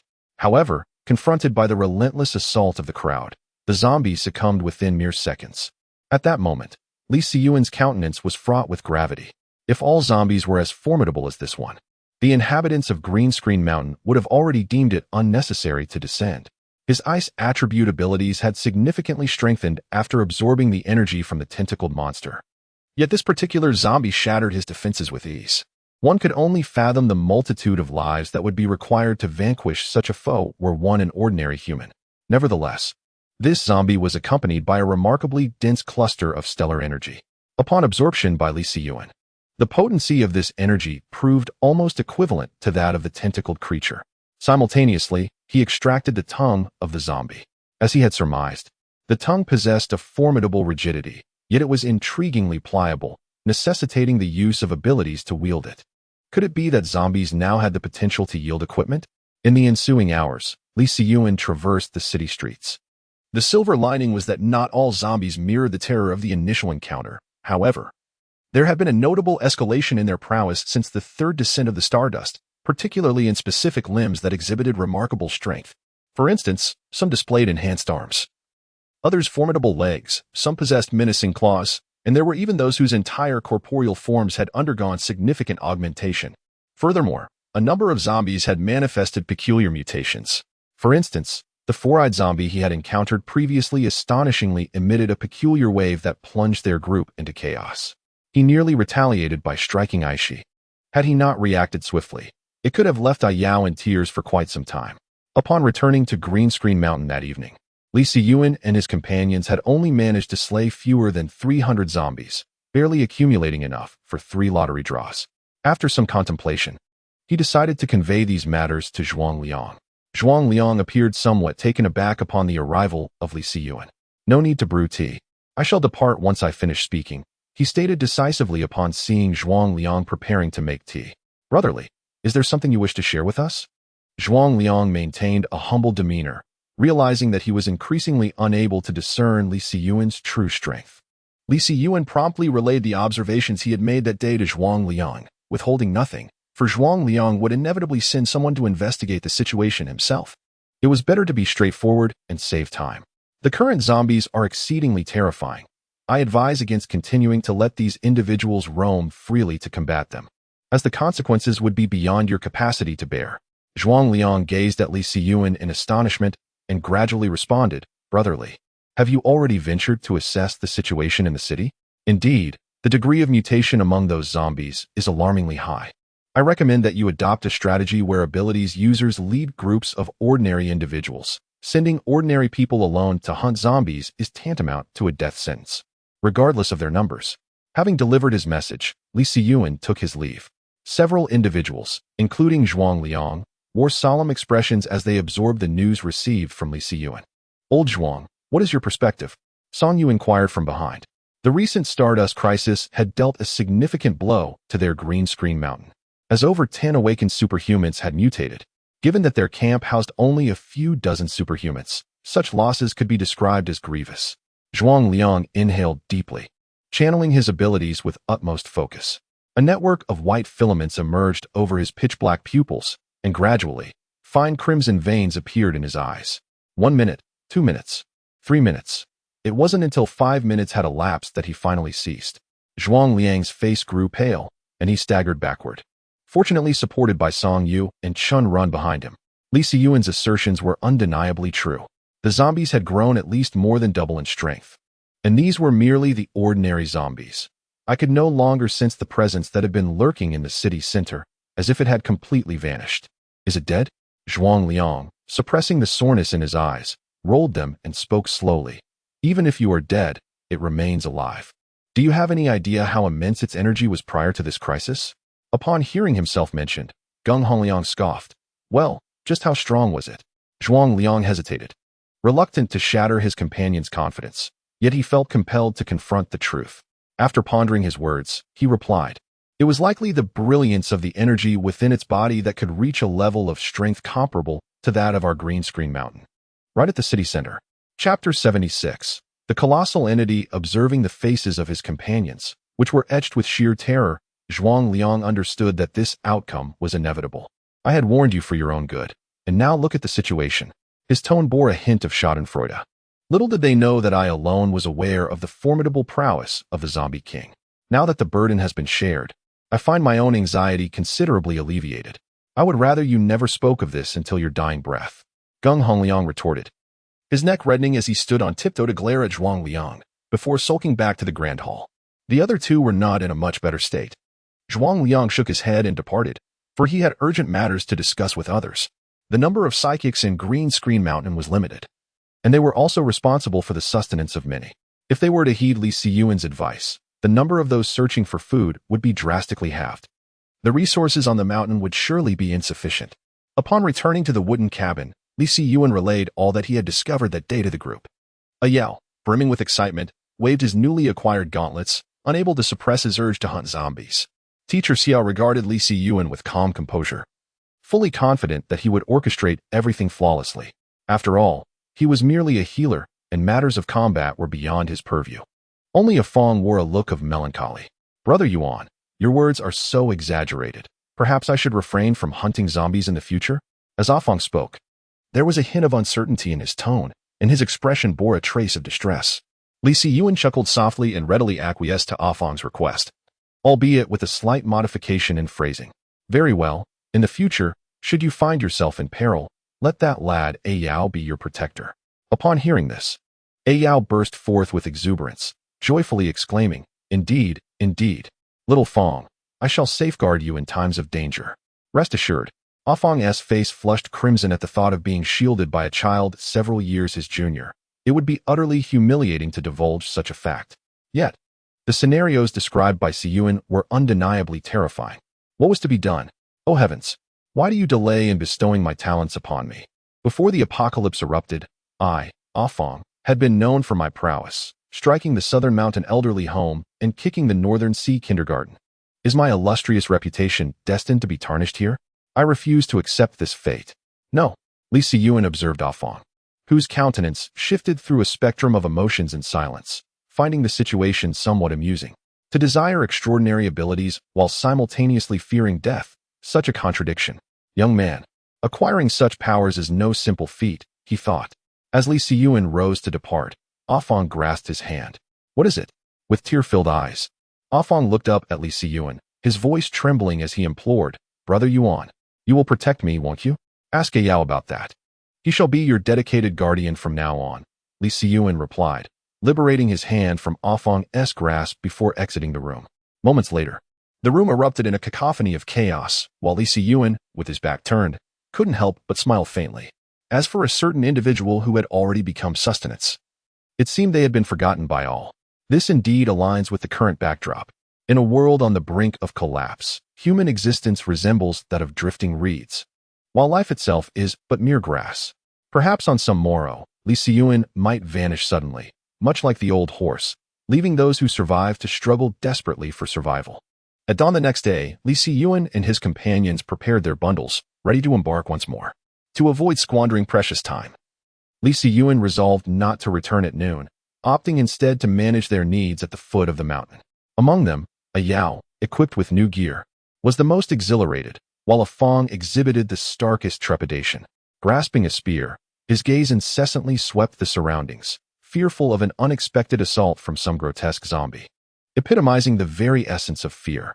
Around them, various individuals endowed with special abilities descended the mountain, yet Li Siyuan chose to avoid the bustling streets they frequented, instead selecting a more distant route. This street, which transitioned from 3 lanes to 2, formed a trapezoidal pathway ideally suited for their hunt against the zombies. The long-tongued zombie they had encountered the previous day was evidently an anomaly. The zombies appearing today were not as formidable as Li Siyuan had anticipated. With the concerted efforts of Yasuo, Ash, and the others, they swiftly dispatched their foes. However, amidst the multitude of zombies, formidable adversaries still lurked. For instance, they now faced a towering behemoth, rising impressively to 2 stories high. It was uncertain whether their commotion had attracted its attention, but Li Siyuan was taken aback upon sighting it. The ominous aura emanating from this zombie was even more formidable than that of the long-tongued creature from yesterday. Particularly notable is the grotesque visage that has sprouted from its form, reminiscent of a creature that has devoured countless humans. Yet, Li Siyuan understood that this zombie likely consumed others of its kind, for the starry energy within the cadaver was far more abundant than that found in those devoid of supernatural abilities. With a commanding voice, Li Siyuan instructed his companions to swiftly disperse and assume their designated roles in preparation for battle. Archers ascended to elevated positions or open grounds, while the front line braced itself, encircling the terrifying zombie. With a mere gesture, Li Siyuan immobilized the creature's feet with a block of ice. Yet in the next moment, the zombie shattered the crystalline binding with sheer force. It began to accelerate towards Li Siyuan, each stride raising a cloud of dust from the ground. The heroes surrounding it felt the earth tremble as the horrifying zombie approached. The over 3-meter-tall twisted treant, Makai, appeared diminutive in comparison, exerting all its strength to halt the advancing zombie, wrapping its arms tightly around its feet to prevent further movement. Meanwhile, after gathering energy, Wei unleashed a powerful blow, her fists glowing with a verdant light. She struck the zombie's knee, yet instead of the anticipated sound of shattering bone, the air was filled with Wei's anguished cry as she was sent flying backward. Li Siyuan furrowed his brow, conjuring an ice wall to catch Wei. Such exaggerated strength. Just moments ago, Wei's punch had landed on its knee, yet the creature nonchalantly lifted its leg, sending her sprawling. Although the zombie was not entirely unscathed, it was evident that Wei's damage was far less than Li Siyuan had anticipated. Li Siyuan wielded the shattered blade of a king with great speed, advancing swiftly as he conjured a dense array of verdant ice spikes beneath the feet of the colossal zombie. The intersecting ice crystals finally proved effective against the creature. Despite its immense size, Li Siyuan's seemingly simple strategy had merit. However, in the next moment, the ice began to fracture simultaneously, and the zombie regained its capacity for movement. Meanwhile, the onslaught from the others continued unabated, particularly with the presence of Vian, a true damage hero. After a flurry of attacks, it was uncertain how much life had been diminished, but the creature's furious roar suggested it had sustained some injuries. Chapter 77. Afan's abilities have arrived. Li Siyuan stood atop the massive zombie, the king's sword embedded in its nape. Before the eyes of the onlookers, the zombie rapidly shriveled, and Li Siyuan's aura surged correspondingly.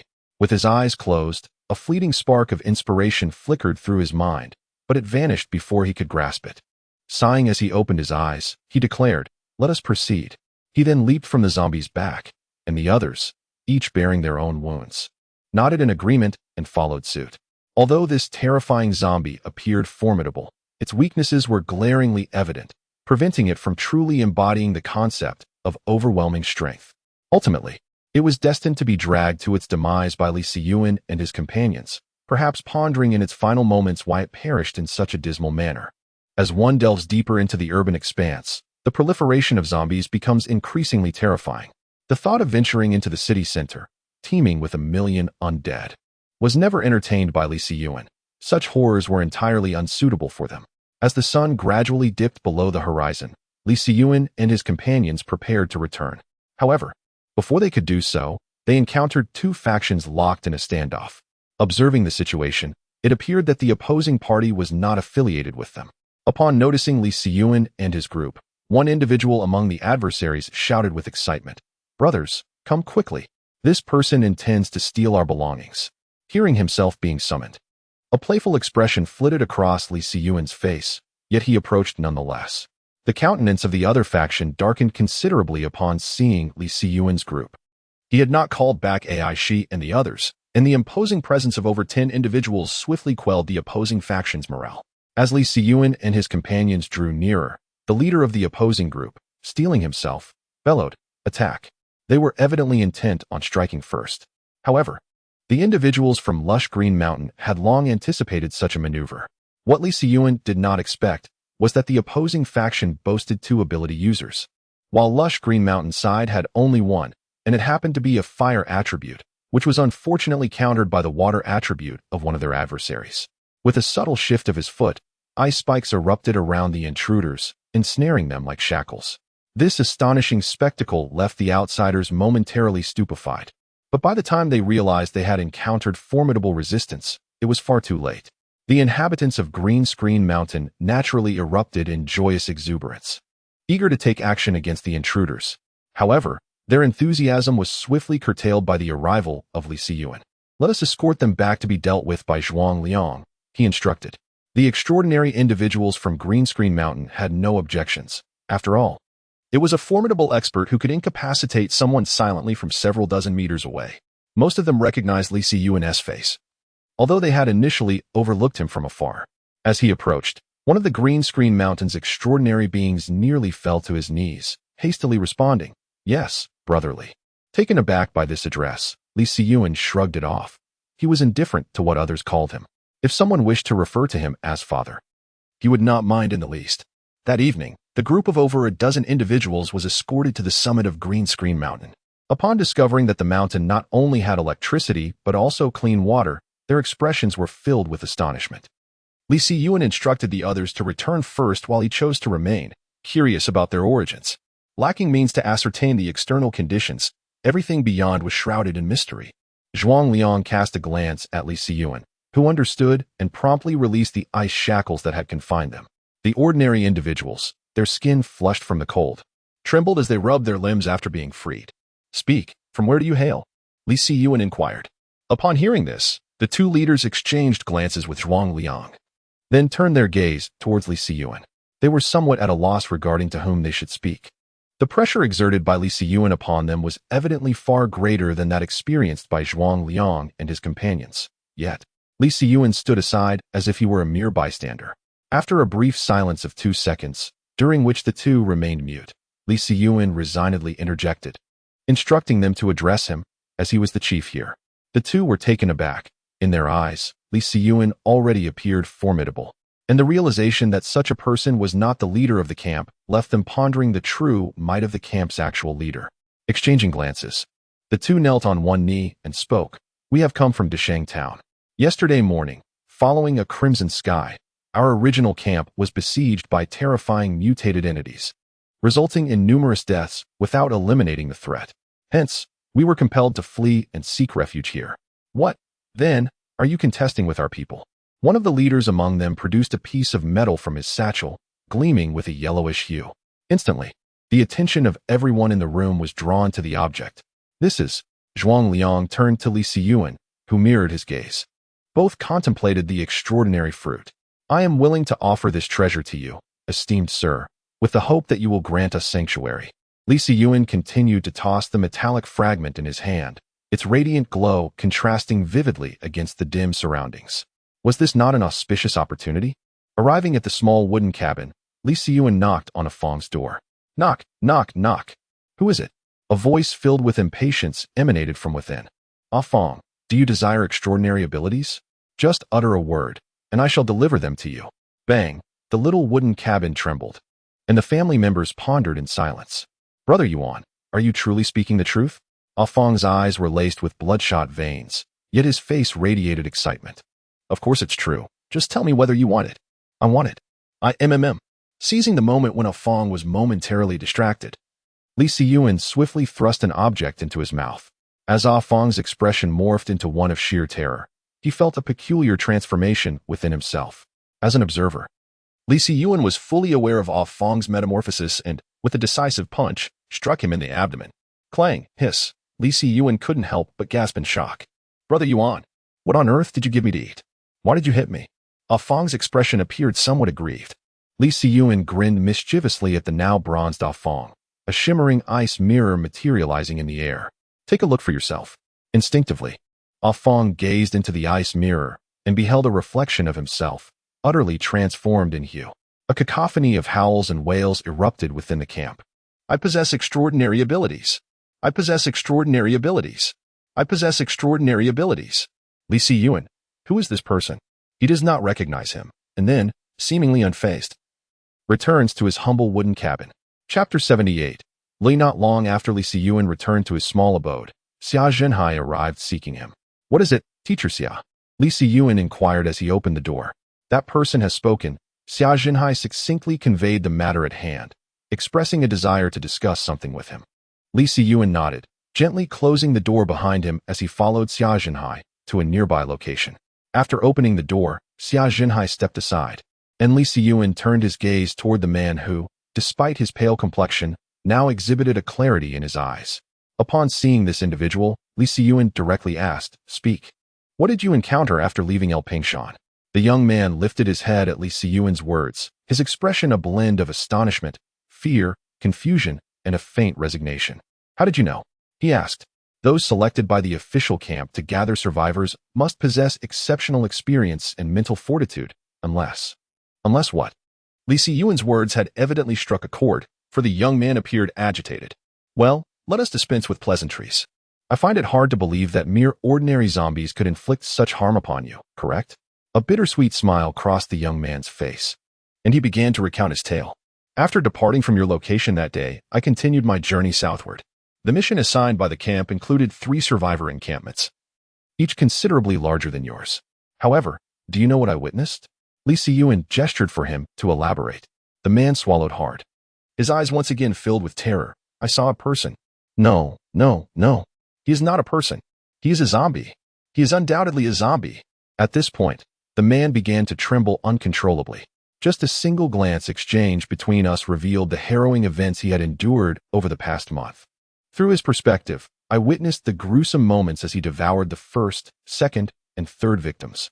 Until one day, I found myself beside a meteorite, its energy intoxicating him. Subsequently, he absorbed the meteorite's energy and then saw me. He greeted me. He said hello. Do you understand? He transformed back into a human. He changed from a zombie into a human. The man erupted into a frenzied shout, as if releasing pent-up emotions. Li Siyuan, with an expressionless demeanor, activated his supernatural ability, plunging an icy mirror straight into the man's trousers. How about now? Are you calmer? If not, shall I continue? The man cast a fearful glance at Li Siyuan, uncertain of when the ability had been unleashed, completely unprepared. After he became human, how did he let you go? As he observed the man regaining his composure, Li Siyuan resumed his inquiry. I am unaware. Li Siyuan interjected, since you are oblivious to everything. Shall I escort you below? The man evidently felt perplexed by Li Siyuan's words. Below? With a malevolent smile, Li Siyuan gestured toward the ground. The man followed his gaze to the verdant earth beneath him. Wait, what? A bead of cold sweat trickled down the man's forehead as he realized the long sword in Li Siyuan's hand was mere inches away. Is there anything else you wish to say? Li Siyuan inquired, noting the man's peculiar expression. Clearly, the art of deception was not his forte. I still have value. The man hastily exclaimed, desperately seeking a glimmer of hope for survival. Li Siyuan, however, feigned disbelief and replied nonchalantly, Oh, pray tell, what value do you possess? I am formidable. I can combat zombies. Are you stronger than I? I possess extensive military knowledge unique to the armed forces.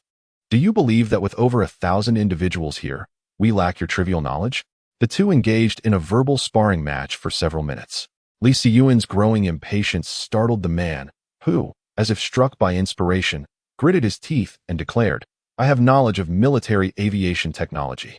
Upon hearing the man's revelation of what he most desired to know, Li Siyuan's expression finally shifted.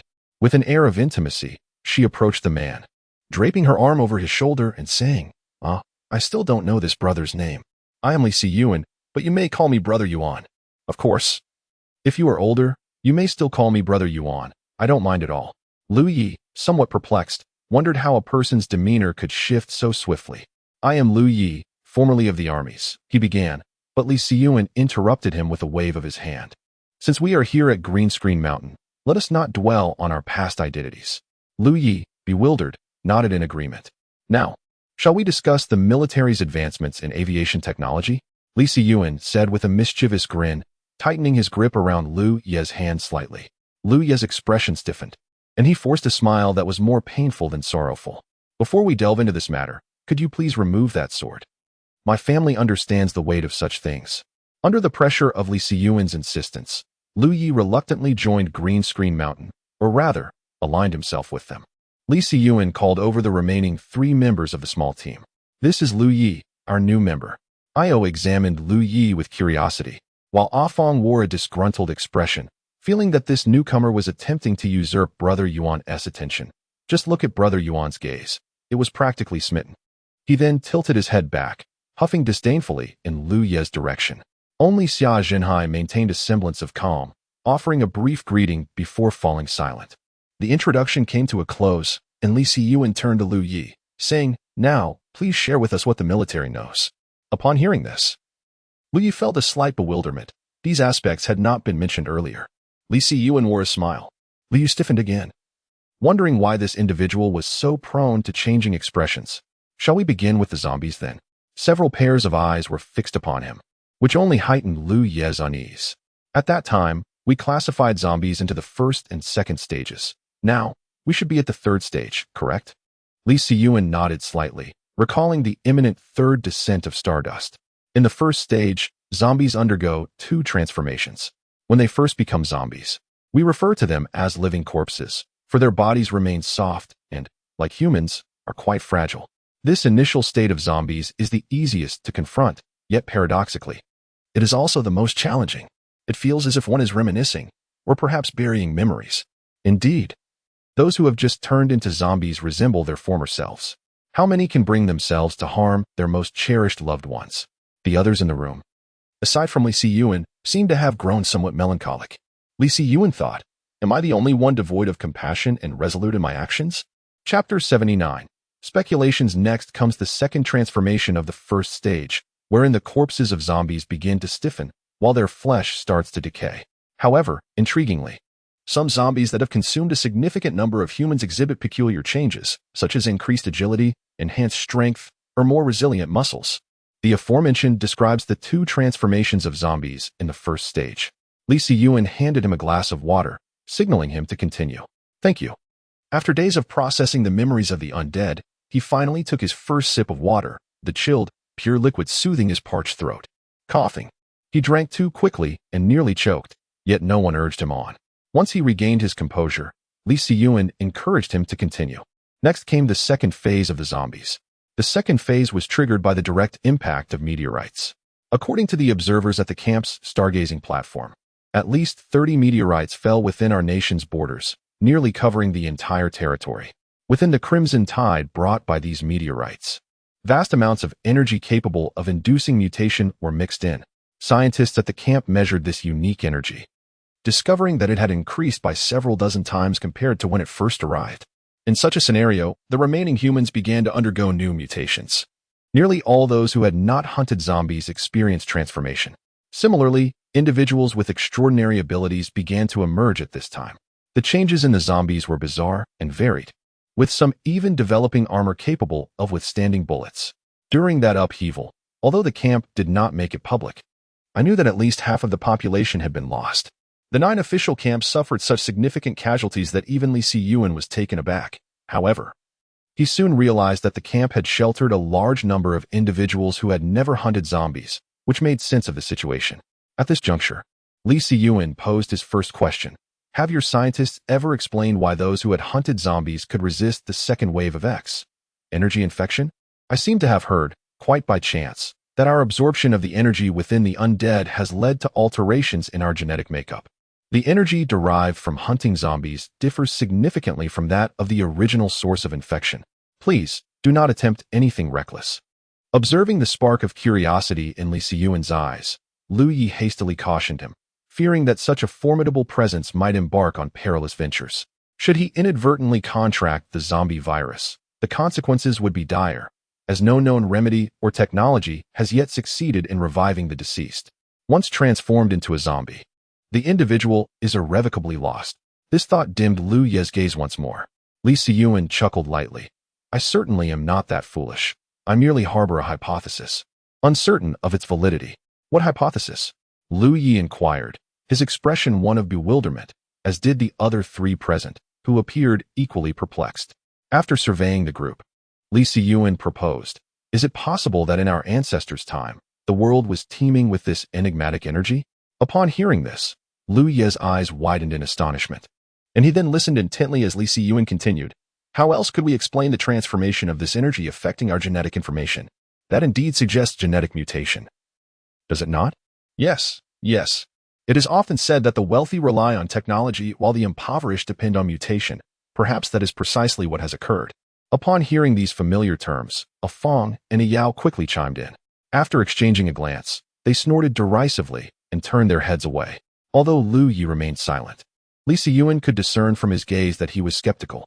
After all, such claims were rather astonishing. Thus, Lee Si-yuan felt compelled to recount the scene he had previously witnessed. There is no possibility of genetic mutation. I personally observed my genetic chain, and it was in a pristine state. Therefore, I can assure you, it is unequivocally not a case of genetic alteration or mutation. Lu Yi was taken aback by Lee Si-yuan's assertion, and the expressions of a Yao and the others morphed into a state of bewilderment. After a considerable pause, Lu Yi stammered, You mean to say you saw your own genetic chain? Noticing the lingering disbelief among the group, Lee Si-yuan sighed and continued. Are you familiar with the term internal vision? I know. It appears in those cultivation novels. It allows one to see their own dantian and meridians. A Fong seized the opportunity, scoring the first point, while a Yao, perplexed, expressed indignation. Are you suggesting you saw your dantian? Lu Yi felt that such a statement would certainly invite ridicule if uttered in the camp. Yet, after hearing this, Li Siyuan spoke earnestly. It is not as you interpret. I did not see my Dantian as you describe. I merely had a straightforward view of the internal perspective of my body. Moreover, I could also perceive deeper cellular structures. And when I glimpsed my genetic makeup, I observed a segment adorned with a frosty blue hue. Upon finishing, Li Siyuan conjured a crystal of ice in his hand, precisely matching the described icy blue. In other words, you truly beheld your genetic information. Lu Yi was somewhat taken aback and leaped to his feet. At this point, he could no longer dismiss Li Siyuan's assertions. If Li Siyuan's conjecture held any truth, then why had there never been any documentation on this matter throughout history? Lu Yi's mind began to whirl with confusion once more. Observing his demeanor, Li Siyuan recognized that further inquiries would yield no fruitful information. Thus, he spoke. Let us conclude our discussion for today. Lu Yi, take the time to rest and organize your thoughts on what you know. You grasp my intent, do you not? As he finished speaking, a bright smile revealed his pearly white teeth. However, to Lu Yi, it felt as though a chill coursed through him, evoking a sense of impending exhaustion. After a day filled with activity, he had yet to indulge in the lottery draw. Li Siyuan opened the system panel. Host, Li Siyuan level, 25 equipment. Blade of the Ruined King, Imperial Willow Seed, planted. Gore Drinker Callista, Storage Ring 27M, removable. Storage Ring 1M, removable. Recurve Bout Giant's Belt. Sun Disk of Shurima, installable. Characters owned. Tom, 2 stars. Makai, 1 star. Garen, 1 star. Vi, 1 star. Nidalee, 2 stars. Ash, 1 star. Vayne, 1 star. Lulu, 1 star. Callista, 1 star. Yasuo, 1 star. Fiora, 1 star. Annie, 1 star. Shop, 323. The zombies, having endured the third wave of the Stardust virus, have become exceedingly terrifying. Despite their full firepower and the introduction of new heroes, the speed of their zombie hunts has significantly diminished. Chapter 80, Recipe Ayao. Come here quickly. As Ayao pondered how to approach Ash, he hurried over.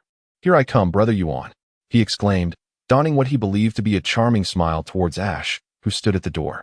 Ash merely nodded politely, her casual gesture causing Ayao's heart to race. His face flushed with warmth, and his heartbeat quickened, thumping rapidly. Come in. Li Siyuan, who was inside, noticed Ayao's dazed expression and pulled him into the room, leaving the bewildered youth to fidget awkwardly. What are you blushing about? Li Siyuan observed everything clearly from within the room. She merely nodded politely, devoid of any expression, yet you turned crimson as if you were a piece of bubblegum.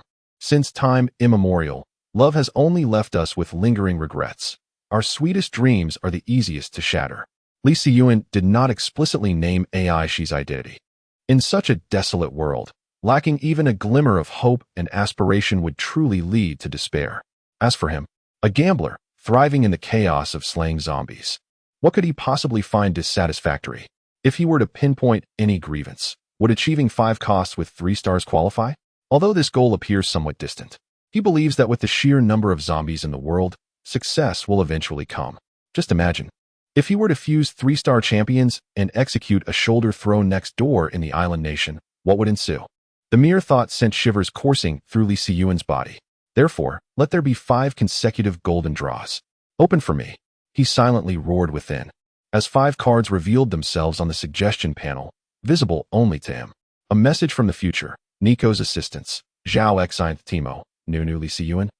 What kind of luck is this? Nico, and 2 more 3-cost cards. Remarkably, there's even a Yordle. However, what captivated Li Siyuan the most was the information on the first card. A message from the future? Is this information significant or not? He was suddenly caught in a dilemma. The ability of Nico's assistants to replicate a 1-star version of the hero once used on them was intriguing. Then there was Zhao Xinth. He already possessed 3 from the 3 kingdoms and 3 duelists.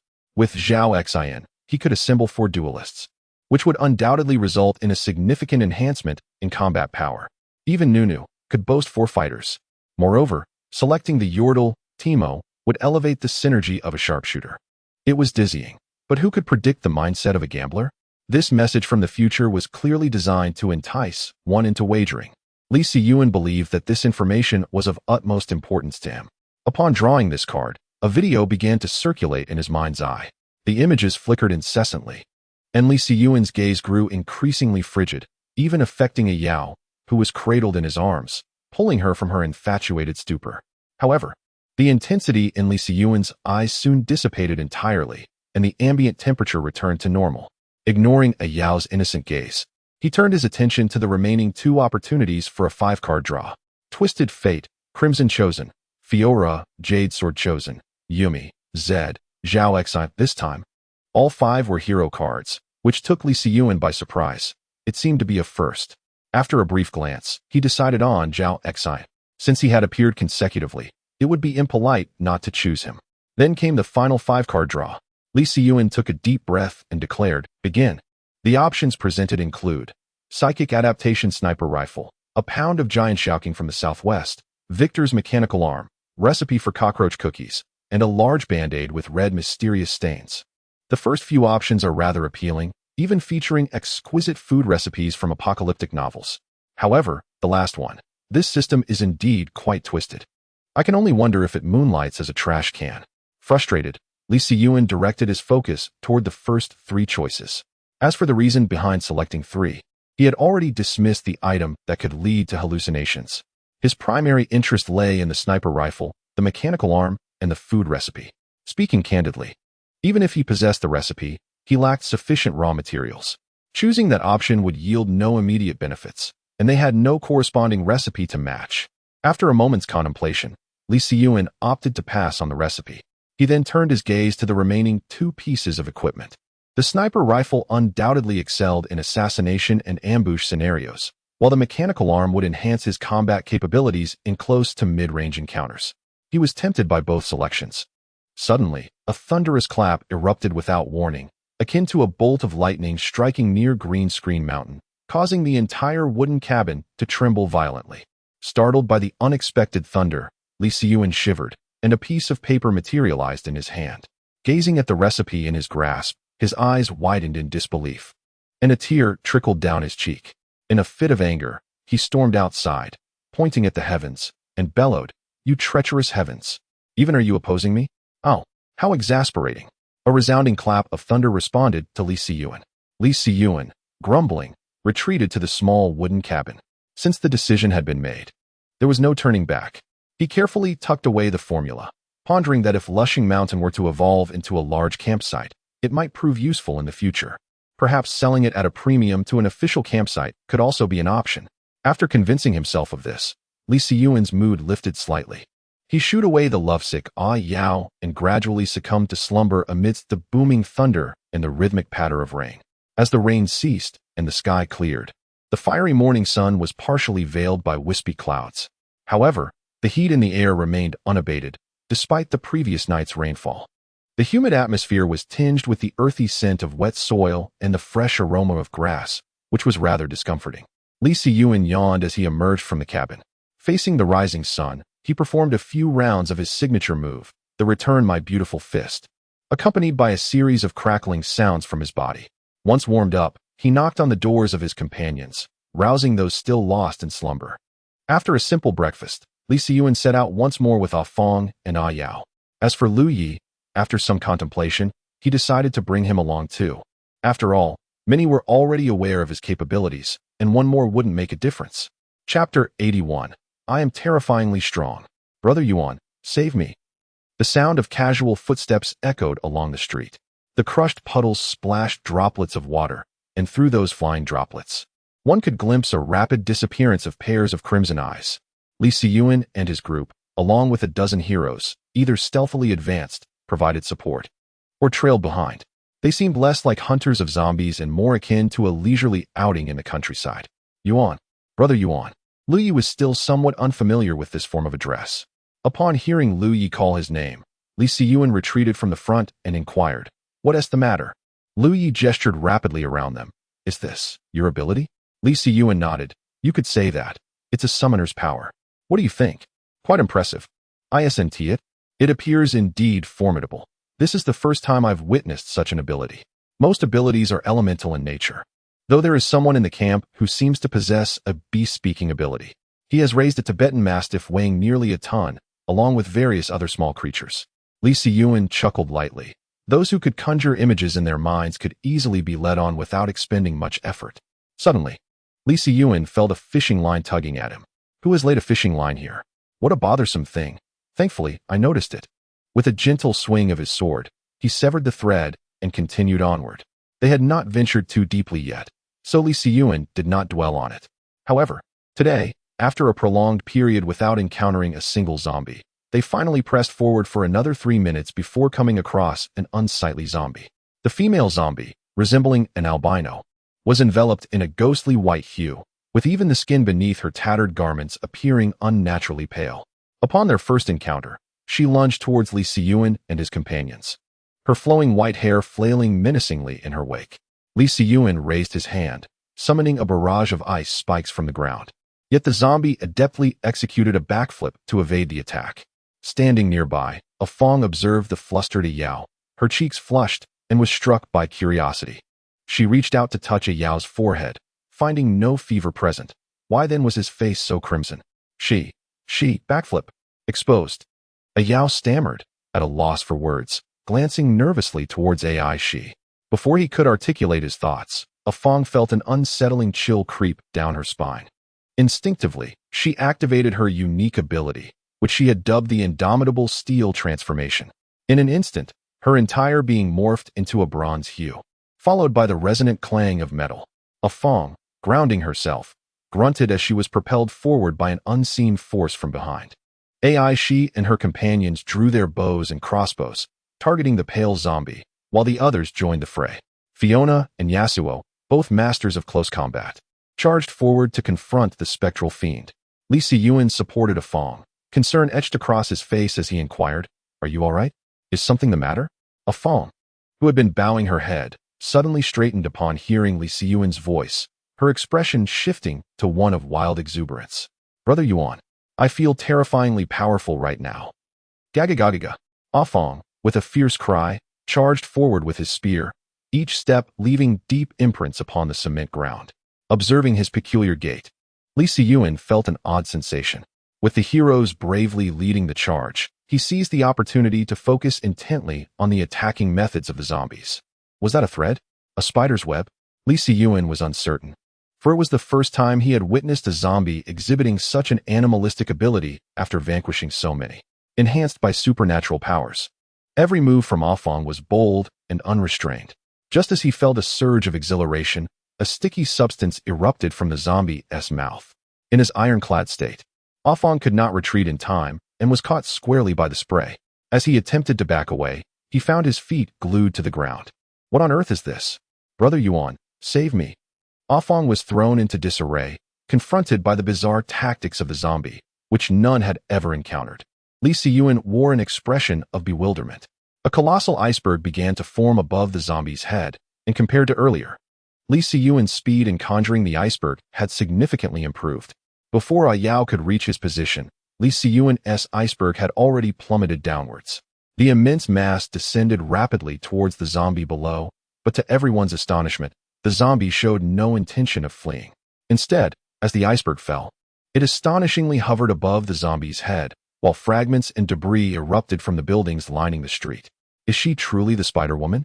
Li Siyuan gazed upward, a blade of ice manifesting in his hand, extending and twisting with an eerie elegance. With a decisive strike, the ice blade shattered into 2 fragments. Intriguing. A light chuckle escaped his lips as he turned to Lu Yi. "You haven't introduced us to your abilities yet. Care to demonstrate?" Lu Yi nodded. His injuries long since healed, he relished the thrill of battle.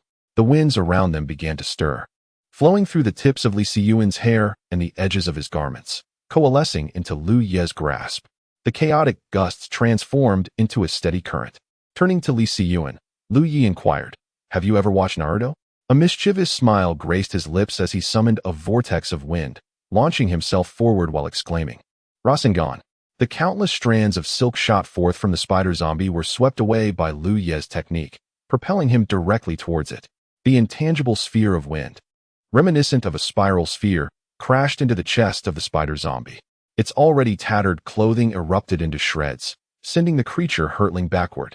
Yet, just as the onlookers believed the encounter concluded, the zombie surprisingly rose and sprinted away. The crowd stood in stunned silence.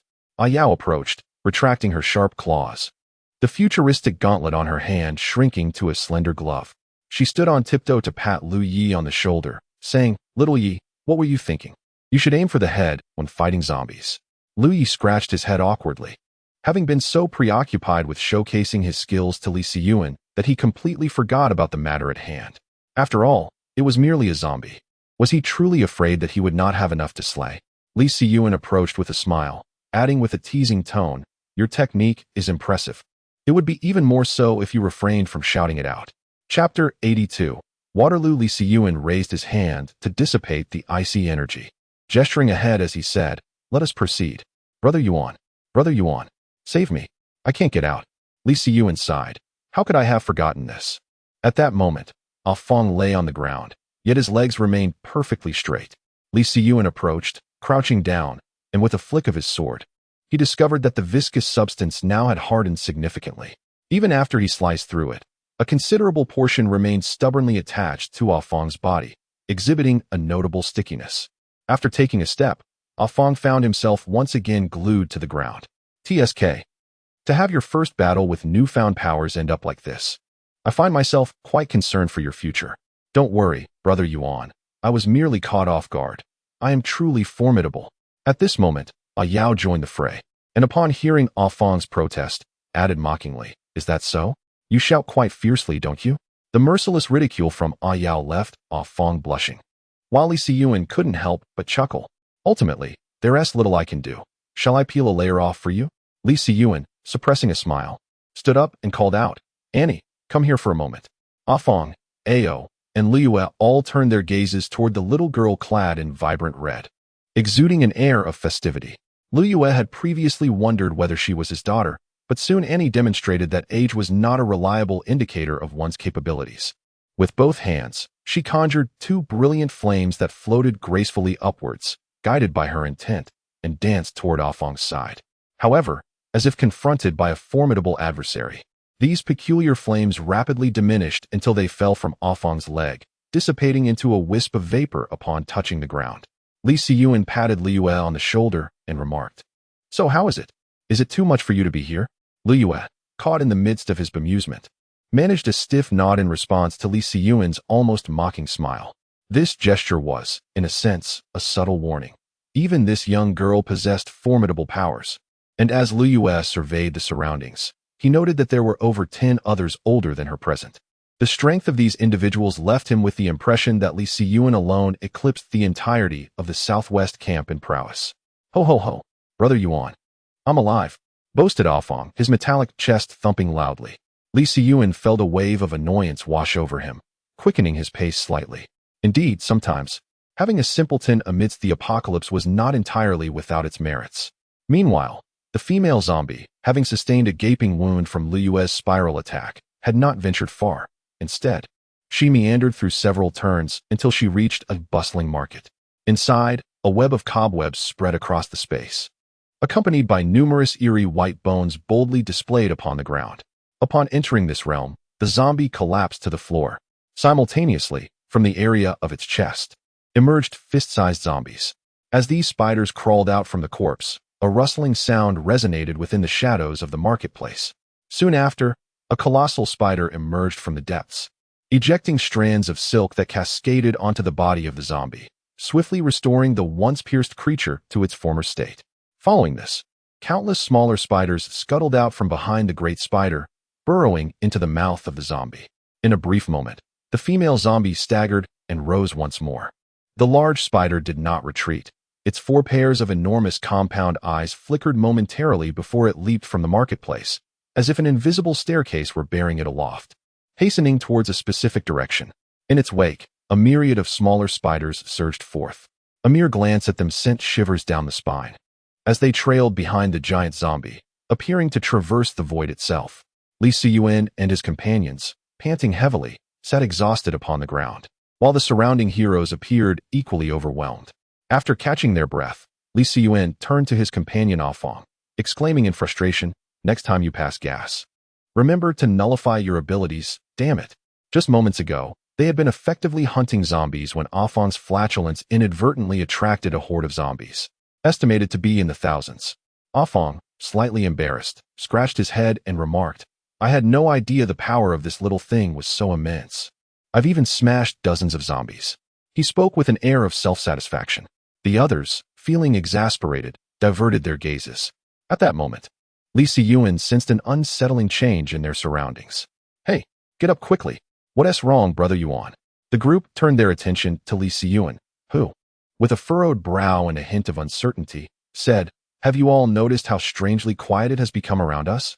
If they possessed a divine perspective, they would observe that not a single undead creature stirred in the several streets surrounding them.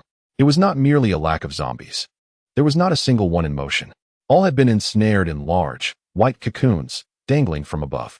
Moreover, the streets around them began to blur rapidly, as if some unseen force were enveloping the area.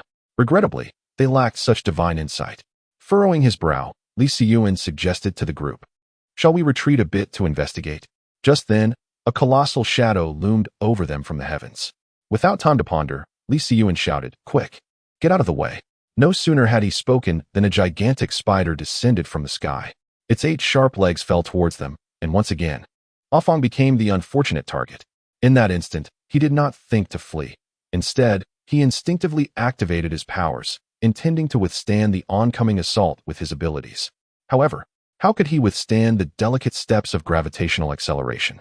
A piercing clang of metal reverberated through the air, despite Afang exerting all his strength. He could not evade the tragic fate of being pierced. Poor Afang, after acquiring his extraordinary abilities, faced his first hunt only to endure 3 calamitous defeats. Xia Fengzi. A Yao's heart twisted painfully as the spider descended. Once the smoke cleared, the law of no injuries amidst the haze was shattered. Afang's metallic transformation had dissipated, and he was firmly pinned to the ground by the spider's long legs, gasping for breath as his exhalations dwindled. In his despair and fury, the rusty green scales on a Yao's arms began to spread, hinting at a creeping transformation throughout his body. "A Yao, come back. I demand your demise." Beneath a Yao's crimson gaze, it was evident that he could no longer hear Li Siyuan's calls. Chapter 83. Emergence. A Yao. Return at once. At this moment, Li Siyuan's voice failed to penetrate a Yao's ears. His eyes were a fiery red, and the scales upon him began to take on a reddish hue. The friction between the scales intensified, enveloping him in a shroud of mist.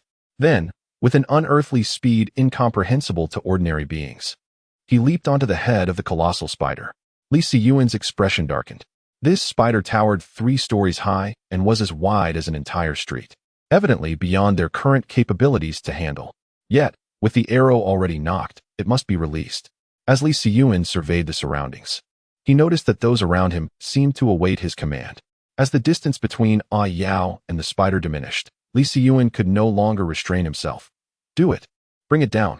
Heroes may be resurrected upon death, but a mortal's demise is irrevocable." Unbeknownst to outsiders, A Yao's gaze was shrouded in a crimson haze, fixated solely on the colossal arachnid. The explosive projectiles from his claws soared forth, creating a gaping hole in a tree that could be embraced by a single person, indicating the formidable nature of his skill. Yet, when it struck the spider, it merely produced a few sparks. It was evident that the arthropod's exoskeleton served as its most formidable defense, especially for a creature of such might. The spider's sharp appendages lunged at A Yao, who, in a moment of instinctive synergy or perhaps due to his heightened combat prowess, summoned an ice block beneath him. This allowed A Yao to deftly land upon it, evading the spider's assault and positioning himself atop its back. The resonating clangs of his strikes echoed, each impact a testament to his strength, yet they left only minuscule imprints on the creature's carapace. Li Siyuan was incredulous. Could the ruined king's blade truly fail to penetrate the shell of a mere spider? Meanwhile, melee champions such as Vayne, Garen, Fiora, and Yasuo joined the fray, each a paragon on the Rune continent, yet their damage output remained disappointingly insufficient. Had they all matured into 2-star entities, they might have inflicted some damage upon the formidable spider. However, at present, they were utterly incapable of even breaching its defenses. At that moment, the spider raised its foremost 2 spider spears and struck down with great force, targeting Garen and Fiora. Garen, wielding his massive sword, managed to deflect the assault, albeit he found himself embedded in the concrete. What astonished Li Siyuan the most was that Fiora's skill, Lawrence Heartseeker, had successfully parried the spider's attack. She deftly exploited the gap at its joint and plunged her weapon in. This strike indeed harmed the creature, as dark blood began to seep from its joint. Li Siyuan felt a surge of joy. The spider was not invincible. All ranged attacks commenced a relentless barrage aimed at the spider's joints. Yet, as time passed, an unexpected turn of events unfolded. Li Siyuan gazed at the seemingly endless swarm of spiders, a chill running down his spine. He cursed under his breath, realizing he could no longer hesitate. In his hand appeared a blue crystalline object, the hex crystal he had previously acquired. He had refrained from using it, fearing that the noise would incite a zombie uprising. But now it was time to act. Enveloping the hex crystal in a layer of icy frost, he hurled it into the advancing tide of spiders. With a resounding boom, a violent explosion erupted. Li Siyuan had no time to ponder further. He pressed his hands against the ground, and pale blue ice spread forth as he unleashed his powers, gradually forming a towering ice wall of over 10 meters at the edge of the Arachnid Sea.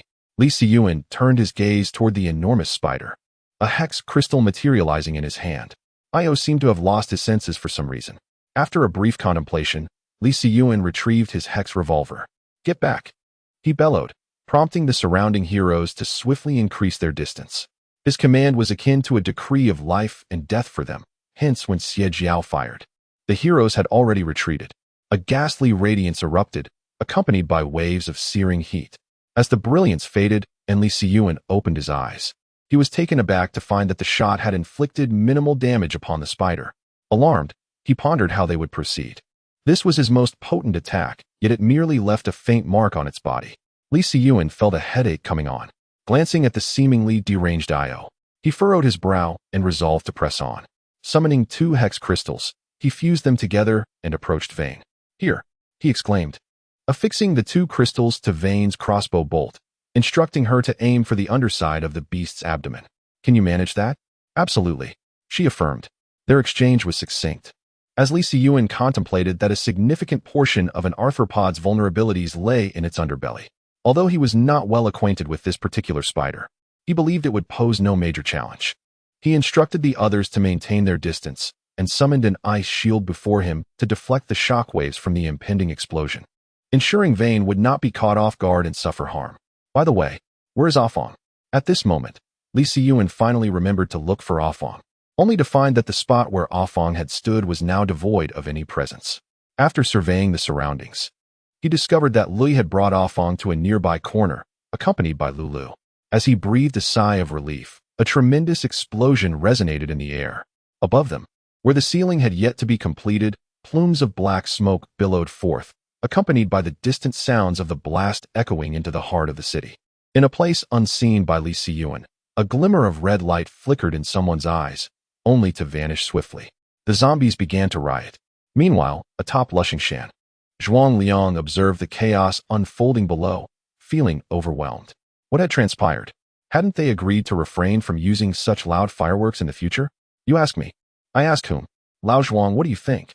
Zhuang Liang remained silent, quietly activating his supernatural ability. Web-like patterns re-emerged in his eyes. However, as soon as he activated his powers, Zhuang Liang sensed something amiss. The energy fluctuations from Li Siyuan and his group had vanished. Yet, it was evident that a vast circle of energy was wildly surging in one location. A slight shift of his gaze revealed another tremendous energy disturbance. It had appeared again. Who? Chapter 84, Stop Hiding. It had appeared again. Who? Zhuang Liang's body trembled uncontrollably. It had appeared again. Moreover, the energy has surged by nearly a third compared to before. From a distance, it appears to engulf everything. Zhuang Liang, unable to contain his emotions, collapsed onto the ground, his hands weakly supporting him as cold sweat cascaded down his back. It has not departed. The zombie king remains. It has resurfaced. No one could fathom the turmoil within Zhuang Liang's heart, akin to attempting to convey to his brothers the enormity of the zombie king's power. Yet they had never truly witnessed it firsthand. The only one able to perceive this overwhelming energy amidst the green screen mountain is none other than himself. Gritting his teeth, he commanded, "Send someone to investigate that direction. Be sure to avoid alarming any potential threats." Zhuang Liang pointed towards the area where the energy was in turmoil.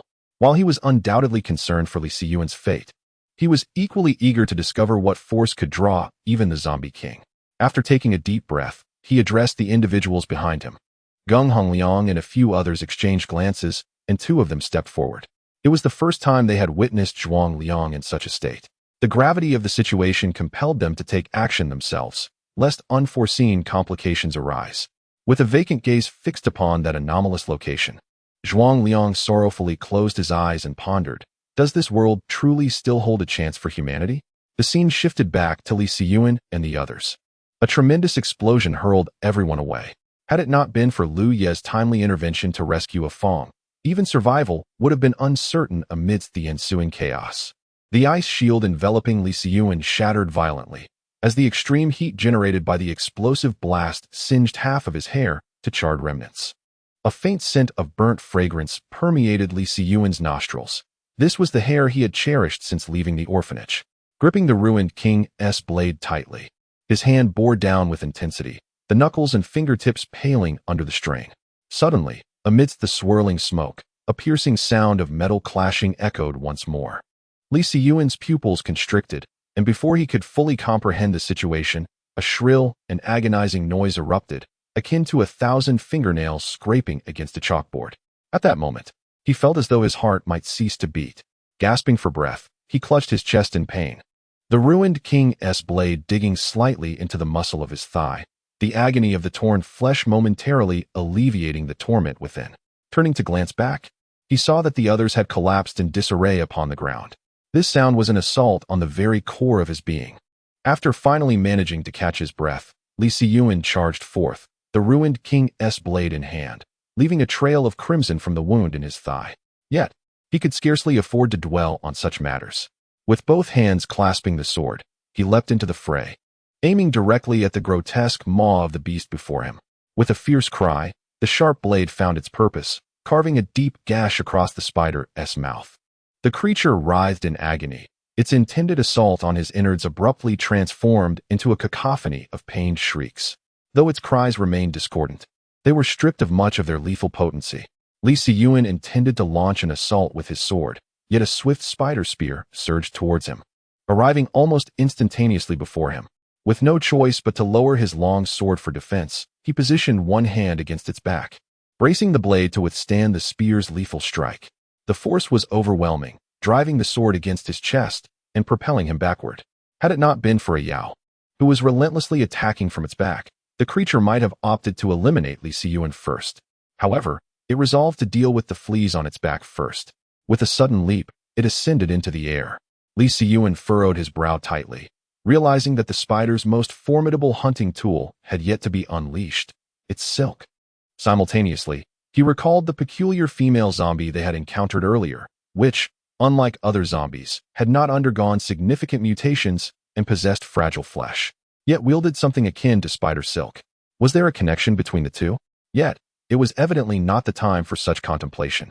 As Li Siyuan considered his remaining trump card, the sun disk of Shurima, he prepared to deploy it. Just then, he observed the spider on its silk perform a somersault, attempting to shake off a Yao-like refuse. A Yao's crimson-clawed paw struck its back, igniting sparks, but ultimately, she fell from its grasp. The spider, seeing a Yao sprawled on the ground, chose to descend, intent on employing the same tactic once more. Li Siyuan's eyes reddened slightly. As he took 2 strides forward, icy trails extended once more from his feet. Summon me. This time, it was not the pale blue, but a deep blue ice crystal that extended outward from a Yao, continuously creeping upward. In the blink of an eye, a thick and solid layer of ice rose to a height of 3 meters. The spider, evidently unprepared for such a scenario, found its sharp arachnid spear thwarted before it could reach its target, resulting in it tumbling onto its back. Although it quickly regained its footing, Li Siyuan noticed that the initial hextech crystal had indeed inflicted damage upon it. A charred wound marred its abdomen, the searing heat having forced the injury to scab over, signifying that this place was more conducive to a breakthrough. Another wave of terrifying sonic attacks assaulted Li Siyuan, causing him to stagger back a couple of steps, clutching his chest. However, he soon discerned that the sound waves emitted by the spider did not originate from its mouth, but were produced by the friction of its exoskeleton. In the next instant, Li Siyuan conceived a plan, and a barrel of cooking oil materialized in his hand, a remnant from his spatial ring. Lu Ye's eyes sparkled with astonishment. Clearly unaware that Li Siyuan possessed such an extraordinary ability to summon items from thin air, Li Siyuan slashed the lid off the oil barrel with his sword. Lu Yi, for heaven's sake, stop hiding, he exclaimed, setting the barrel down before charging forward once more. Yao seemed to have lost her senses, still caught up in a frenzied dash, fixated solely on tactics. Do you understand tactics? Lu Yi hurried over, asking, Brother Yuan, what should I do? Help me pour the oil over that spider. We must prevent it from unleashing any more of that noise. Lu Yi, with an acute understanding, found the task of utilizing the wind to accomplish such a feat to be akin to using a sledgehammer to crack a nut. Chapter 85. A dead end. After Li Siyuan left the oil for Lu Yi, he charged forward. Otherwise, if that monstrous spider reached them, Yao would likely not survive a single strike. As he advanced, pillars of ice rose along his path, severing their connection to Li Siyuan's extraordinary powers once they reached a certain height. Logically, the spider's 8 compound eyes could perceive its surroundings in every direction, yet it lacked clarity regarding its immediate environment beneath it. If Li Siyuan could safely navigate to the spider's underbelly, wielding the Blade of Kings, he could inflict a fatal wound or even kill the beast outright. The ice wall would not hold for long, and should the smaller spiders emerge, the situation would become increasingly dire.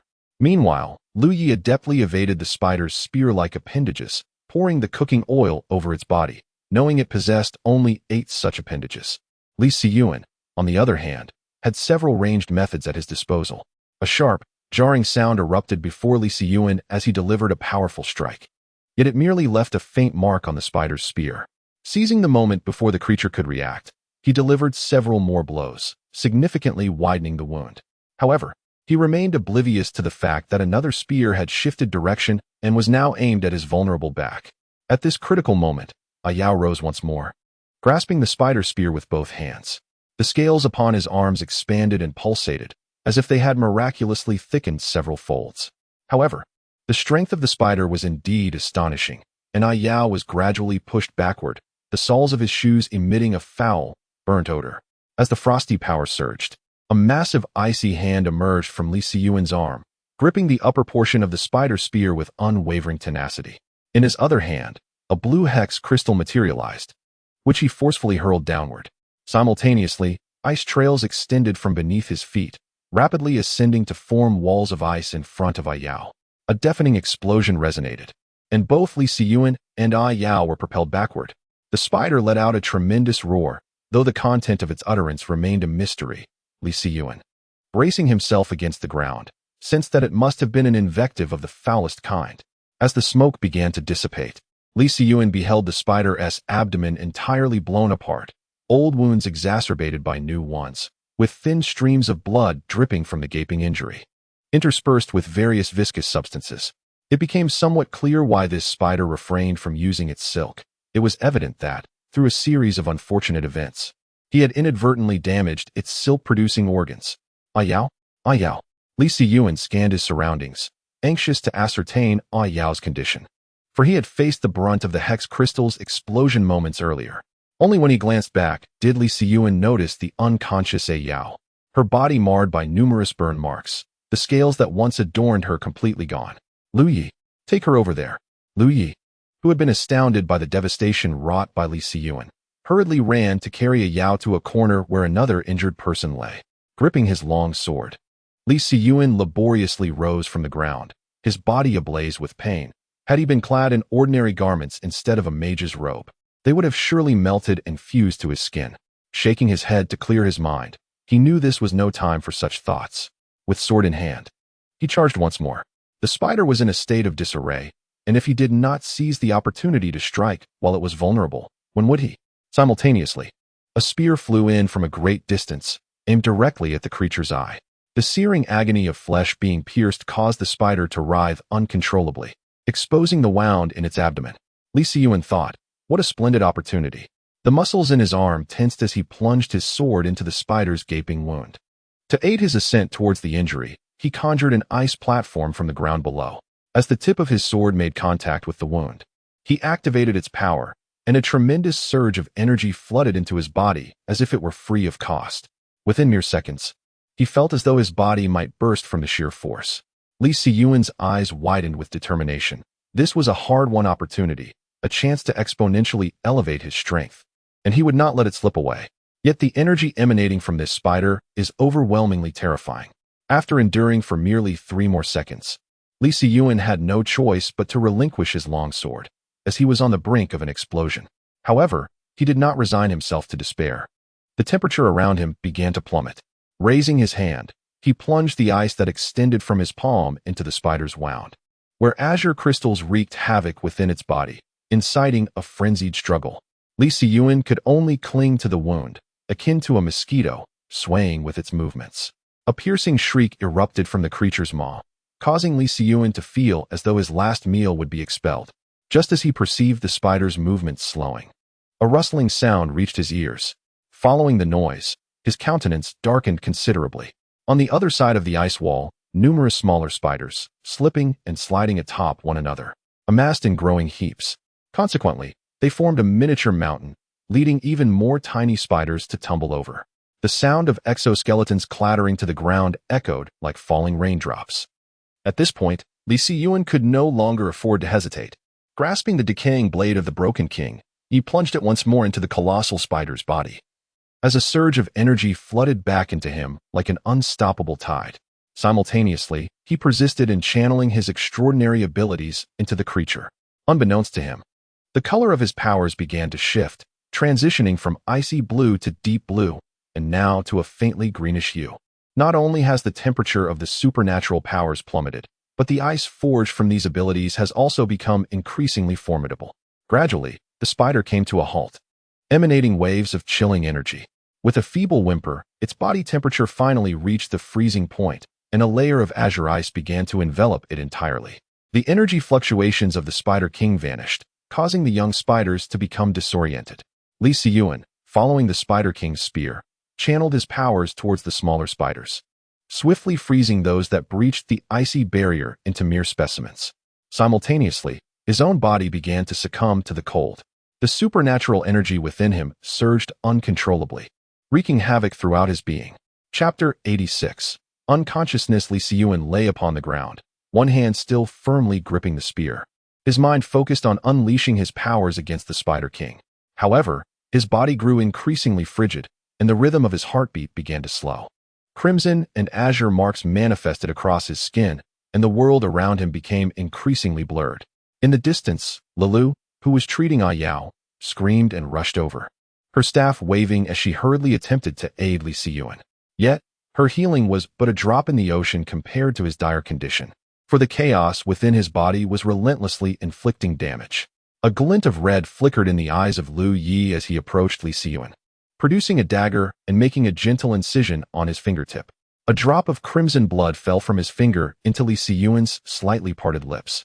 In the instant the blood droplet entered, Li Siyuan's heart began to race, as if invigorated by a potent stimulant.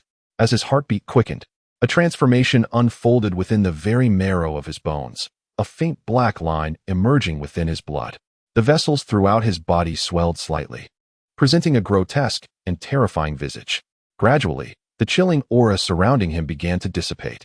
Meanwhile, a peculiar expression appeared on Lu Ye's face, akin to that of someone admiring an exquisite artifact. Subsequently, the crimson glow in his eyes faded, and he collapsed to the ground, his body succumbing to weakness. In the midst of chaos, Li Siyuan found himself ensnared in a vision. He was trapped in a quagmire, desperately attempting to struggle and save himself. Yet he lacked the strength to move, his body rendered rigid. He could only watch helplessly as he was engulfed by the mire, his surroundings plunging into darkness. Li Siyuan fell into unconsciousness. Zhuang Liang observed the return of Li Siyuan and his companions, his expression grave. Even someone as formidable as Li Siyuan had succumbed to unconsciousness, and the scouts sent out to gather information were equally perplexed. They could only report that in several streets, a web had spread, completely blocking the paths. This web was remarkably resilient, impervious to flames, and possessed a formidable stickiness that ensnared any blade that attempted to cut through it. How Li Siyuan and his companions managed to emerge from this entanglement remained a mystery. However, not all was bleak. The terrifying energy fluctuations emanating from the Zombie King returned to their original state after Li Siyuan and the others reappeared, gradually fading from sight. Zhuang Liang remained still, Yet this did not imply that his subordinates were inactive. After Li Siyuan fell into a coma, Geng Hongliang, Song Yu, Chen Run, and others sought out Galen and his companions, their intentions manifestly clear. However, one could only wonder if Li Siyuan would find their actions laughable upon regaining consciousness. Was it not a fanciful notion to attempt to recruit the heroes he had summoned? Xia Zhenhai instructed his men to secure the perimeter. He was preoccupied with saving 4 individuals and had no desire to waste time on irrelevant intrusions. In the cramped room lay Li Siyuan and a Yao, both in stable condition, their external injuries imperceptible. Yet, inexplicably, neither had awakened. In another chamber were Lu Yi and a Fong. A Fong's substantial abdominal wound had healed completely, leaving no trace behind. His unresponsiveness likely stemmed from his body's protective mechanisms, which were preventing him from waking. He should be fine once he regains consciousness. The only individual Xia Zhenhai found perplexing was Lu Yi. His complexion appeared ashen, as if he had not left his bed for 10 days. A state that could only be described as utterly drained. Had he encountered a vampire on his travels? As night fell, Xia Zhenhai finally exhaled a sigh of relief. He affectionately tousled Lulu's hair, grateful for her assistance. Lulu beamed sweetly in response. Outside, a cacophony of lamentations echoed from those who had attempted to recruit Galen and his companions, only to be met with a brutal thrashing. Yet, Xia Zhenhai paid them no mind. He was not one to concern himself with such matters. He found a mat, laid himself down, and surrendered to rest. He was on the verge of being completely drained, unable to harness even a trace of his abilities. As he closed his eyes, the blood vessels in his gaze were painfully evident.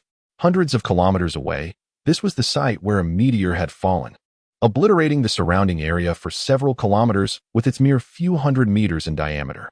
Viewed from above, a perfectly elliptical crater appeared jarringly within the confines of the city. At the very center of this crater, a solitary figure sat atop the meteor. Ethereal energy emanated from the meteor, only to be absorbed into his being. Suddenly, he opened his eyes. What kind of eyes were they? The slightly reddened pupils seemed to encapsulate the vastness of the world, the grandeur of mountains and lakes, as well as the profound depths of the starry cosmos and gaping chasms.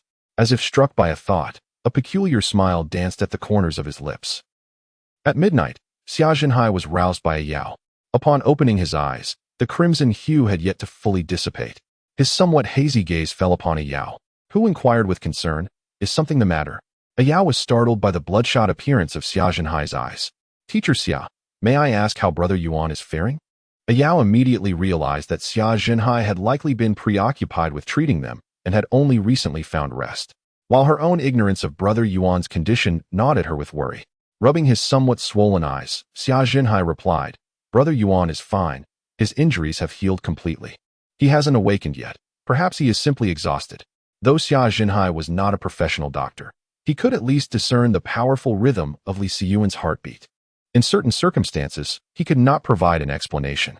Thus, if by dawn, Brother Yuan remains unresponsive, you should seek out Zhuang Liang to inquire whether there is a physician in the camp. A Yao glanced at the sky outside, contemplated for a moment, and found this to be the only course of action. He opened the door and stepped outside, finding a quiet corner to sit in solitude. Above, the celestial canopy displayed a sparse array of stars, and as he lowered his gaze to his arm, he realized that his extraordinary abilities seemed to have vanished. With a vacant stare at his palm, he appeared lost in thought.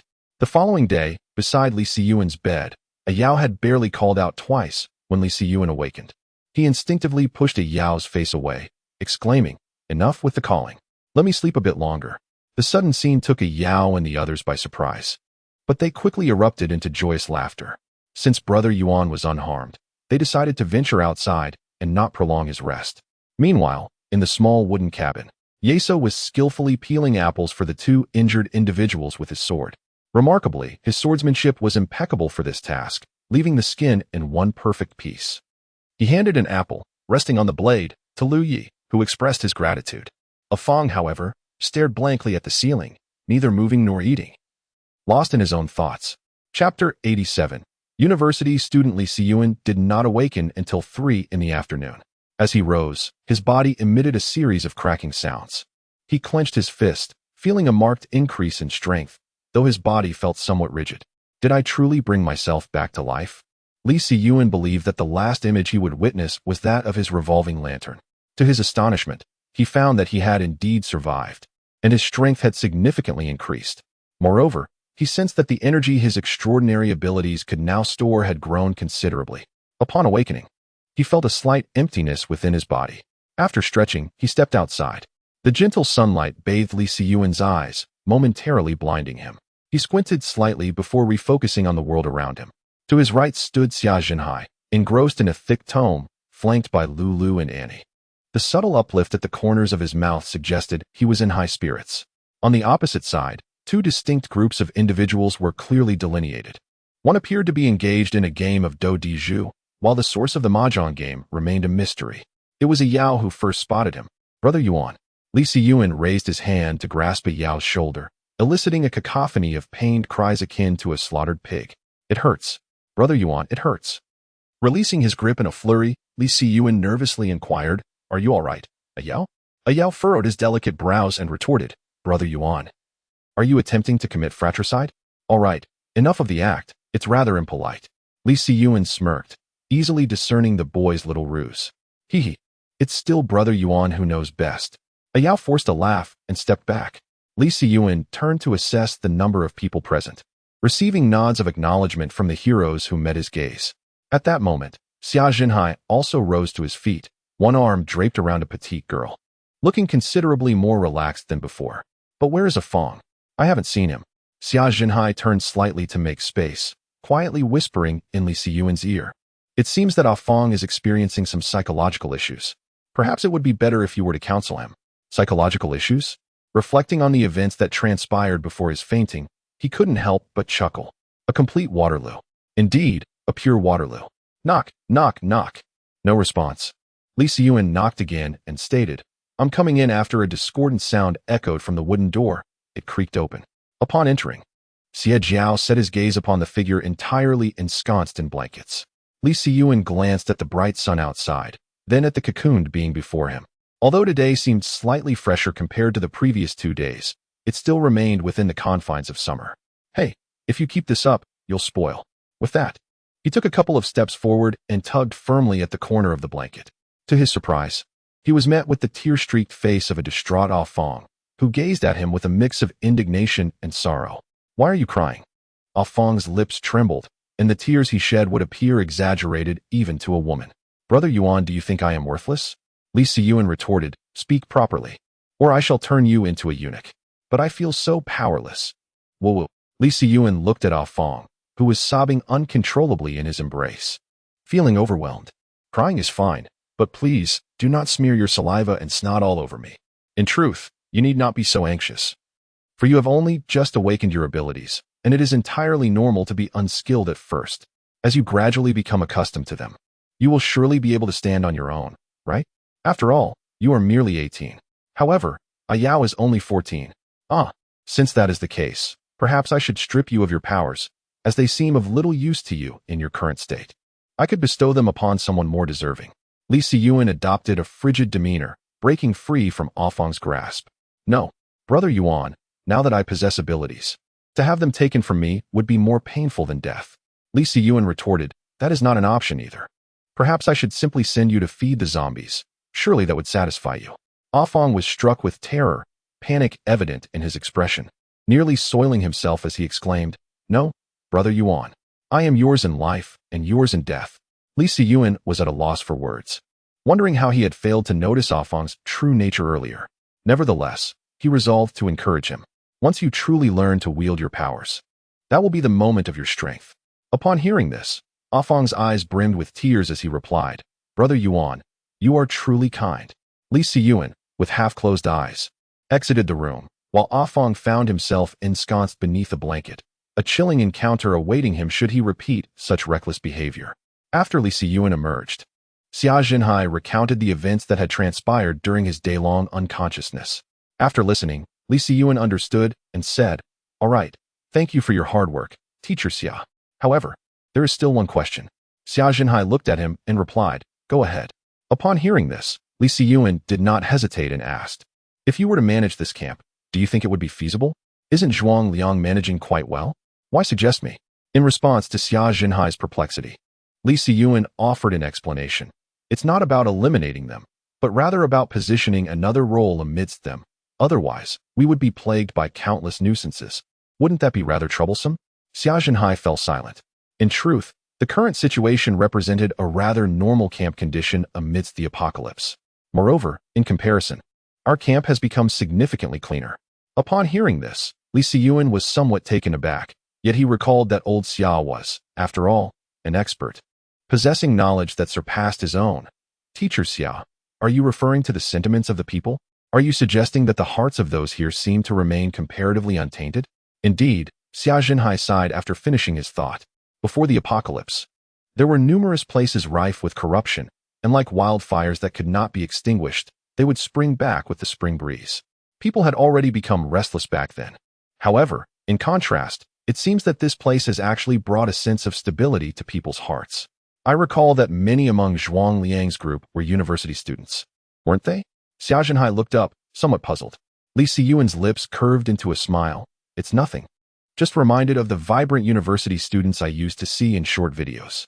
In this matter, Xia Zhenhai remained non-committal. They merely exhibited vitality outside the classroom. During lessons, however, they appeared utterly lifeless. Some even arrived only to succumb to slumber, while once the class ended, they were infused with the energy akin to an adrenaline rush. Ha. They are merely children. After all, a penchant for play is entirely natural. Chapter 88.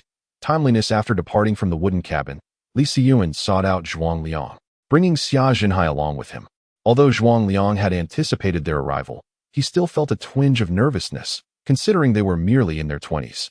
Li Siyuan transformed the water in his cup into chilling ice water, taking a gentle sip before stating, "Do not be anxious. I have a notion today, and wish to see if you might lend your support. Speak plainly, brotherly." Though he professed to be unperturbed, how could one not feel a sense of trepidation? From the moment he entered the room, the temperature began to drop, and the pressure within seemed to wane as well. Li Siyuan chuckled softly. You both possess significant potential, and perhaps even greater prospects in the future. I have always maintained a benevolent demeanor towards individuals like you. Does that ease your minds a bit? A cold sweat manifested on Zhuang Liang's forehead as he spoke. I am uncertain about. Li Siyuan nodded at Zhuang Liang and replied, Since that is the case, I shall speak plainly. Yesterday, while we were out, we encountered certain events. I believe the defensive fortifications of the fence at the foot of the mountain are rather inadequate. I brought Teacher Xia here with the intention of asking you to gather some individuals to renovate several sections of the streets down below. At the very least, we must prevent the zombies from surging out of the city so easily. Zhuang Liang rubbed his somewhat sweaty palms. We were unaware of what transpired yesterday. Li Siyuan nodded in agreement. Spider, does that imply the white lines surrounding that district are webs? What white lines? Li Siyuan turned to Xia Zhenhai, who merely shook his head. He then addressed Zhuang Liang. I will take some people to investigate later. Are those webs useful? Those who follow my lead have claimed that the webs cannot be severed by blades nor burned away, and they possess an exceptional stickiness, which may prove to be of significant assistance in our future endeavors. Zhuang Liang spoke with a sense of gravity. Very well, I shall remember this matter. Please organize a group of professionals and also summon anyone who has awakened Earth-based abilities. This is a substantial undertaking. Understood. After this exchange, Li Siyuan departed with Xia Zhenhai. In the now empty room, Zhuang Liang and the others exchanged glances. Old Zhuang, what is your take on this? Upon hearing this, Zhuang Liang rolled his eyes and retorted. What can I say? I can observe while lying down, sitting, or even sleeping. Hey, I'm just concerned. Chen Run felt somewhat dissatisfied with Zhuang Liang's casual demeanor. Zhuang Liang thought to himself, Did you not hear anything just now? He explained to them. They mentioned that we are still of value now, and will continue to be so in the future. So, what is there to worry about? If you are still concerned, then strive to become even more useful. Still not comprehending? Then read more, slay more zombies, indulge less in snacks, and sleep more. After saying this, he turned away and entered the newly transformed study. Inside, there lay an extraordinarily detailed map of the city, procured from their geography teacher at school. Heaven knows where that geography teacher, who has since turned into a zombie, has taken his globe. Let us see, if we are truly to establish a defense system, where should we commence? For faces looked back in bewilderment. Why didn't you mention this when Teacher Xia was present? Zhuang Liang replied. I forgot. Humph. Li Siyuan returned to his little wooden cabin, gathering his companions. As it was still early, he decided to take a stroll. He even poked his head into Ah Feng's room and remarked, "If you continue to weep like a child, I shall make you best friends with them." OM3 bro. I know what I must do.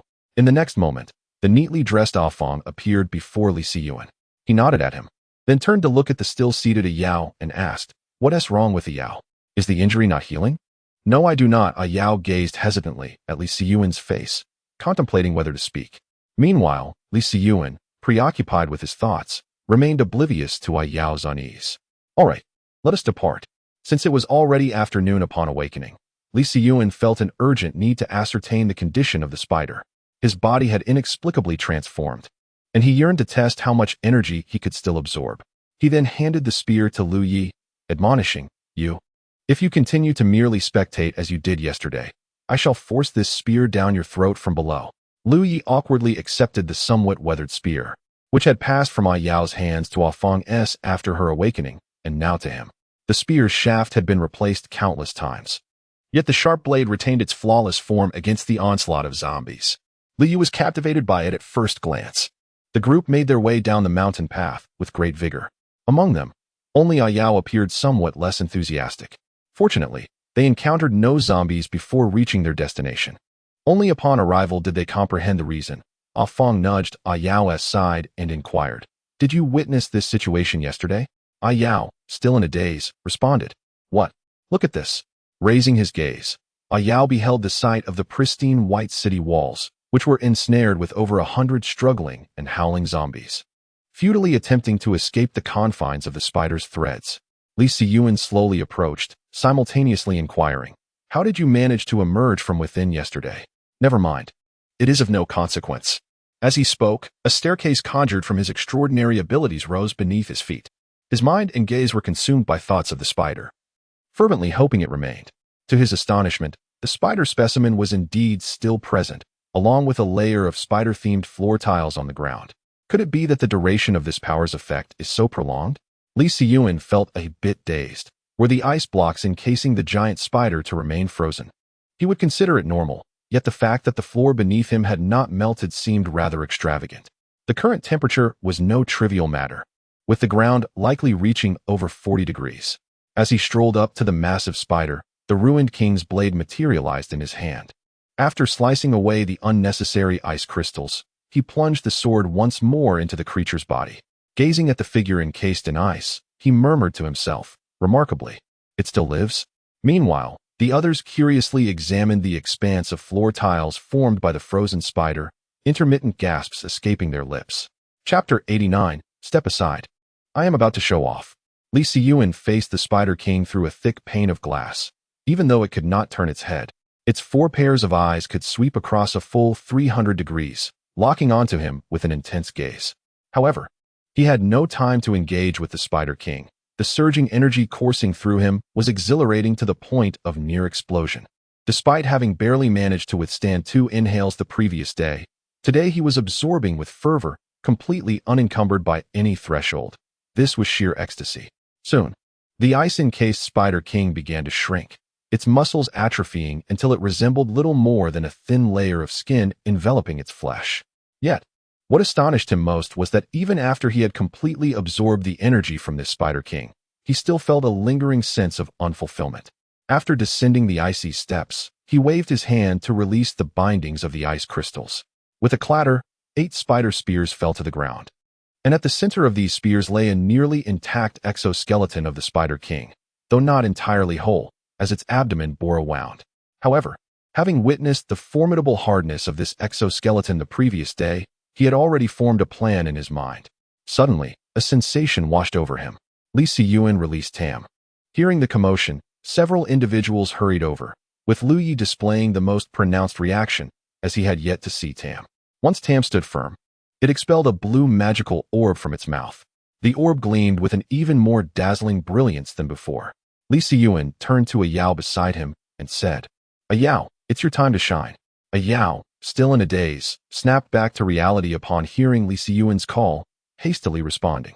As soon as her fingertips made contact with the orb, it began to emit a radiant light, intensifying with each passing moment. Under the blinding glow, time became indistinct. When Li Siyuan finally reopened his eyes, he found that both the magical orb and the exoskeleton of the Spider King had vanished, leaving behind a piece of black, uneven skin, adorned with numerous fine hairs. Was this the skin of that colossal spider? Brother Yuan, where are its legs? Upon hearing this, Li Siyuan remained silent, quietly gazing at the system panel. As the golden light subsided, the panel had already provided a prompt, which rendered Li Siyuan utterly unperturbed. He raised his hand to collect the skin of the Spider King, pondering that hanging this item atop the small cabin might diminish the pesky mosquitoes at night. As he continued on his journey, he mused, having ventured out, it would be unwise to simply return after dealing with the Spider King. After surveying the sky, he casually selected a direction where the sound of zombies was particularly pronounced. Simultaneously, he retrieved items stored within the system. From the formidable exoskeleton of the arachnid beast, refined. The exoskeleton of the non-venomous arachnid, with its robust exterior and resilient silk, serves as its most formidable weapon in hunting. This spear, infused with 8 spider spears and silk glands, possesses a sturdy shaft while also capable of emitting silk through a unique technique. Albeit requiring a modicum of your energy, Li Siyuan grasped a section of the spear's shaft and, with a gentle twist, released a grayish-blue thread from the connection point between the spearhead and the shaft. After a moment of contemplation, he furrowed his brow slightly. The energy consumption of this item was rather excessive, rendering its utility somewhat negligible. Subsequently, he drew the blade of the ruined monarch and struck the spear. With a resounding clang, the immense force jolted his hands, leaving both tingling. However, upon noticing that there was not a single mark left on the spear, Li Siyuan's expression eased somewhat. It was not entirely worthless. At least its hardness was commendable. After testing the spear, he turned to the others and inquired, "Who among you desires it?" "I do."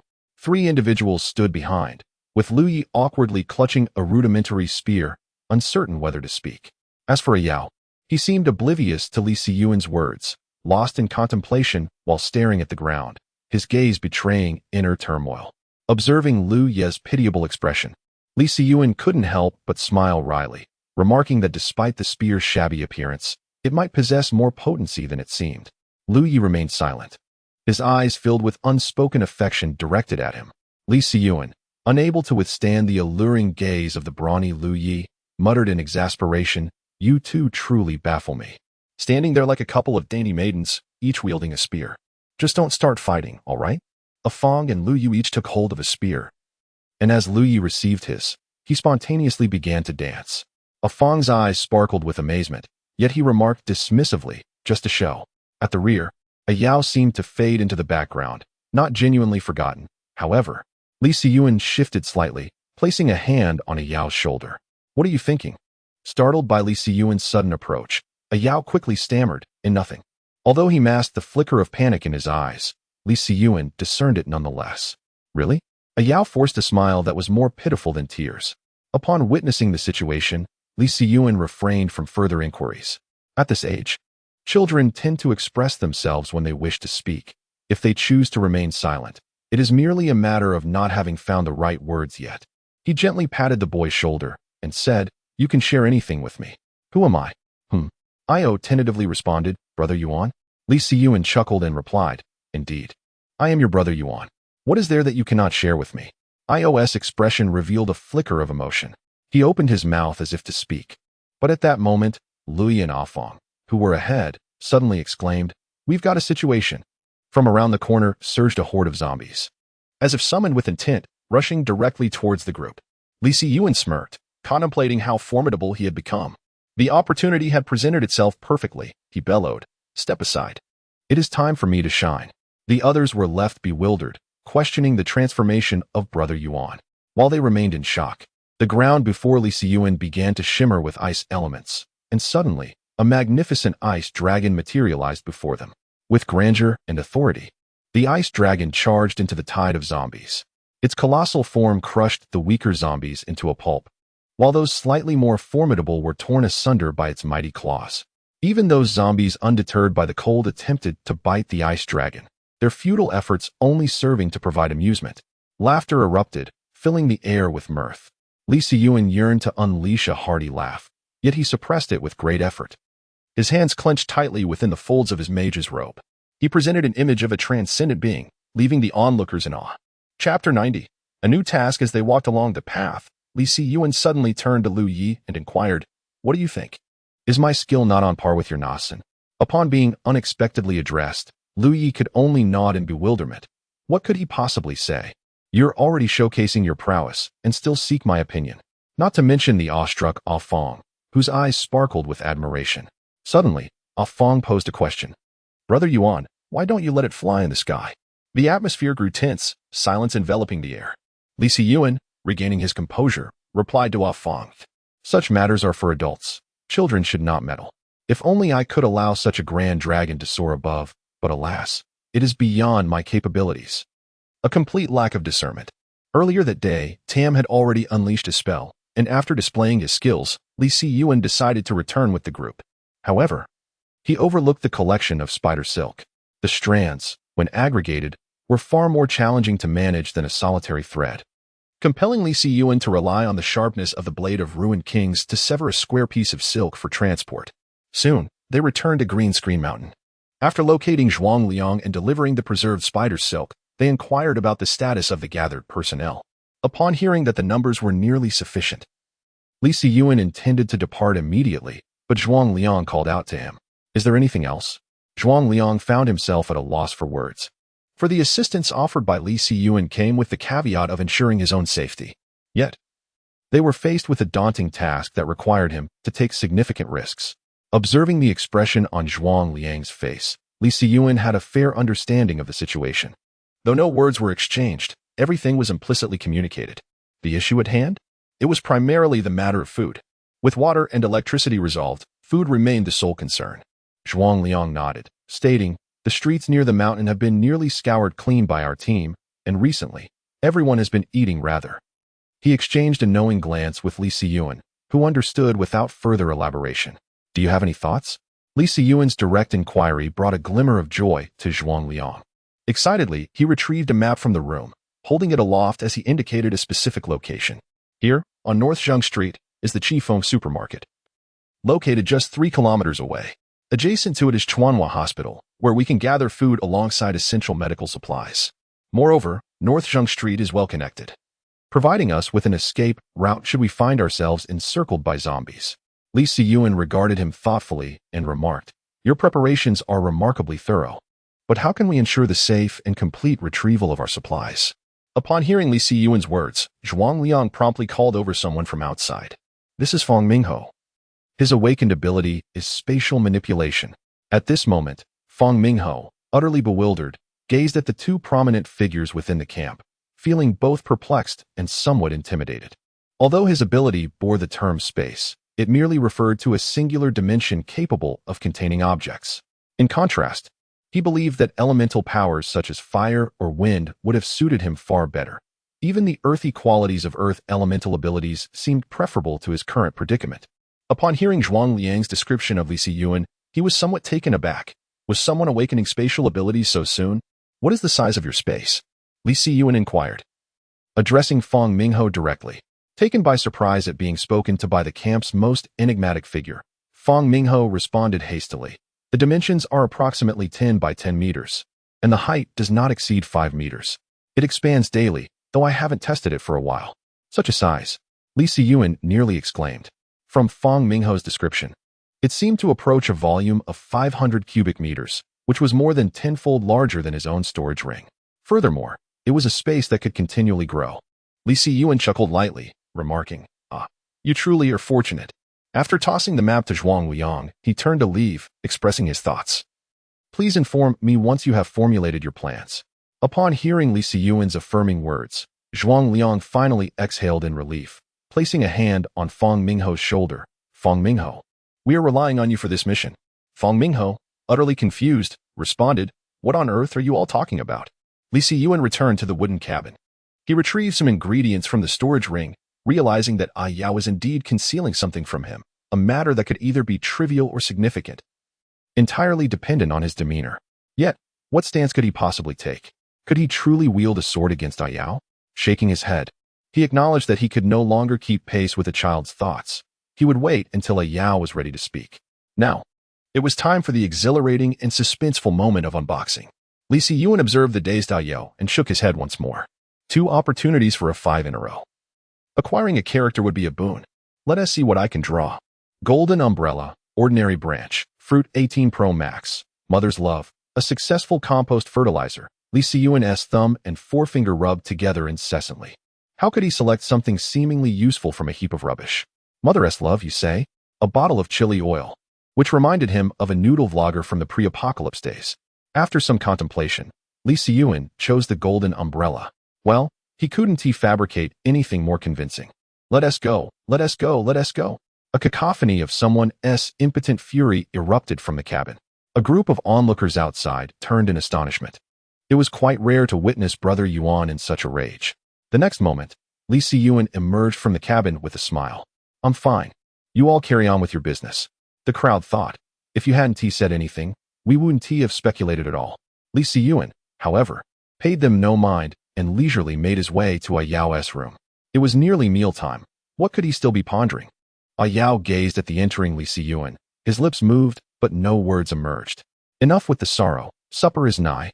He refrained from inquiry, respecting Yao's silence, and promptly utilized the final quintuple draw, yielding glacial shards of the Frost Giant Clan, Ledger of the Potentate, Calamitous Jewel of the Fortunate, Firmament, Arcane Bookmark of the Bibliophile.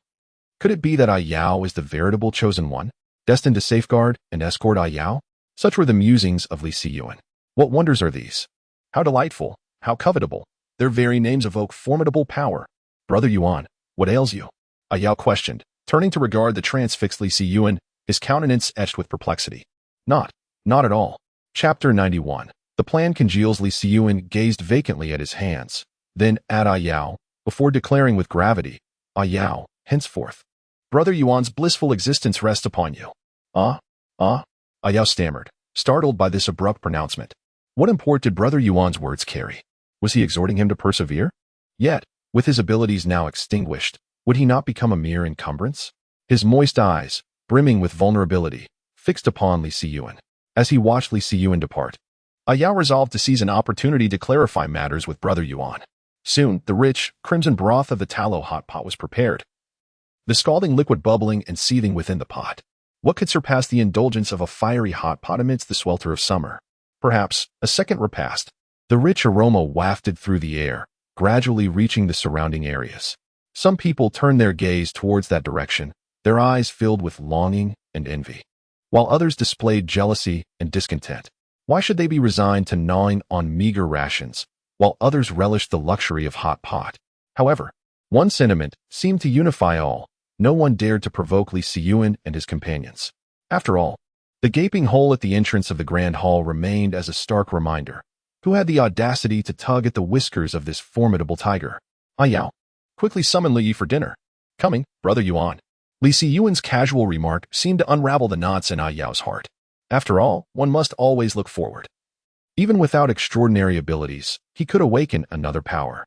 No one had ever claimed that such abilities could only be awakened once. This time, Li Siyuan aimed to empty the contents of the storage ring, ensuring even the heroes received a generous share of provisions. She sat beside Yao, her delicate face flushed from the spiciness. Yao handed her a bottle of yogurt, suggesting, drink this. It will make you feel better. She's eyes glistened with a hint of mist from the heat, and Yao could see the fine hairs on her face clearly, complemented by her vibrant, luscious lips, which sent a wave of impact through his tender heart. As she accepted the yogurt, she softly murmured her gratitude, her voice flowing like a gentle stream, striking his heart like a series of resonant blows. Take note, the young man before us is called Xiao Shuai. After offering a bottle of yogurt to the nearby Xiao Mei, his face turned as red as a baboon's rear. Yao, what are you daydreaming about? If you don't eat soon, that beast A Fong will finish everything. Sorska, are you part of a gang? What kind of tricks do you have up your sleeve? A Fong had a large bag of food in his mouth, rendering his speech somewhat indistinct. It was only then that Yao reacted, picking up his chopsticks with fervor, declaring, I am the true glutton of Green Screen Mountain. You cannot compete with me. Dream on, I am. The hot pot became an arena for their competition, completely disregarding the presence of others. An hour later, the two of them lay sprawled on the grass, their stomachs resembling perfect parabolas.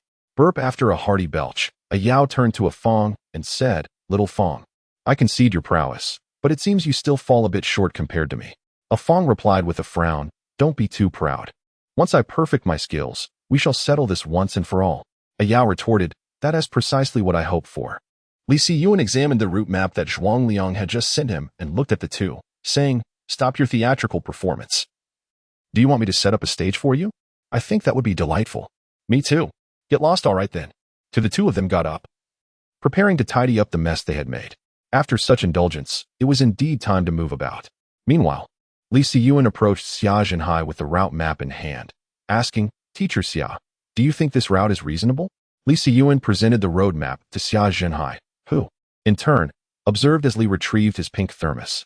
Upon opening it, a wave of cold air emerged, and with the invigorating sensation of ice water coursing down his throat, he finally exhaled in relief. After receiving the map, Xia Zhenhai stepped outside, gazing down the mountain as he meticulously compared the two. After a considerable time, he returned and handed the roadmap back to Li Siyuan, stating, "Zhuang Liang possesses commendable skills. The routes he identified are primarily the safest. However, you must pay attention to this street." Xia Zhenhai moved to Li Siyuan's side, gesturing toward a specific road on the map. He seemed to have contemplated only the spatial aspect, neglecting the visibility issues posed by the zombies. This particular thoroughfare was one way with 4 lanes. "Do you understand my point?" Li Siyuan nodded in comprehension. Upon seeing this, Xia Zhenhai continued, "When crossing this road, you might consider taking a slight detour, approximately 500 meters away. There appears to be an overpass. The round trip should only add less than 3 kilometers to your journey." Li Siyuan rose after hearing this, acknowledging Xia's meticulous nature befitting a teacher. "I'll mention it to him to prevent any unforeseen incidents," he remarked, patting Xia Zhenhai on the shoulder before stepping outside. As he felt the lingering warmth on his shoulder, Xia Zhenhai momentarily lost his focus, pondering how it felt akin to having just concluded a public lecture. With a gentle smile, he shook his head and picked up a small potted plant from the bedside. This was the succulent that Li Siyuan had promised to bring back for him. He tenderly caressed the plump leaves of the succulent, as if he were both stroking it and reminiscing about something. Li Siyuan, holding a map, located Zhuang Liang. "How is the assembly of the people going?" In their camp, there were over 1,000 individuals, requiring several thousand pounds of rice for daily meals. To prevent an overwhelming surplus that Fong Mingho could not manage, an additional 50 people were brought along to assist. Half of these individuals were familiar faces: Fong Hao, endowed with fire abilities, and Shirlei, possessing earth abilities. The rest were awakened superhumans. "Brotherly. Hello, Brotherly. At last, we can undertake a mission together again."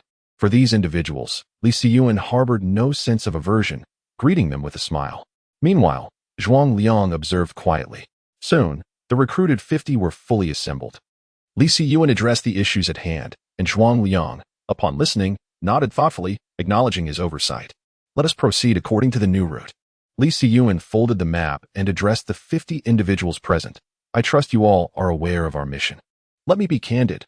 My sole requirement during this operation is that you heed my commands. Should any complications arise along the way, do not expect to return. Do you understand?" Li Siyuan's authority and strength were deeply ingrained in the hearts of those present. Upon hearing his words, they nodded in agreement, exclaiming, "We must follow Brother Li's orders. Li Gu would never harm us. If anyone were to entertain any nefarious thoughts on the road, I, Fong Hao, would be the first to object."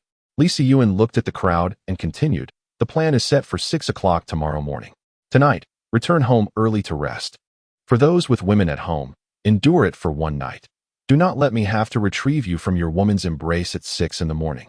Ha! Rest assured, Brother Yuan. But what if it's a man's embrace?" This half-threat, half-joke alleviated much of the tension between Li Siyuan and the others, as the pressure he exuded was indeed rather formidable.